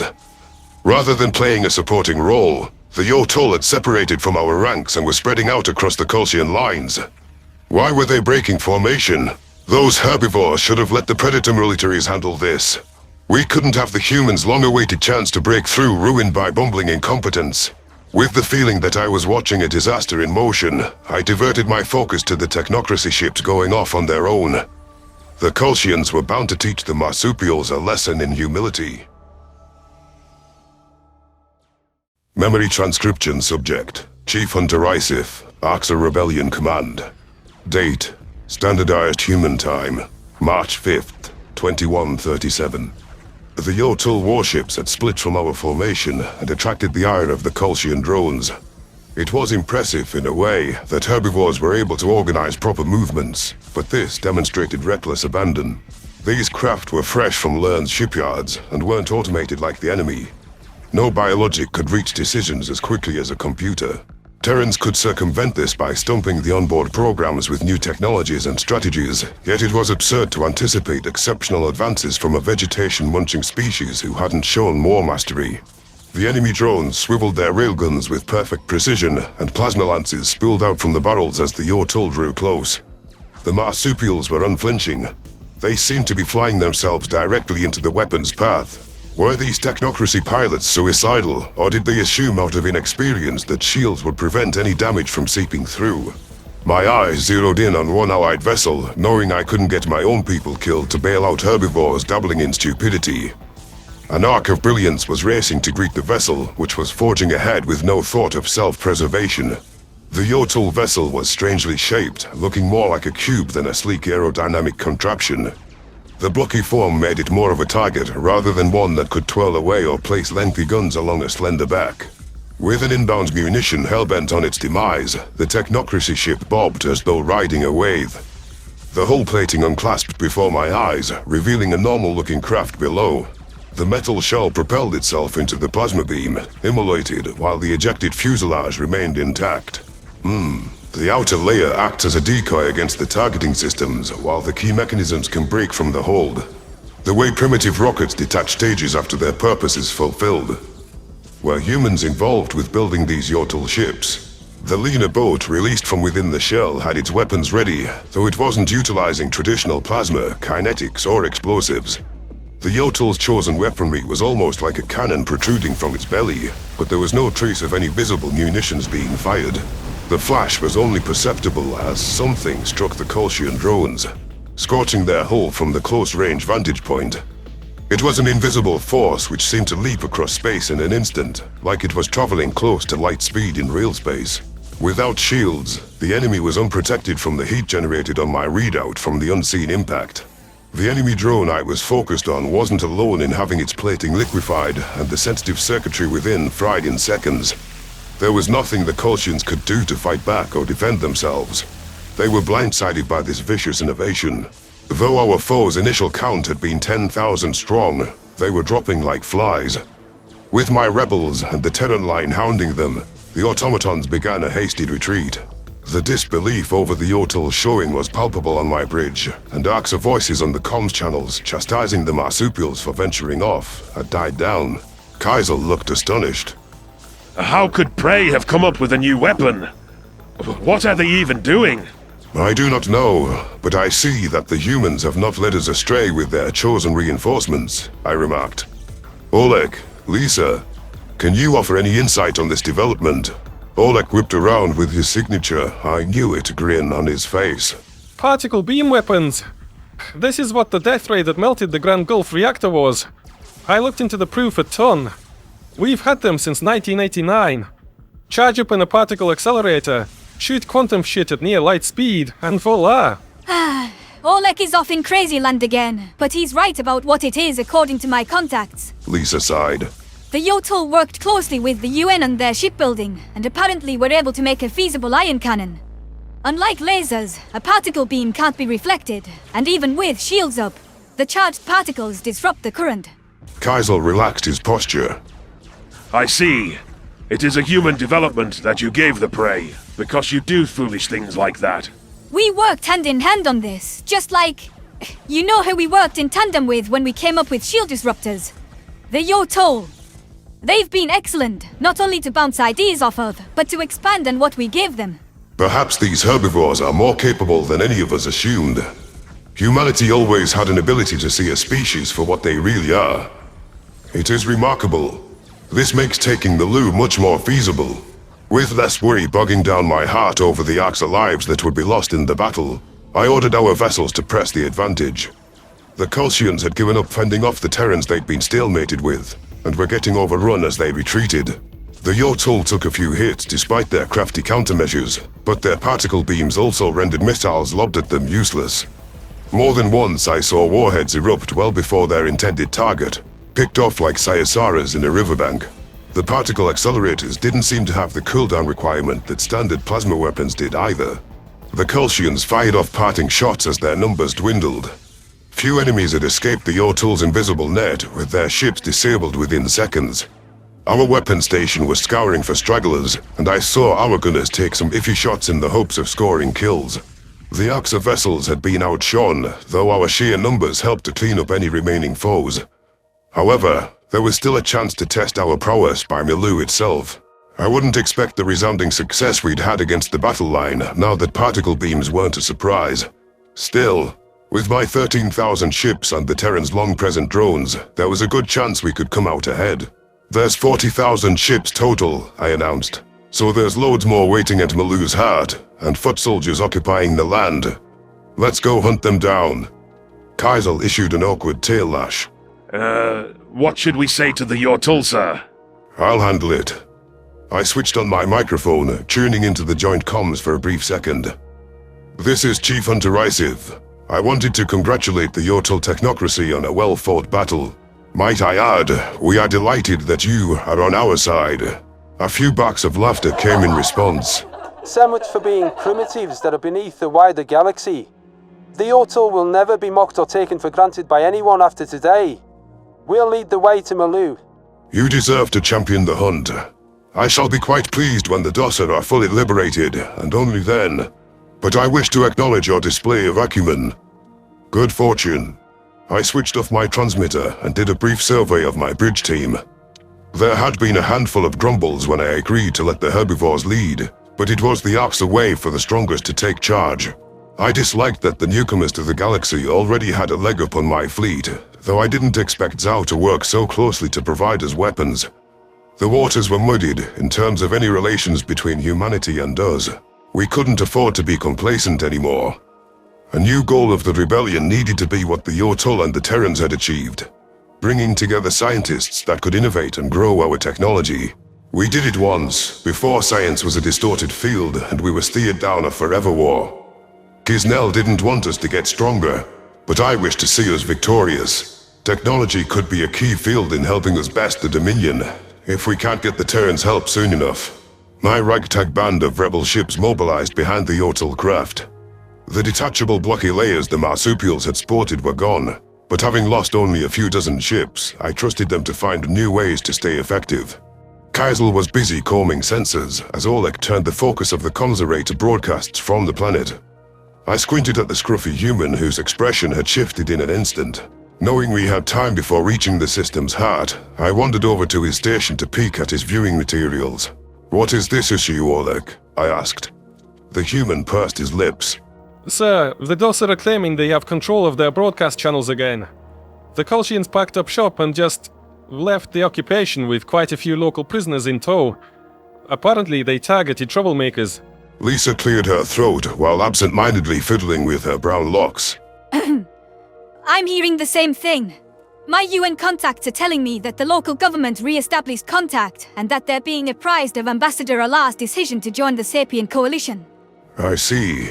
The Kolshians are fleeing, surrendering the planet and acknowledging they lost, I hissed. That is excellent news. Felra will be pleased. There's not much we can do about the Dosser prisoners, but there's no way the enemy can initiate a total evacuation and vacate the system before we get there. Perhaps the Yotel can disable and board the prisoner ships and... Sorry to interrupt, but that's the thing, sir. It seems they started making preparations to leave and left days ago. Orlik mumbled. Kaisel smacked his tail on the floor. I've adjusted the sensor settings and observed the breadth of the planet's spaceports on the viewport at maximum magnification. There's not a trace of any Kolshian ships left here, sir. I can detect some subspace trails suggesting they left within the hour. Malu is free. I narrowed my eyes. That does not make sense. They started leaving days in advance of our arrival. The Kolshians would not have expected a thorough trouncing.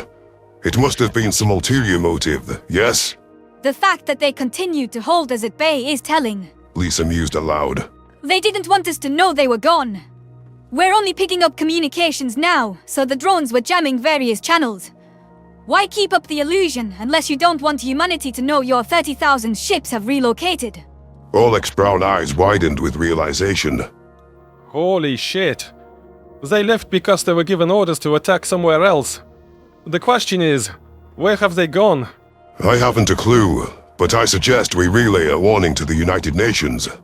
My head turned toward Oleg, and the humans seemed to pick up on the message to an open channel. Your intelligence may have a better idea of this, yes? It is also your jurisdiction how to proceed with Malu freed. Zal will wish to hear of our success. Already on it, sir. Give me a moment. I did my best to avoid crowding the male human, though I was impatient for him to pass me along to the Secretary General. With this new information in mind, there were decisions to be made about what roles the rebel fleet should play. From what Kaisel imparted, we had just missed intercepting the Kolshians. Since they had warped out mere hours before, we could follow the subspace trails and see where they led. The goal of this mission was already accomplished, with Felra's world liberated, but I was torn over whether to intervene. Zhao's words from our conversation about the war plans were still fresh on my mind. Should the tables turn at Milu, I imagine the Kolshians are biding their time to hit human territory. We know they want to cure us, so I'd find the use of biological weapons against the civilian populace likely. The Secretary General had said, the last thing that Earth wanted was a repeat of the months-long hostage situation in this system, but with human prisoners in tow. Regardless of what actions I would personally take, I needed to pass along a warning about Zhao's speculation looking more like prophecy. Perhaps the death of Nikonas had accelerated the Kolshian's aggressive timeline, or perhaps his successor carried out what was already planned. Either way, Venlil Prime and Earth should be on their guard for any incursions. I donned a look of seriousness as Oleg beckoned me over to the screen. The Secretary General was staring back with interest in his brown eyes. Hello, Isif. I hear your mission at Milu has been a massive success. I've been in touch with the civilians, and their doctors and aid workers are en route from Korea. Zhao said. However, I'm hearing that the Kolshians left before your arrival. I chuckled. As usual, you know things before they have been relayed. General Jones's department, yes? In this instance, it was simple enough to piece together a timeline of events with Milu able to reach out to us. We've been in communication with our people aboard your ship too. Regardless, congratulations on your success. There are many bright-eyed humans toasting your accomplishments back here on Earth. The United Nations appreciates your help. We would have sent more to fight alongside you, but we're stretched thin. I know, Mr. Secretary General. I'm not sure I ever misjudged someone so thoroughly as I did the Yotol. You sent us worthy fighters. That was enough aid, and it pains me to profess, but it was the reason for our success. I wish to get in contact to apprise you of these developments, and also warn you that the Kolshians may have left to attack another target. It should be seen to that Venlil Prime, Earth, and anywhere else that is strategically important to humans is vigilant. I swore a promise that not one more civilian would perish on Earth, not under my watch. 20% of the deaths during the attack were in my home nation. I lost family, like many other people, and for that, I will do anything to protect Earth. I have done everything I could think of to protect Sol, and there are no lines I wouldn't cross to keep us safe. Skalga is also under our umbrella of protection. The Venlil are treasured by humanity. You need not worry. Good. I do not know whether I should pursue the Kolshians and offer aid. Zhao's eyes, which had darkened during his previous remarks, rolled back in thought. Isif, you've done as much as you promised to do. I won't ask any more of you. If you wish to help, we'd welcome your assistance, and your swift response time could make a difference. The Yotol have already agreed to chase the subspace trails and continue the battle wherever the Kolshians have gone. What course of action do you wish to pursue? That depends on where they are attacking. Do you have any guesses? I have a sneaking suspicion, but I genuinely have no desire to manipulate you. Please, whatever my colleagues might do, know that I respect your goals and autonomy. You are blunt and forthright with your aims. I find that to be a respectable quality in most instances, except where your aims are perpendicular to my own. Fortunately, we find ourselves in agreement for our peaceful aspirations. Is that not correct? We both seek a long-lasting peace for all species. First off, I don't know this. It's based off my interpretation of the data. My best guess for where the Kolshians are heading is Liberty's Bastion, since to the Federation, it symbolizes predator expansion outside our own space. The human's words caused my heartache to spike, hearing that my docile friend was in the line of fire again. To be clear, I've asked for the Mazik patrols to fortify our defenses, and we're moving colonists off-world. Now, before you worry about Faura, I got in touch with her hosts and evacuated them. You don't need to swoop in and rescue her. Why would you bring my friend to safety before tending to your people? Faura doesn't take a spot from a human. She's tiny. She can fit in a cup holder. You could have left the Dossa there and manipulated me into helping. It would benefit you strategically. I don't want to win that way, or to treat humanity's friends as tools. Like I told you on Earth, moral principles give you integrity, but you can't just hold onto them when it's easy or beneficial. I won't abuse emotions or use lives as bartering chips. Remarkable. Zhao could have all but ensured that I would show up at Liberty's Bastion, but he chose to get Felra to safety. The Dossa means a lot to me, so perhaps I do owe him a favor in return. I dipped my head in gratitude. Thank you. I'll have my fleet follow the subspace trails with haste. We'll chase the Kolshians to Liberty's Bastion, or wherever they may be heading. Your aid is appreciated. I promise I'll remember this when it's time for us to bring our full might to your side. You may not be a member of the Sapient Coalition, Isith, but you're just as much of an ally. I desire for you to win. I desire for the Federation to lose even more. Where I'm from, we call that spite. We'll bring their leaders to their knees before the sun sets on this war. There's no stopping what's in motion now. I have faith in your abilities. I will be in touch if we have additional intel, or if we need to converse with UN forces at our destination. Take care, and fight well, Secretary General Zhao. Just Mingja is fine.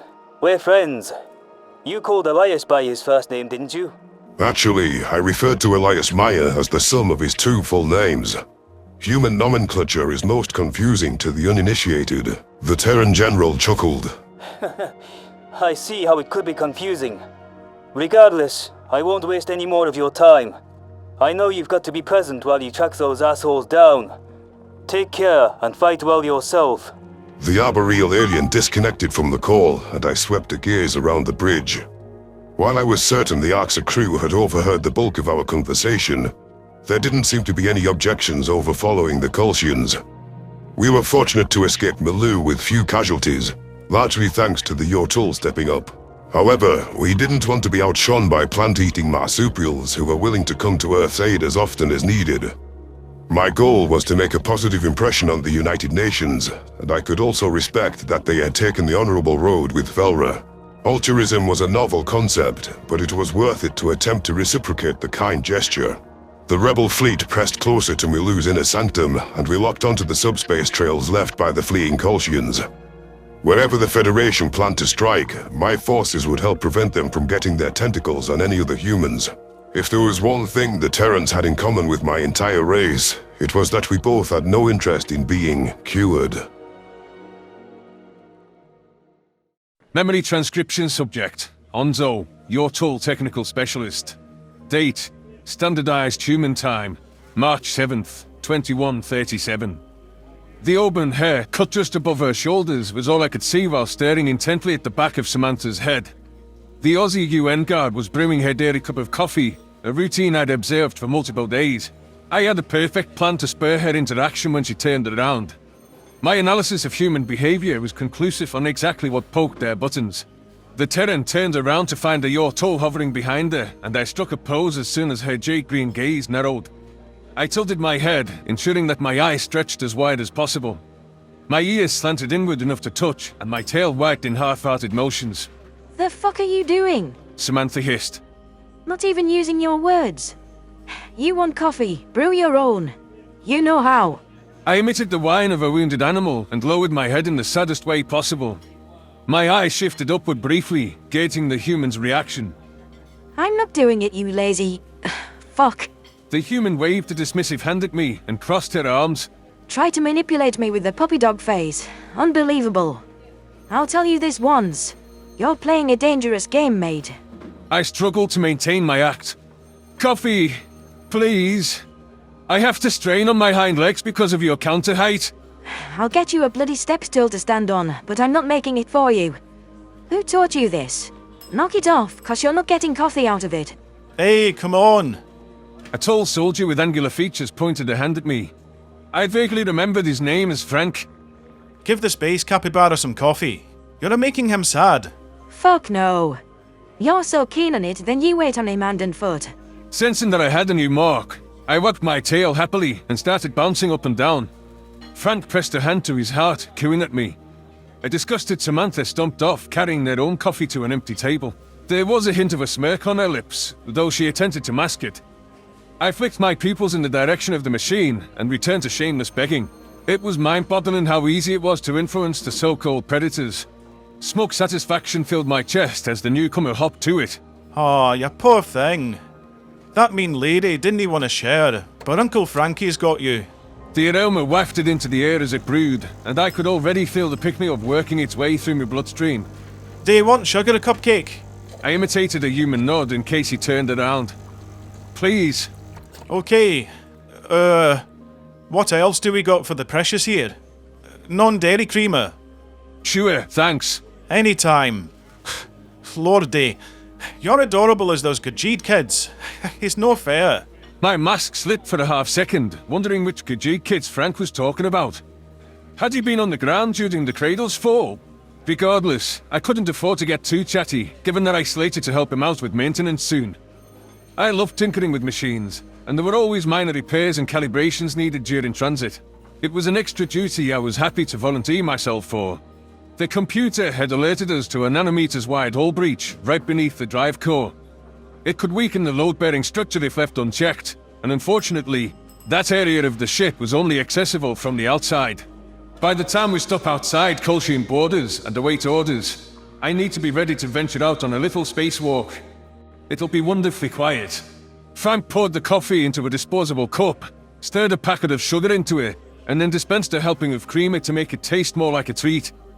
The Terrans slipped the drink into a sleeve so I wouldn't burn my paw pads too. My begging act ended the second it was transferred into my grasp.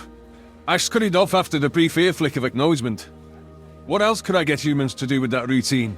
Outside of my areas of interest, there were quite a few tasks I'd be delighted to shirk. This was an eye-opening discovery that I needed to experiment with further. Proud of yourself, you little rascal. Sam grumbled as I approached her table. Didn't even tell the guy thanks. I slurped down a mouthful of the coffee. An ear flick you stanks. Uh-huh.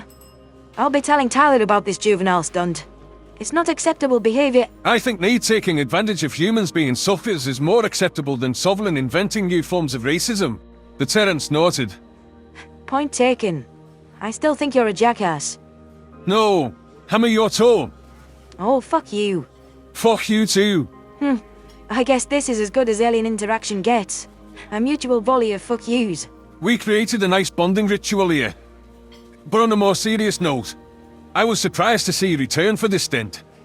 Carlos seemed more attached to Sovlin than you, yet you're both along for the ride. I don't dislike Baldy, but I didn't tag along for him. Melbourne doesn't exist anymore. I have nothing to return to. I'm here because it's all I got, hunting the Kolshians down.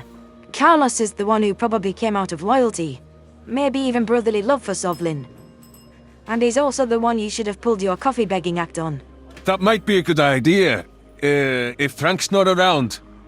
I got a feeling he won't mind helping out again. Samantha rolled her eyes, sipping at her coffee at a leisurely pace. Meanwhile, I began chugging at my latte with gluttonous energy. Her binocular gaze shifted to the droplets dripping off my chin. The human shook her head in disappointment. I gulped down the last of my drink and slammed the empty cup down. The female primate wordlessly passed me a napkin, which I used to clean my snout. Peacekeeper Harris seemed to be biting back a comment on my table manners. I pitched my trash into a waste bin.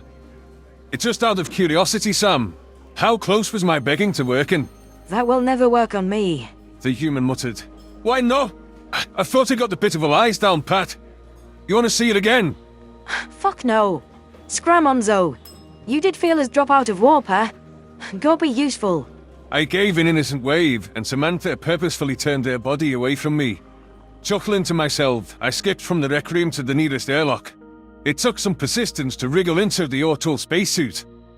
With multiple sapient coalition species among the ship's crew, the United Nations carried vac suits tailored to each race listed aboard, with at least a few spares in case of defects. I pulled up a small readout on my wrist, syncing it to my holopad.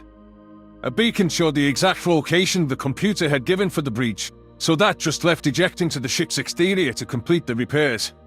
I ran through the required visual 360 to ensure that no other people were within the airlock before sealing the compartment. Various tools were already affixed to my belt, but I did the diligence of triple tub checking the tether hooked onto it as well. Once all items were confirmed to be secure, I held my paw over the atmosphere catch button. After the hatch cycled, I gave myself a slight push into the starry expanse. My suited form drifted over the body of the ship in the drive direction. It was a short glide, and the handholds distributed along key paths could steer me if additional momentum was needed. I relished the feeling of weightlessness, surveying the serene panorama out of my periphery. My sense of utter insignificance blossomed, with only a few layers of fabric between me and the everlasting void. There was only the faint glimmer of distant starlight, rendering the metal of the ship's hull a shadowy slope. Its entire length stretched for over 100 meters, leaving plenty of space for humans to tuck powerful weaponry. I'd chosen an airlock a short distance away from the drive compartment on purpose.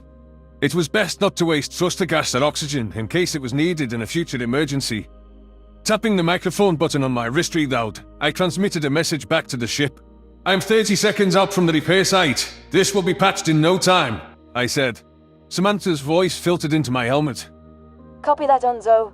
I'll stay on this frequency and be waiting outside the airlock as requested. Just don't expect a picnic lunch when you return. Pretzel sticks and a jar of peanut butter will do. Well, you got 2 perfectly good legs, and you fucking know where to find whatever food your conniving heart desires. Now get off this channel, unless you got any official business. Right. Well, I officially want... Off! I tugged on my tether, slowing my glide and directing myself toward the source of the hull breach. It was nearly impossible to see with the naked eye, but the above-expected dip in ship oxygen levels substantiated the computer's findings.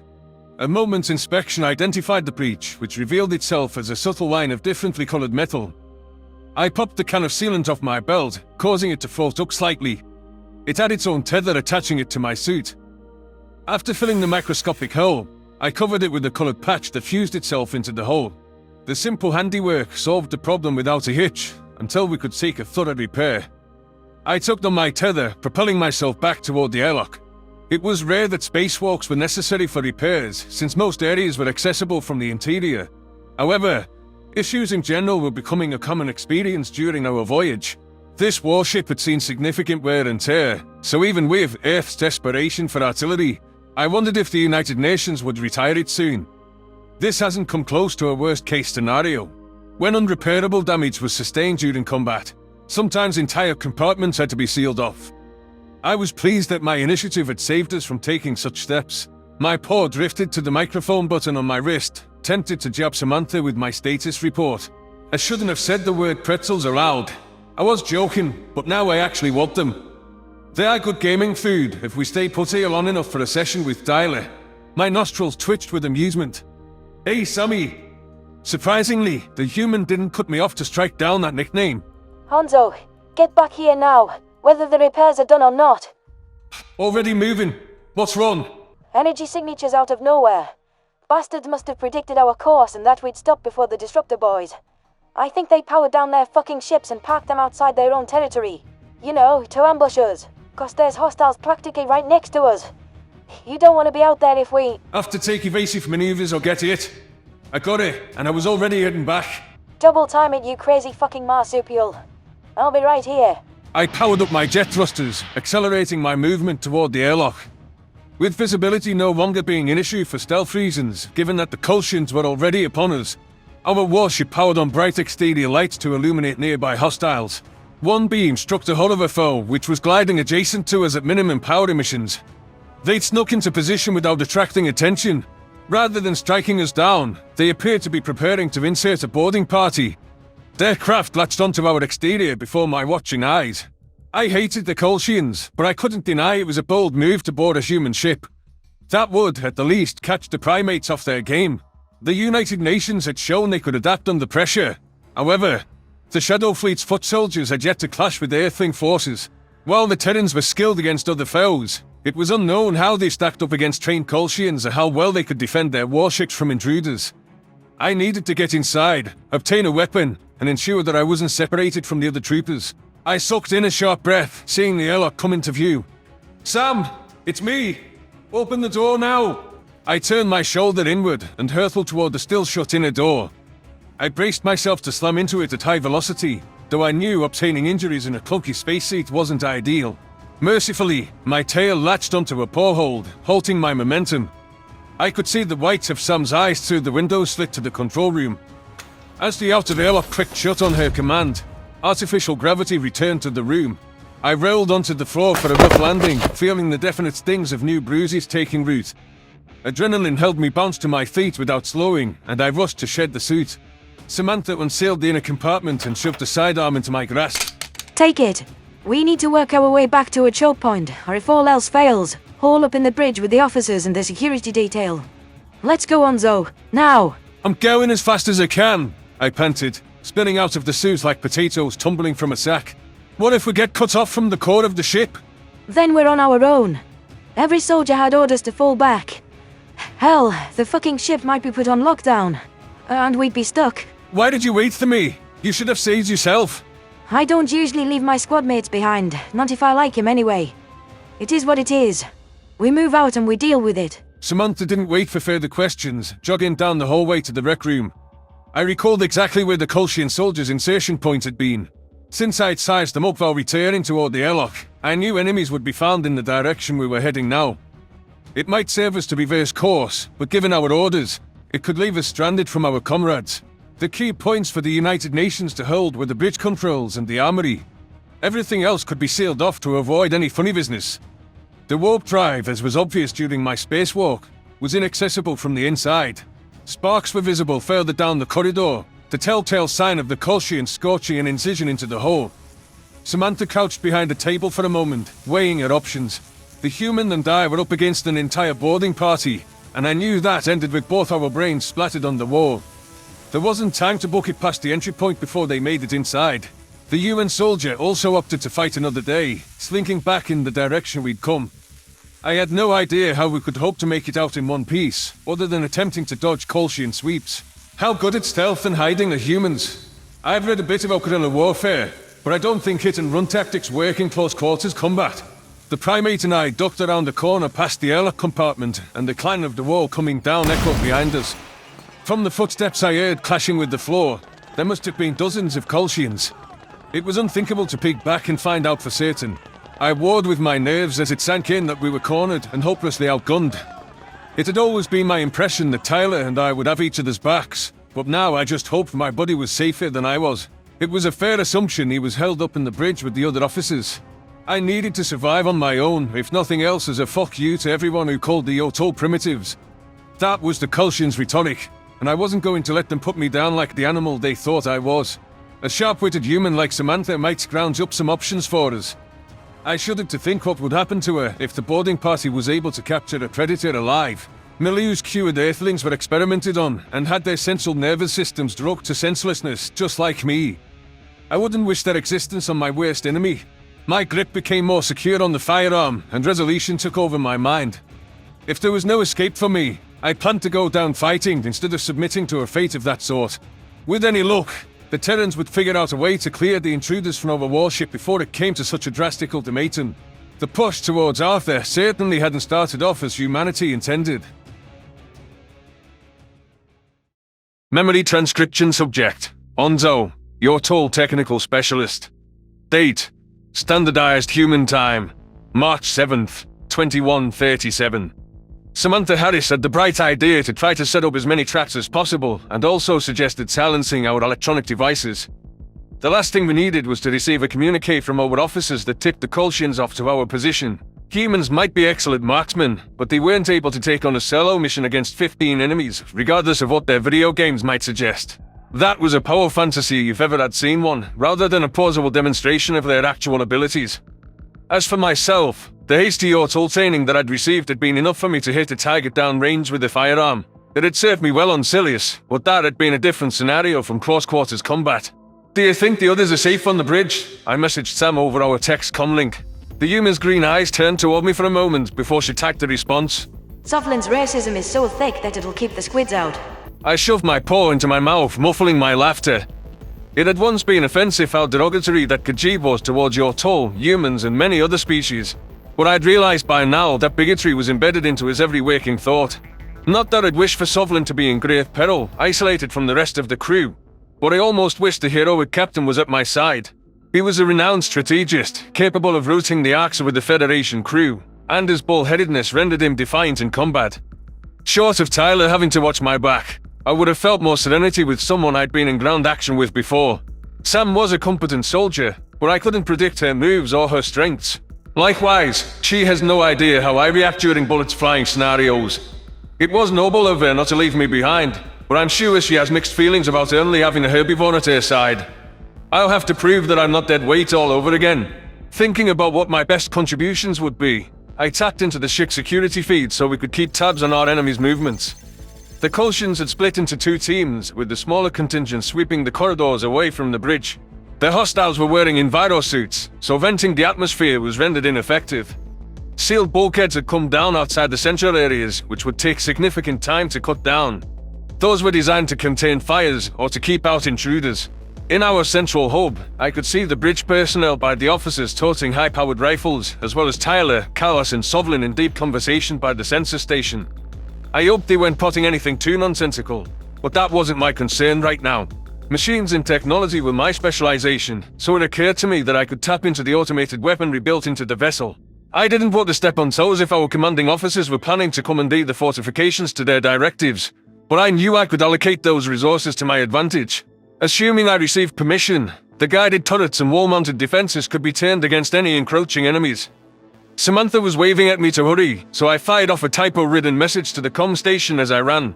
The Terrans shoved me through an open maintenance access panel, then began spilling liquid across the floor.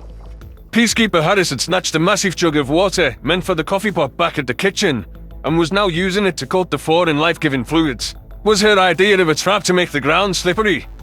As amusing as it would be to see the Kolshians losing their footing, that was a minor annoyance at best. I could see the telltale wicked smirk on her face, however, and decided to trust her machinations. If anyone could make the basic elements of carbon-based life deadly, it was a human.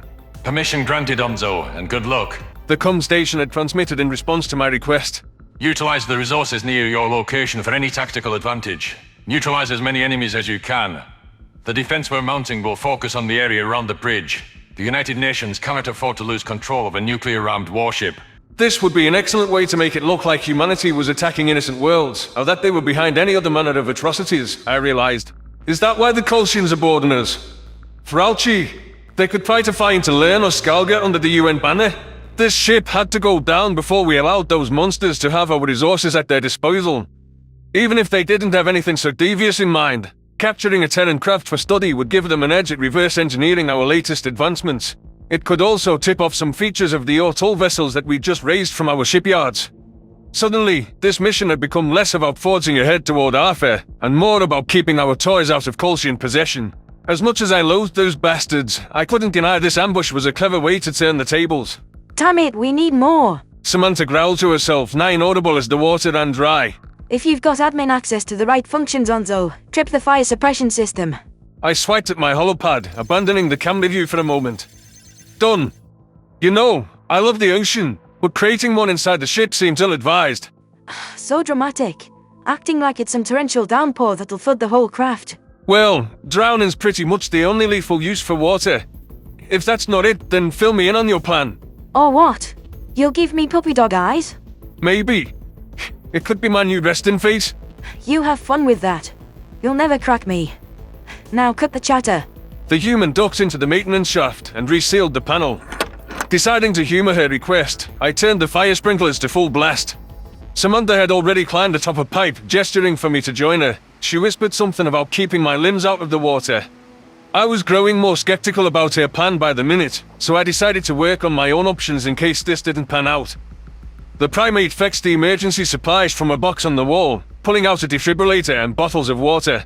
She uncorked the liquid and spilled it onto the floor, mixing with the small pills sipping beneath the panel. I can't fathom what she's doing, so it's time to look for other avenues.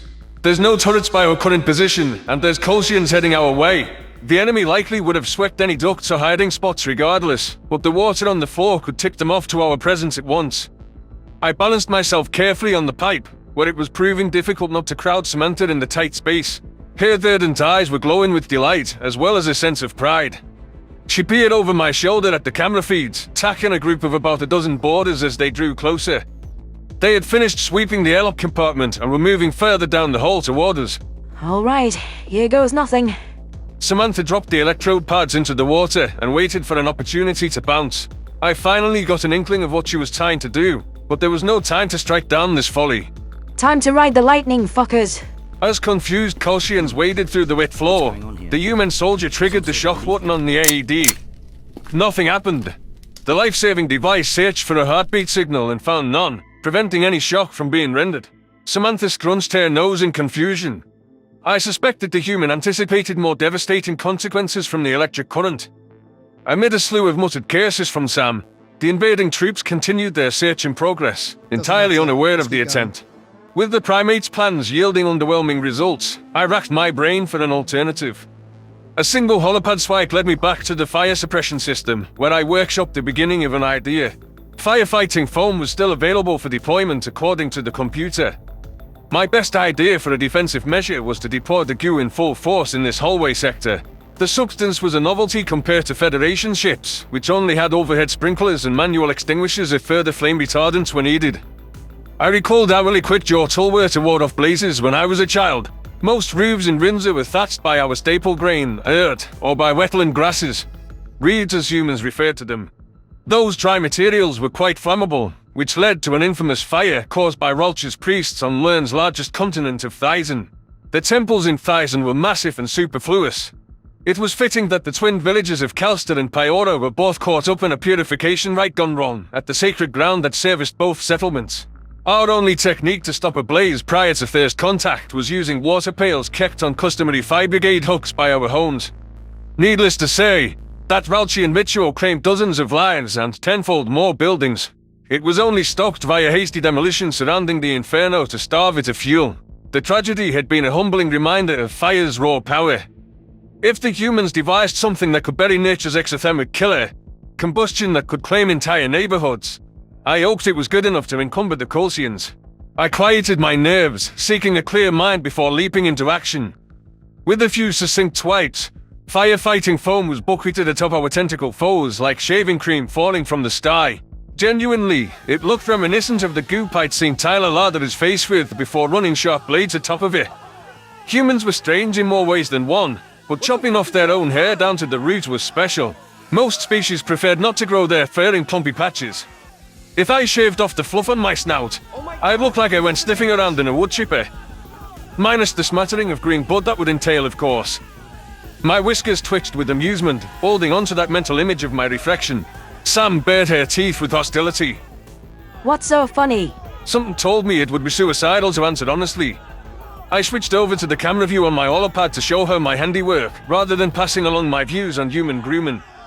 Copious amounts of foam were clumped atop Colchian soldiers, dripping down their envirosuits. The bubbly spray encroached on the viewing sticks for their bulbous eyes, blinding them. Multiple enemies were pouring at their faces, struggling to wipe it away as more kept coming. I silently slid the maintenance panel open and pressed myself flat on my stomach. This was as good of an opportunity as we'd get, this far away from the automated defenses. The primate also pressed herself prone on the ground, assessing her own target with her depth-perceiving eyes. My immediate assessment of distances was nowhere near a human's level, but it was good enough to get the job done.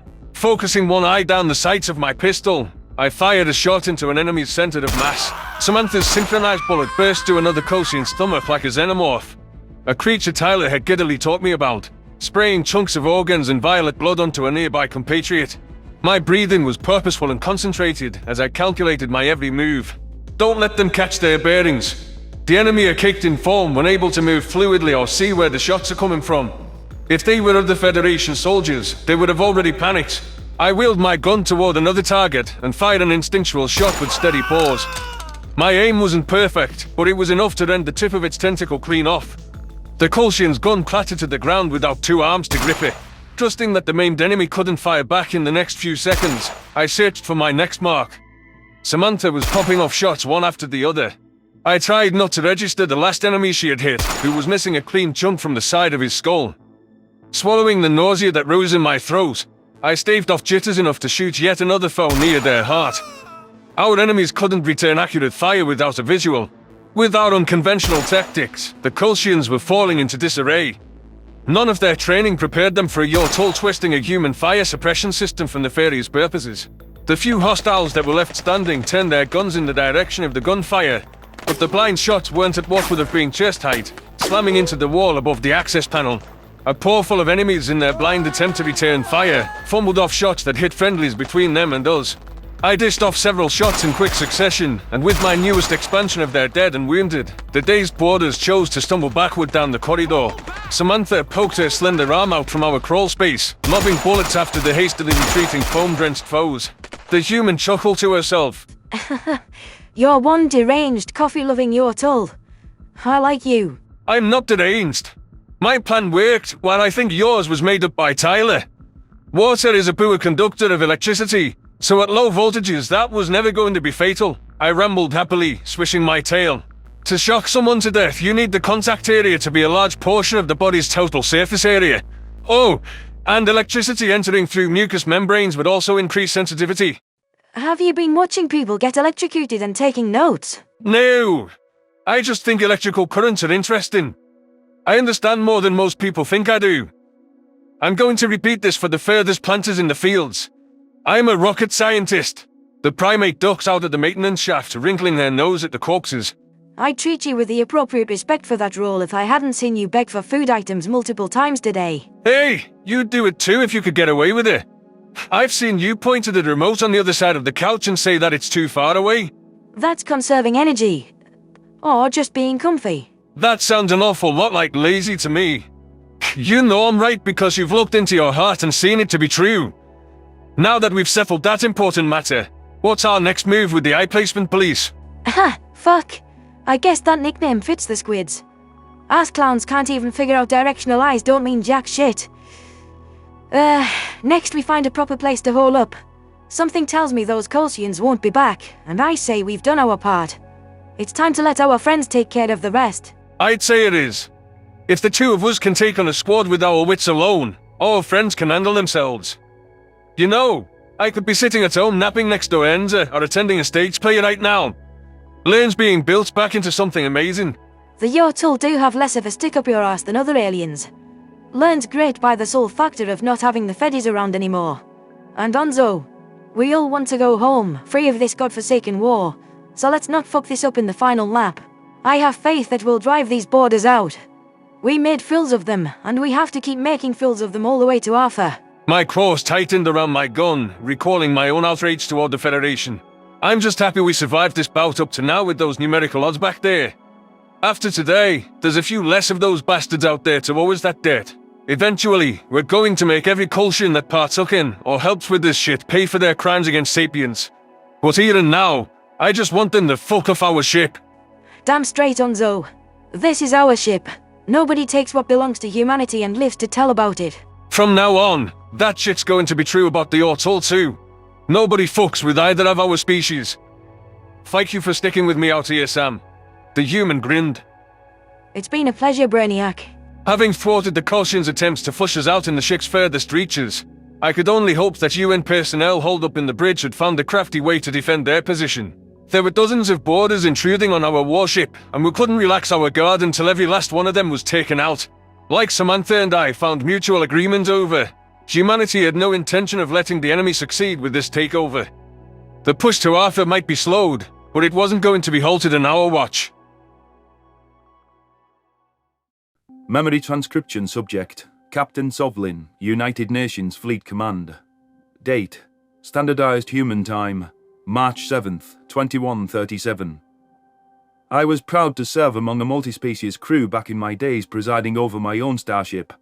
The Federation had been the emblem of unity, the glue holding the galaxy together from collapse at the Arx's claws. I didn't spend much time thinking about my own kind until Vizith and Hunter both prodded me for stories on the vidlings today. With the lockdown on the ship, I probably shouldn't be dwelling on days long gone and a now obliterated planet. The truth was, I hadn't felt much like a Gajid since long before what happened to my family. I'd become detached from my culture through exposure to other species. That was ironic from someone who'd been at the right paw of the Prime Minister, wasn't it? Writing it all off as depraved was easier, without the requisite to pass it along to my daughter.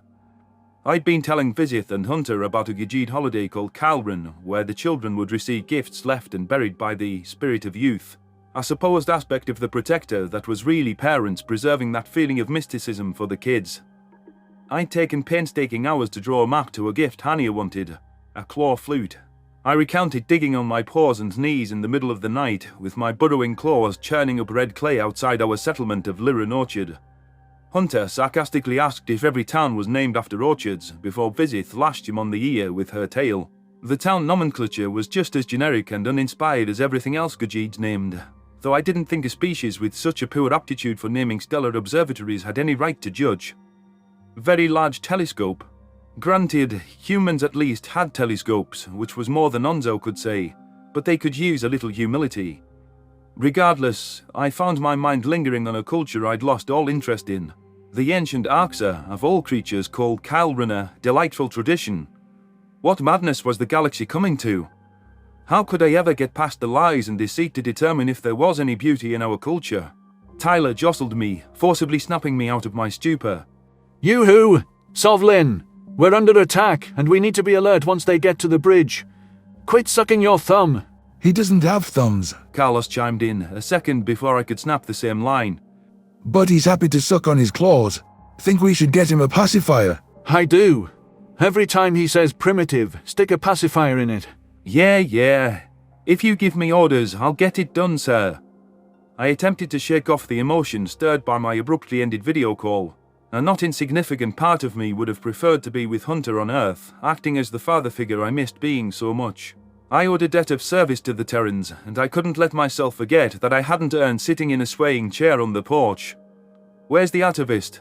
Tyler scrunched his nose, rubbing the region of his translator implant. Atavist? Must have plucked that from someone else's feed, 'cause I don't know that word. Ahem. Don't tell me, Carlos. I'm consulting the good old search engine. The male guard raised his tattooed arms innocently. I believe you can figure this out on your own. You're a big boy, sir. Very big, I agreed. Big enough to smack some sense into both your heads, mocking a superior officer. Officer Cardona checked that the Colchians hadn't reached the bulkhead yet, then squinted at his holopad screen. His blue eyes widened with indignation, and he jabbed an accusatory finger at me. A creature that has traits of a more primitive type of that organism. Did you seriously find a new word for primitive? I'm a learned man, Tyler. You might not know this about me, but I used to read Gajit philosophy. Now answer the question. Where's the atavist? Use his fucking name! I don't know where he is, and it's a little worrying, but Onzo must have reported to a closer choke point. Could use him on the sensor station. That kick-ass Yortul's a damn fine wizard with tech stuff, according to everyone here but you. Not an atavist. Pretentious word for a pretentious Gajid. How's that for a big word? It's a lot of syllables for you. Carlos chimed in. You've been spending too much time around Sam. You got no chill now. I just try and talk like a normal human being. Nobody's sane uses words like that in conversation. I'll give you two some orders. Point your guns at the door in perfect silence, and think how lucky you are that your commanding officer is so forgiving. Humans are strange. It seems like they're the most chatty and raucous in the moments right before danger. Whatever you say, sir. I turned my expression serious and tried to focus, despite wishing I could return to my off-duty call with Hunter and Vizith. My hatred for the Colchians was a solid distraction after seeing how they'd tormented so many species and held an entire planet hostage back at Koa. Do we have a plan to deal with them? The sandy-haired predator shrugged. Shoot them all. That's a good plan. I was hoping you'd say that too, sir. They're fish in a barrel, Carlos offered, with a metaphor that had darkly predatory implications. The male guard had always been sympathetic to me, so it was easy to forget how connected to hunting culture even a human like him was. I doubt they've seen combat action before, and if they have been on some Black Ops mission, it wasn't against a real enemy. They made sure they neutered every other race in the galaxy. That ain't helping them here. We're not just gonna roll over like a dead cockroach. Sides, home field advantage is with us. We chop them all down, and we go look for Onzo soon as the coast is clear, Tyler said. I turned my attention to the camera feeds manned by Terran comms technicians who were relaying live information on the enemy's location. The Colchians had broke up into two teams, with the largest on a direct course to the bridge. Strange events were befalling the smaller group on a different display who were bogged down in cartloads of foam. Some stealthy operatives must have gone off to spring this trap and gunned down the enemies who moved toward the rear of our vessel. Humanity wouldn't want any area to go uncontested, even if it wasn't of strategic importance. Deep in their fighting spirit, it was still their territory. The comm station was tracking the party en route to our location and hounding them with devious machinations built into our walls. Turrets blazed as the Colchians snaked around one corner, pumping a few soldiers full of holes before they could blink. The team ducked back to what they thought was safety, to have an automated gun roar to life from behind. It would be hilarious if they were picked off before they got here, even if Tyler had gotten me riled up to take them out. The enemy group found cover in a small storage closet, however, and set off EMP charges to prevent the massacre from worsening. Several bodies were sprawled on the floor, but the heartless bastards made no efforts to revive any comrades that couldn't move on their own. I remember how I used to say the Arxa have no regard for life. That's true, at least with the monstrosities that they are today. But these Kolshians don't have a nurturing brain cell in their skulls either. As my mind brought up my recollection of Keelrun again, I wondered if I could be helping my daughter bury presents for her own children had it not been for the Kolshians and the Farsul. All of the pain in the galaxy traced back to those meddling bastards, and the Alpha natives were here to perpetrate a further legacy of death and destruction. If they'd sabotaged a ship, killing my protégé Rizal to make it look like humanity attacked their friends, how many prey lives would they sacrifice to point the claw at Earth? We were going to take this mission all the way to their homeworld, free Slanek, and return to a safer galaxy so I could help Hunter adjust to this century like I promised. I'd have no qualms killing as many of these emotionless monsters as possible. The way I thought about predators before discovering humanity, I could see all those traits within the Kolshians clear as day. There was no mercy or negotiating with them. They imposed their way and killed anyone they didn't have a viable use for. Maybe they disguised their brutality a bit more than the Dominion, but the manicured worlds they created were cattle pens just the same. Our lives, our suffering, and the blood we'd given to their cause meant nothing to them.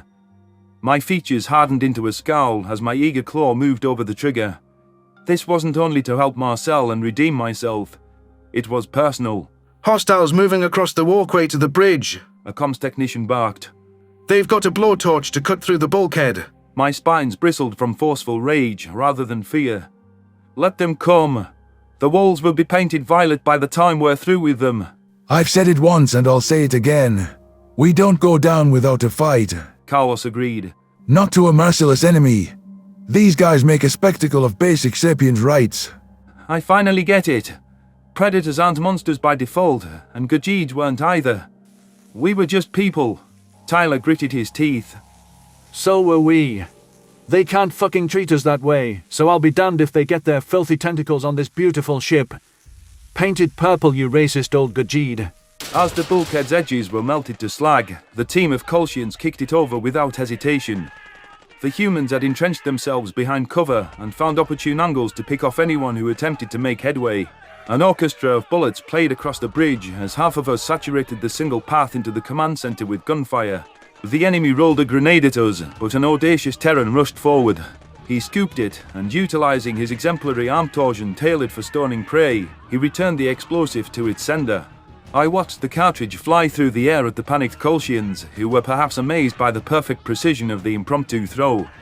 While our enemies dove away from the returned explosive, it detonated in mid-air, impaling them with shrapnel.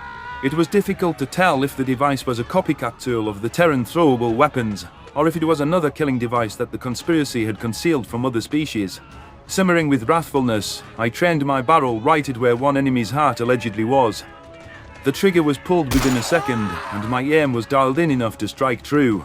Reset and finish them off, Sovlin. There can't have been more than 4 dozen with this posse, and that was before the turrets and our defensive setup here struck them down. The dazed Kolshians found their composure, and one crept forward with a cannon-like object. The grenade launcher was a weapon I'd only seen used by Terrans and by the Archer before them. It shouldn't surprise me that the tentacle bastards would replicate the Dominion's butchery tools. The humans attempted to pick off the threatening enemy wielding the weapon, but it was too late to prevent the incoming munition. The boarder had propped a launcher onto his shoulder and hurled a shell in our direction as he fell.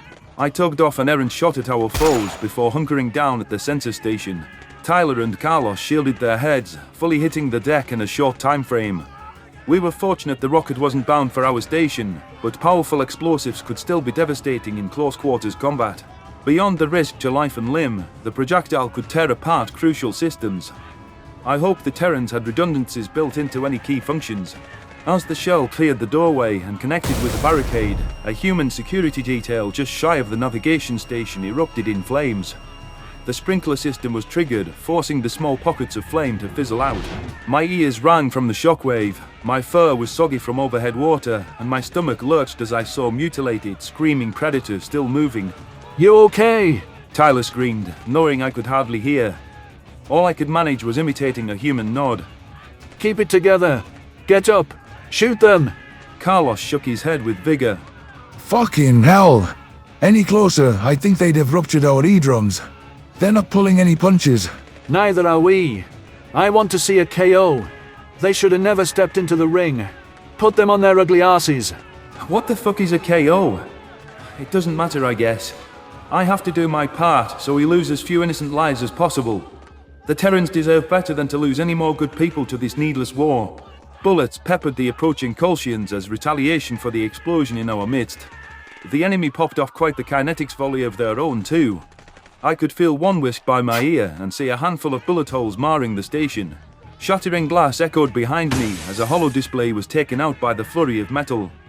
I righted my rifle, not allowing myself to contemplate how close I was to metal slugs that could end my life. While I'd attempted to cease my self-hatred, I wasn't afraid to pay the ultimate penance on humanity's behalf. That still wouldn't cover the sum of what I owed their species.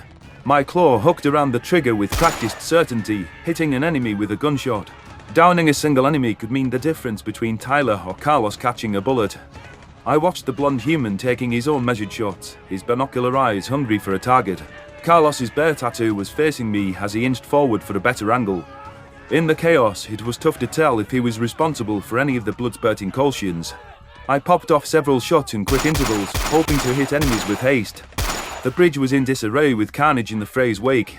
Predator barks sounded through the air, calling to wounded comrades, alongside pained emissions from the enemy's side. Whoever can mop up the other side the quickest will be victorious. Right now, that looks like us, but we can't get lackadaisical. The humans closest to the ravaged entrance had taken the most hits. Captain Monaghan was behind a tactical map display with a sidearm drawn, a stern look on her face. She'd been consulting with tacticians and the comm station since the firefight began. They were prepared to mount a final stand if our defences failed. However, I could see various angles from our cameras the Terran staff were monitoring, which showed that few Kolshians had gone unscathed. Forward progress had proved tantamount to suicide, plunging headlong into our unyielding bullets. The walkway was being painted violet, with listless corpses splayed out in heaps. The dead were becoming an obstacle to our enemy's motion into the bridge too, so they were forced to hang back and trade blows from afar. Humanity had the edge with depth perception, and also had fortifications to offer some refuge from the chaos. I was glad to be crouched on the far side of the sensor station's table. At least there was something between me and any munitions flying through the air. My own shot toward the discombobulated borders was staccato pops, sent as soon as I could switch between marks.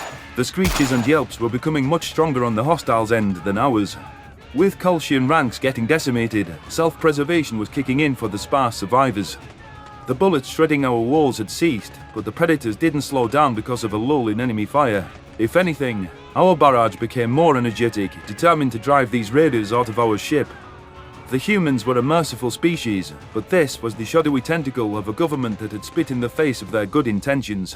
There would be no restraint in finishing the job and seeking retribution for their malevolence. Listen up! Not a one of them escapes or becomes a stowaway on this ship. Captain Monaghan decreed. It's not enough that their insertion failed. We defend every piece of UN territory like it's Earth. Zero tolerance for attacks. Move! Comm station! Keep us posted on enemy movements and escape attempts. The humans remaining intact on the bridge slunk off in search of fleeing combatants, while medics hurried toward our wounded to patch them up. Our warship had taken an internal beating from various explosions and projectiles, but it was still in our possession and would be free of intruders soon. Tyler ventured off to the comm station on the detour, asking for information on Onzo's whereabouts. A strange look flashed on the blonde officer's face before he hurriedly led us down the gore-riddled walkway.